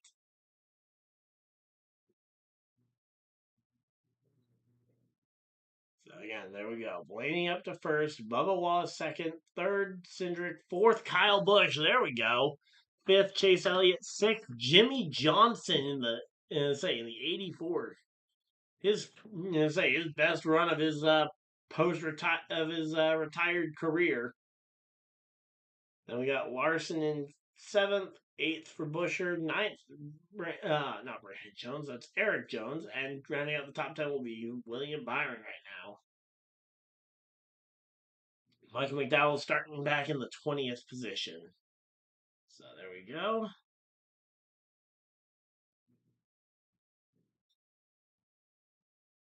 So let's see. We also got Stenhouse in 16th. We got Gibbs in 14th. Just looking at some of the notable names a little bit further down the list. Ryan Preece back there as well, inside the top 20. So we should be looking for some good racing here as we see green. Green flag is out, and the racing is back on. Kyle Busch on the front row. Here we go. That's what we were looking for. All right, so green flag is out. Racing is back underway, and we got the Kyle and Kyle show on the bottom line. Kyle Larson and Kyle Busch pushing and shoving to try and get out ahead of Blaney and Bubba here. So there we go.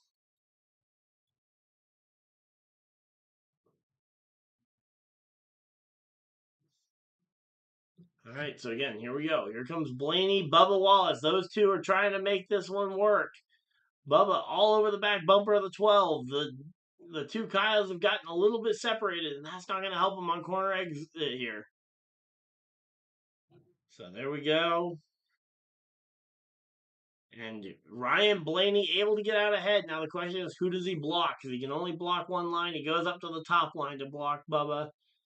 But no, Bubba goes to the outside, and that's going to trap Ryan Blaney in the middle of three wide as he goes, and he will fall back. And now it's Bubba versus Busch on the front line there. So there we go.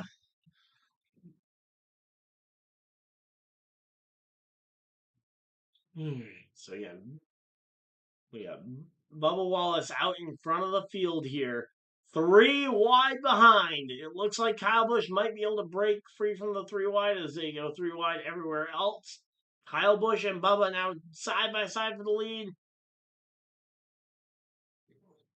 That inside line falls back here, and now Blaney out, coming out and jumping to the lead here. Again, the support behind Kyle Busch fades a little bit.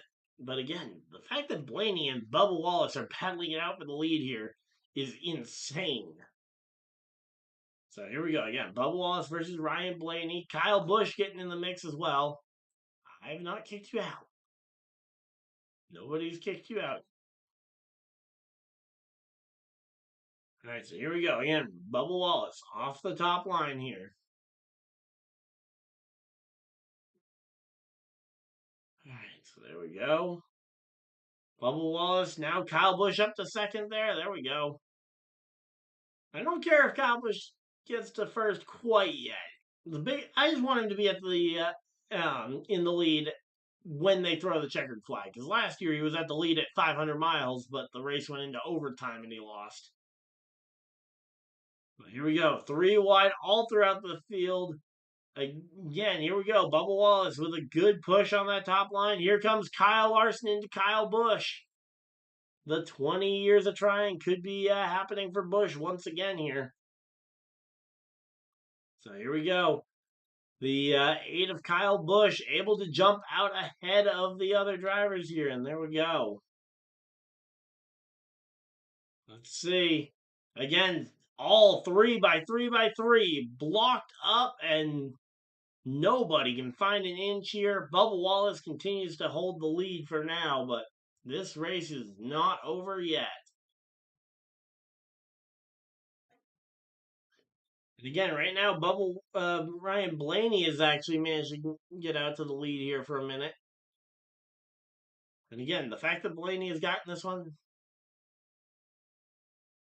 well, I can't do every NFL game, but I will definitely be doing a fair amount of NFL games when the NFL returns. I won't know which ones I'll be doing until the schedule releases, but as soon as that releases, I will try and have a schedule ready. So there we go. The schedule releases in like early May or something, right after the draft, I think. So there we go. Yeah, they are blocked up second to side by side here. They're doing a piece here on Eric Jones talking about how, say some of the great charity work he's done, and there we go. How long to? You're talking about when the NFL season starts. You just said it. It starts in September, so we're still months away. So we're still like 5, 6 months away, half the year. Here we go. 3 wide for the lead, though, still between Bubba Blaney and Kyle Busch here. Again, we don't know the exact start date until the NFL releases the schedule, which, again, that happens in May. All right, so 144 laps down. We've got ourselves about 66 laps to go. And we were working we got 56 laps to go. 56 laps to go here. And yeah, Kyle Busch getting some good help from Kyle Larson. Problem is, Kyle Larson is not the guy I'd want to be hanging too close to because Kyle Larson has a very bad record at Daytona when it comes to being involved in caution. So there we go. There we go. We go to a side by side commercial. We don't miss green flag laps. There we go. That's good. And here we go. Cindric pushing on the back bumper of Blaney, trying to help get Blaney out in front of the field. And again, right now, the battle for the top three is really a very interesting fight all the way down through the grid. I mean, 3 wide, 3 wide, 3 wide there.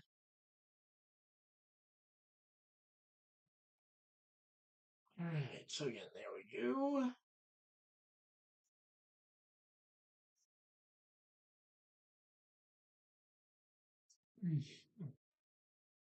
All right, so let's see. What do we got? 45 laps. 145 laps down.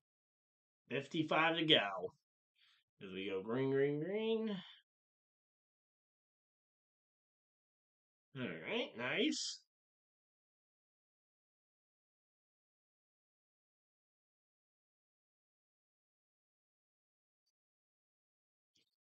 All right, so again, here we go. Let's see. Still side by side by side. Nobody can seem to find an edge here. There we go. Now Blaney and his line seems to be pulling themselves out ahead, but the problem is the line's starting to get very spaced out behind Blaney, so Blaney is going to have to move either top or bottom to have a chance to try and hang on there. But there we go. Again, everything's starting to fall around, and let's see, what's it going to be?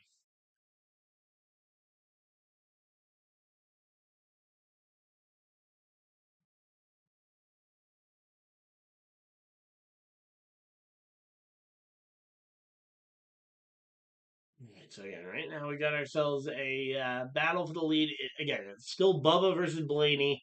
Blaney has a lot of help from that teammate, and Bubba just has Chase Elliott, who's basically just there by default.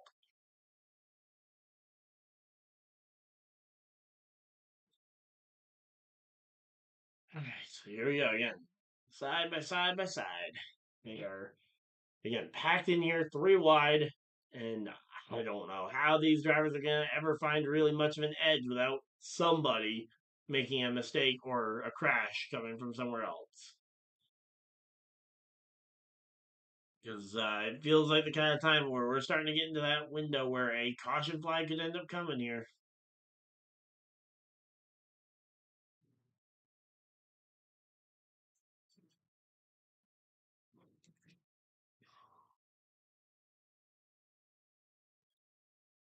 Alright, so there we go.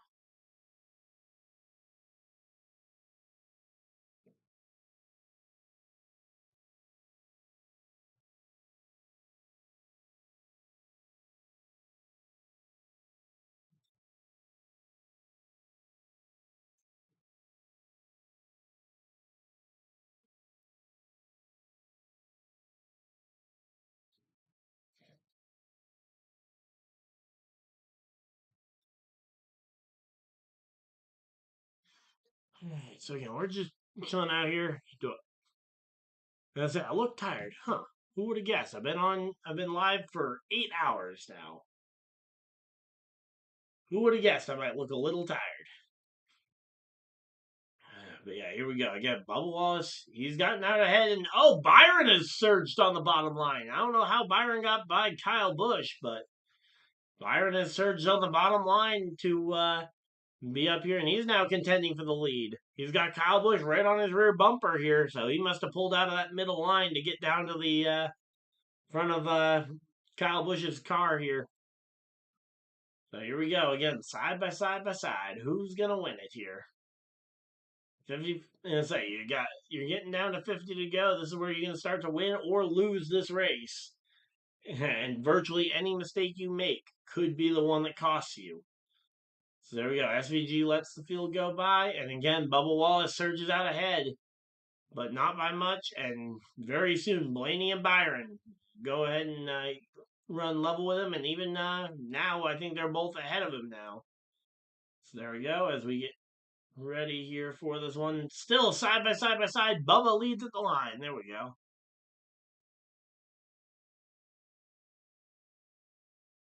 I had no idea. No idea who that guy is. So, no, I did not know that. So there we go. Again, we got ourselves. Oh, man, there's a lot of gaps being formed in that bottom line, which is not good if you're trying to make a run here. A big push there, a big shot to the 12 team's rear bumper here, and there's the they're talking with the fueler Landon Walker here for William Byron. Not gonna look him up right now because we're in the middle of NASCAR stream, but here we go. Again, we're going down here. Bubba starting to get out ahead. Bubba could definitely could have started to block both lanes, and right now though Blaney a little bit too close.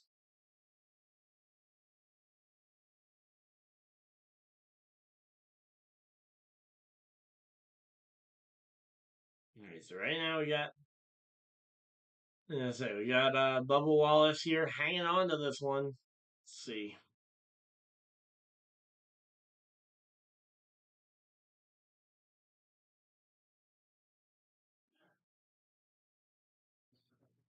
Come on. All right, so again, Byron and this inside line just does not look very well formed up, and they've got a lot less cars in the two outer lanes. Again, this race has been really weird because both the cautions have kind of fallen at just about the perfect time to kind of pit, and we haven't needed a green flag stop really for fuel. I think we had one set of green flag stops with about like 10 laps to go in stage one, but aside from that, pretty much every other caution is lined up perfectly with the run to the next checker. So there we go. So here we go again. Byron and the two Kyles on the bottom. They're starting to get a few more cars in that bottom lane. Again, they really need to get somebody behind Priest there, though.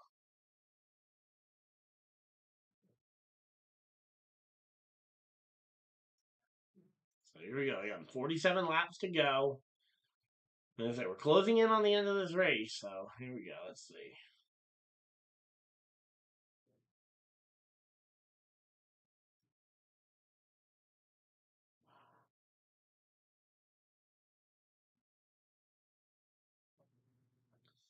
All right, here we go. Good push here for Bubba. Could be the difference maker here, but it looks like the push through on the inside line here for Blaney is actually going to be the one that might make this one. And again, these two teams, both these drivers trying to get this lead here. Neither one of them has won a Daytona 500 before, and in fact, Bubba Wallace has never won a race in the first half of a NASCAR season before. So there we go.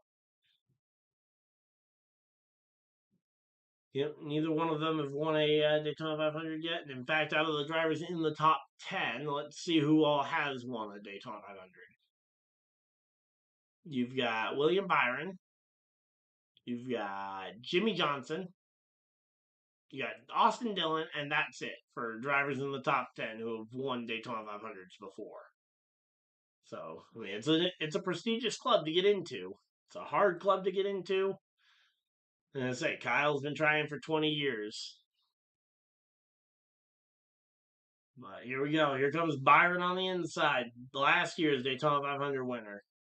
We got Bubba Wallace on that outside line, though. Blaney to the middle. They are still locked 3 wide, though. And that's the other thing, is that it's with the way they're kind of locked in there 3 wide, there's not really a place for anyone to make a big move. So unless somebody makes a big move in the middle of the pack or out in the front of it, it would be a really tough one to make happen. There we go. Byron drifting back. He's looking for a push from his team, or from his Chevy factory teammate there, from Kyle Busch. And let's see. Again, coming down the end of this one. Certainly is looking like a good race down to the checkers. Let's see. Again, Bubba led at the line that time. And the question is, who's going to lead the line when we get to lap 200 or whatever the actual end of this race happens? And are we going to stay caution-free that entire way? Because we've been green for a decent chunk here. I think we can go I know we can go another 5 to 10 laps before we even start to really worry about fuel, but I think we're starting to question it.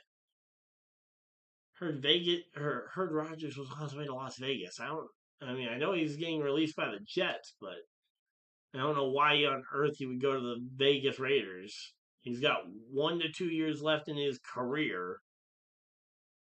Yeah, and I certainly, if I was him, I wouldn't spend my last 1 to 2 years of my career rotting in Vegas. I'd retire before I would go to the Vegas Raiders if I was Rodgers.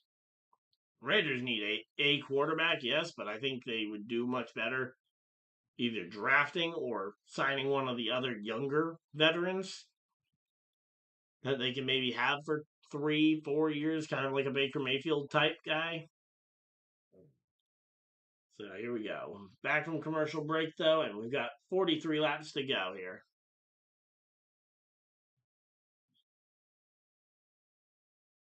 Okay, so we got 43 laps to go. We got Bubba versus Blaney here. Again, Byron's still in the mix as well, but again, if I'm Blaney, the next time Byron starts to get a run, I'm asking my crew. I'm asking my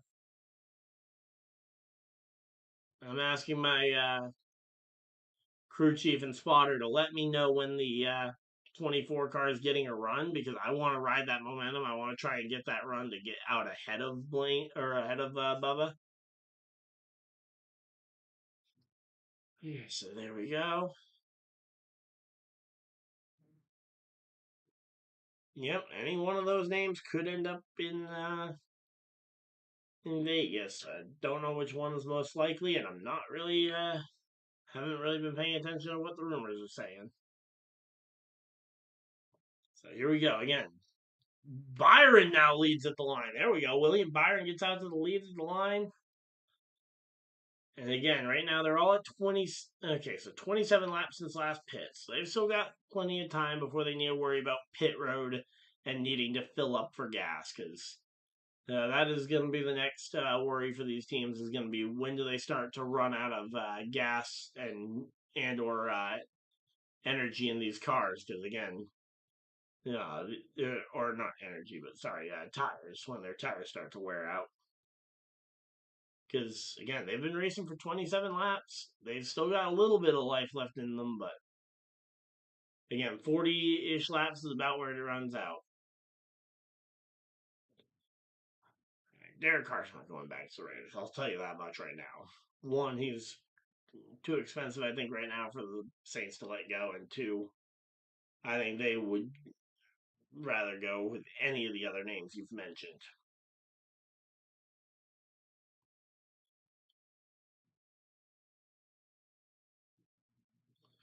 All right, so we got Bubba Wallace versus Blaney. Blaney's starting to fade here, though. I say Blaney in that middle lane starting to fade just a little bit here as we go 40 laps to go. Let's see. Blaney, and they've surged right back to the front for Blaney. And again, it's 1, 2, 3 for the Bees. You've got Bubba, Blaney, and Byron. All three right across the front row.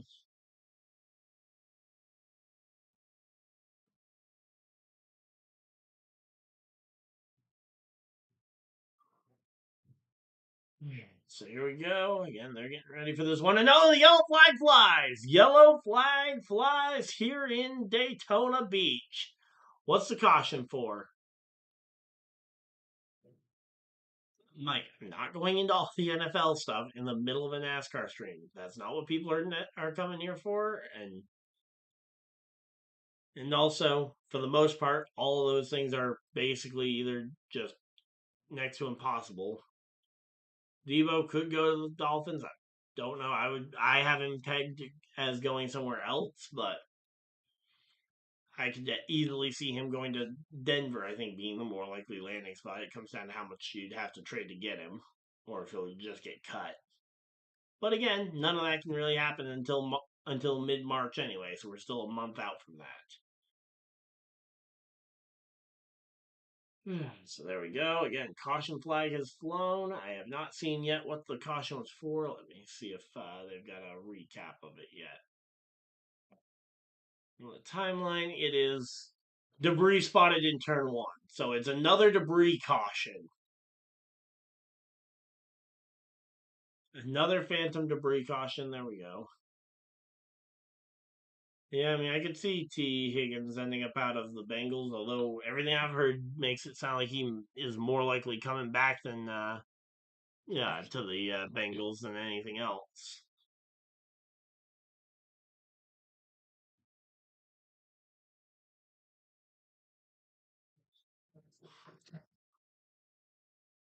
Alright, so there we go. 38, 38 laps to go, currently under a caution flag for debris. Alright, so there we go.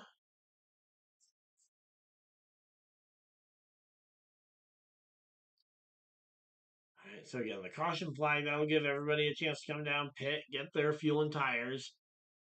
And with this amount of laps to go, this could very well be the last time a lot of these teams come to pit road. And if this is indeed the last chance they come to pit road, we might be very well seeing the end of the race here shortly.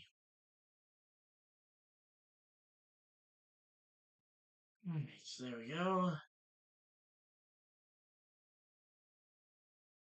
But yeah, again, once again, the caution coming at just about the right time to make it to the end of the race without having to make an actual green flag stop. Again, a lot of this is why I kind of wish that, well, one, I don't like phantom debris cautions when there's a caution for absolutely no reason. Because I think I think we definitely could have had some interesting pit strategy down the stretch. But also, these longer stages don't really play well to it. I think the 55 lap stages that they came out with when they first started doing them, yeah, would have been a lot better because then you have kind of sprint styles and you've got a longer final stage for stuff to develop. So there we go. I'm not doing a Colts stream anytime soon right now, Mike. And Colts, I've said it for a little while now. First round, I want Tyler Warren in the draft. So we're going to a commercial break here. Pit Road has just ended up. All right, so I'm going to go ahead and run a quick commercial break, and I'm going to go use the bathroom, and I'll be right back.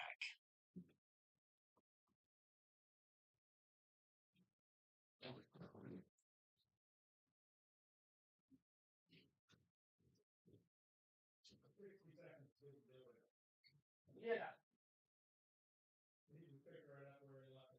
Yep. You see my irritation with this guy? Yeah. Yep. I haven't figured out why he's even in this stream.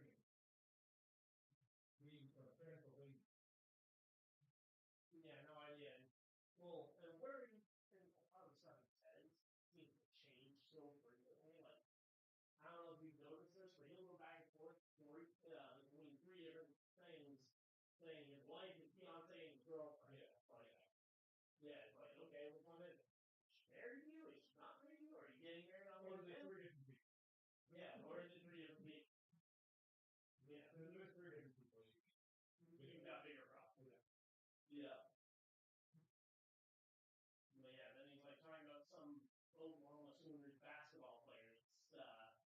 that's now an AFL player, which I'm assuming is American Football League over in Australia or New Zealand or something.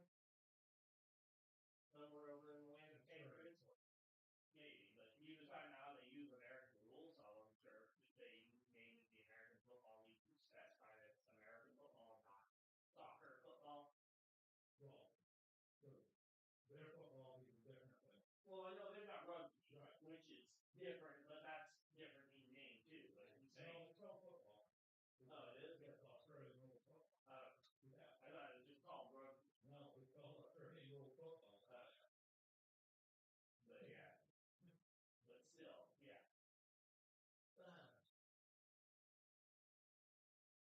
Boy, I don't mind one touchdown here and there of how a player, but then like 8 in a row, it's like, oh, is this guy going to the Raiders? Is this guy going to the Raiders? Is this guy going to the Raiders? And it's like, yeah, those are all very possible. I would take any of them over Rodgers. I'm going to keep going in behind. I will say I wish it, like, timing him out didn't delete every message he had sent previously. Oh, I didn't know. Yeah, but I've done that before, and it's like, if I could just stop him from sending future messages without deleting all of his previous ones, that'd be nice. And I wouldn't feel as bad timing many people out. Because I've had even before like that. But how many of the sent since I popped out? One. Okay, only one. Oh, actually, that one. Yeah. And then you went and dropped another one. But it's like, those aren't going to do much of the agency. Just don't have a whole lot of money you have to put down one. Yeah, I know. Yeah, no worries.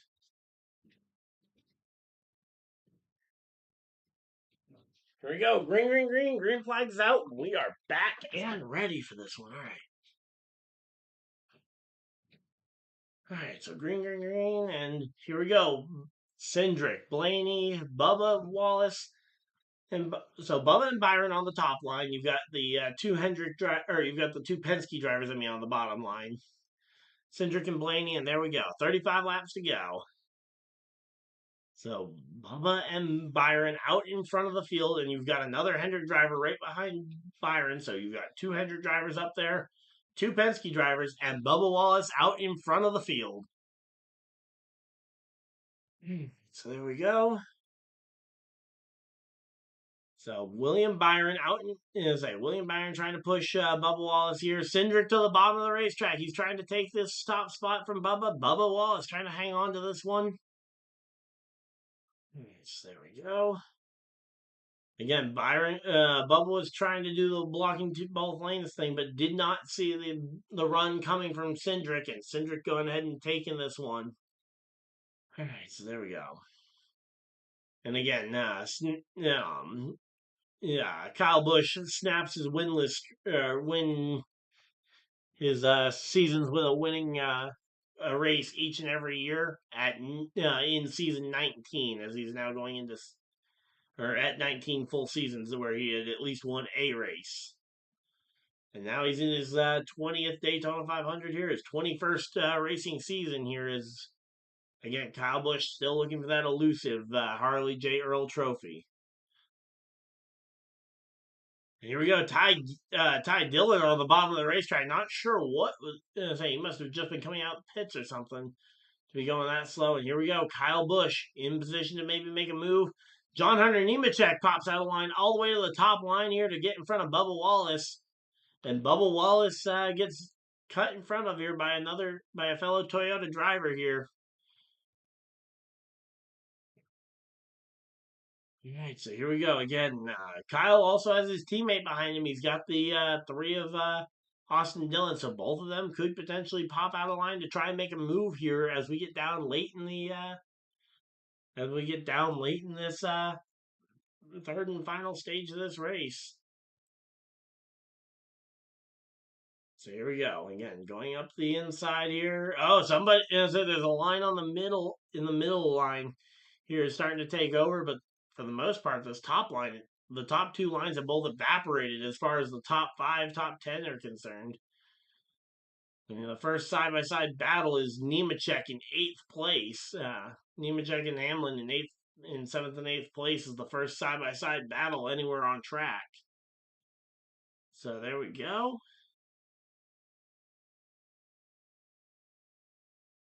Yes, I saw the names, Mike. But yeah, again, here we go. Kyle Busch and Austin Dillon running 3rd and 4th here.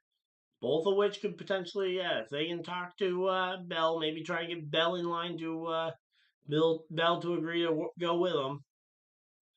And I say we could see a really big run here from those two, along with the help of maybe a couple of those Toyotas. Especially if you politic it to and tell them, hey, look, if we can get your other Toyota friends to do it too, we can go ahead and make this one happen. Because again, right now you've got a lot of Toyota power right there near the front of the field. You've got Bell, you've got Riley Herbst, you've got Nemechek, you've got Hamlin, you've got Bubba Wallace up on the top side. So if you can get them all filtered together, you could really make a strong run for the Toyotas. Saying, especially if you get the two RCR Chevys to works too. So there we go. All right, so again, we're chilling out here. 30 laps to go. Let's see. What do we got here? Again, Bubba having a lot of trouble trying to build momentum on that top side with that inside line kind of taking up all the room. And again, there's starting to be a little bit of a breakaway here for the front few cars.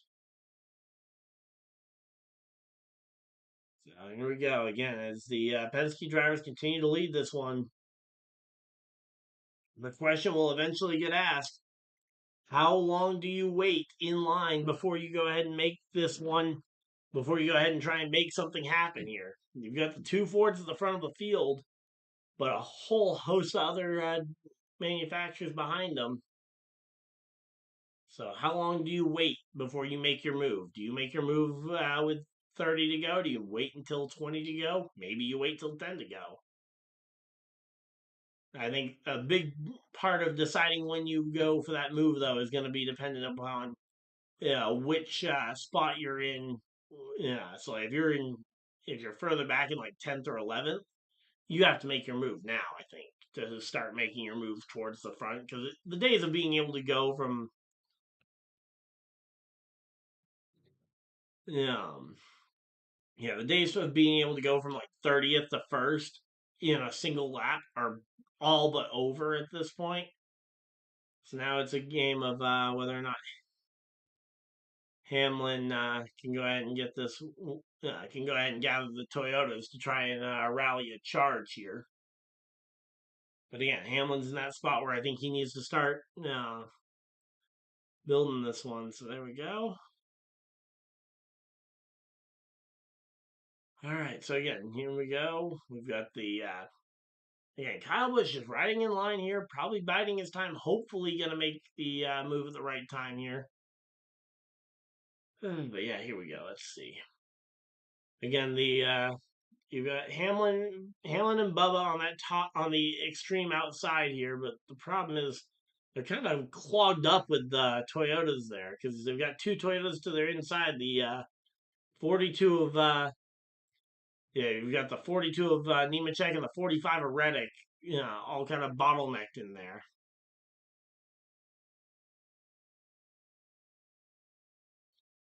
Yeah, I don't know if anything about the Jets is the best. But here we go. 27, about to be 26 to go here at the line. And here we go again. We're coming up on the end of this race. We're in a real hurry here.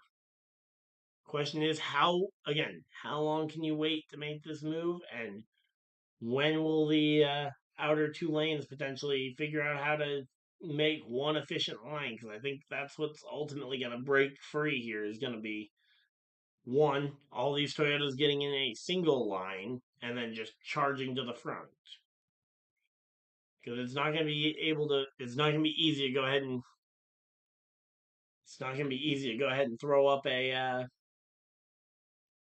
a speed round like that without yeah, it won't be easy to go ahead and run your way right up to the front without organizing into a single line. When you've got two lines side by side like that, you're creating a lot of drag and a lot of downforce, which is not helping your car fly faster at this point. So here we go again. They're all right. LaJoy starting to lead a charge here. LaJoy, Stenhouse, and Logano. 1, 2, and 3 in that middle lane. Trying to make something happen. I don't know if it's enough, though.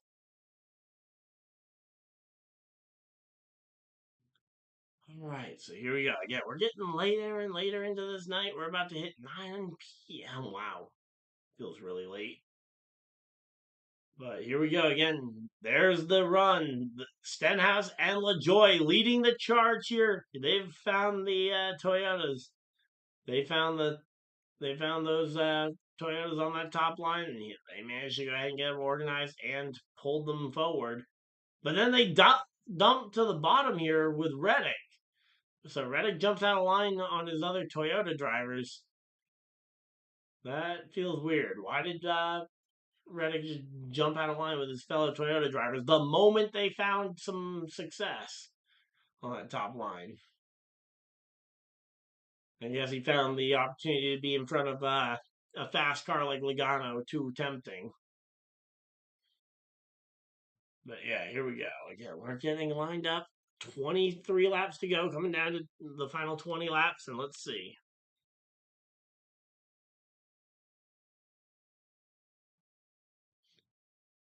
Not a lot of time left here.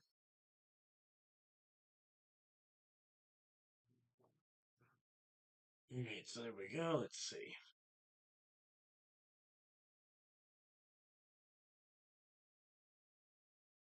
All right, let's see. 23 laps to go, and again, the 0-1 and the 47 are trying to put together something.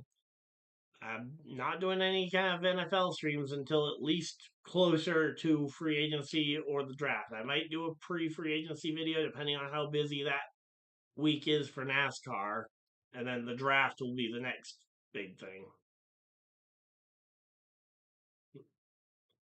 But again, I can't promise that I'm doing any kind of live streams for the Jets until they're certainly not focused on the Jets. All right, 22 laps to go. Here we go. We got Cindric, Blaney, Bush, and Dillon. Those front four have not changed. Almost everything behind them has changed, though, as the momentum on that outside line. Come on, Bubba Wallace. So we got again, and Logano has managed to join himself up on the top line um, in between the other Toyotas. So there we go.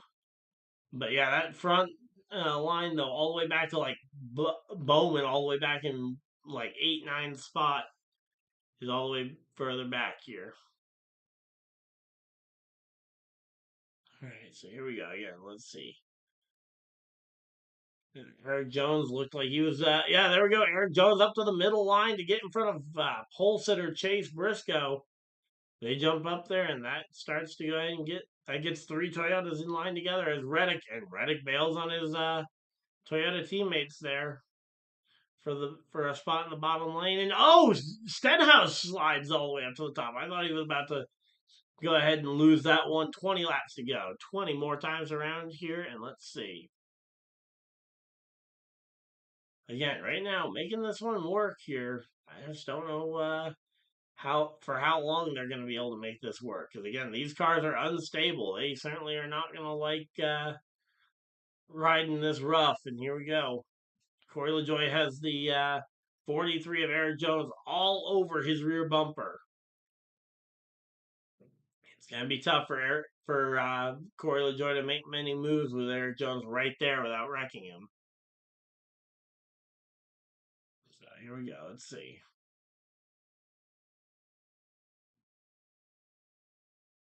All right, so yeah, right now we're chilling out here. 19 laps to go, and again, the outer lanes are every time they start to form up, something happens and they just all of a sudden dissipate, and the inside line becomes the freight train once again. Here we go. I see lap traffic. If we can get the, if this lap car doesn't get right out the way and forces the inside line to try and move up a bit, we might be able to get some momentum going by just breaking these cars off the bottom line. Because right now these front like 6 or 7 cars have been locked to the bottom, even though they have had the freedom to move up. They've just stayed locked right around the bottom line here, making this one happen. And yep, there we go. Ty Dillon gets right out the way and right down to the bottom line. All right, so there we go. Once again, we've got, we got some momentum moving on this outer lane here. Logano, Nemechek. You've got Eric Jones looking to the outside, seeing his Toyota teammates all going forward here. And maybe a lane a spot opening here right in front of Nemechek, or nope. Actually, it looks like it's the entire line trying to move down and up the track. It has a really tough spot, and Logano ends up on the outside. Stenhouse and LaJoy end up on the bottom. Stenhouse, if you want to make this block, you got to make it up. You got to make the block now here. So there we go. Let's see. All right. Well, I guess he didn't need to make the block because the momentum behind Noah Gragson ended up pushing himself along with the 2 cars ahead of him forward. But right now they're making this work here. The 2 RCR cars, again, I think those 2 could be a secret weapon to try and take this win here. We're under 20 laps to go in the Daytona 500. So under 20 laps to go here, and let's see, what do we got?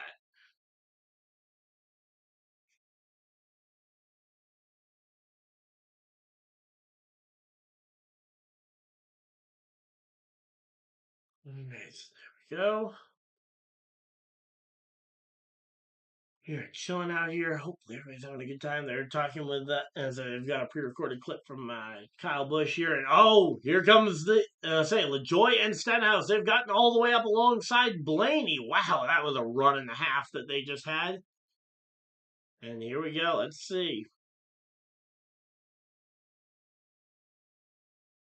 Corey LaJoy all the way alongside. Corey LaJoy looking for the lead of the race. So Corey LaJoy looking for the lead of the race here. Stenhouse on his rear bumper here. The question is, can they maintain the lead, and can they manage to... Oh! A big block there by Stenhouse as... Oh, no, that's about to be a wreck. That's about to be a wreck. That's about to be a wreck. Yep, there it goes. There it goes. Stenhouse making a dumb block on Logano. I'm assuming he didn't know that Logano was there, or he didn't know that Logano had a car beneath him. But man, that was a stupid move from Stenhouse.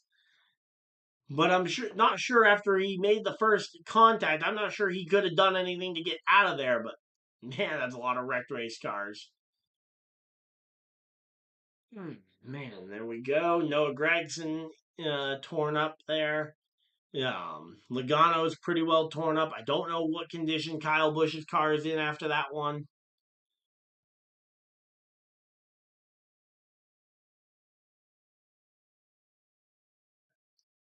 All right, so there we go.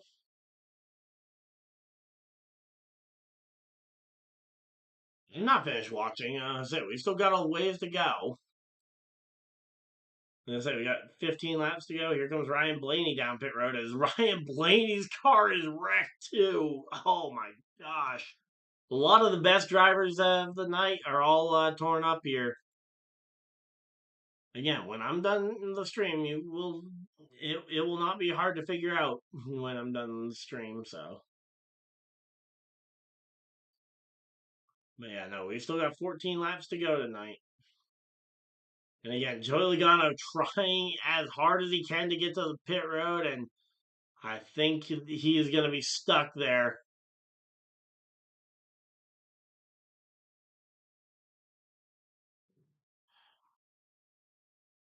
And yeah, it looks like Logano might be stuck. I don't think he's going to be getting back to pit road.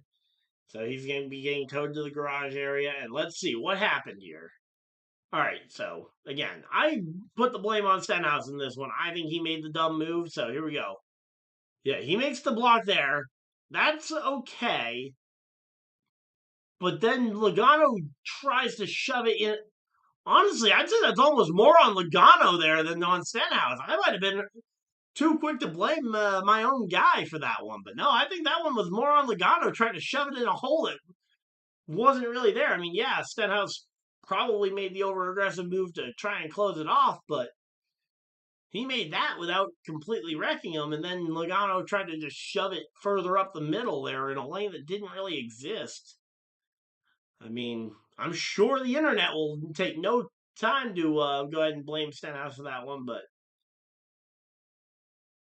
and again, maybe Stenhouse was still moving down. It's hard to really tell there. Like the onboard from Logano absolutely looks like it's Stenhouse, and I think there's definitely some blame to be put on Logano there for that one. But yeah, man, talk about chaos there. But like that wreck does not happen if Logano doesn't continue to try and press the issue into that hole.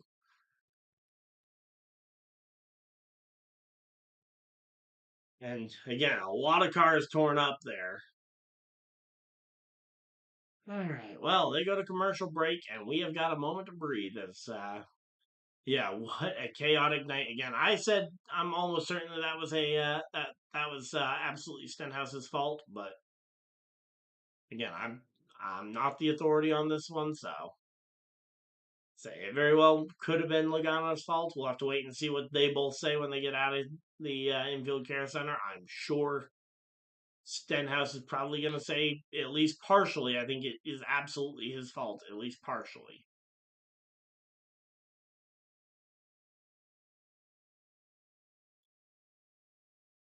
All right, so there we go.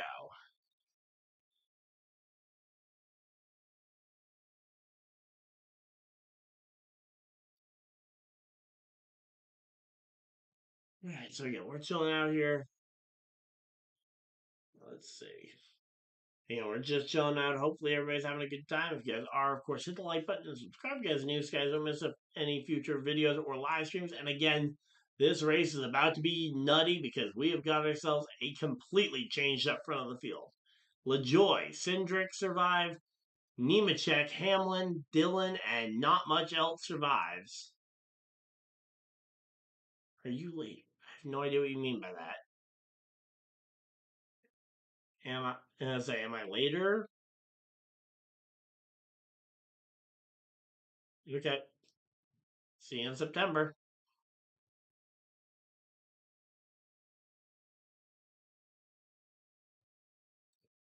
Nice. There we go.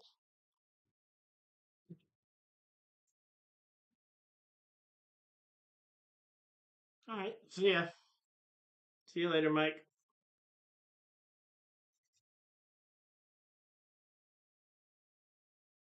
Yes, there you go to commercial break. We are chilling out here. Hopefully, everybody's having a good time. Yeah, there we go. So, yeah, we're still over 10,000 views in the last 48 hours. It feels weird to see over 10,000 views in a 48-hour period. But yeah, man, it's cool to see though. I'm glad as that you guys have been showing a ton of support this week, especially on the live streams. Oh, yep, showing the absolutely massive wreck that happened in the 2021 Daytona 500. 2022 actually had a pretty decent finish. 23 we had the massive wreck and Ricky Stenhouse Jr. going to victory lane. Then last year we had the yellow as they crossed the start finish line to take the white, which led to a long conversation about whether or not they got the caution flag right because of the timing of the caution lights. All right. See you, Mike.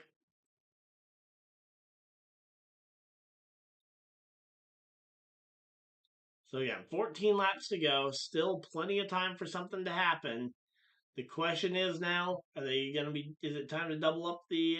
Have they opened pit road and are they getting ready to double up? So there we go. They just towed Kyle.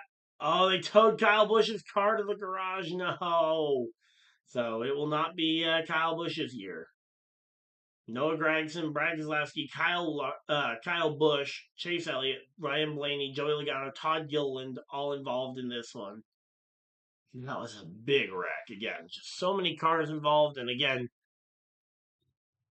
I'm not sure after Stenhouse made this. After Stenhouse made that initial block, he could have moved up the track and given more room, but I think he thought he might have had the room to go ahead and get there.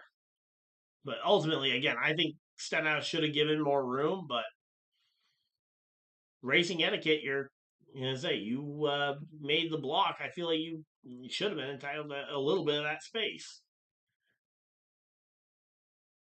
But yeah, I mean, Stenhouse definitely wasn't giving as much room as he probably could have, but ethically, I think he made the block there.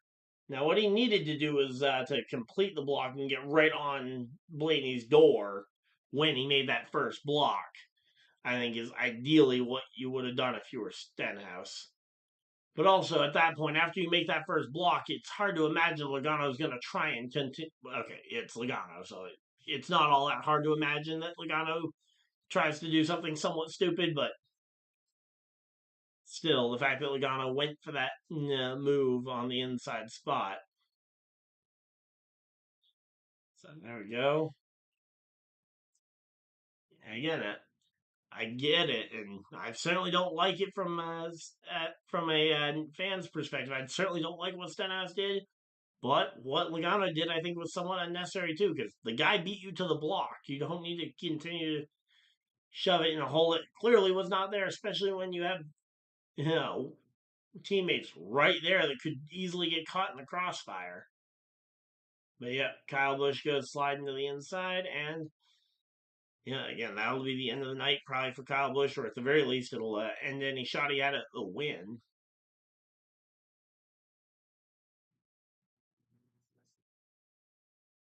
And say, I think they might be able to get that car fixed up in the garage area and then get back out on track thanks to the new damaged vehicle policy. But yeah, I mean, it's not really a great situation for Kyle Busch, though.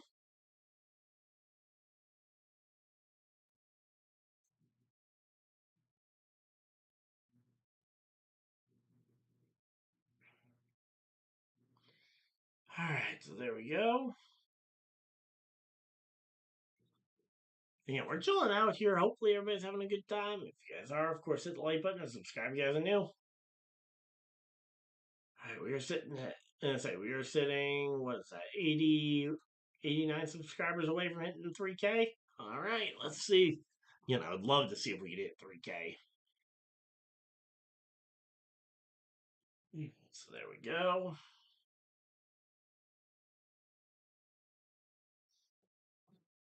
All right, well, Stenhouse is still out there on track. He might survive to live to wreck another day, but yeah.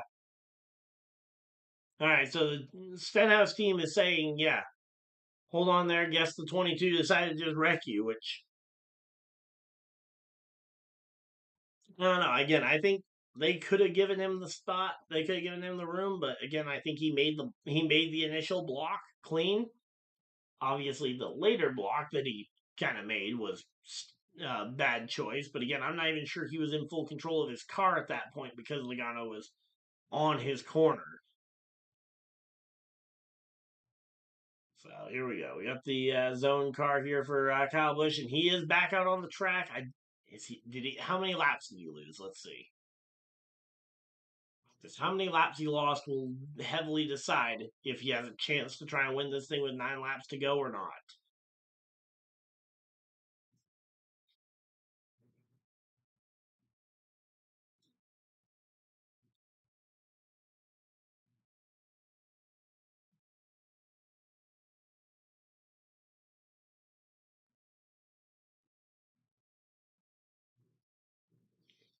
All right, so here we go. Let's see. Kyle Busch lost 4 laps, so Again, I find it hard to believe that he gets back in this thing from 4 laps down. I think that is basically unrecoverable. If he lost 1 or 2, I could see him getting them back through free pass or other methods, but no, at this point, I think Kyle's dream of a 20 to 20 there.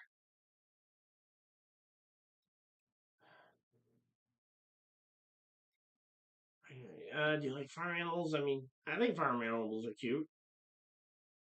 Do you like sheep? Sure. Cows, milk. Yep. Oh, but yeah, again, we're just chilling out here. All right, so we're going to be getting ready for this one. And let's say 4 overtime finishes in the next gen era. And we've got 9 laps to go here. Lights are off on the pace car. And oh, whoa! LaJoy, I get that you're trying to warm up the tires. You're swerving really close to just slamming into the door of the 2 car there. But there we go. All right, let's see.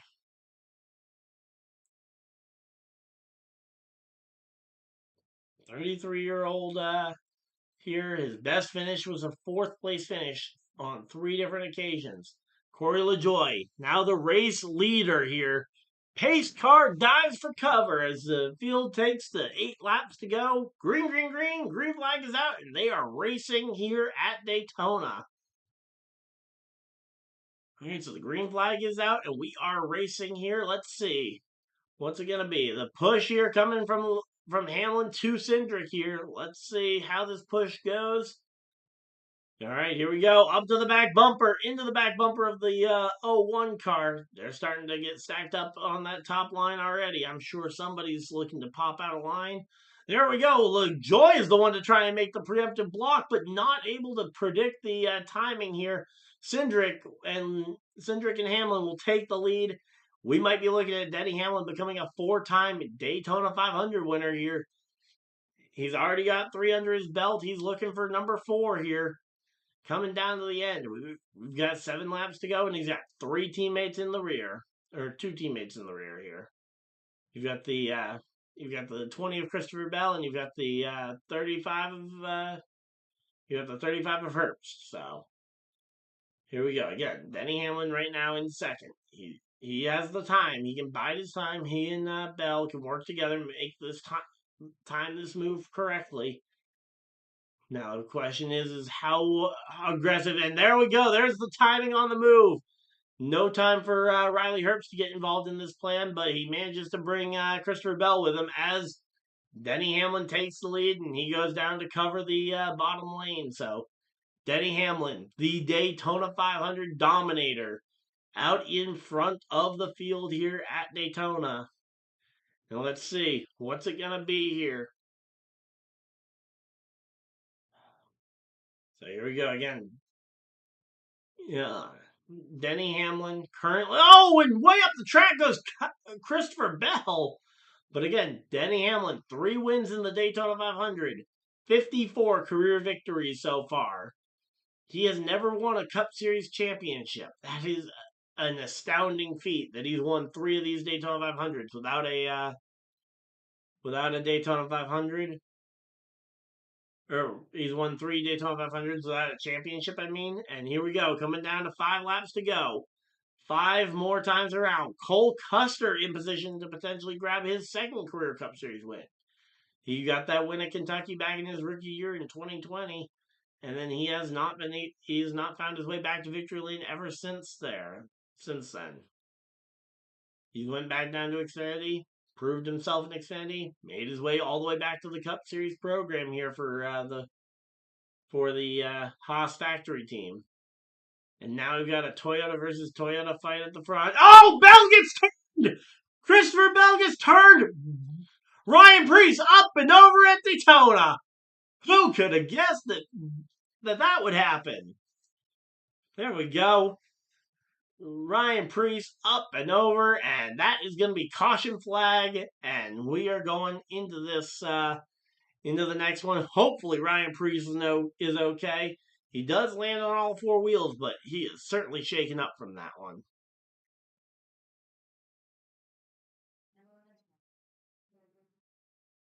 So there we go. Bell is torn up. Ryan Preece is destroyed.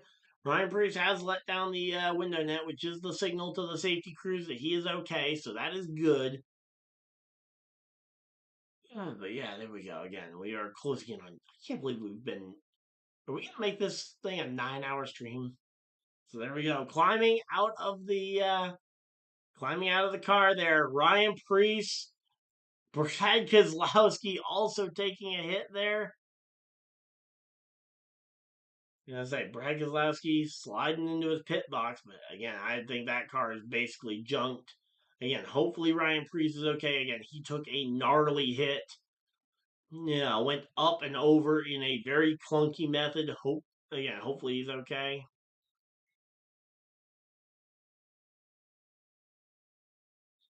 But yeah, that was just a really big push gone ever so slightly wrong. Like I don't even see. So yeah, I mean, yeah, Bell just bobbles it a little bit, and because the 41 is all over his rear bumper, yeah, he just gets taken out here. Kyle Larson in the middle of all that as well. Oh no, I'm not finished yet. We're going to overtime. I think. Oh, we got the red flag out.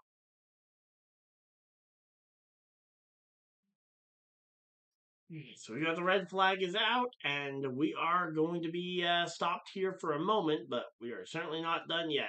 Daytona 500 is not over yet.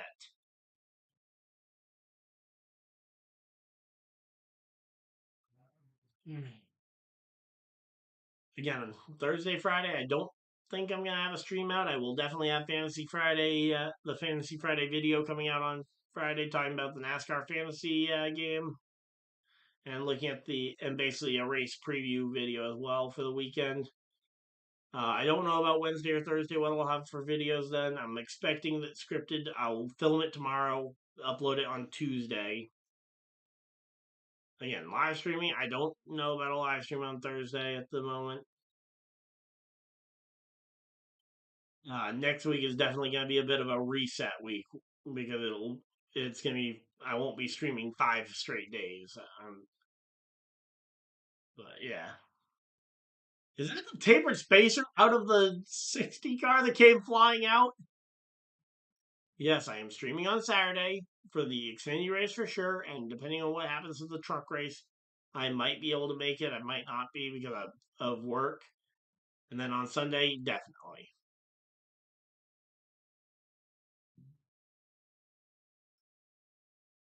And also keep an eye on the gaming channel if you're just looking for Ryan Dyer content, because again, I will be. I've got an announcement coming over there tomorrow as well, so that will be something exciting. And yeah, we will hopefully have some more content coming over there, somewhat consistently for the next little bit. But man, again, that is just such a wild ride there for the number 60 car. So again, the red flag has been put out for the hit, and again, such a brutal flip there for Ryan Preece.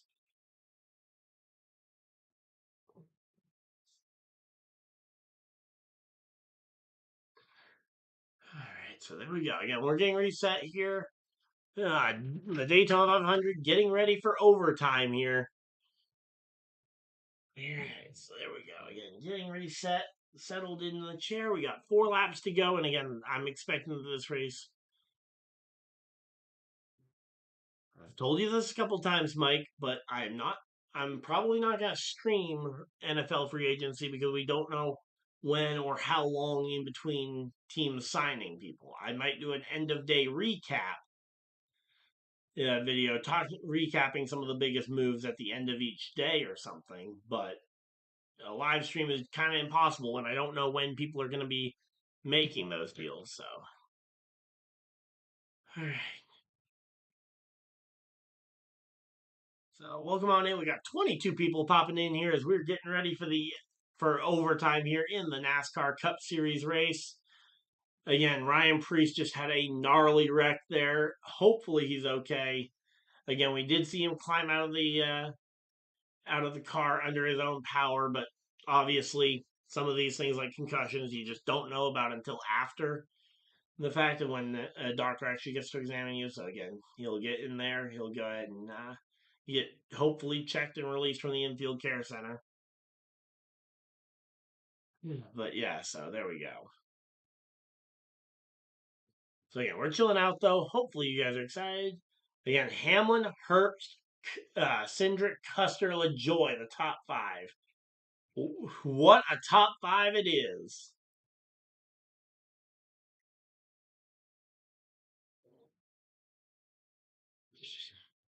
Man, I still can't believe just how violent that flip was.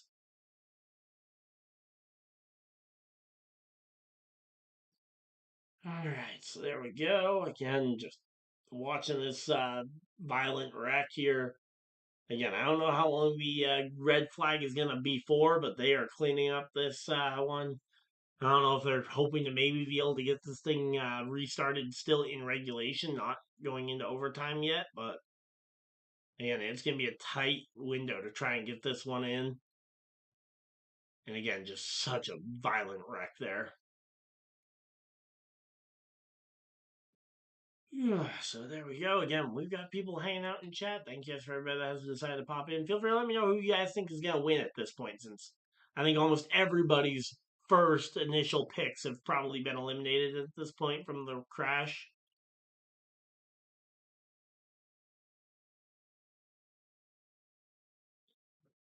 Alright, so there we go. Again, just seeing that massive hit and then the air just flipping that 60 car around.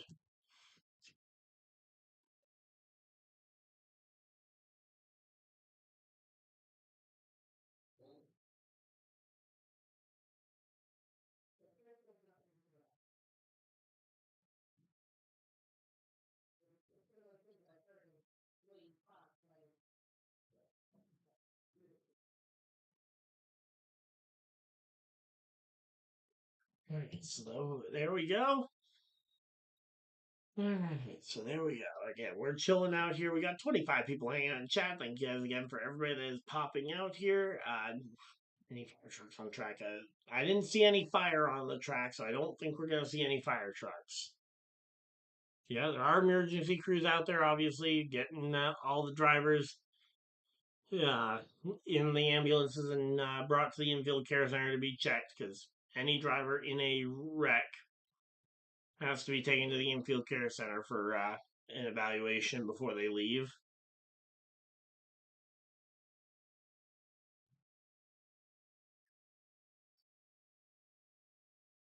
So again, they're just showing a replay of some of these other wrecks. And again, Kreese has had a similar wreck like this at Daytona before, previously caused by the backstretch grass. This one caused by the lack of a backstretch grass.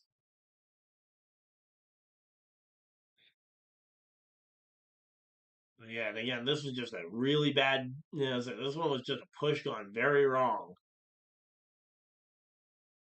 Where's Mike McDowell ended up at the end of all this? Because I haven't seen him in any of the wreckage yet, so I assume he must be doing pretty well, considering if you aren't in the wreckage at this point, you should be doing pretty well. Michael McDowell in 22nd. Okay, not great. Certainly not as good as I thought he might. But yeah, the Chevys have been fairly anonymous all day, it feels like. I mean, outside of Kyle Busch and, besides Busch and, oh, what's his name? Dillon. Besides Busch and Dillon, we really haven't seen many Chevys being a factor tonight. It's been mostly Penske Fords and then Toyotas in the mix. Couple of Chevys. Byron has been up there for a couple of laps. The Hendrick organization as a whole has led it a couple of times, but there we go. Justin Allgaier was involved. Oh my gosh, a lot of cars involved. Bubba Wallace got a piece of it now that I'm seeing it.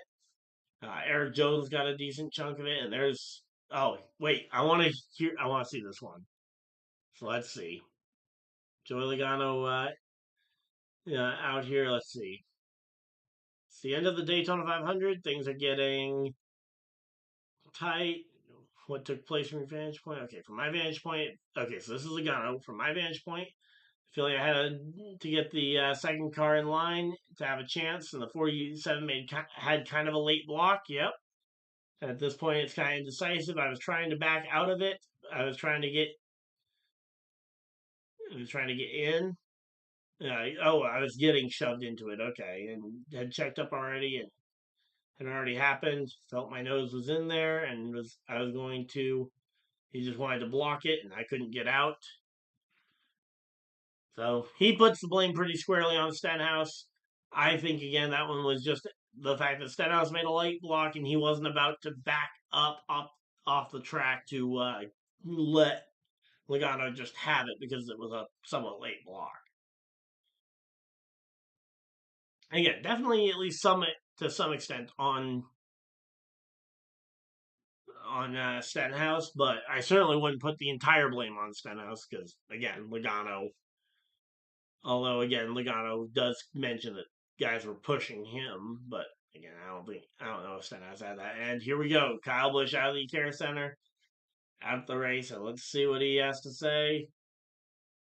I'm assuming he's just gonna say something about Recky Spinhouse as well. Let's see. Unfortunately, innocent bystander come up a turn disappointed. Let's see. Fastest car in a hurry.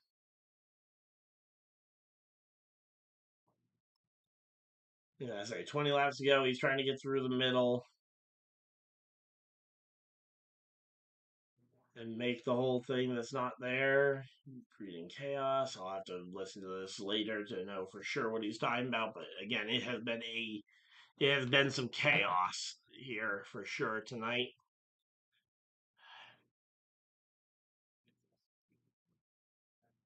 And there we go. They're looking at Bubba's car now, and yeah, Bubba Wallace's car is a absolute mess at this point.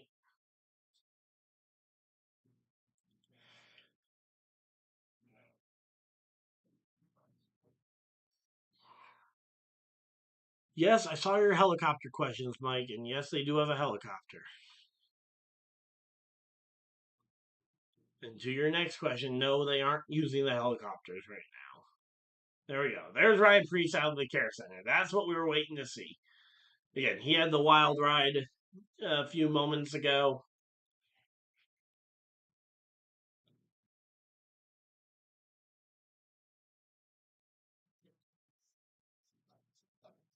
But yeah, but yeah, so he goes ahead and talks about this one, and yeah. Lucky to walk away. Yep, that is definitely a thing. He is lucky that he was able to get out of that one. And I'm very glad that he was okay.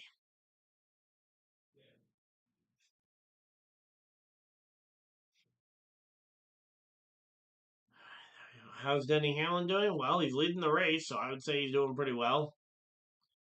Certainly can't complain about leading the race. He's looking to try and get his fourth Daytona 500, but at this point, I think he's more worried about trying to get his first career championship before his career is over here.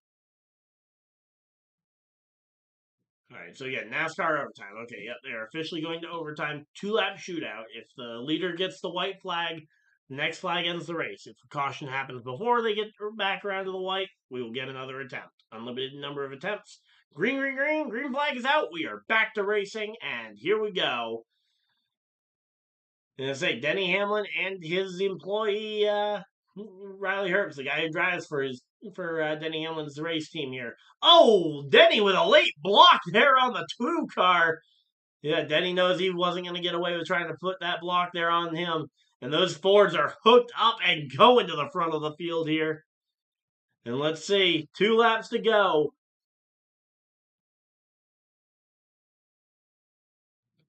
Okay, 2 laps to go here. Lap and a half here in the Daytona 500. Austin Cindric out in front of the field. Denny Hamlin making his way back to the back bumper of Austin Cindric. Here we go. Can we make this one all the way back around? Denny Hamlin. Oh, a late block from Cindric, and Riley Herbst holds on to it. What on earth? Riley Herbst just took a power slide and he is back out here and running. But again, the focus is on this battle for the win. Cindric all over the back bumper is Denny Hamlin. Hamlin to the top line here. Denny Hamlin looking for the lead. And there's the wreck behind him. Denny Hamlin in it. William Byron sneaks through, and William Byron will be the winner here of the Daytona 500 as they throw the caution flag. They haven't thrown it yet. They're going to let them race it out. Are you serious? Oh, Byron, don't let go. William Byron is a back-to-back Daytona 500 winner. Tyler Reddick in second. Third place, Jimmy Johnson. Who had Jimmy Johnson getting second there? Or third. Sorry, Jimmy third. Briscoe fourth. John Hunter Nemechek coming home in the top five. And a lot of guys coming home with wrecked race cars. Man, what a crazy finish there to what had been a somewhat tame Daytona 500 up until the last 3 minutes or so. And William Byron wins this race in NASCAR overtime. I will get to that in a minute, Mike. Give me a moment. Yeah, again, here we go. William Byron winning this one. He gets this one. Cole Custer ends up with a destroyed race car. And again, what an incredible drive here from William Byron to end up a two-time Daytona 500 winner tonight. Again, William Byron goes out here, gets this one done. The last time we saw a back-to-back Daytona 500 winner, yeah, surprisingly, yeah, President Trump was in attendance for that one back in 2020 when Denny Hamlin won his second Daytona 500 in a row in 19 and 20. And again, just watching this block again, I mean, Cindric made a really aggressive block. Hamlin moves to the outside here, and what goes wrong? So again, okay, so Custer tries to move to the outside and then just comes down and takes everybody out. What was Custer thinking there?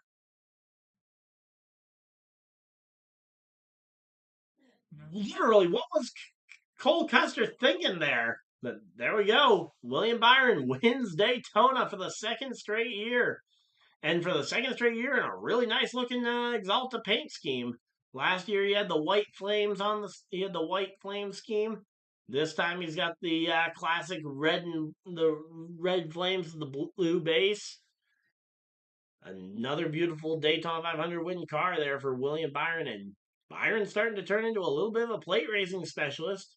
His first win came at this racetrack. He's now won 2 Daytona 500s, but I think he's looking for more here in 2025. I think he's looking for a championship. So, again, that will be the end of the Daytona 500. Hopefully you guys enjoyed. If you guys did just come for the race reaction, that is pretty much it. Again, as per usual, we will go through the full the full finishing grid though before we get to it. And why do things shift when we go to overtime? Okay, so there we go. So yeah, we'll go through the full finishing order. Yeah, get the entire finishing order, and then we will go ahead and end off the stream. But if you guys did just come for the race recap, I will see you guys. I will have a race review out in the morning. If you guys are a channel member, it will be out tonight. But until next time, we will go ahead and go through this one. Oh, nope. All right, so we got William Byron first, Tyler Reddick second, Jimmy Johnson coming home in the third position, Chase Briscoe fourth, fifth will be John Hunter Nemechek, sixth place. So fifth place is John Hunter Nemechek, sixth place Alex Bowman, seventh coming home seventh unofficially again is Ryan Blaney. Austin Cindric coming home in the 8th position. Justin Allgaier surviving for 9th in Junior Motorsports' debut. And rounding out the top 10 is Chris Buescher.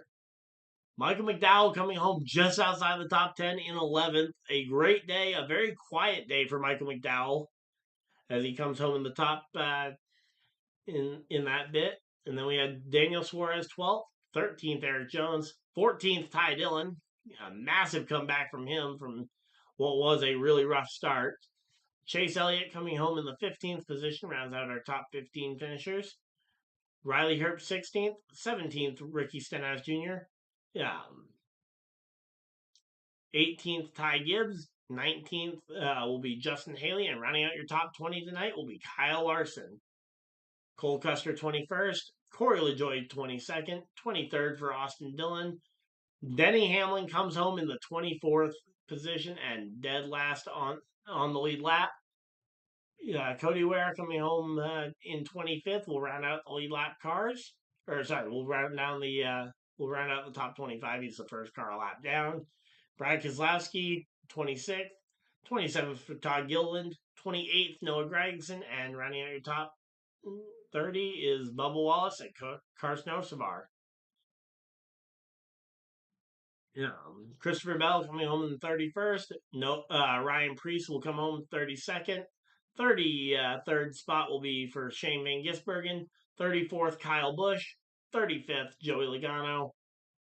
Zane Smith coming home in the 36th position.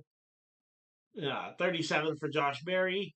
Martin Truex Jr. coming home in the 38th position as he got taken out really early. Elio Castroneves, 39th, taken out through no fault of his own, 132 laps shy of the checkered flag.